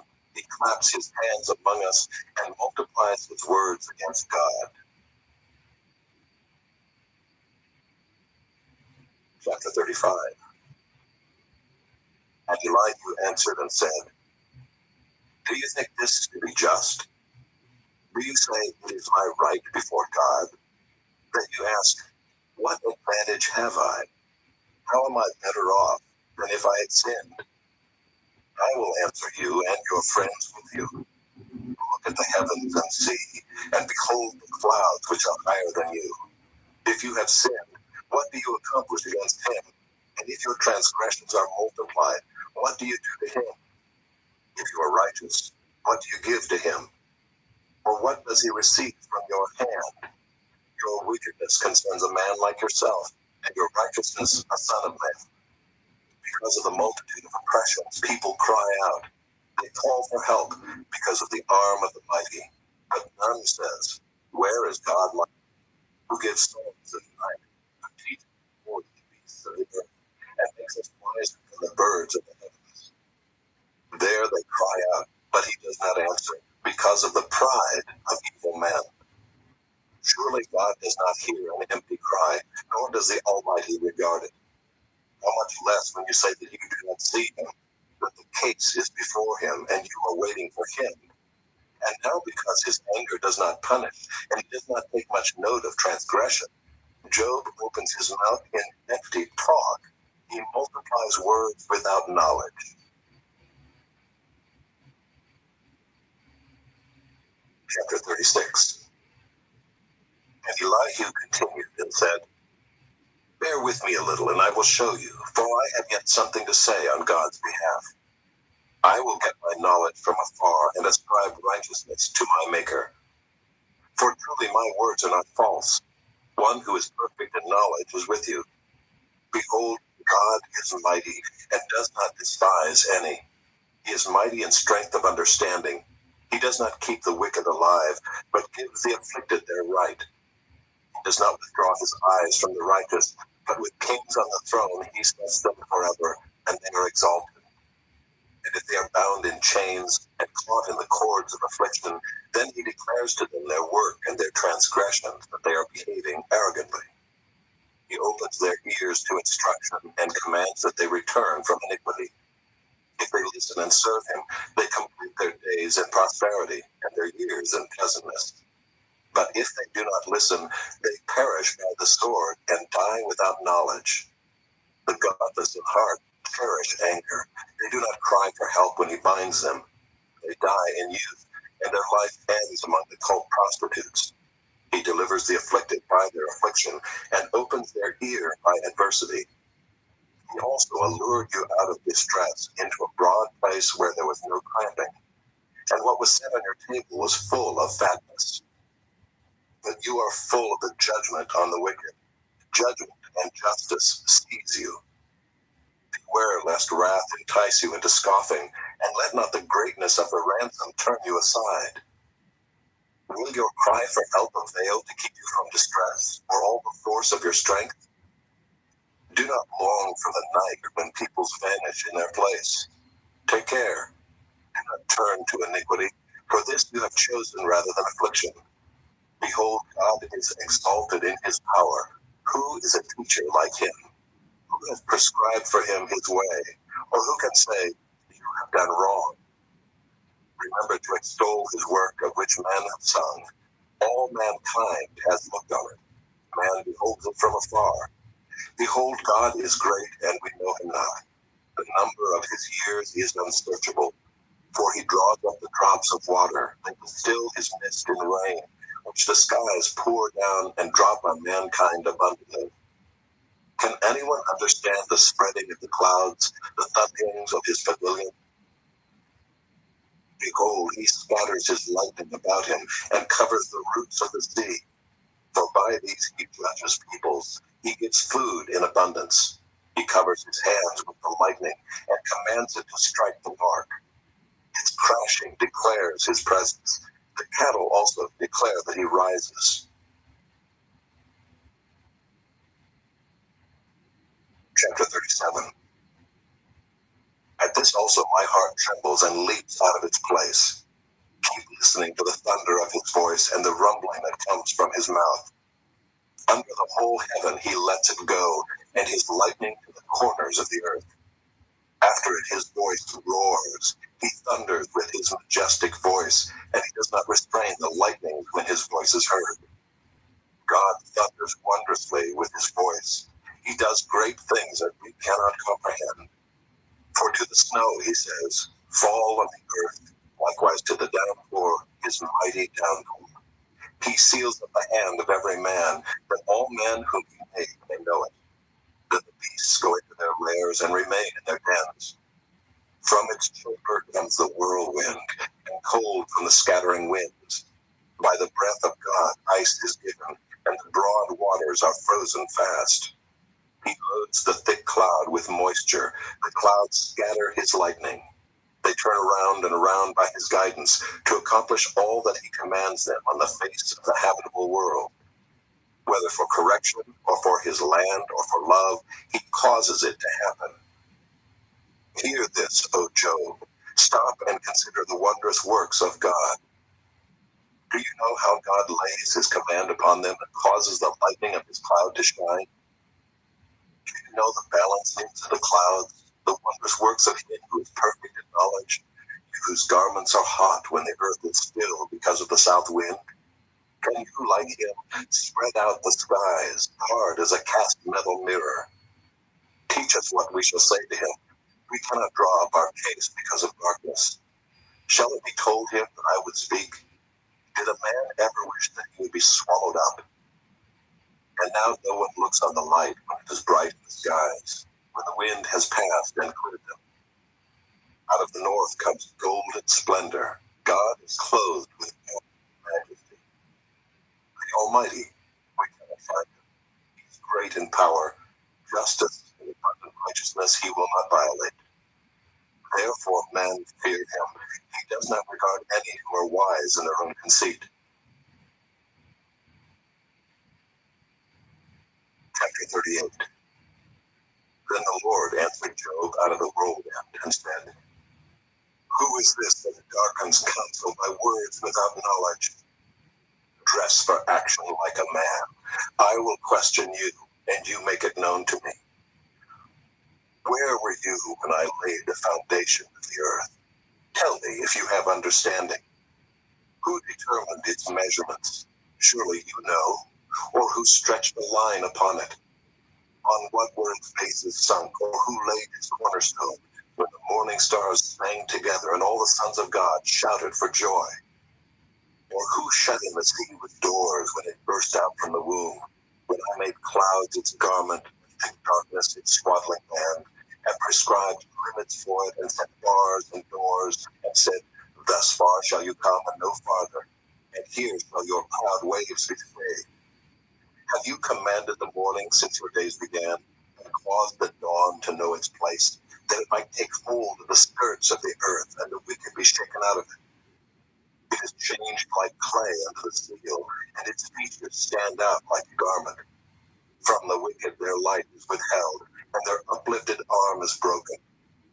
Have you entered into the springs of the sea, or walked in the recesses of the deep? Have the gates of death been revealed to you, or have you seen the gates of deep darkness? Have you comprehended the expanse of the earth? Declare if you know all this. Where is the way to the dwelling of light, and where is the place of darkness, that you may take it to its territory, and that you may discern the paths to its home? You know, for you were born then, and the number of your days is great. Have you entered the storehouses of the snow, or have you seen the storehouses of the hail, which I have reserved for the time of trouble, for the day of battle and war? What is the way to the place where the light is distributed, or where the east wind is scattered upon the earth? Who has cleft a channel for the torrents of rain, and a way for the thunderbolt, to bring rain on a land where no man is, on the desert in which there is no man, to satisfy the waste and desolate land, and to make the ground sprout with grass? Has the rain a father, or who has forgotten the drops of dew? From whose womb did the ice come forth, and who has given birth to the frost of heaven? The waters become hard like stone, and the face of the deep is frozen. Can you bind the chains of the Pleiades, or loose the cords of Orion? Can you lead forth the Mazzaroth in their season, or can you guide the bear with its children? Do you know the ordinances of the heavens? Can you establish their rule on the earth? Can you lift up your voice to the clouds, that a flood of waters may cover you? Can you send forth lightnings, that they may go and say to you, here we are? Who has put wisdom in the inward parts, or given understanding to the mind? Who can number the clouds by wisdom, or who can tilt the waterskins of the heavens, when the dust runs into a mass and the clods stick fast together? Can you hunt the prey for the lion, or satisfy the appetite of the young lions when they crouch in their dens, or lie in wait in their thicket? Who provides for the raven its prey, when its young ones cry to God for help and wander about for lack of food? Chapter 39. Do you know when the mountain goats give birth? Do you observe the calving of the does? Can you number the months that they fulfill? And do you know the time when they give birth, when they crouch, bring forth their offspring, and are delivering their young? Their young become strong, they grow up in the open, they go out and do not return to them. Who has let the wild donkey go free?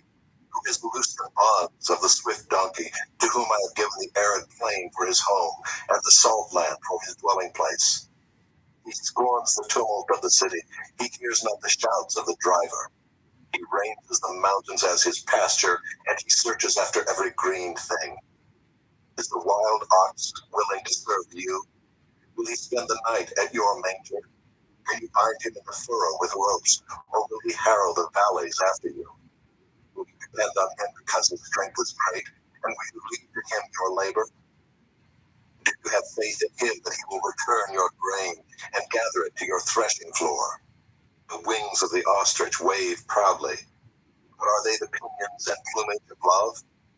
For she leaves her eggs to the earth, and lets them be warmed on the ground, forgetting that a foot may crush them, and that the wild beast may trample them.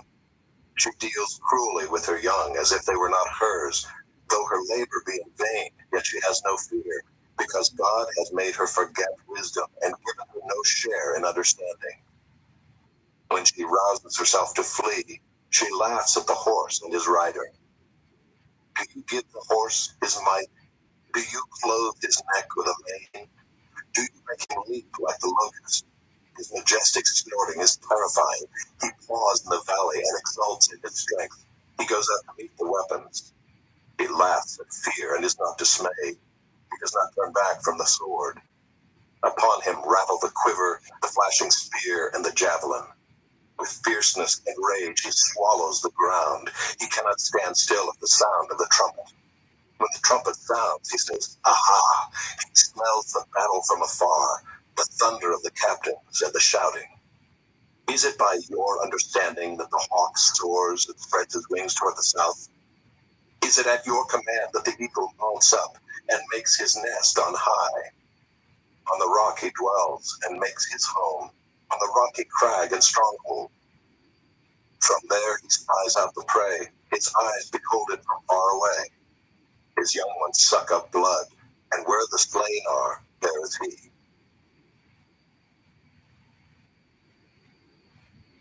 Chapter 40. And the Lord said to Job, "Shall a fault finder contend with the Almighty? He who argues with God, let him answer it." Then Job answered the Lord and said, "Behold, I am of small account. What shall I answer you? I lay my hand on my mouth. I have spoken once, and I will not answer. Twice, but I will proceed no further." And the Lord answered Job out of the whirlwind and said, "Dress for action like a man. I will question you, and you make it known to me. Will you even put me in the wrong? Will you condemn me that you may be in the right? Have you an arm like God, and can you thunder with a voice like his? Adorn yourself with majesty and dignity. Clothe yourself with glory and splendor. Pour out the overflowings of your anger, and look on everyone who is proud and abase him. Look on everyone who is proud and bring him low, and tread down the wicked where they stand. Hide them all in the dust together. Bind their faces in the world below.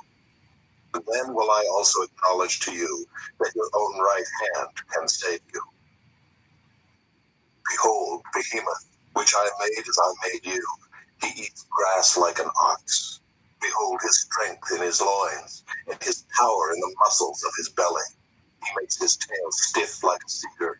The sinews of his thighs are knit together. His bones are tubes of bronze, his limbs like bars of iron. He is the first of the works of God. Let him who made him bring near his sword. For the mountains yield food for him, where all the wild beasts play.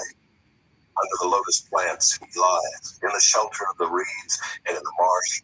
For his shade the lotus trees cover him, the willows of the brook surround him.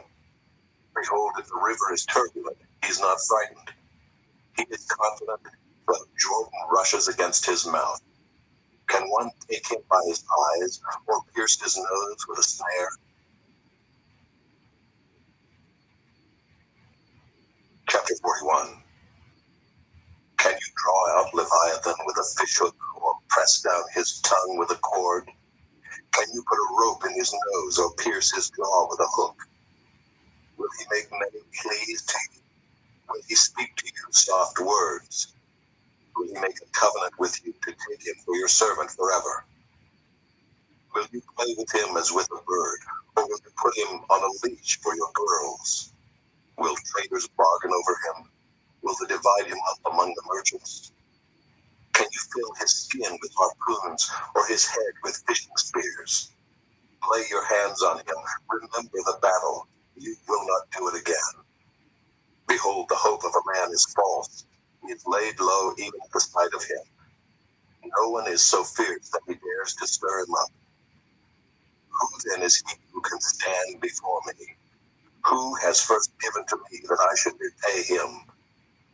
Whatever is under the whole heaven is mine. I will not keep silence concerning his limbs, or his mighty strength, or his goodly frame. Who can strip off his outer garment? Who would come near him with a bridle? Who can open the doors of his face? Around his teeth is terror. His back is made of rows of shields, shut up closely as with a seal. One is so near to another that no air can come between them. They are joined one to another. They clasp each other and cannot be separated. His sneezings flash forth light, and his eyes are like the eyelids of the dawn. Out of his mouth go flaming torches, sparks of fire leap forth. Out of his nostrils comes forth smoke as from a boiling pot and burning rushes. His breath kindles coals, and a flame comes forth from his mouth. In his neck abides strength, and terror dances before him. The folds of his flesh stick together, firmly cast on him and immovable. His heart is hard as a stone, hard as the lower millstone. When he raises himself up, the mighty are afraid. At the crashing, they are beside themselves. Though the sword reaches him, it does not avail, nor the spear, the dart, or the javelin. He counts iron as straw, and bronze as rotten wood. The arrow cannot make him flee. For him, sling stones are turned to stubble. Clubs are counted as stubble. He laughs at the rattle of javelins. His underparts are like sharp potshers. He spreads himself like a threshing sledge on the mire. He makes the deep boil like a pot. He makes the sea like a pot of ointment. Behind him he leaves a shining wake. One would think the deep to be white-haired. On earth there is not his like, a creature without fear. He sees everything that is high. He is king over all the sons of pride. Chapter 42. Then Job answered the Lord and said, I know that you can do all things, and that no purpose of yours can be thwarted. Who is this that hides counsel without knowledge?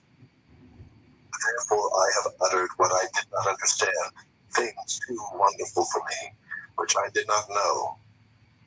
Hear, and I will speak. I will question you, and you make it known to me. I had heard of you by the hearing of the ear, but now my eye sees you. Therefore I despise myself, and repent in dust and ashes. After the Lord had spoken these words to Job, the Lord said to Eliphaz the Temanite, My anger burns against you and against your two friends, for you have not spoken of me what is right, as my servant Job has. Now therefore take 7 bulls and 7 rams, and go to my servant Job, and offer up a burnt offering for yourselves. And my servant Job shall pray for you, for I will accept his prayer, not to deal with you according to your folly. For you have not spoken of me what is right, as my servant Job has. So Eliphaz the Temanite, and Bildad the Shuhite, and Zophar the Naamathite, went and did what the Lord had told them, and the Lord accepted Job's prayer.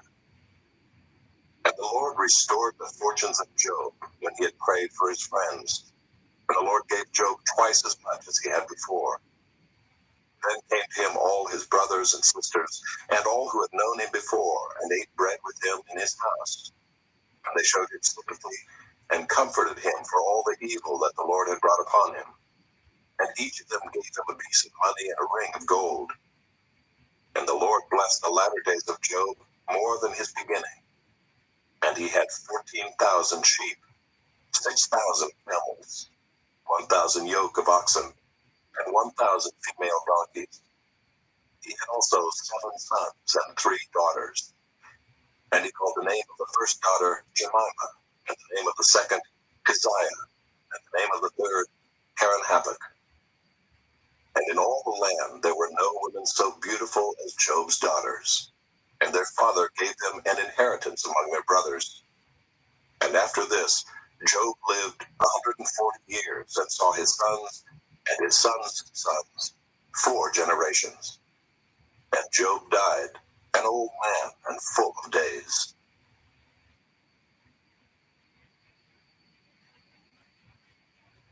This audiobook has been broken into multiple parts to make the download faster.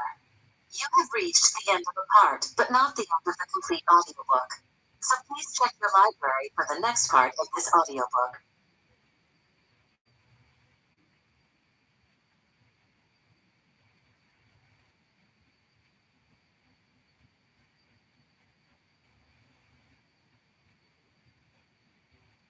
You are listening to the ESV Hear the Word audio Bible, read by David Cochran Heath. produced in 2008 by Crossway Bibles. The Psalms. Psalm 1. Blessed is the man who walks not in the counsel of the wicked, nor stands in the way of sinners, nor sits in the seat of scoffers. But his delight is in the law of the Lord, and on his law he meditates day and night. He is like a tree planted by streams of water, that yields its fruit in its season, and its leaf does not wither. In all that he does, he prospers. The wicked are not so, but are like chaff that the wind drives away. Therefore the wicked will not stand in the judgment, nor sinners in the congregation of the righteous. For the Lord knows the way of the righteous, but the way of the wicked will perish. Psalm 2. Why do the nations rage and the peoples plot in vain? The kings of the earth set themselves, and the rulers take counsel together against the Lord and against his anointed, saying, Let us burst their bonds apart and cast away their cords from us. He who sits in the heavens laughs. The Lord holds them in derision. Then he will speak to them in his wrath and terrify them in his fury, saying, As for me, I have set my king on Zion, my holy hill. I will tell of the decree. The Lord said to me, You are my son. Today I have begotten you. Ask of me, and I will make the nations your heritage, and the ends of the earth your possession. You shall break them with a rod of iron, and dash them in pieces like a potter's vessel. Now therefore, O kings, be wise. Be warned, O rulers of the earth. Serve the Lord with fear, and rejoice with trembling. Kiss the Son, lest he be angry, and you perish in the way. For his wrath is quickly kindled. Blessed are all who take refuge in him.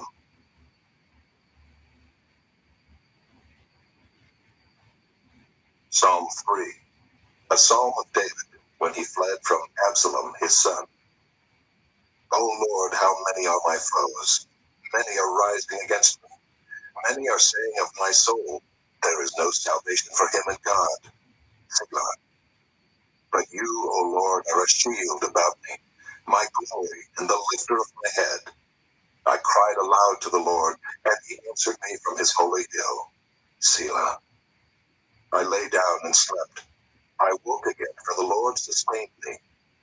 I will not be afraid of many thousands of people who have set themselves against me all around. Arise, O Lord, save me, O my God, for you strike all my enemies on the cheek. You break the teeth of the wicked. Salvation belongs to the Lord.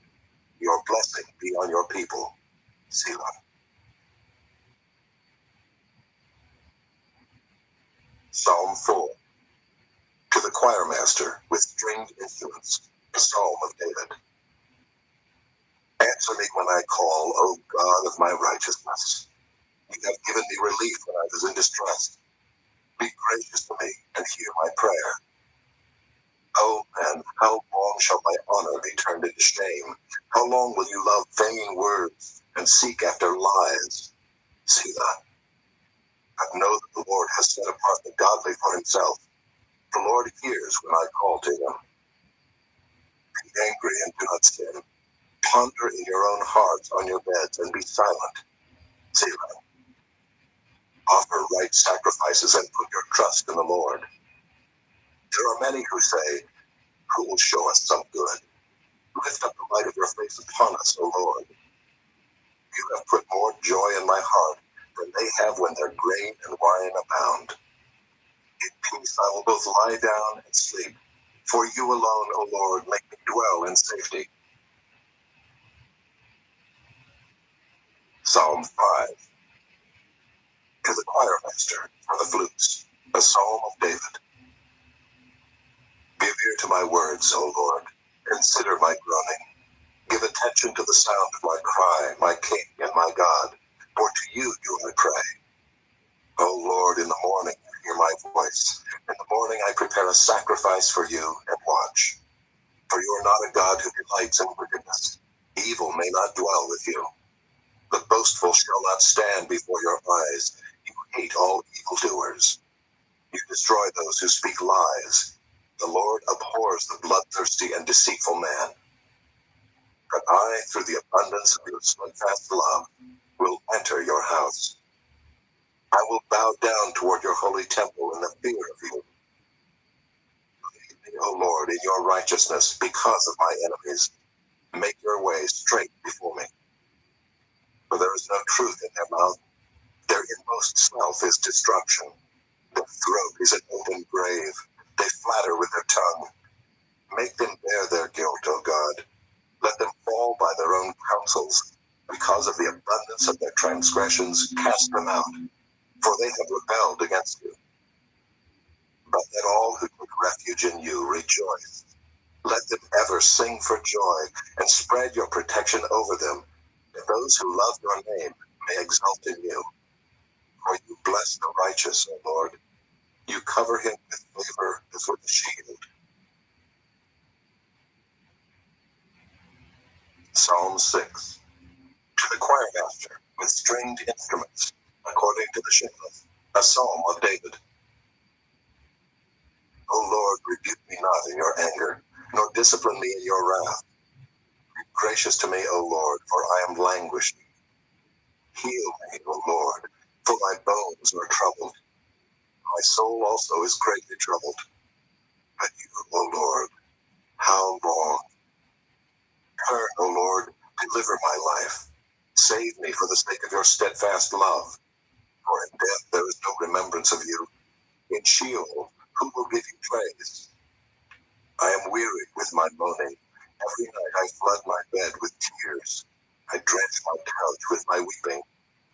My eye wastes away because of grief. It grows weak because of all my foes.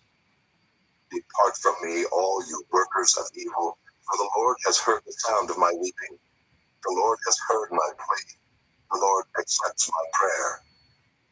All my enemies shall be ashamed and greatly troubled. They shall turn back and be put to shame in a moment. Psalm 7. A Shigaiah of David, which he sang to the Lord concerning the words of Cush, a Benjaminite. O Lord my God, in you do I take refuge. Save me from all my pursuers and deliver me, lest like a lion they tear my soul apart, rending it in pieces with none to deliver. O Lord my God, if I have done this, if there is wrong in my hands, if I have repaid my friend with evil, or plundered my enemy without cause, let the enemy pursue my soul and overtake it, and let him trample my life to the ground and lay my glory in the dust. Selah. Arise, O Lord, in your anger. Lift yourself up against the fury of my enemies. Await for me, you have appointed a judgment. Let the assembly of the peoples be gathered about you. Over it return on high. The Lord judges the peoples. Judge me, O Lord, according to my righteousness, and according to the integrity that is in me. O let the evil of the wicked come to an end, and may you establish the righteous, you who test the minds and hearts, O righteous God. My shield is with God, who saves the upright in heart. God is a righteous judge, and a God who feels indignation every day. If a man does not repent, God will whet his sword. He has bent and readied his bow. He has prepared for him his deadly weapons, making his arrows fiery shafts. Behold, the wicked man conceives evil and is pregnant with mischief and gives birth to lies. He makes a pit, digging it out, and falls into the hole that he has made.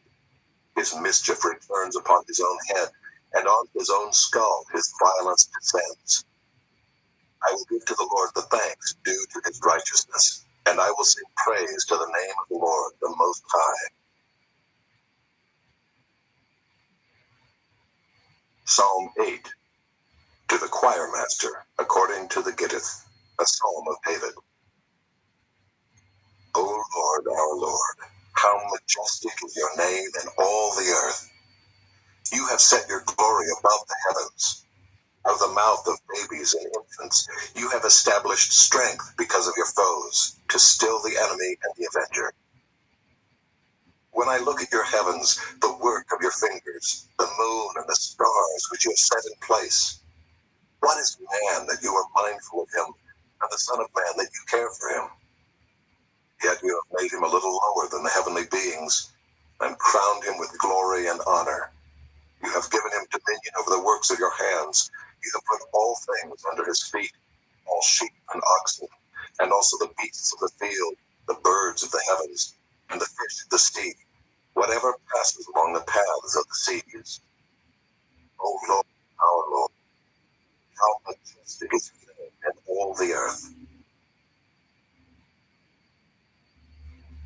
Psalm 9. To the choir master, with Lebanon, a psalm of David. I will give thanks to the Lord with my whole heart. I will recount all of your wonderful deeds. I will be glad and exult in you. I will sing praise to your name, O Most High. When my enemies turn back, they stumble and perish before your presence. For you have maintained my just cause. You have sat on the throne, giving righteous judgment. You have rebuked the nations. You have made the wicked perish. You have blotted out their name forever and ever. The enemy came to an end in everlasting ruins. Their cities you rooted out. The very memory of them has perished. But the Lord sits enthroned forever. He has established his throne for justice, and he judges the world with righteousness. He judges the peoples with uprightness. The Lord is a stronghold for the oppressed, a stronghold in times of trouble. And those who know your name put their trust in you, for you, O Lord, have not forgotten those who seek you. Sing praises to the Lord who sits enthroned in Zion. Tell among the peoples his deeds, for he who avenges blood is mindful of them, and does not forget the cry of the afflicted. Be gracious to me, O Lord. See my affliction from those who need me. O you who lift me up from the gates of death, that I may recount all your praises, that in the gates of the daughter of Zion I may rejoice in your salvation. The nations have sunk in the pit that they made, in the net that they hid. Their own foot has been caught. The Lord has made himself known. He has executed judgment. The wicked are snared in the work of their own hands. Negayim, Selah. The wicked shall return to Sheol, all the nations that forget God. For the needy shall not always be forgotten, and the hope of the poor shall not perish forever. Arise, O Lord, let not man prevail. Let the nations be judged before you. Put them in fear, O Lord. Let the nations know that they are but men. Selah.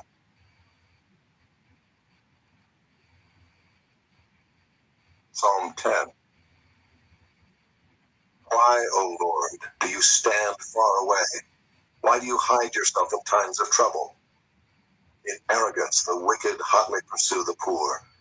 Let them be caught in the schemes that they have devised. For the wicked boasts of the desires of his soul, and the one greedy for gain curses and renounces the Lord. In the pride of his face, the wicked does not seek him. All his thoughts are, there is no God. His ways prosper at all times. Your judgments are on high, out of his sight. As for all his foes, he puffs at them. He says in his heart, I shall not be moved. Throughout all generations, I shall not meet adversity. His mouth is filled with cursing, deceit, and oppression. Under his tongue are mischief and iniquity. He sits in ambush in the villages. In hiding places, he murders the innocent. His eyes stealthily watch the helpless. He lurks in ambush like a lion in his thicket. He lurks that he may seize the poor. He seizes the poor when he draws him into his net. The helpless are crushed, sink down, and fall by his might. He says in his heart, God has forgotten. He has hidden his face. He will never see it. Arise, O Lord. O God, lift up your hand. Forget not the afflicted. Why does the wicked renounce God and say in his heart, you will not call to account? But you do see, for you note mischief and vexation, that you may take it into your hands. To you the helpless commits himself. You have been the helper of the fatherless. Break the arm of the wicked and evildoer. All his wickedness to account till you find none. The Lord is king forever and ever. The nations perish from his land. O Lord, you hear the desire of the afflicted. You will strengthen their heart. You will incline your ear to do justice to the fatherless and the oppressed, so that man who is of the earth may strike terror no more. Psalm 11. To the choir master of David. In the Lord I take refuge. How can you say to my soul, flee like a bird to your mountain? For behold, the wicked bend the bow. They have fitted their arrow to the string, to shoot in the dark at the upright in heart. If the foundations are destroyed, what can the righteous do? The Lord is in his holy temple. The Lord's throne is in heaven. His eyes see. His eyelids test the children of man. The Lord tests the righteous, but his soul hates the wicked and the one who loves violence. Let him rain coals on the wicked. Fire and sulfur and a scorching wind shall be the portion of their cup. For the Lord is righteous. He loves righteous deeds. The upright shall behold his face. Psalm 12. To the choir master, according to the Sheminith, a psalm of David. Save, O Lord, for the godly one is gone, for the faithful have vanished from among the children of man. Everyone utters lies to his neighbor. With flattering lips and a double heart they speak.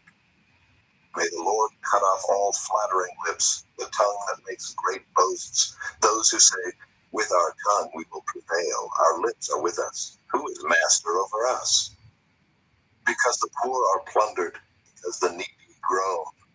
I will now arise, says the Lord. I will place him in the safety for which he longs.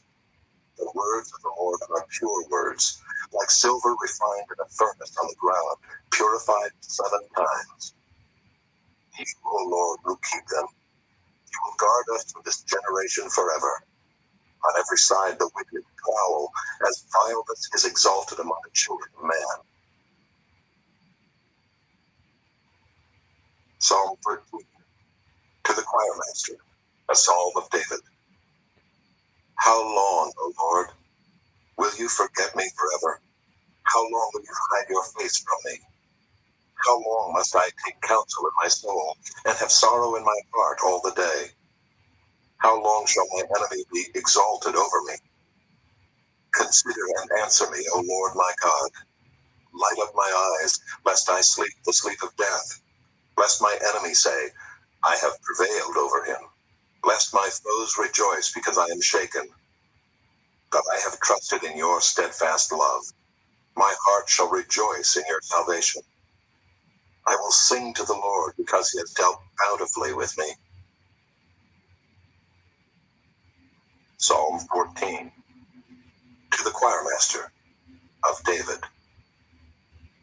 The fool says in his heart, there is no God. They are corrupt. They do abominable deeds. There is none who does good. The Lord looks down from heaven on the children of man to see if there are any who understand, who seek after God. They have all turned aside. Together they have become corrupt. There is none who does good, not even one. Have they no knowledge, all the evildoers who eat up my people as they eat bread, and do not call upon the Lord? There they are in great terror, for God is with the generation of the righteous. You would shame the plans of the poor, but the Lord is his refuge. Oh, that salvation for Israel would come out of Zion. When the Lord restores the fortunes of his people, let Jacob rejoice, let Israel be glad. Psalm 15, a psalm of David. O Lord, who shall sojourn in your tent? Who shall dwell on your holy hill?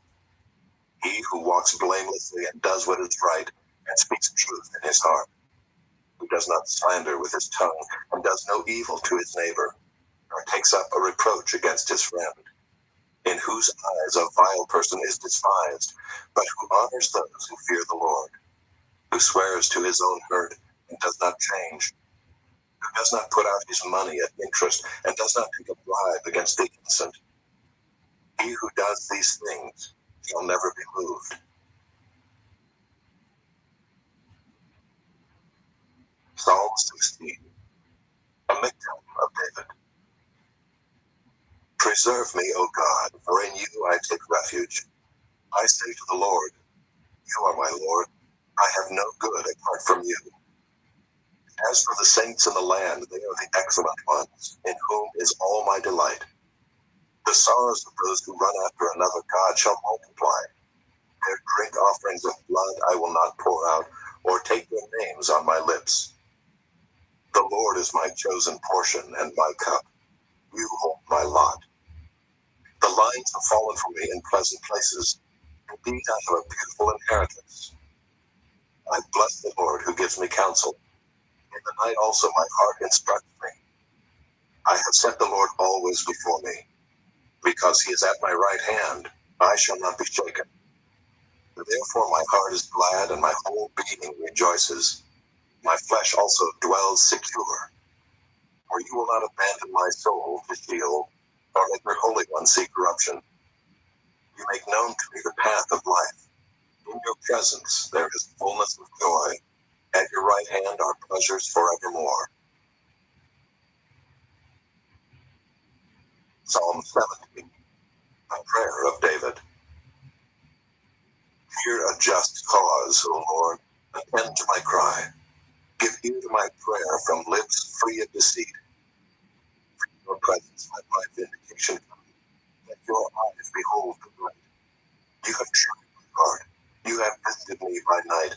You have tested me, and you will find nothing. I have purposed that my mouth will not transgress. With regard to the works of man, by the word of your lips I have avoided the ways of the violent. My steps have held fast to your paths. My feet have not.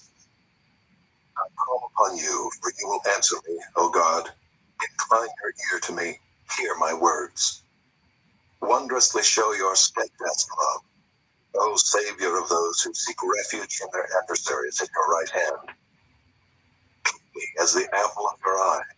Hide me in the shadow of your wings from the wicked who do me violence, my deadly enemies who surround me. They close their hearts to pity. With their mouths they speak arrogantly. They have now surrounded our steps. They set their eyes to cast us to the ground. He is like a lion eager to tear, as a young lion lurking in ambush. Arise, O Lord, confront him, subdue him. Deliver my soul from the wicked by your sword, from man by your hand, O Lord, from men of the world whose portion is in this life. They are full with treasure. They are satisfied with children, and they leave their abundance to their infants. As for me, I shall behold your face in righteousness. When I awake, I shall be satisfied with your likeness. Psalm 18. Esther, a psalm of David, the servant of the Lord, who addressed the words of the psalm to the Lord on the day when he rescued him from the hand of all his enemies and from the hand of Saul. He said, I love you, Lord, my strength. The Lord is my rock and my fortress and my deliverer, my God, my rock, in whom I take refuge, my shield, and the horn of my salvation, my stronghold. I call upon the Lord who is worthy to be praised, and I am saved from my enemies. The cords of death encompassed me, the torrents of destruction assailed me, the cords of Sheol entangled me, the snares of death confronted me. In my distress I called upon the Lord. To my God I cried for help. From his temple he heard my voice, and my cry to him reached his ears. Then the earth reeled and rocked. The foundations also of the mountains trembled and quaked, because he was angry. Smoke went up from his nostrils, and devouring fire from his mouth. Glowing coals flamed forth from him. He bowed the heavens and came down. Thick darkness was under his feet. He rode on a cherub and flew. He came swiftly on the wings of the wind. He made darkness his covering, canopy around him, thick clouds dark with water. Out of the brightness before him, hailstones and coals of fire broke through his clouds. The Lord also thundered in the heavens, and the Most High uttered his voice, hailstones and coals of fire. And he sent out his arrows and scattered them. He flashed forth lightnings and routed them. Then the channels of the sea were seen, and the foundations of the world were laid bare at your rebuke, O Lord, and the blast of the breath of your nostrils. He sent from on high, he took me, he drew me out of many waters. He rescued me from my strong enemy, and from those who hated me, for they were too mighty for me. They confronted me in the day of my calamity, but the Lord was my support. He brought me out into a broad place. He rescued me because he delighted in me. The Lord dealt with me according to my righteousness, according to the cleanness of my hands. He rewarded me.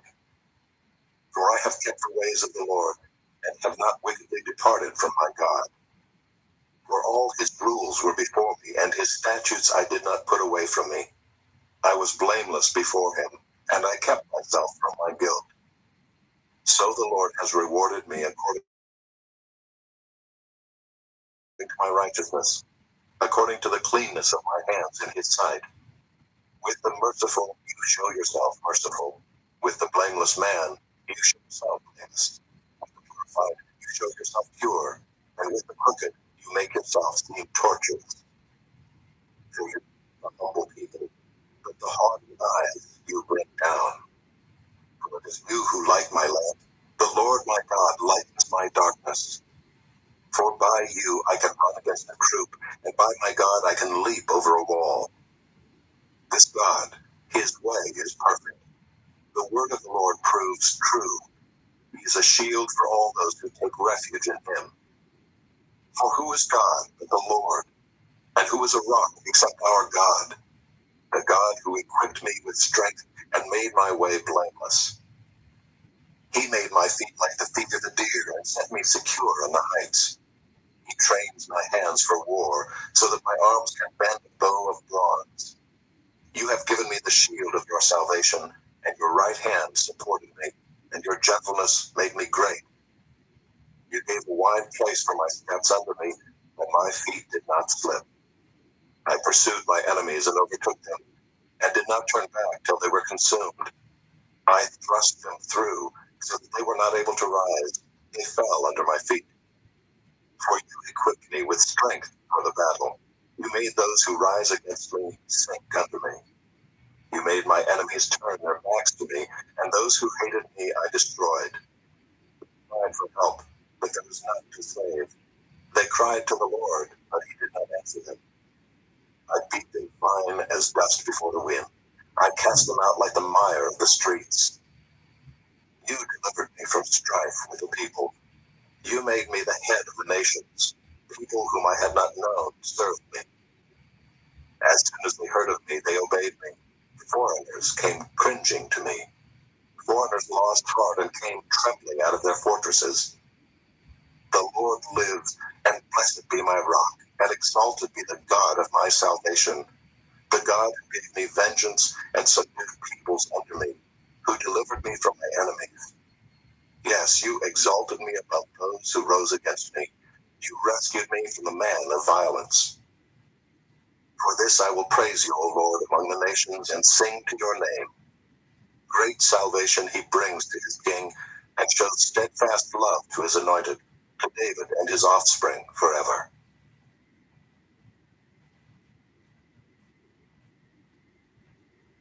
Psalm 19. To the choir master, a psalm of David. The heavens declare the glory of God, and the sky above proclaims his handiwork. Day to day pours out speech, and night to night reveals knowledge. There is no speech, nor are there words whose voice is not heard. Their voice goes out through all the earth, and their words to the end of the world. In them he has set a tent for the sun, which comes out like a bridegroom leaving his chamber, and like a strong man runs its course with joy. Its rising is from the end of the heavens, and its circuit to the end of them. and there is nothing hidden from its heat. The law of the Lord is perfect, reviving the soul. The testimony of the Lord is sure, making wise the simple. The precepts of the Lord are rejoicing the heart. The commandment of the Lord is pure, enlightening the eyes. The fear of the Lord is clean, enduring forever. The rules of the Lord are true, purchase altogether. More to be desired are they than gold, even much fine gold, sweeter also than honey and drippings of the honeycomb. Moreover, by them is your servant warned. In keeping them there is great reward. Who can discern his errors? Declare me innocent from hidden faults. Keep back your servant also from presumptuous sins. Let them not have dominion over me. Then I shall be blameless and innocent of great transgression. Let the words of my mouth and the meditation of my heart be acceptable in your sight, O Lord, my rock and my redeemer. Psalm 20. For the choir master, the Psalm of David. May the Lord answer you in the day of trouble. May the name of the God of Jacob protect you. May he send you help from the sanctuary and give you support from Zion. May he remember all your offerings and regard with favor your burnt sacrifices. Selah.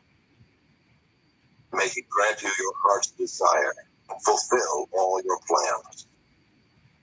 May we shout for joy over your salvation and in the name of our God set up our banners.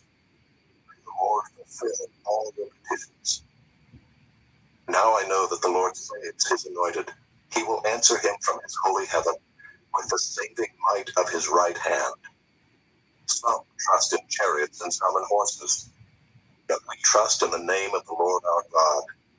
They collapse and fall, but we rise and stand upright. O Lord, save the King. May he answer us when we call. Psalm 21. To the choir master, a psalm of David. O Lord, in your strength the King rejoices, and in your salvation how greatly he exults. You have given him his heart's desire, and have not withheld the request of his lips. Selah. For you meet him with rich blessings. You set a crown of fine gold upon his head. He asked life of you. You gave it to him, length of days forever and ever. His glory is great through your salvation. Splendor and majesty you bestow on him. For you make him most blessed forever. You make him glad with the joy of your presence. For the king trusts in the Lord, and through the steadfast love of the Most High, he shall not be moved. Your hand will find out all your enemies. Your right hand will find out those who hate you. You will make them as a blazing oven when you appear. The Lord will swallow them up in his wrath, and fire will consume them. You will destroy their descendants from the earth, and their offspring from among the children of man.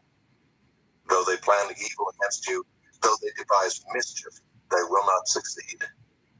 For you will put them to flight. You will aim at their faces with your bows. Be exalted, O Lord, in your strength. We will sing and praise your power. Psalm 22. To the choir master, according to the doe of the dawn, the psalm of David. My God, why have you forsaken me? Why are you so far from saving me from the words of my groaning? Oh my God, I cry by day, but you do not answer, and by night, but I find no rest. Yet you are holy, enthroned on the praises of Israel. In you our fathers trusted. They trusted, and you delivered them. To you they cried and were rescued. In you they trusted and were not put to shame. But I am a worm and not a man, scorned by mankind and despised by the people. All who see me mock me. They make mouths at me. They wag their heads. He trusts in the Lord. Let him deliver him. Let him rescue him, for he delights in him. Yet you are he who took me from the womb. You made me trust you at my mother's breasts. On you was I cast from my birth, and from my mother's womb you have been my God. Be not far from me, for trouble is near, and there is none to help. Many bulls encompass me, strong bulls of Bashan surround me. They open wide their mouths at me, like a ravening and roaring lion. I am poured out like water, and all my bones are out of joint. My heart is like wax. It is melted within my breast. My strength is dried up like a potsherd, and my tongue sticks to my jaws. You lay me in the dust of death. For dogs encompass me. A company of evildoers encircles me. They have pierced my hands and feet. I can count all my bones. They stare and gloat over me. They divide my garments among them, and for my clothing they cast lots. But you, O Lord, do not be far off. O you, my help, come quickly to my aid. Deliver my soul from the sword, my precious life from the power of the dog. Save me from the mouth of the lion. You have rescued me from the horns of the wild oxen. I will tell of your name to my brothers. In the midst of the congregation, I will praise you. You who fear the Lord, praise him. All you offspring of Jacob, glorify him and stand in awe of him, all you offspring of Israel. For he has not despised or abhorred the affliction of the afflicted, and he has not hidden his face from him, but has heard when he cried to him. From you comes my praise in the great congregation. My vows I will perform before those who fear him. The afflicted shall eat and be satisfied. Those who seek him shall praise the Lord. May your hearts live forever. All the ends of the earth shall remember and turn to the Lord, and all the families of the nations shall worship before you. For kingship belongs to the Lord, and he rules over the nations. All the prosperous of the earth eat and worship. Before him shall bow all who go down to the dust, even the one who could not keep himself alive. Posterity shall serve him. It shall be the Lord to the coming generation. They shall come and proclaim his righteousness to a people yet unborn, that he has done it. Psalm 23, a psalm of David. The Lord is my shepherd, I shall not want. He makes me lie down in green pastures. He leads me beside still waters. He restores my soul. He leads me in paths of righteousness for his name's sake. Even though I walk through the valley of the shadow of death, I will fear no evil, for you are with me. Your rod and your staff, they comfort me. You prepare a table before me in the presence of my enemies. You anoint my head with oil. My cup overflows. Surely goodness and mercy shall follow me all the days of my life, and I shall dwell in the house of the Lord forever. Psalm 24, a psalm of David. The earth is the Lord's and the fullness thereof, the world and those who dwell therein. For he has founded it upon the seas and established it upon the rivers. Who shall ascend the hill of the Lord? And who shall stand in his holy place? He who has clean hands and a pure heart, who does not lift up his soul to what is false, and does not swear deceitfully. He will receive blessing from the Lord and righteousness from the God of his salvation. Such is the generation of those who seek him, who seek the face of the God of Lift up your heads, O gates, and be lifted up, O ancient doors, that the King of glory may come in. Who is this King of glory? The Lord, strong and mighty. The Lord, mighty in battle. Lift up your heads, O gates, and lift them up, O ancient doors, that the King of glory may come in. Who is this King of glory? The Lord of hosts. He is the King of glory. Selah. Psalm 25 of David. To you, O Lord, I lift up my soul. O God, in you. Let me not be put to shame. Let not my enemies exult over me. Indeed, none who wait for you shall be put to shame. They shall be ashamed, treacherous. Make me to know your ways, O Lord, teach me your paths.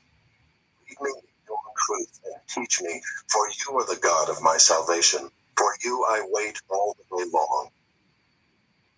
Remember your mercy, O Lord, and your steadfast love, for they have been from of old. Remember not the sins of my youth or my transgressions. According to your steadfast love, remember me for the sake of your goodness, O Lord. Good and upright is the Lord. Therefore he instructs sinners in the way. He leads the humble in what is right and teaches the humble his way. All the paths of the Lord are steadfast love and faithfulness for those who keep his covenant and his testimonies. For your name's sake, O Lord, pardon my guilt, for it is great. Who is the man who fears the Lord? Him will he instruct in the way that he should choose. His soul shall abide in well-being, and his offspring shall inherit the land. The friendship of the Lord is for those who fear him, and he makes known to them his covenant. My eyes are ever toward the Lord, for he will pluck my feet out of the net. Turn to me and be gracious to me, for I am lonely and afflicted. The troubles of my heart are enlarged. Bring me out of my distresses. Consider my affliction and my trouble, and forgive all my sins. Consider how many are my foes, and with what violent hatred they hate me. Oh, guard my soul and deliver me. Let me not be put to shame, for I take refuge in you. May integrity and uprightness preserve me, for I wait for you. Redeem Israel, O God, out of all his troubles.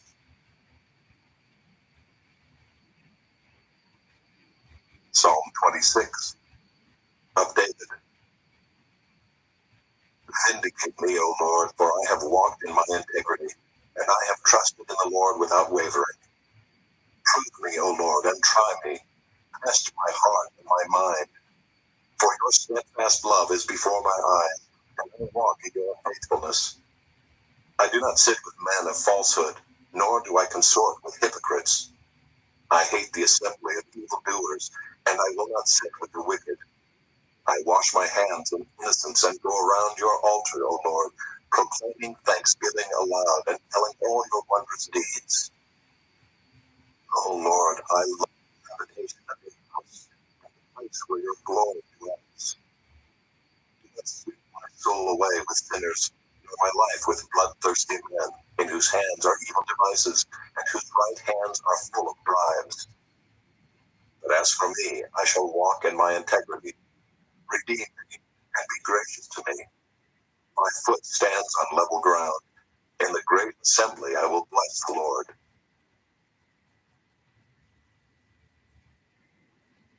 Psalm 27 of David. The Lord is my light and my salvation. Whom shall I fear? The Lord is the stronghold of my life. Of whom shall I be afraid? When evildoers assail me to eat my flesh, my adversaries and foes, it is they who stumble and fall. Though an army encamp against me, my heart shall not fear. Though war arise against me, yet I will be confident. One thing have I asked of the Lord, that will I seek after, that I may dwell in the house of the Lord all the days of my life, to gaze upon the beauty of the Lord and to inquire in his temple. For he will hide me in his shelter in the day of trouble. He will conceal me under the cover of his tent. He will lift me high upon a rock. And now my head shall be lifted up above my enemies all around me, and I will offer in his tent sacrifices with shouts of joy. I will sing and make melody to the Lord. Hear, O Lord, when I cry aloud. Be gracious to me and answer me. You have said, seek my face. My heart says to you, your face, Lord, do I seek. Hide not your face from me. Turn not your servant away in anger, O you who have been my help. Cast me not off, forsake me not, O God of my salvation. For my father and my mother have forsaken me, but the Lord will take me in. Teach me your way, O Lord, and lead me on a level path because of my enemies. Give me not up to the will of my adversaries, for false witnesses have risen against me, and they breathe out violence. I believe that I shall look upon the goodness of the Lord in the land of the living. Wait for the Lord, be strong, and let your heart take courage. Wait for the Lord. Psalm 28 of David. To you, O Lord, I call, my rock, be not deaf to me. Lest if you be silent to me, I become like those who go down to the pit. Hear the voice of my pleas for mercy, cry to you for help, when I lift up my hands toward your most holy sanctuary. Do not drag me on with the wicked, with the workers of evil. This be peace for their neighbors, while evil is in their hearts. Give to them according to their work, and according to the evil of their deeds. Give to them according to the work of their hands. Render them their due reward. Because they do not regard the works of the Lord, or the work of his hands, he will tear them down and build them up no more. Blessed be the Lord, for he has heard the voice of my pleas for mercy. The Lord is my strength and my shield. My heart trusts in my help. My heart exults, and with my song I give thanks to him. The Lord is the strength of his people. He is the saving refuge of his anointed. Oh, save your people and bless your heritage. Be their shepherd and carry them forever. Psalm 29, a psalm of David. Ascribe to the Lord, O heavenly beings. Ascribe to the Lord glory and strength. Ascribe to the Lord the glory to his name. Worship the Lord in the splendor of holiness. The voice of the Lord is over the waters. The God of glory thunders. The Lord over many waters. The voice of the Lord is powerful. The voice of the Lord is full of majesty. The voice of the Lord breaks the cedars. The Lord breaks the cedars of Lebanon. He makes it skip like a calf. Consider the oaks. The voice of the Lord flashes forth flames of fire. The voice of the Lord shakes the wilderness. The Lord shakes the wilderness of Kadesh. The voice of the Lord makes the deer give birth and strips the forests bare. And in his temple all cry, glory. The Lord sits enthroned over the flood. The Lord sits enthroned as king forever. May the Lord give strength to his people. May the Lord bless his people with peace.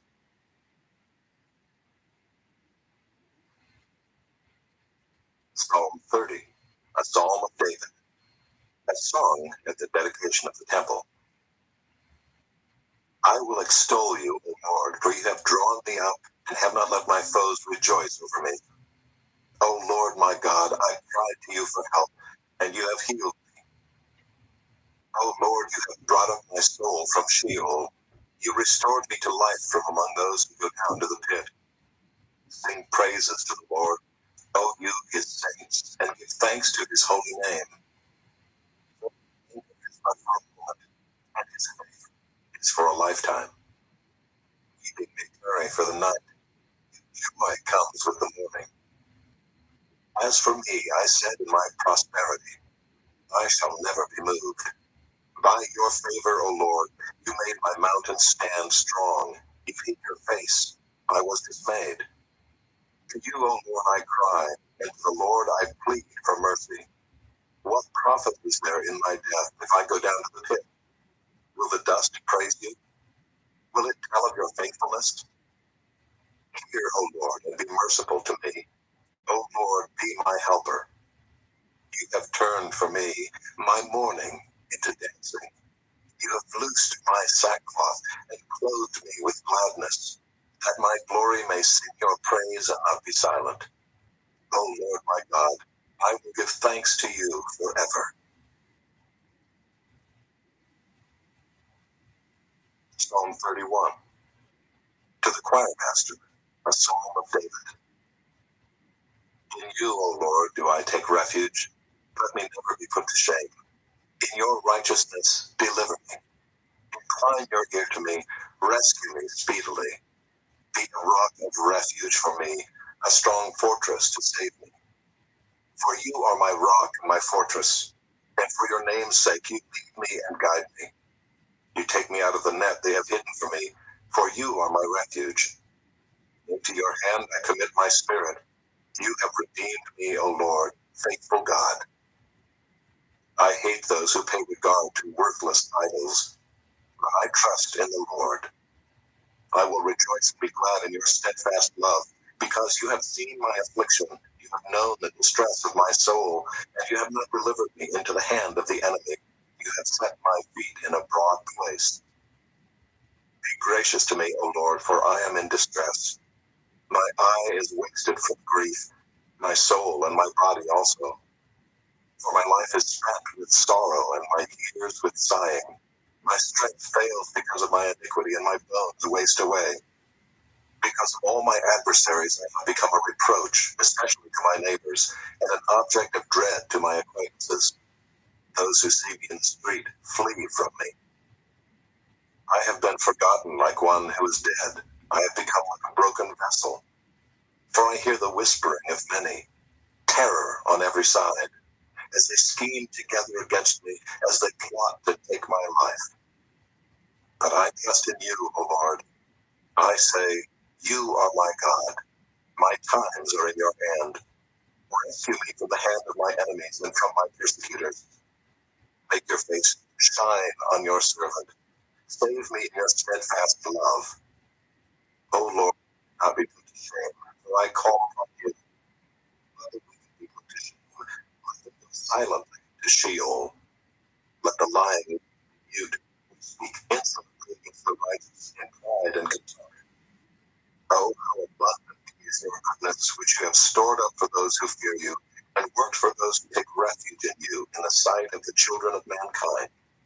In the cover of your presence you hide them from the plots of men. You store them in your shelter from the strife of tongues. Blessed be the Lord, for he has wondrously shown his steadfast love to me when I was in a besieged city. I have set my alarm. I am cut off from your sight. But you heard the voice of my pleas for mercy when I cried to you for help. Love the Lord, all you his saints. The Lord preserves the faithful, but abundantly repays the one who acts in pride. Be strong and let your heart take courage, all you who wait for the Lord.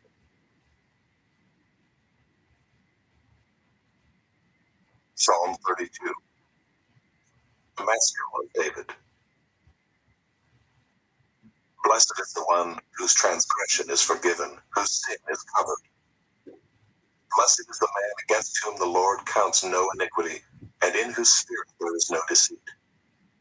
For when I kept silent, my bones wasted away through my groaning all day long. For day and night your hand was heavy upon me.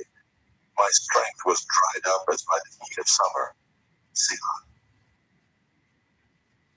I acknowledged my sin to you, and I did not cover my iniquity. I said, I will confess my transgressions to the Lord, and you forgave the iniquity of my sin. Selah. Therefore, let everyone who is godly offer prayer to you at a time when you may be found. Surely in the rush of great waters they shall not reach you. You are a hiding place from me. You preserve me from trouble. You surround me with shouts of deliverance. Selah. I will instruct you and teach you in the way you should go. I will counsel you with my eye upon you. Be not like a horse or a mule without understanding, which must be curbed with bit and bridle, or it will not stay near you. Many are the sorrows of the wicked, but steadfast love surrounds the one who trusts in the Lord. Be glad in the Lord, and rejoice, O righteous, and shout for joy, all you upright in heart. Psalm 33. Shout for joy in the Lord, O you righteous. Praise befits the upright. Give thanks to the Lord with the lyre. Make melody to him with a harp of 10 strings. Sing to him a new song. Play skillfully on the strings with loud shouts. For the word of the Lord is upright, and all his work is done in faithfulness. He loves righteousness and justice. The earth is full of the steadfast love of the Lord. By the word of the Lord the heavens were made, and by the breath of his mouth all their host. He gathers the waters of the sea as a heap. He puts the deeps in storehouses. Let all the earth fear the Lord. Let all the inhabitants of the world stand in awe of him. For he spoke, and it came to be. He commanded, and it stood firm. The Lord brings the counsel of the nations to nothing. He frustrates the plans of the peoples. The counsel of the Lord stands forever, the plans of his heart to all generations. Blessed is the nation whose God is the Lord, the people whom he has chosen as his heritage. The Lord looks down from heaven. He sees all the children of man. From where he sits enthroned, he looks out on all the inhabitants of the earth. He who fashions the hearts of them all and observes all their deeds. The king is not saved by his great army.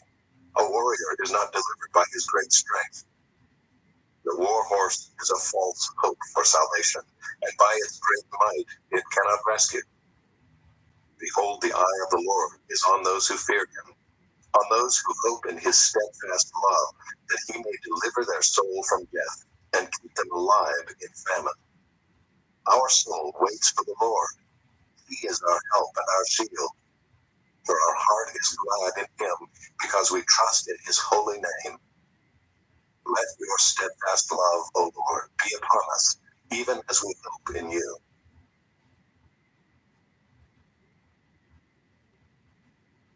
Psalm 34. Of David, when he changed his behavior before Abimelech, so that he drove him out, and he went away. I will bless the Lord at all times. His praise shall continually be in my mouth. My soul makes its boast in the Lord. Let the humble hear and be glad. Oh, magnify the Lord with me, and let us exalt his name together. I sought the Lord, and he answered me, and delivered me from all my fears.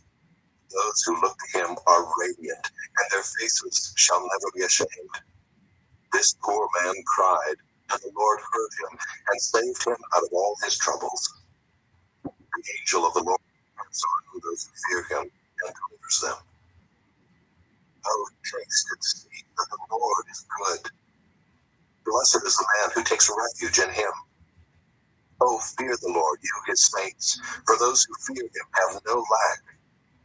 For young lions suffer want and hunger, but those who seek the Lord lack no good thing.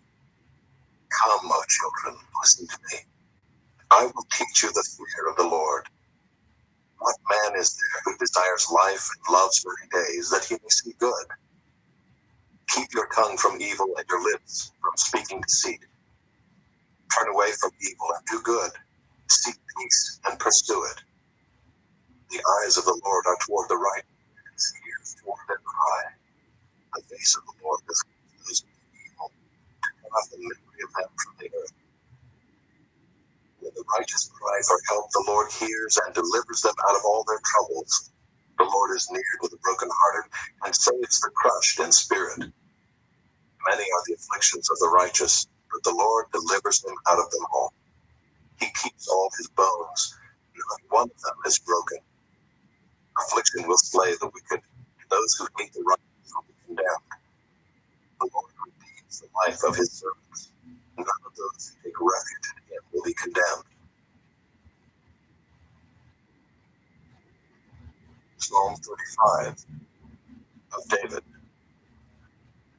Contend, O Lord, with those who contend with me. Fight against those who fight against me. Take hold of shield and buckler, and rise for my help. Draw the spear and javelin against my pursuers. Say to my soul, I am your salvation. Let them be put and dishonor who seek after my life. Let them be turned back and destroyed who devise evil against me. Let them be like chaff before the wind, with the angel of the Lord driving them away. Let their way be dark and slippery, with the angel of the Lord pursuing them. For without cause they hid their net for me. Without cause they dug a pit for my life. Let destruction come upon him when he does not know it. And let the net that he hid ensnare him. Let him fall into it, to his destruction. Then my soul will rejoice in the Lord, exulting in his salvation. All my bones shall say, O Lord, who is like you, delivering the poor from him who is too strong for him, the poor and needy from him who robs him. The malicious witnesses rise up. They ask me of things that I do not know. They repay me evil for good. My soul is bereft. But I, when they were sick, I wore sackcloth. I afflicted myself with fasting. I prayed with head bowed on my chest. I went about as though I grieved for my friend or my brother. As one who laments his mother, I bowed down in mourning. But at my stumbling they rejoiced and gathered. They gathered together against me. Wretches whom I did not know tore at me without ceasing. Like profane mockers at a feast, they gnash at me with their teeth. How long, O Lord, will you look on? Rescue me from their destruction, my precious life from the lions. I will thank you in the great congregation, in the mighty throng I will praise you. Let not those rejoice over me who are wrongfully my foes, and let not those wink the eye who hate me without cause. For they do not speak peace, but against those who are quiet in the land they devise words of deceit. They open wide their mouths against me. They say, Aha, aha, our eyes have seen it. You have seen, O Lord, be not silent. O Lord, be not far from me. Awake and rouse yourself for my vindication, for my cause, my God and my Lord. Vindicate me, O Lord my God, according to your righteousness, and let them not rejoice over me. Let them not say in their hearts, Aha, our heart's desire. Let them not say, We have swallowed him up. Let them be put to shame and disappointed altogether who rejoice at my calamity. Let them be clothed with shame and dishonor who magnify themselves against me. Let those who delight in my righteousness shout for joy and be glad and say evermore, Great is the Lord who delights in the welfare of his servant.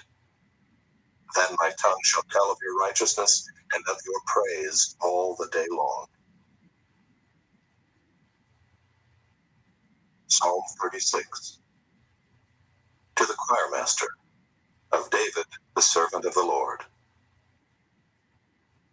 Transgression speaks to the wicked deep in his heart. There is no fear of God before his eyes. For he flatters himself in his own eyes that his iniquity cannot be found out and hated. The words of his mouth are trouble and deceit. He has ceased to act wisely and do good. He plots trouble while on his bed. He sets himself in a way that is not good. He does not reject evil. Your steadfast love, O Lord, extends to the heavens, your faithfulness to the clouds. Your righteousness is like the mountains of God. Your judgments are like the great deep. Man and beast you save, O Lord. How precious is your steadfast love, O God. The children of mankind take refuge in the shadow of your wings. They feast on the abundance of your house, and you give them drink from the river of your delights. For with you is the fountain of life. In your light do we see light. Oh, continue your steadfast love to those who know you, and your righteousness to the upright of heart. Let not the foot of arrogance come upon me, nor the hand of the wicked drive me away. There the evildoers lie fallen. They are thrust down, unable to rise. Psalm 37 of David. Fret not yourself because of evildoers. Be not envious of wrongdoers, for they will soon fade like the grass and wither like the green herb. Trust in the Lord and do good. Dwell in the land and befriend faithfulness. Delight yourself in the Lord, and he will give you the desires of your heart. Commit your way to the Lord. Trust in him, and he will act. He will bring forth your righteousness as the light, and your justice as the noonday. Be still before the Lord and wait patiently for him. Fret not yourself over the one who prospers in his way, over the man who carries out evil devices. Refrain from anger and forsake wrath. Fret not yourself, it tends only to evil. For the evildoers shall be cut off, but those who wait for the Lord shall inherit the land. In just a little while the wicked will be no more. Though you look carefully at his place, he will not be there. The meek shall inherit the land and delight themselves in abundant peace. The wicked plots against the righteous and gnashes his teeth at him, but the Lord laughs at the wicked, for he sees that his day is coming. The wicked draw the sword and bend their bows to bring down the poor and needy, to slay those whose way is upright. Their sword shall enter their own heart, and their bows shall be broken. Better is the little that the righteous has than the abundance of many wicked. For the arms of the wicked shall be broken, but the Lord upholds the righteous. The Lord knows the days of the blameless, and their heritage will remain forever. They are not put to shame in evil times. In the days of famine, they have abundance. But the wicked will perish. The enemies of the Lord glory in the pastures. They vanish like smoke, they vanish away. The wicked borrows but does not pay back, but the righteous is generous and gives. For those blessed by the Lord shall inherit the land, but those cursed by him shall be cut off. The steps of a man are established by the Lord when he delights in his way. Though he fall, he shall not be cast headlong, for the Lord upholds his hand. I have been young, and now am old. Yet I have not seen the righteous forsaken, or his children begging for bread. He is ever lending generously, and his children become a blessing. Turn away from evil and do good, so shall you dwell forever. For the Lord loves justice, he will not forsake his saints. They are preserved forever, but the children of the wicked shall be cut off. The righteous shall inherit the land and dwell upon it forever. The mouth of the righteous utters wisdom, and his tongue speaks justice. The law of his God is in his heart. His steps do not slip. The wicked watches for the righteous and seeks to put him to death. The Lord will not abandon him to his power, or let him be condemned when he is brought to trial. Wait for the Lord and keep his way, and he will exalt you to inherit the land. You will look on when the wicked are cut off. I have seen a wicked, ruthless man, spreading himself like a green laurel tree. But he passed away, and behold, he was no more. Though I sought him, he could not be found. Mark the blameless and behold the upright, for there is a future for the man of peace. The transgressors shall be altogether destroyed. The future of the wicked shall be cut off. The salvation of the righteous is from the Lord. He is their stronghold in the time of trouble. The Lord helps them and delivers them. He delivers them from the wicked and saves them because they take refuge in him. Psalm 38, a psalm of David for the memorial offering.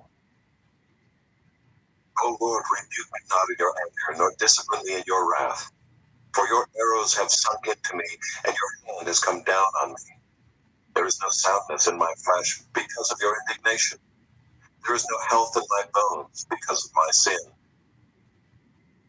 For my iniquities have gone over my head. Like a heavy burden, they are too heavy for me. My wounds stink and fester because of my foolishness. I am utterly bowed down and prostrate. All the day I go about mourning, for my sides are filled with burning, and there is no soundness in my flesh. I am feeble and crushed. I groan because of the tumult of my heart. O Lord, all my longing is before you. My sighing is not hidden from you. My heart throbs, my strength fails me, and the light of my eyes, it also has gone from me. My friends and companions stand aloof from my plague, and my nearest kin stand far off. Those who seek my life lay their snares. Those who seek my hurt speak of ruin and meditate treachery all day long.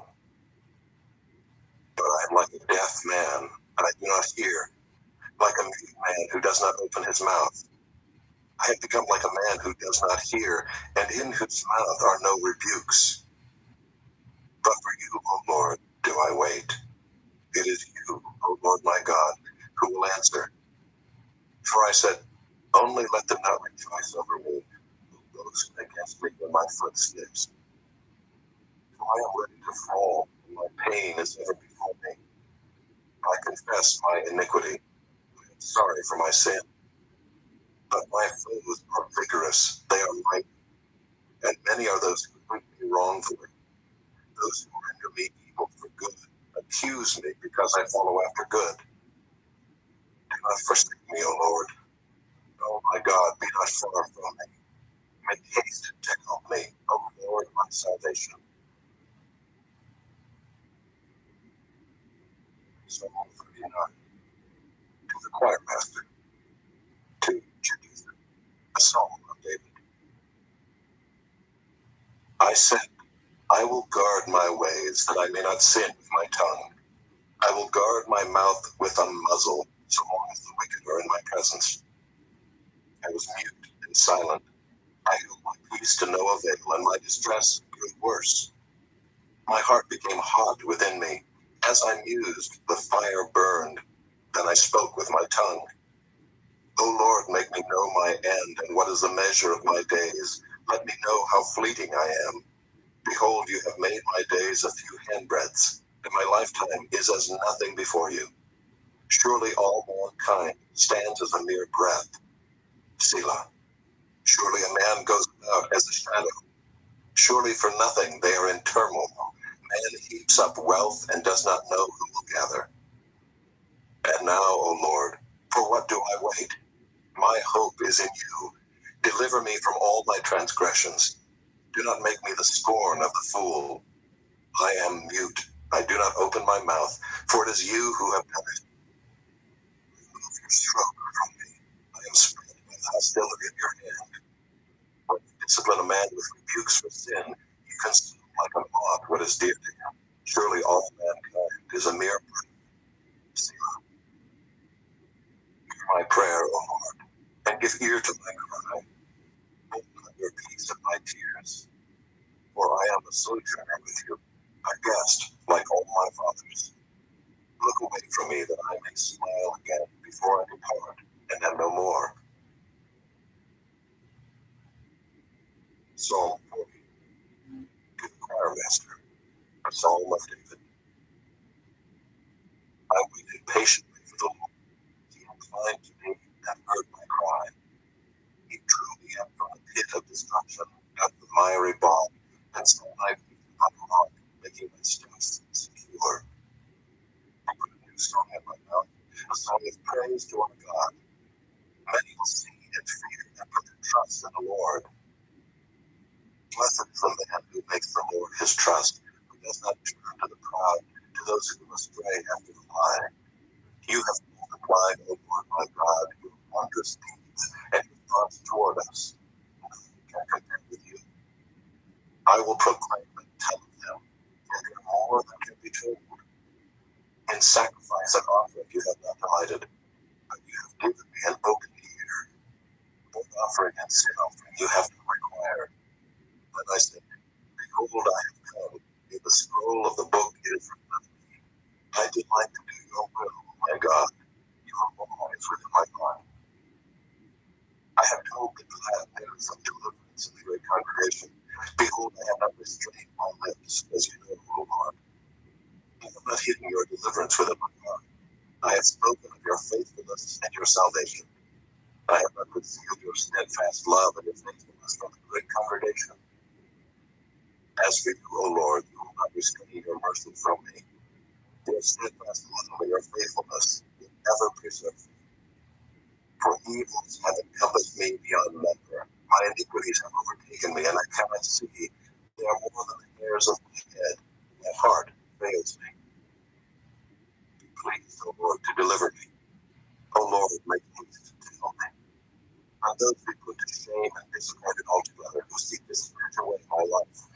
May not those be turned back and brought to dishonor and light and hurt. Let those be appalled because of their shame who say to me, aha, aha. But may all who seek you rejoice and be glad. May those who love your salvation say continually, great is the Lord. As for me, I am poor and needy, but the Lord takes thought for me. You are my help and my deliverer. God bless you, O my God.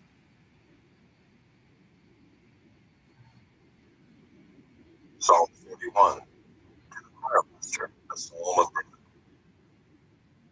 Blessed is the one who considers the poor. In the day of trouble, the Lord delivers him.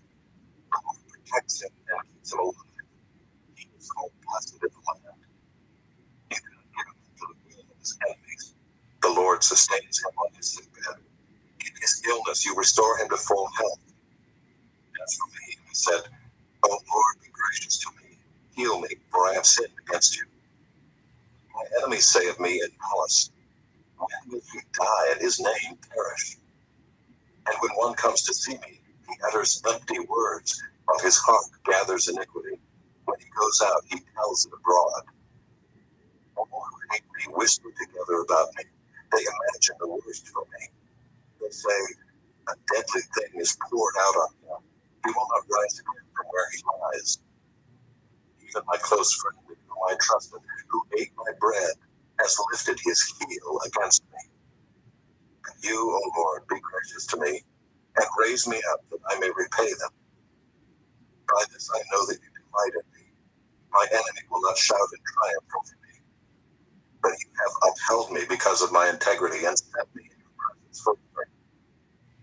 Blessed be the Lord, God of Israel, from everlasting to everlasting. Amen and amen. Psalm 42. Our Master, the Master of one of the sons of Korah. As a deer pants for flowing streams, so pants my soul for you, O God. My soul thirsts for God, for the living God. When shall I come and appear before God? My tears have been my food day and night. While they say to me all the day long, where is your God? These things I remember as I pour out my soul. How I would go with the throng and lead them in procession to the house of God, with glad shouts and songs of praise. The multitude keep festive. Why are you cast down, O my soul? And why are you in turmoil within me? Hope in God, for I shall again praise him, my salvation and my God. My soul is cast down within me. Therefore I remember you from the land of Jordan and of Hermon, from Mount Mizar. Deep calls to deep, and the roar of your waterfalls. All the breakers and your waves have gone over me. By day the Lord commands his steadfast love, and at night his song is with me, a prayer to the God of my life. I say to God, my rock, why have you forgotten me? Why do I go blind because of the oppression of the enemy? As with a deadly wound in my bones, my adversaries taunt me. While they say to me all the day long, where is your God? Why are you cast down, O my soul? And why are you in turmoil within me? Hope in God, for I shall praise him, my salvation and my God.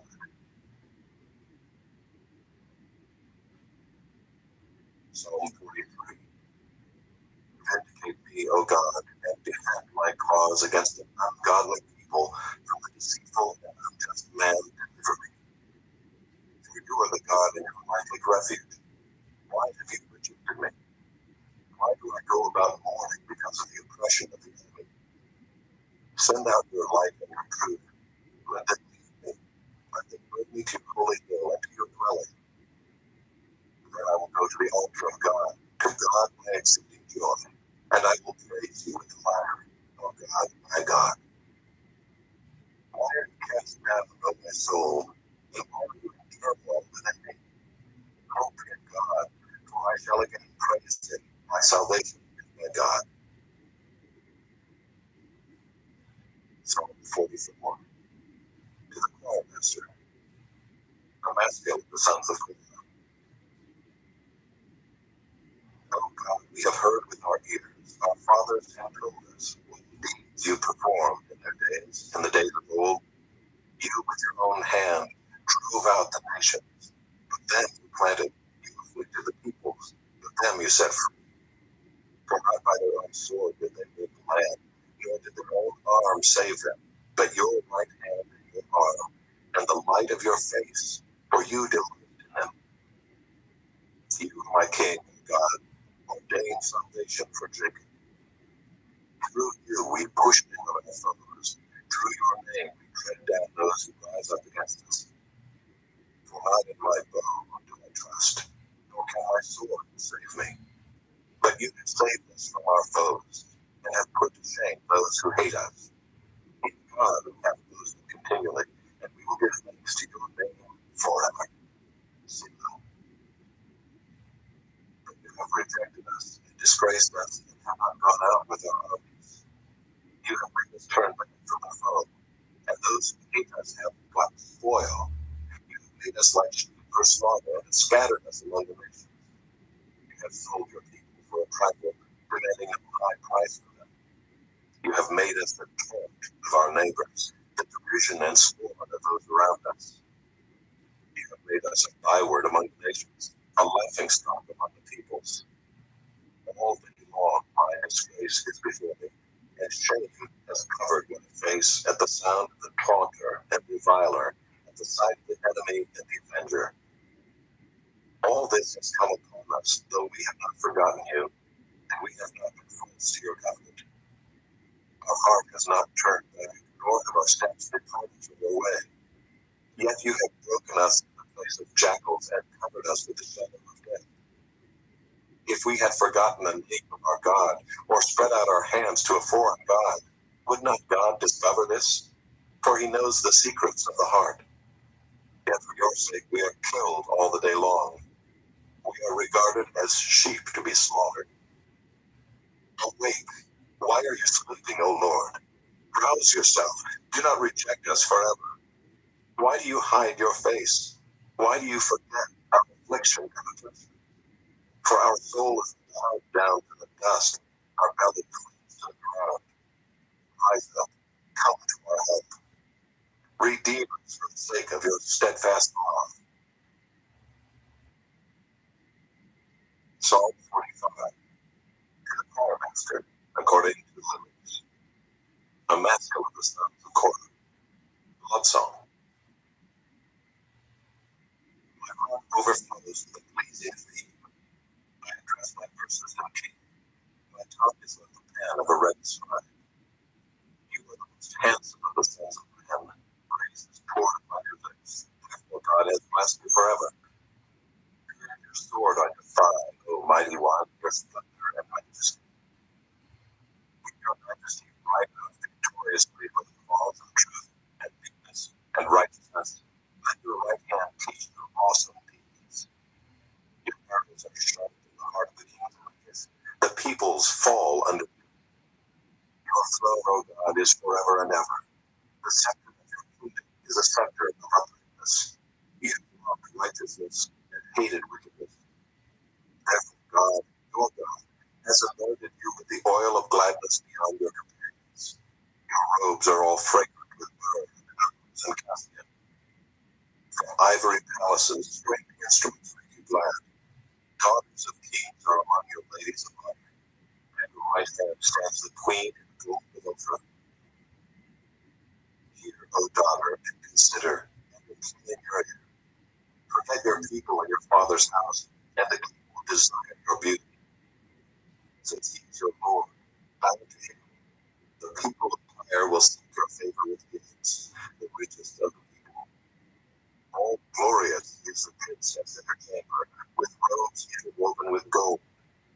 And beneath her robes she is led to the king, with her virgin companions following behind her. With joy and gladness they are led along as they enter the palace of the king. In place of your fathers shall be your sons. You will make them princes in all the earth. I will cause your name to be remembered in all generations. Their nations will praise you forever and ever.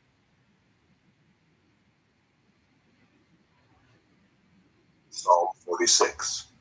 To the master of the son of Korah, according to Elamoth, a song. God is our refuge and strength, a very present help in trouble.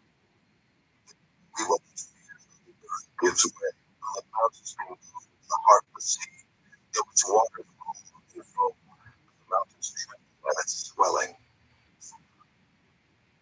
There is a river of streams that glad the city of God, the holy habitation of the Most High.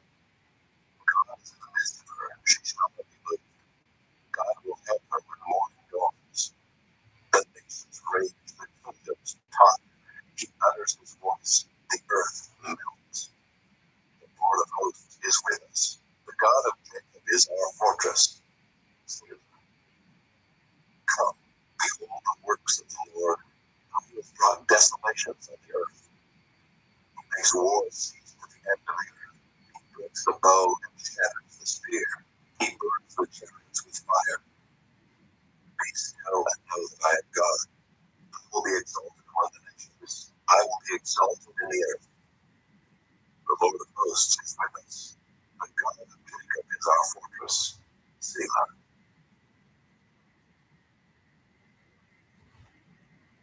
Psalm 47. To the choir master, a psalm of the sons of Korah. Clap your hands, all peoples. Shout to God with loud songs of joy. For the Lord, the Most High, is to be feared, a great king over all the earth. He subdued peoples under us, and nations under our feet. He chose our heritage for us, the pride of Jacob whom he loves. Selah. God has gone up with a shout, the Lord with the sound of a trumpet. Sing praises to God, sing praises. Sing praises to our King, sing praises. For God is the King of all the earth. Sing praises with a psalm. God reigns over the nations. God sits on his holy throne. The princes of the peoples gathered as the people of the God of Abraham. For the shields of the earth belong to God. He is highly exalted. Psalm 48. A psalm of the sons of Korah. Praise the Lord and greatly to be praised in the city of our God. His holy mountain, beautiful in elevation, is the joy of all the earth. Mount Zion in the far north, the city of the great king. Within her citadels, God has made himself known as a fortress. For behold, the kings assembled. They came on together. As soon as they saw it, they were astounded. They were in panic. They took to flight.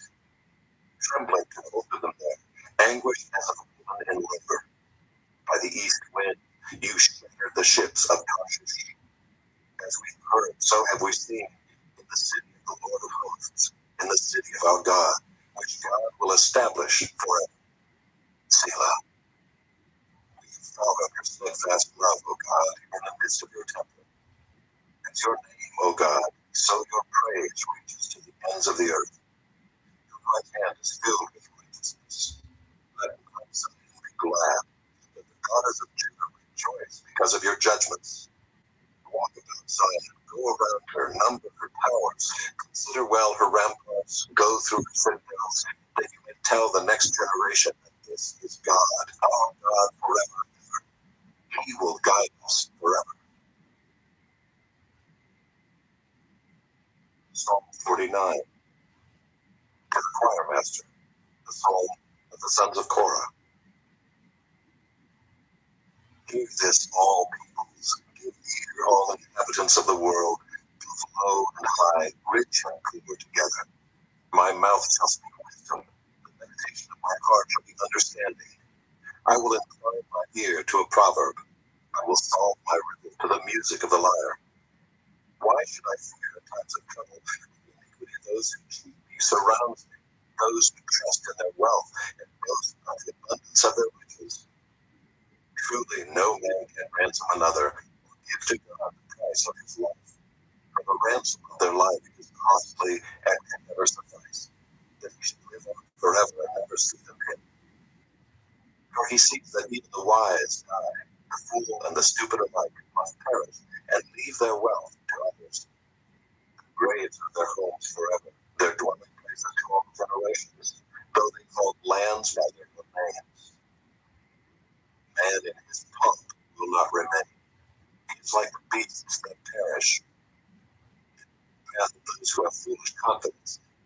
after them people approve of their boasts. Selah. Like they are appointed for Sheol, death shall be their shepherd, and the upright shall rule over them in the morning. Their form shall be consumed in Sheol, with no place to dwell.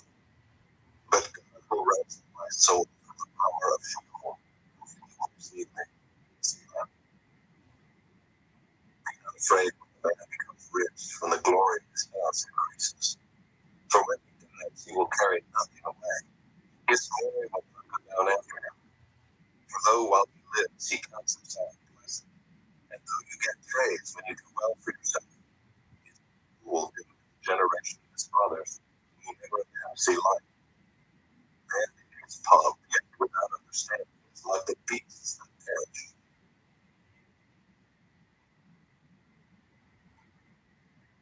Psalm 50. The Psalm of Asaph. The mighty one, God the Lord, speaks and summons the earth from the rising of the sun to its setting. Out of the land of perfection of beauty, God shines forth. Our God comes, he does not keep silence. Before him is a devouring fire, around him a mighty tempest. He calls to the heavens above and to the earth, that he may judge his people. Gather to me my faithful ones, who make a covenant with me by sacrifice. The heavens declare his righteousness, for God himself is judge. Selah. Hear, O my people, and I will speak. From Israel I will testify against you. I am God, your God. Not for your sacrifices do I rebuke you. Your burnt offerings are continually before me. I will not accept a bull from your house, or goats from your folds. For every beast of the forest is mine, like cattle on 1,000 hills. I know all the birds of the hills, and all that moves in the field is mine. If I were hungry, I would not tell you, for the world and its fullness are mine. Do I eat the flesh of bulls, or drink the blood of goats? Offer to God a sacrifice of thanksgiving, and perform your vows to the Most High, and call upon me in the day of trouble. I will deliver you, and you shall glorify me. But the wicked God says, what right have you to recite my statutes, or take my covenant on your lips? For you need discipline, and you use my words behind you. If you see a thief, you are pleased with him, and you keep company with adulterers. You give your mouth free rein for evil, and your tongue flames deceit. You sit and speak against your brother, and you slander your own mother's son. These things you have done, and I have been silent. You thought that I was one like yourself, but now I rebuke you and lay the charge before you. Mark this then, you who forget God, lest I tear you apart, and there be none to deliver you. The one who offers thanksgiving as his sacrifice glorifies me. The one who orders his way rightly, I will show the salvation of God.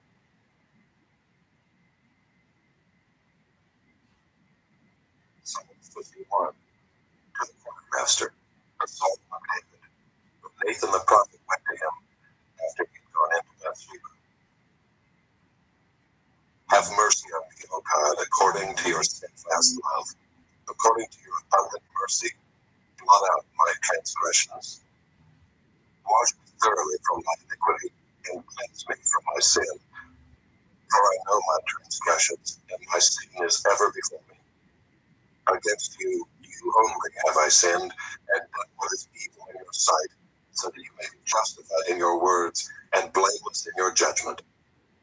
Behold, I was brought forth in iniquity, and in sin did my mother conceive me.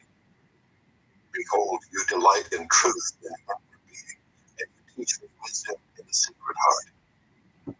Purge me with hyssop, and I shall be clean. Wash me, and I shall be whiter than snow. Let me hear joy and gladness. Let the bones that you have broken rejoice. Hide your face from my sins, and blot out all my iniquities. Create in me a clean heart, O God, and renew a right spirit within me.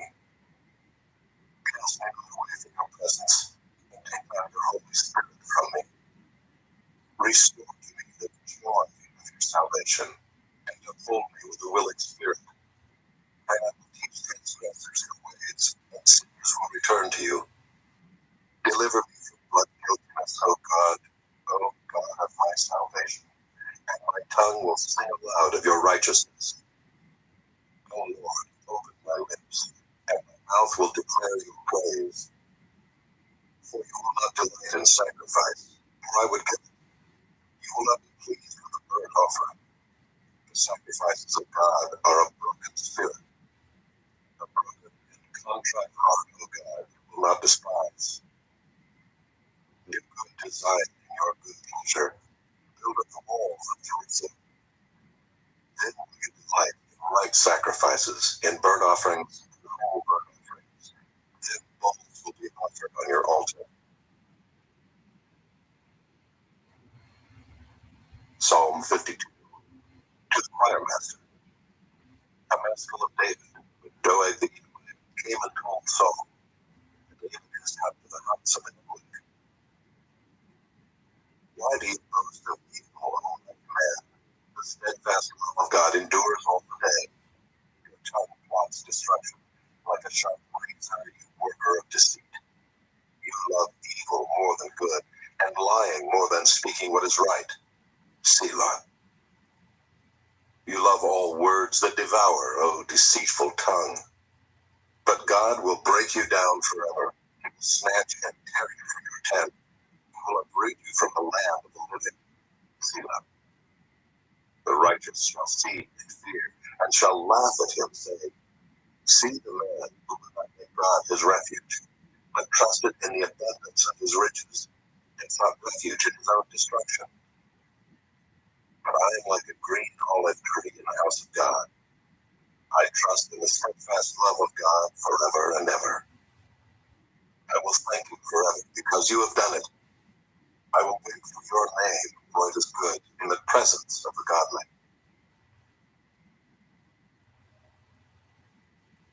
Psalm 53. To the choir master, according to Maalath, the master of David. The fool says in his heart, there is no God. They are corrupt, doing abominable iniquity. There is none who does good. God looks down from heaven on the children of man to see if there are any who understand, who seek after God. They have all fallen away. Together they have become corrupt. There is none who does good, not even one. And those who work evil know knowledge, eat up like people as they eat bread, and do not call upon God. But there they are in great terror, where there is no terror. For God scatters the bones of him who encamps against him. You put them to shame, for God has rejected them. Oh, that salvation for Israel would come out of Zion. When God restores the fortunes of his people, let Jacob rejoice, let Israel be glad. Psalm 54. To the choir master with stringed instruments, a master of David, when the Ziphites went and told Saul, is not David hiding among us? O God, save me by your name, and vindicate me by your might. O God, hear my prayer, give ear to the words of my mouth. For strangers have risen against me, ruthless men seek my life. They do not set God before themselves. Selah. Behold, God is my helper. The Lord is the upholder of my life. He will return the evil to my enemies. In your faithfulness, put an end to them. With a free will offering, I will sacrifice to you. I will give thanks to your name, O Lord, for it is good.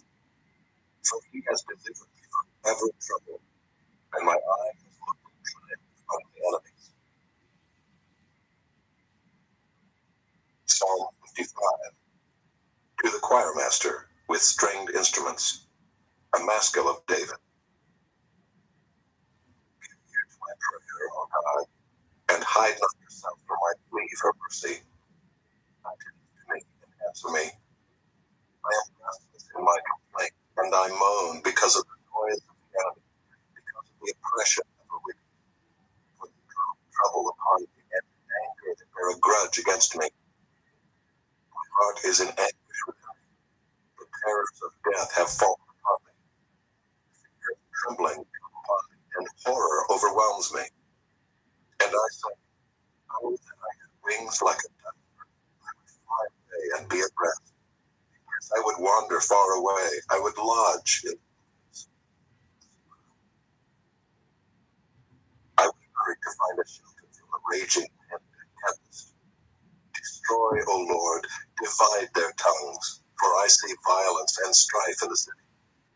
Day and night they go around on its walls, and iniquity and trouble are within.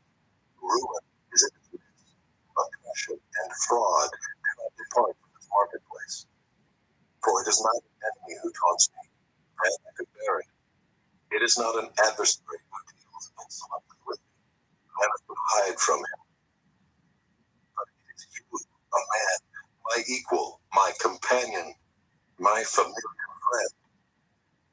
We sit in sweet counsel together. Within God's house we walked in the throng.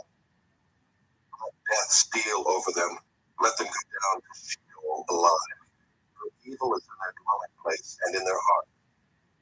But I call to God, the Lord will save me. Evening and morning and at noon, I utter my complaint and moan, and he hears my voice. He redeems my soul and frees me from the battle that I wage. For many are arrayed against me. God will hear and humble them. He who is from of old, because they do not change, do not fear God. My companion stretched out his hand against his friends. He violated his covenant. His speech was smooth as butter, yet war was in his heart. His words were soft as oil, yet they were drawn swords. Cast your burden on the Lord, and he will sustain you. He will never permit the righteous to be moved. But you, O God, will cast them down into the pit of destruction. Men of blood and treachery shall not live up to their days. But I will trust in you. So, 56. To the quartermaster, according to the dove on far-off cherubims, the victim of David, when the Philistines seized him and gathered. Be gracious to me, O God, for man tramples on me all day long. An attacker oppresses me. My enemies trample on me all day long, for many attack me proudly. When I am afraid, I put my trust in you. In God, whose word I praise. In God I trust. I shall not be afraid. What can flesh do to me? All day long they injure my cause. All their thoughts are against me for evil. They stir up strife. They watch my steps, as they have waited for my life. For the time will they escape? In wrath, cast down the peoples, O God. You have kept count of my tossings. Put my tears in your bottle. Are they not in your book? Then my enemies will turn back in the day of my pain. This I know, that God is for me. In God, whose word I praise. In the Lord, whose word I praise. In God I trust. I shall not be afraid. What can man do to me? I must perform my vows to you, O God. I will render thank offerings to you. For you have delivered my soul from death. Yes, my feet from falling. That I may walk before God in the light of life. Psalm 57. To the choir master, according to Do Not Destroy, a victim of David, who fled from Saul in the cave. Be merciful to me, O God. Be merciful to me, for in you my soul takes refuge.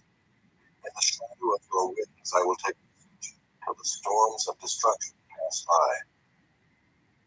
I cry out to God Most High, to God who fulfills his purpose for me. He will send from heaven and save me. He will put to shame him who tramples on me. Selah.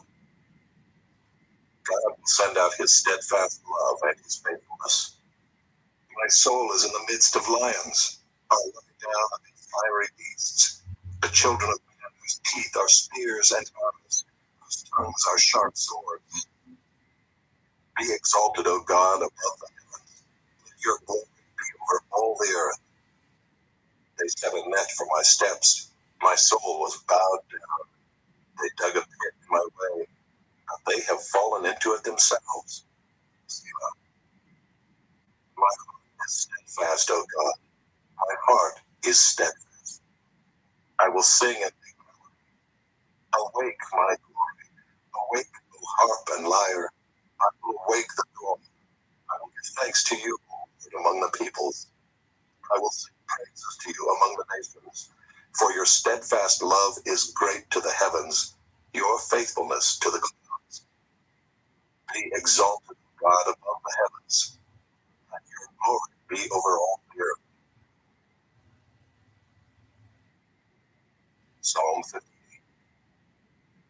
To the choir master, according to Do Not Destroy, a Miktam of David. Do you indeed decree what is right, you gods? Do you judge the children of man uprightly? In your hearts you devise wrongs. Your hands deal out violence on earth. The wicked are estranged from the womb. They go astray from birth, speaking a lie. They have venom like the venom of a serpent, like the death maggot that stops its ear, so that it does not hear the voice of charmers or of the cunning enchanter. Oh God, break the teeth in their mouths. Tear out the fangs of the young lions, O Lord. Let them vanish like water that runs away. When he meets his arrows, let them be blunted. Let them be like the snail that dissolves into slime, like the stillborn child who never sees the sun. Sooner than your pots can feel the heat of thorns, whether green or ablaze, may he sweep them away. The righteous will rejoice when he sees the vengeance. He will bathe his feet in the blood of the wicked. Mankind will say, surely there is a remedy for the righteous. Surely there is a God who judges on earth. Psalm 59. To the choir master, according to Do Not Destroy, a Miktam of David, when Saul set men to watch his house in order to kill him. Deliver me from my enemies, O my God. Protect me from those who rise up against me. Deliver me from those who work evil and save me from bloodthirsty men. For behold, they lie in wait for my life. Fierce men stir up strife against me. For what transgression or sin of mine, O Lord?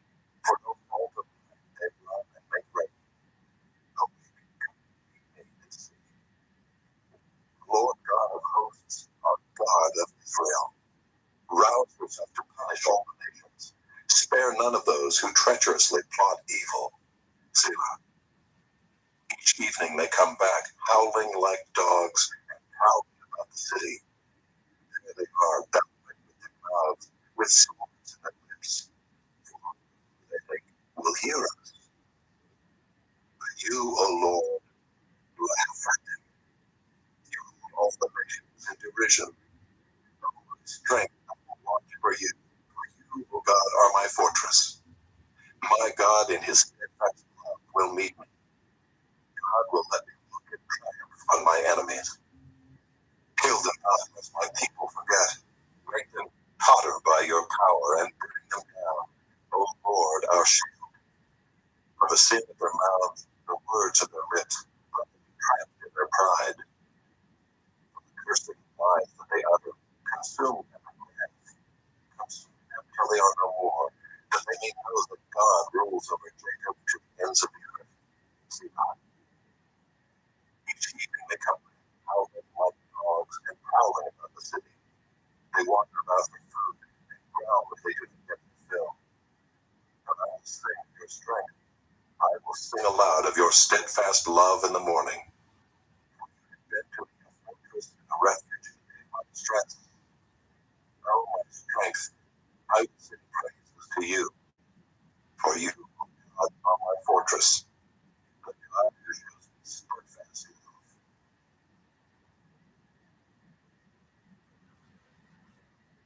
Psalm 60. To the choir master, according to Shushan Edith, a Miktam of David, for instruction, he strove with Uriel and Aram, and with Aram Zophar, and with Joab on his return struck down 12,000 of Edom in the valley of Salt. O God, you have rejected us, broken our defenses. You have been angry. Oh, restore us. You have made the land to repay its breaches, for it totters. You have made your people see hard things. You have given us water to drink that made us stagger. You have set up a banner for those who fear you, that they may flee to it from the bow. Free them, that your beloved ones may be delivered. Give salvation by your right hand and answer us. God has spoken in his holiness. With exultation, I will divide up Shechem and clean up the vale of Succoth. Gilead is mine, Manasseh is mine, Ephraim is my helmet, Judah is my scepter, Moab is my watchface. Upon Edom I cast my shield. Over Philistia I shouted triumph. Who will bring me to the fortified city? Who will lead me to Edom? Have you not rejected us, O God? You do not go forth, O God, with your armies. O grant us help against the foe, for vain is the salvation of man. With God we shall do valiantly. It is he who will cut down our foes. Psalm 61. To the choir master with stringed instruments of David. Hear my cry, O God. Listen to my prayer. From the end of the earth I call to you, and my heart is faint. Lead me to the rock that is higher than I, for you have been my refuge, a strong tower against the enemy. Let me dwell in your tent forever. Let me take refuge under the shelter of your wings. Selah. You, O God, have heard my vows. You have given me the heritage of those who fear your name. Prolong the life of the king. May his years endure to all generations. May he be enthroned forever before God. Appoint steadfast love and faithfulness to watch over him. So will I ever sing praises to your name as I perform my vows day after day. Psalm 62. To the choir master, according to Jeduthun, a psalm of David. For God alone my soul waits in silence. From him comes my salvation. He alone is my rock and my salvation, my fortress. I shall not be greatly shaken.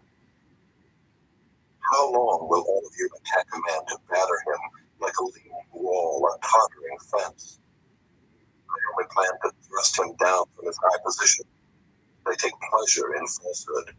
They bless with their mouths, but inwardly they curse. Selah.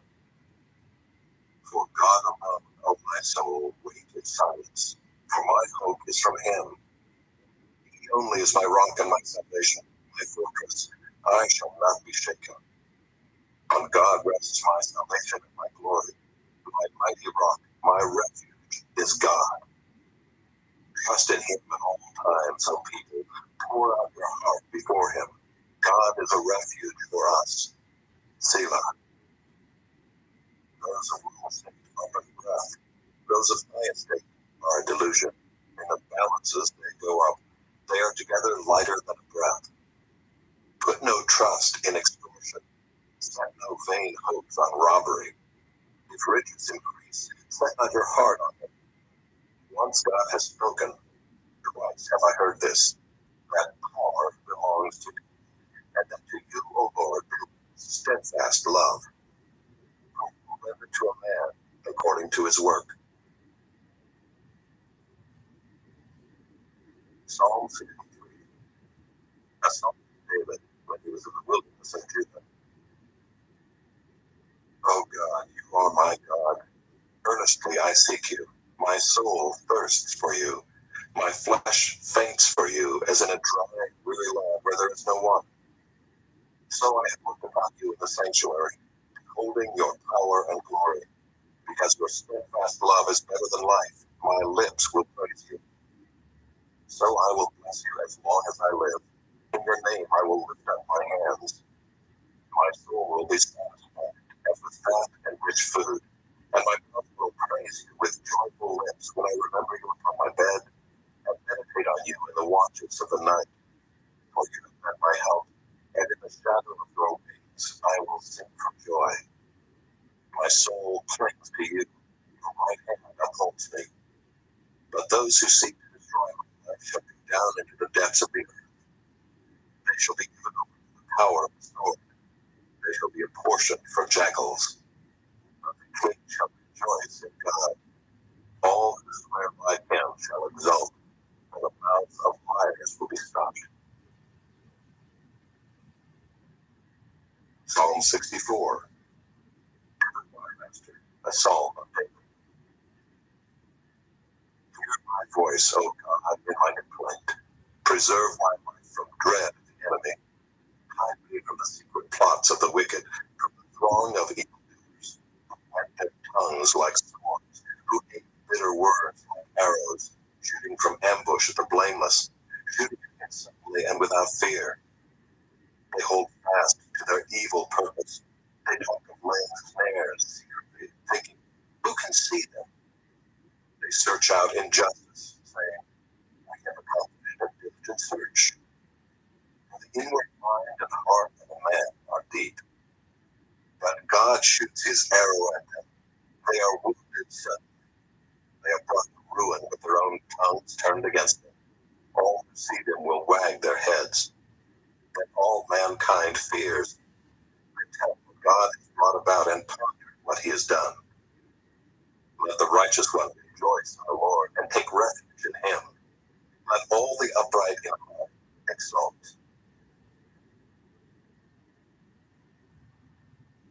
Psalm 65. To the choir master, a psalm of David, a song. Praise is due to you, O God, in Zion, and to you shall vows be performed. O you who hear prayer, to you shall all flesh come. When iniquities prevail against me, you atone for our transgressions. Blessed is the one you choose and bring near to dwell in your courts. We shall be satisfied with the goodness of your house, the holiness of your temple. By awesome deeds you answer us with righteousness, O God of our salvation, the hope of all the ends of the earth and of the farthest seas.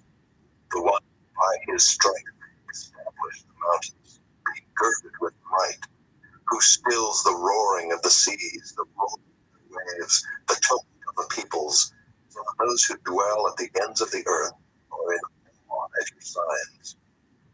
You make the going out of the morning and the evening to shout for joy. You visit the earth and water. You greatly enrich it. The river of God is full of water. You provide their grain, for so you have prepared it. You water its furrows abundantly, settling its ridges, softening it with showers, and increasing its growth. You crown the year with your bounty. Your wagon tracks overflow with abundance. The pastures of the wilderness overflow. The hills gird themselves with joy. The meadows clothe themselves with flocks. The valleys deck themselves with grain. They shout and sing together for joy. Psalm 66. To the choir master, a song, a psalm. Shout for joy to God, all the earth. Sing the glory of his name. Give to him glorious praise. Say to God, how awesome are your deeds. Your power that your enemies come cringing. All the earth worships you and sings praises to you. They sing praises to your name. Sing, come and see what God has done. He is awesome in his deeds toward the children of man. He turned the sea into dry land. They passed through the river on foot. There did we rejoice in him, who rules by his might forever, whose eyes keep watch on the nations. Let not the rebellious exalt themselves. Selah. Bless our God, O peoples. Let the sound of his praise be heard, who has kept our soul from the living and has not let our feet slip. For you, O God, have tested us. You have tried us as silver is tried. You brought us into the net. You laid a crushing burden on our backs. You let men ride over our heads. We went through fire and through water. Yet that you have brought us out to a place of abundance. I will come into your house with burnt offerings. I will perform my vows to you, that which my lips uttered and my mouth promised when I was in trouble. I will offer to you burnt offerings of fattened animals, with the smoke of the sacrifice of rams. I will make an offering of bulls and goats. Come and hear, all you who fear God, and I will tell what he has done for my soul. I cried to him with my mouth, and high praise was on my tongue. If I had cherished iniquity in my heart, the Lord would not have listened. But truly God has listened. He has attended to the voice of my prayer. Blessed be God, because he has not rejected my prayer, or removed his steadfast love from me. Psalm 67. To the choir master with stringed instruments. A psalm, a song. May God be gracious to us and bless us, and make his face to shine upon us. That your way may be known on earth, your saving power among all nations. Let the peoples praise you, O God. Let all the peoples praise you. Let the nations be glad and sing for joy, for you judge with equity and the nations upon earth. Selah. Let the peoples praise you, O God. Let all the peoples praise you. The earth has yielded its increase. God, our God, shall bless us. God shall bless us. Let all the ends of the earth fear him.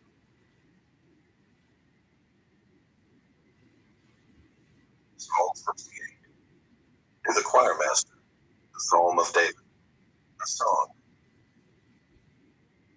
God shall arise, enemies shall be scattered, and those who hate him shall flee. As smoke is driven away, so you shall drive them away. As wax melts before fire, so the wicked shall perish before God. But the righteous shall be glad. They shall exult before God. They shall be jubilant with joy. Sing to God, sing praises to his name. Lift up a song to him who rides through the deserts. His name is the Lord. Exalt before him.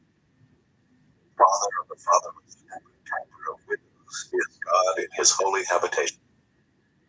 God settles the solitary in a home. He leads out the prisoners to prosperity, but the rebellious dwell in a parched land. God, when you went out before your people, you marched through the wilderness. The earth quaked, the heavens poured down rain. Before God, the one of Sinai, before God, the God of Israel. Rain in abundance, O God, you shed abroad. You restored your inheritance as it languished. Your flock found a dwelling in it. In your goodness, O God, you provided for the needy. The Lord gives the word. The women who announce the news are a great host. The kings of the armies, they flee. The women at home divide the spoil. You men lie among the sheepfolds. The wings of a dove covered with silver, its pinions with shimmering gold. When the Almighty scatters kings there, let snow fall on Zalman. O mountain of God, mountain of Bashan. O many-peaked mountain, mountain of Bashan. Why do you look with hatred, O many-peaked mountain, at the mount that God desired for his abode? It is where the Lord will dwell forever. The chariots of God are twice 10,000, thousands upon thousands. The Lord is among them. Sinai is now in the sanctuary. You ascended on high, leading a host of captives in your train, and receiving gifts among men, even among the rebellious, that the Lord God may dwell there. Blessed be the Lord, who daily bears us up. God is our salvation. Selah. Our God is a God of salvation, and to God, the Lord, belong deliverances from death. But God will strike the heads of his enemies, the hairy crown of him who walks in his guilty ways. The Lord said, I will bring them back from Bashan. I will bring them back in the depths of the sea, that you may strike your feet in their blood, that the tongues of your dogs may have their portion from the foe. Your procession is seen, O God, the procession of my God, my King, into the sanctuary. singers in front, the musicians last. Between them, virgins played tambourines. Bless God in the great congregation, the Lord, O you who are Israel's fountain. There is Benjamin, the least of them, in the lead. The princes of Judah in their throng, the princes of Zebulun, the princes of Naphtali. Summon your power, O God, the power, O God, by which you work for us. Because of your temple of Jerusalem, kings shall bear gifts to you. Rebuke the beasts that dwell among the reeds, the herd of bulls with the calf of the people. Trample underfoot those who lust after tribute. Scatter the peoples who delight in war. Nobles shall come from Egypt. Cush shall hasten to stretch out her hands to God. On the wings of the earth, sing to God. Sing praises to the Lord. Selah. To him who rides in the heavens, the ancient heavens, behold, who sends out his voice, his mighty voice. Ascribe power to God, whose majesty is over Israel, and whose power is in the skies. Awesome is God from his sanctuary, the God of Israel.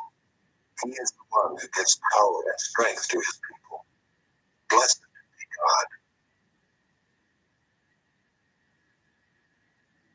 Psalm 69. To the choir master, according to Lilies of David. Save me, O God, for the waters have come up to my neck. I sink in deep mire where there is no foothold. I have come into deep waters, and the flood sweeps over me. I am weary with my crying out. My throat is parched. My eyes grow dim with waiting for my God. More in number than the hairs of my head are those who hate me without cause. Mighty are those who would destroy me, those who attack me with lies. When I did not see, must I now restore? Oh God, you know my folly. The wrongs I have done are I hidden from you. Let those who hope in you be put to shame through me, O Lord God of hosts. Let not those who seek you be brought to dishonor through me, O God of Israel. For it is for your sake that I have borne reproach, that dishonor has covered my face. I have become a stranger to my brothers, an alien to my mother's sons. For the zeal for your house has consumed me, and the reproaches of those who reproach you have fallen on me. When I wept and humbled my soul with fasting, it became my reproach. When I made sackcloth my cloak, I became a byword to them. I am the talk of those who sit in the gate, and the drunkards make songs about me. But as for me, my prayer is to you, O Lord. At an acceptable time, O God, in the abundance of your steadfast love, answer me in your saving faithfulness. Deliver me from sinking in the mire. Let me be delivered from my enemies and from the deep waters. Let not the flood sweep over me, or the deep swallow me up, or the pit close its mouth over me. Answer me, O Lord, for your steadfast love is good. According to your abundant mercy, turn to me. Hide not your face from your servant, for I am in distress. Make haste to answer me. Draw near to my soul. Redeem me. Ransom me because of my enemies. You know my reproach and my shame and my dishonor. My foes are all known to you. Reproaches have broken my heart so that I am in despair. I looked for pity, but there was none. And for comforters, I found none. They gave me poison for food, and for my thirst, they gave me sour wine to drink. Let their own table before them become a snare. When they are in peace, let it become a trap. Let their eyes be darkened so that they cannot see, and make their loins tremble continually. Pour out your indignation upon them, and let anger overtake them. May their camp be a desolation. Let no one dwell in their tents. For they persecute him whom you have struck down, and they recount the pain of those who have wounded. Add to them punishment upon punishment, and get no acquittal from you. Let them be blotted out of the book of the living. Let them not be enrolled among the righteous. I am afflicted. Let your salvation, God, set me on high. Praise the name of God with a song. I will magnify him with thanksgiving. This will please the Lord more than an ox or a bull. We'll see if they will be glad. You who seek God, let your hearts revive. For the Lord hears the needy and does not despise his own people. But heaven and earth praise him, the seas and everything within them. For God will save Zion and build up the cities of Judah, and people shall dwell there and possess it. The offspring of his servants shall inherit it, and those who love his name shall dwell in it. Psalm 70. To the quartermaster of David for the memorial offering. Make haste, O God, to deliver me. O Lord, make haste to help me. Let them be put to shame and confusion who seek my life. Let them be turned back and brought to dishonor who delight in my hurt. Let them turn back because of their shame who say, Aha, aha. May all who seek you rejoice and be glad in you. May those who love your salvation say evermore, God is great. But I am poor and needy. Thankful to me, O God. You are my help and my deliverer. O Lord, do not delay. Psalm 71. In you, O Lord, do I take refuge. Let me never be put to shame. Your righteousness, deliver me and rescue me. I prepare to be safely. Be to me a rock to which I may continually come. You have given the command to save me. For you are my rock and my fortress. Rescue me, O my God, from the hand of the wicked, from the grasp of the unjust and cruel man. For you, O Lord, are my hope, my trust, O Lord, from my youth. Upon you I have lain from before my birth. You are he who took me from my mother's womb. My praise is continually of you. I have been disappointed to many, but you are my strong refuge. My mouth is filled with your praise, and with your glory all the day. You will cast me off in the time of old age. Forsake me not when my strength is spent. For my enemies speak concerning me. Those who watch for my life consult together and say, God has forsaken him. Pursue and seize him, for there is none to deliver him. O God, be not far from me. O my God, make haste to help me. May my accusers be put to shame and consumed. With scorn and disgrace may they be covered as my heart. But I will hope continually and will praise you yet more and more. My mouth will cover the righteous acts and the deeds of salvation all the day, for their number is past my knowledge. With the mighty deeds of the Lord God I will come. I will remind them of your righteousness, yours alone. O God, from my youth you have taught me, and I still proclaim your wondrous deeds. So even to old age and gray hairs, O God, do not forsake me until I proclaim your might to another generation, your power to all those to come. Your righteousness, O God, reaches the high heavens. You have done great things, O God, who is like you? You who have made me see many troubles and calamities, who revive me again. From the depths of the earth you will bring me up again. You will increase my greatness and cover me again. I will also praise you with the harp for your faithfulness, O my God. I will sing praises to you with the lyre, O Holy One of Israel. My lips will shout for joy when I sing praises to you. My soul also, which you have redeemed, and my tongue will talk of your righteous help all the day long, for they are put to shame and disappointed who sought to do me hurt.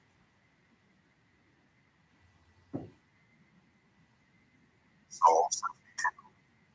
Of Solomon. The king, your justice, O God, and your righteousness is the royal son. Judge your people with righteousness and your poor with justice. Let the mountains bear prosperity for the people,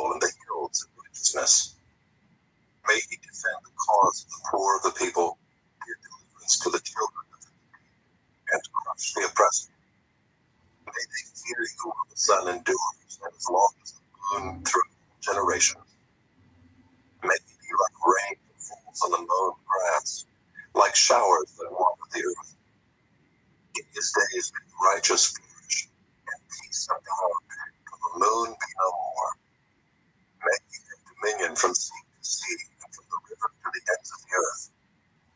May desert tribes bow down before him, and his enemies like the dust. May the kings of Tarshish and the coastlands render him tribute. May the kings of Sheba and Seba bring gifts. May all kings fall down before him, all nations serve him. For he delivers the needy when he calls, the poor and him who has no helper. He has pity on the weak and the needy, and saves the lives of the needy. From oppression and violence he redeems their life, and precious is their blood in his sight. Long may he live. May gold of Sheba be given to him. May prayer be made for him continually, and blessings invoked for him all the day. May there be abundance of grain in the land. From the tops of the mountains may it wave. May its fruit be like Lebanon. And may people blossom in the cities like the grass of the field. May his name endure forever. His fame continue as long as the sun. May people be blessed in him. All nations call him blessed. Blessed be the Lord, the God of Israel, who alone does wondrous things. Blessed be his glorious name forever. May the whole earth be filled with his glory. Amen and amen. The prayers of David, the son of Jesse, are ended.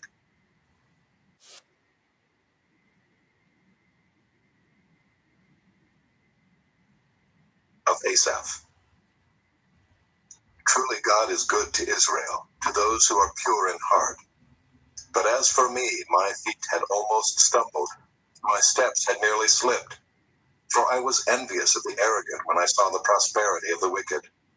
For they have no pangs until death. Their bodies are fat and sleek.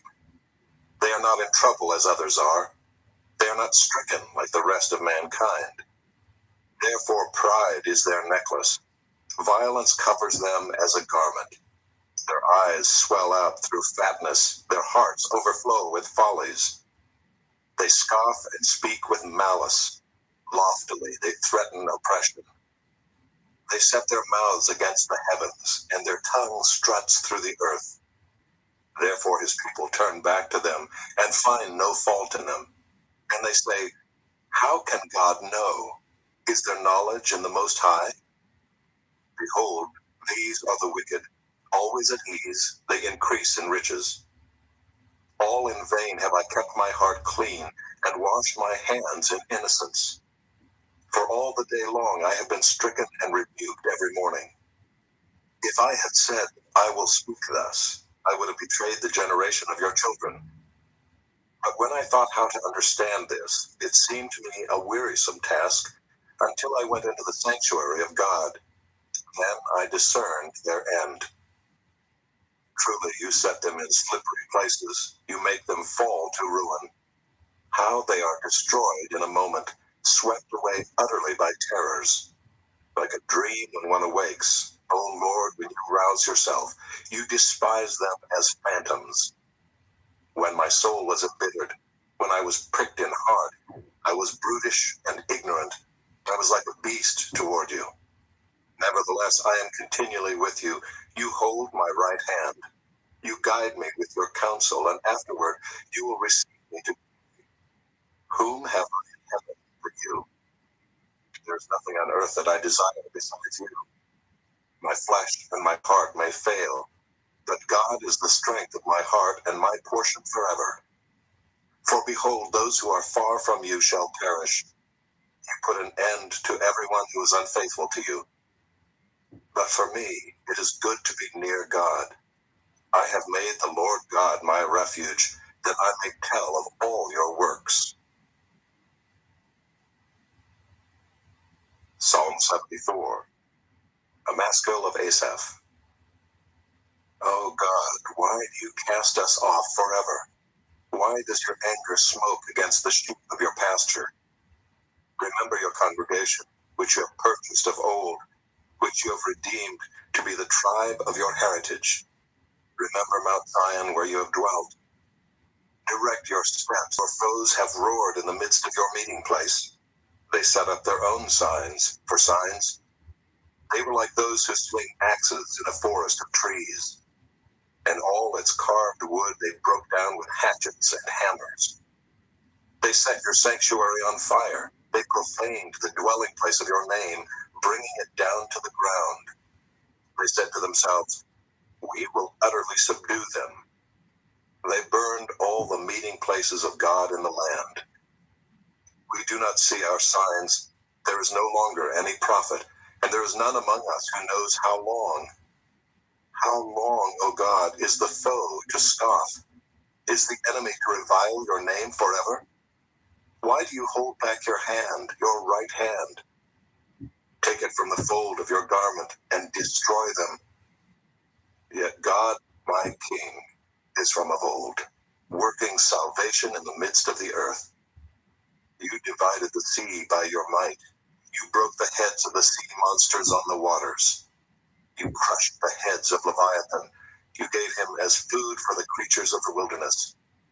You split open springs and brooks. You dried up ever-flowing streams. Yours is the day, yours also the night. You have established the heavenly lights and the sun.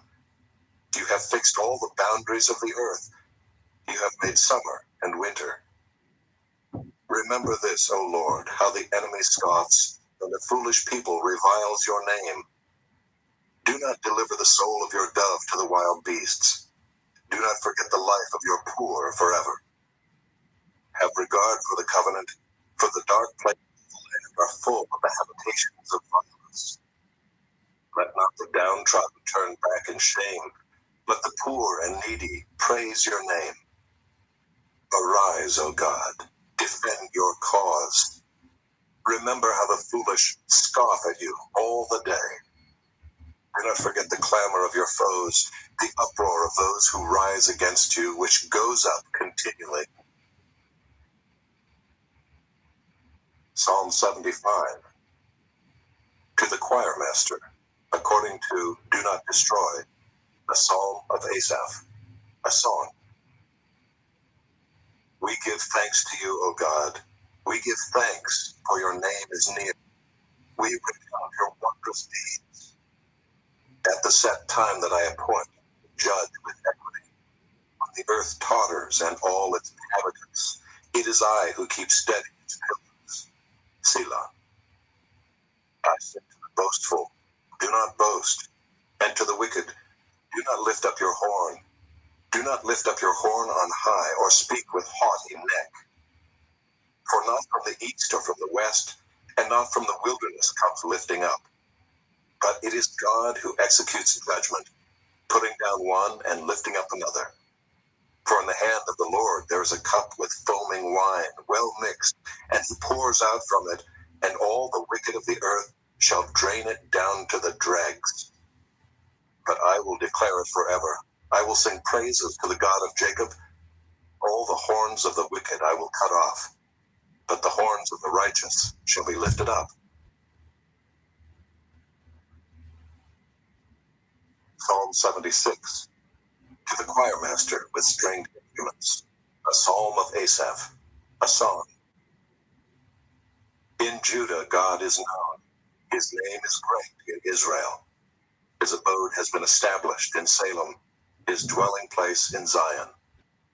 There he broke the flashing arrows, the shield, the sword, and the weapons of war. Selah. Glorious are you, more majestic than the mountains full of prey. The stout-hearted were stripped of their spoil. They sank into sleep. All the men of war were unable to use their hands. At your rebuke, O God of Jacob, both rider and horse lay stunned. But you are to be feared. Who can stand before you when once your anger is roused? From the heavens you uttered judgment. The earth feared and was still. When God rose to establish judgment to save all the humble of the earth. Selah. Surely the wrath of man shall praise you. The remnant of wrath you will put on like a belt. Make your vows to the Lord your God and perform them. Let all around him bring gifts to him who is to be feared, who cuts off the spirit of princes, who is to be feared by the kings of the earth. Psalm 77. To the choir master, according to Jeduthun, a psalm of Asaph. I cry aloud to God, and he will hear me. In the day of my trouble I seek the Lord. In the night my hand is stretched out without wearying. My soul refuses to be comforted. When I remember God, I moan. When I meditate, my spirit faints. Selah. You hold my eyelids open. I am so troubled that I cannot speak. I consider the days of old, the years long ago. I said, let me remember my song in the night. Let me meditate in my heart. Then my spirit made a diligent search. Will the Lord spurn forever and never again be favorable? Has his steadfast love forever ceased? Are his promises at an end for all time? Has God forgotten to be gracious? Has he in anger shut up his compassion? Selah. Then I said, I will appeal to the ears of the right hand of the Most High. I will remember the deeds of the Lord. Yes, I will remember your wonders of old. I will ponder all your work and meditate on your mighty deeds. Your way, O God, is holy. What God is great like our God? You are the God who works wonders. You have made known your might among the peoples. You with your arm redeemed your people, the children of Jacob and Joseph. Selah. When the waters saw you, O God, when the waters saw you, they were afraid. Indeed, the deep trembled.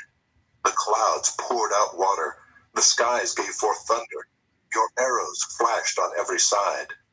The crash of your thunder was in the whirlwind. Your lightnings lighted up the world. The earth trembled and shook. Your way was through the sea, your path through the great waters.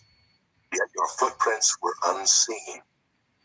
You led your people like a flock by the hand of Moses and Aaron. Psalm 78. A Maskil of Asaph. Give ear, O my people, to my teaching. Incline your ears to the words of my mouth. I will open my mouth in a parable. I will utter dark sayings from of old, things that we have heard and known, that our fathers have told us. We will not hide them from their children, but tell to the coming generation the glorious deeds of the Lord and his might, and the wonders that he has done. He established a testimony in Jacob, and appointed a law in Israel, which he commanded our fathers to teach to their children, that the next generation might know them, the children yet unborn, and arise and tell them to their children, so that they should set their hope in God, and not forget the works of God, but keep his commandments, and that they should not be like their fathers, a stubborn and rebellious generation, a generation whose heart was not steadfast, whose spirit was not faithful to God. The Ephraimites, armed with the bow, turned back on the day of battle. They did not keep God's covenant, but refused to walk according to his law. They forgot his works and the wonders that he had shown them. In the sight of their fathers, he performed wonders in the land of Egypt, in the fields of Zoan. He divided the sea and let them pass through it, and made the waters stand like a heap. In the daytime he led them with a cloud, and all the night with a fiery light. He split rocks in the wilderness, and gave them drink abundantly as from the deep. He made streams come out of the rock, and caused waters to flow down like rivers. Yet they sinned still more against him, rebelling against the Most High in the desert. They tested God in their heart by demanding the food they craved. They spoke against God, saying, can God spread a table in the wilderness? He struck the rock so that water gushed out and streams overflowed. Can he also give bread or provide meat for his people? Therefore, when the Lord heard, he was full of wrath. A fire was kindled against Jacob. His anger rose against Israel, because they did not believe in God and did not trust his saving power.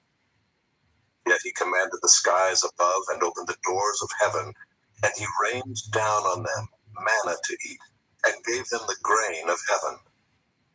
Man ate of the bread of the angels. He sent them food in abundance. He caused the east wind by his power he led out the south wind. He rained meat on them like dust, winged birds like the sand of the seas. He let them fall in the midst of their camp, all around their dwellings. And they ate, and were well filled, for he gave them what they craved. But before they had satisfied their craving, while the food was still in their mouths, the anger of God rose against them, and he killed the strongest of them, and laid low the young men of Israel. In spite of all this, they still sinned. Despite his wonders, they did not believe. So he made their days vanish like a breath, and their years in terror. When he killed them, they sought him. They repented and sought God earnestly. They remembered that God was their rock, the Most High God, their Redeemer. But they flattered him with their mouths. They lied to him with their tongues. Their heart was not steadfast toward him. They were not faithful to his covenant. Yet he, being compassionate, atoned for their iniquity and did not destroy them.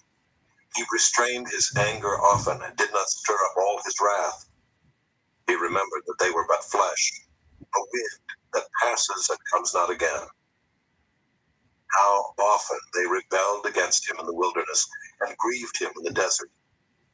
They tested God again and again and provoked the Holy One of Israel. They did not remember his power or the day when he redeemed them from the foe, when he performed his signs in Egypt and his marvels in the fields of Zoan. He turned their rivers to blood, so that they could not drink of their streams.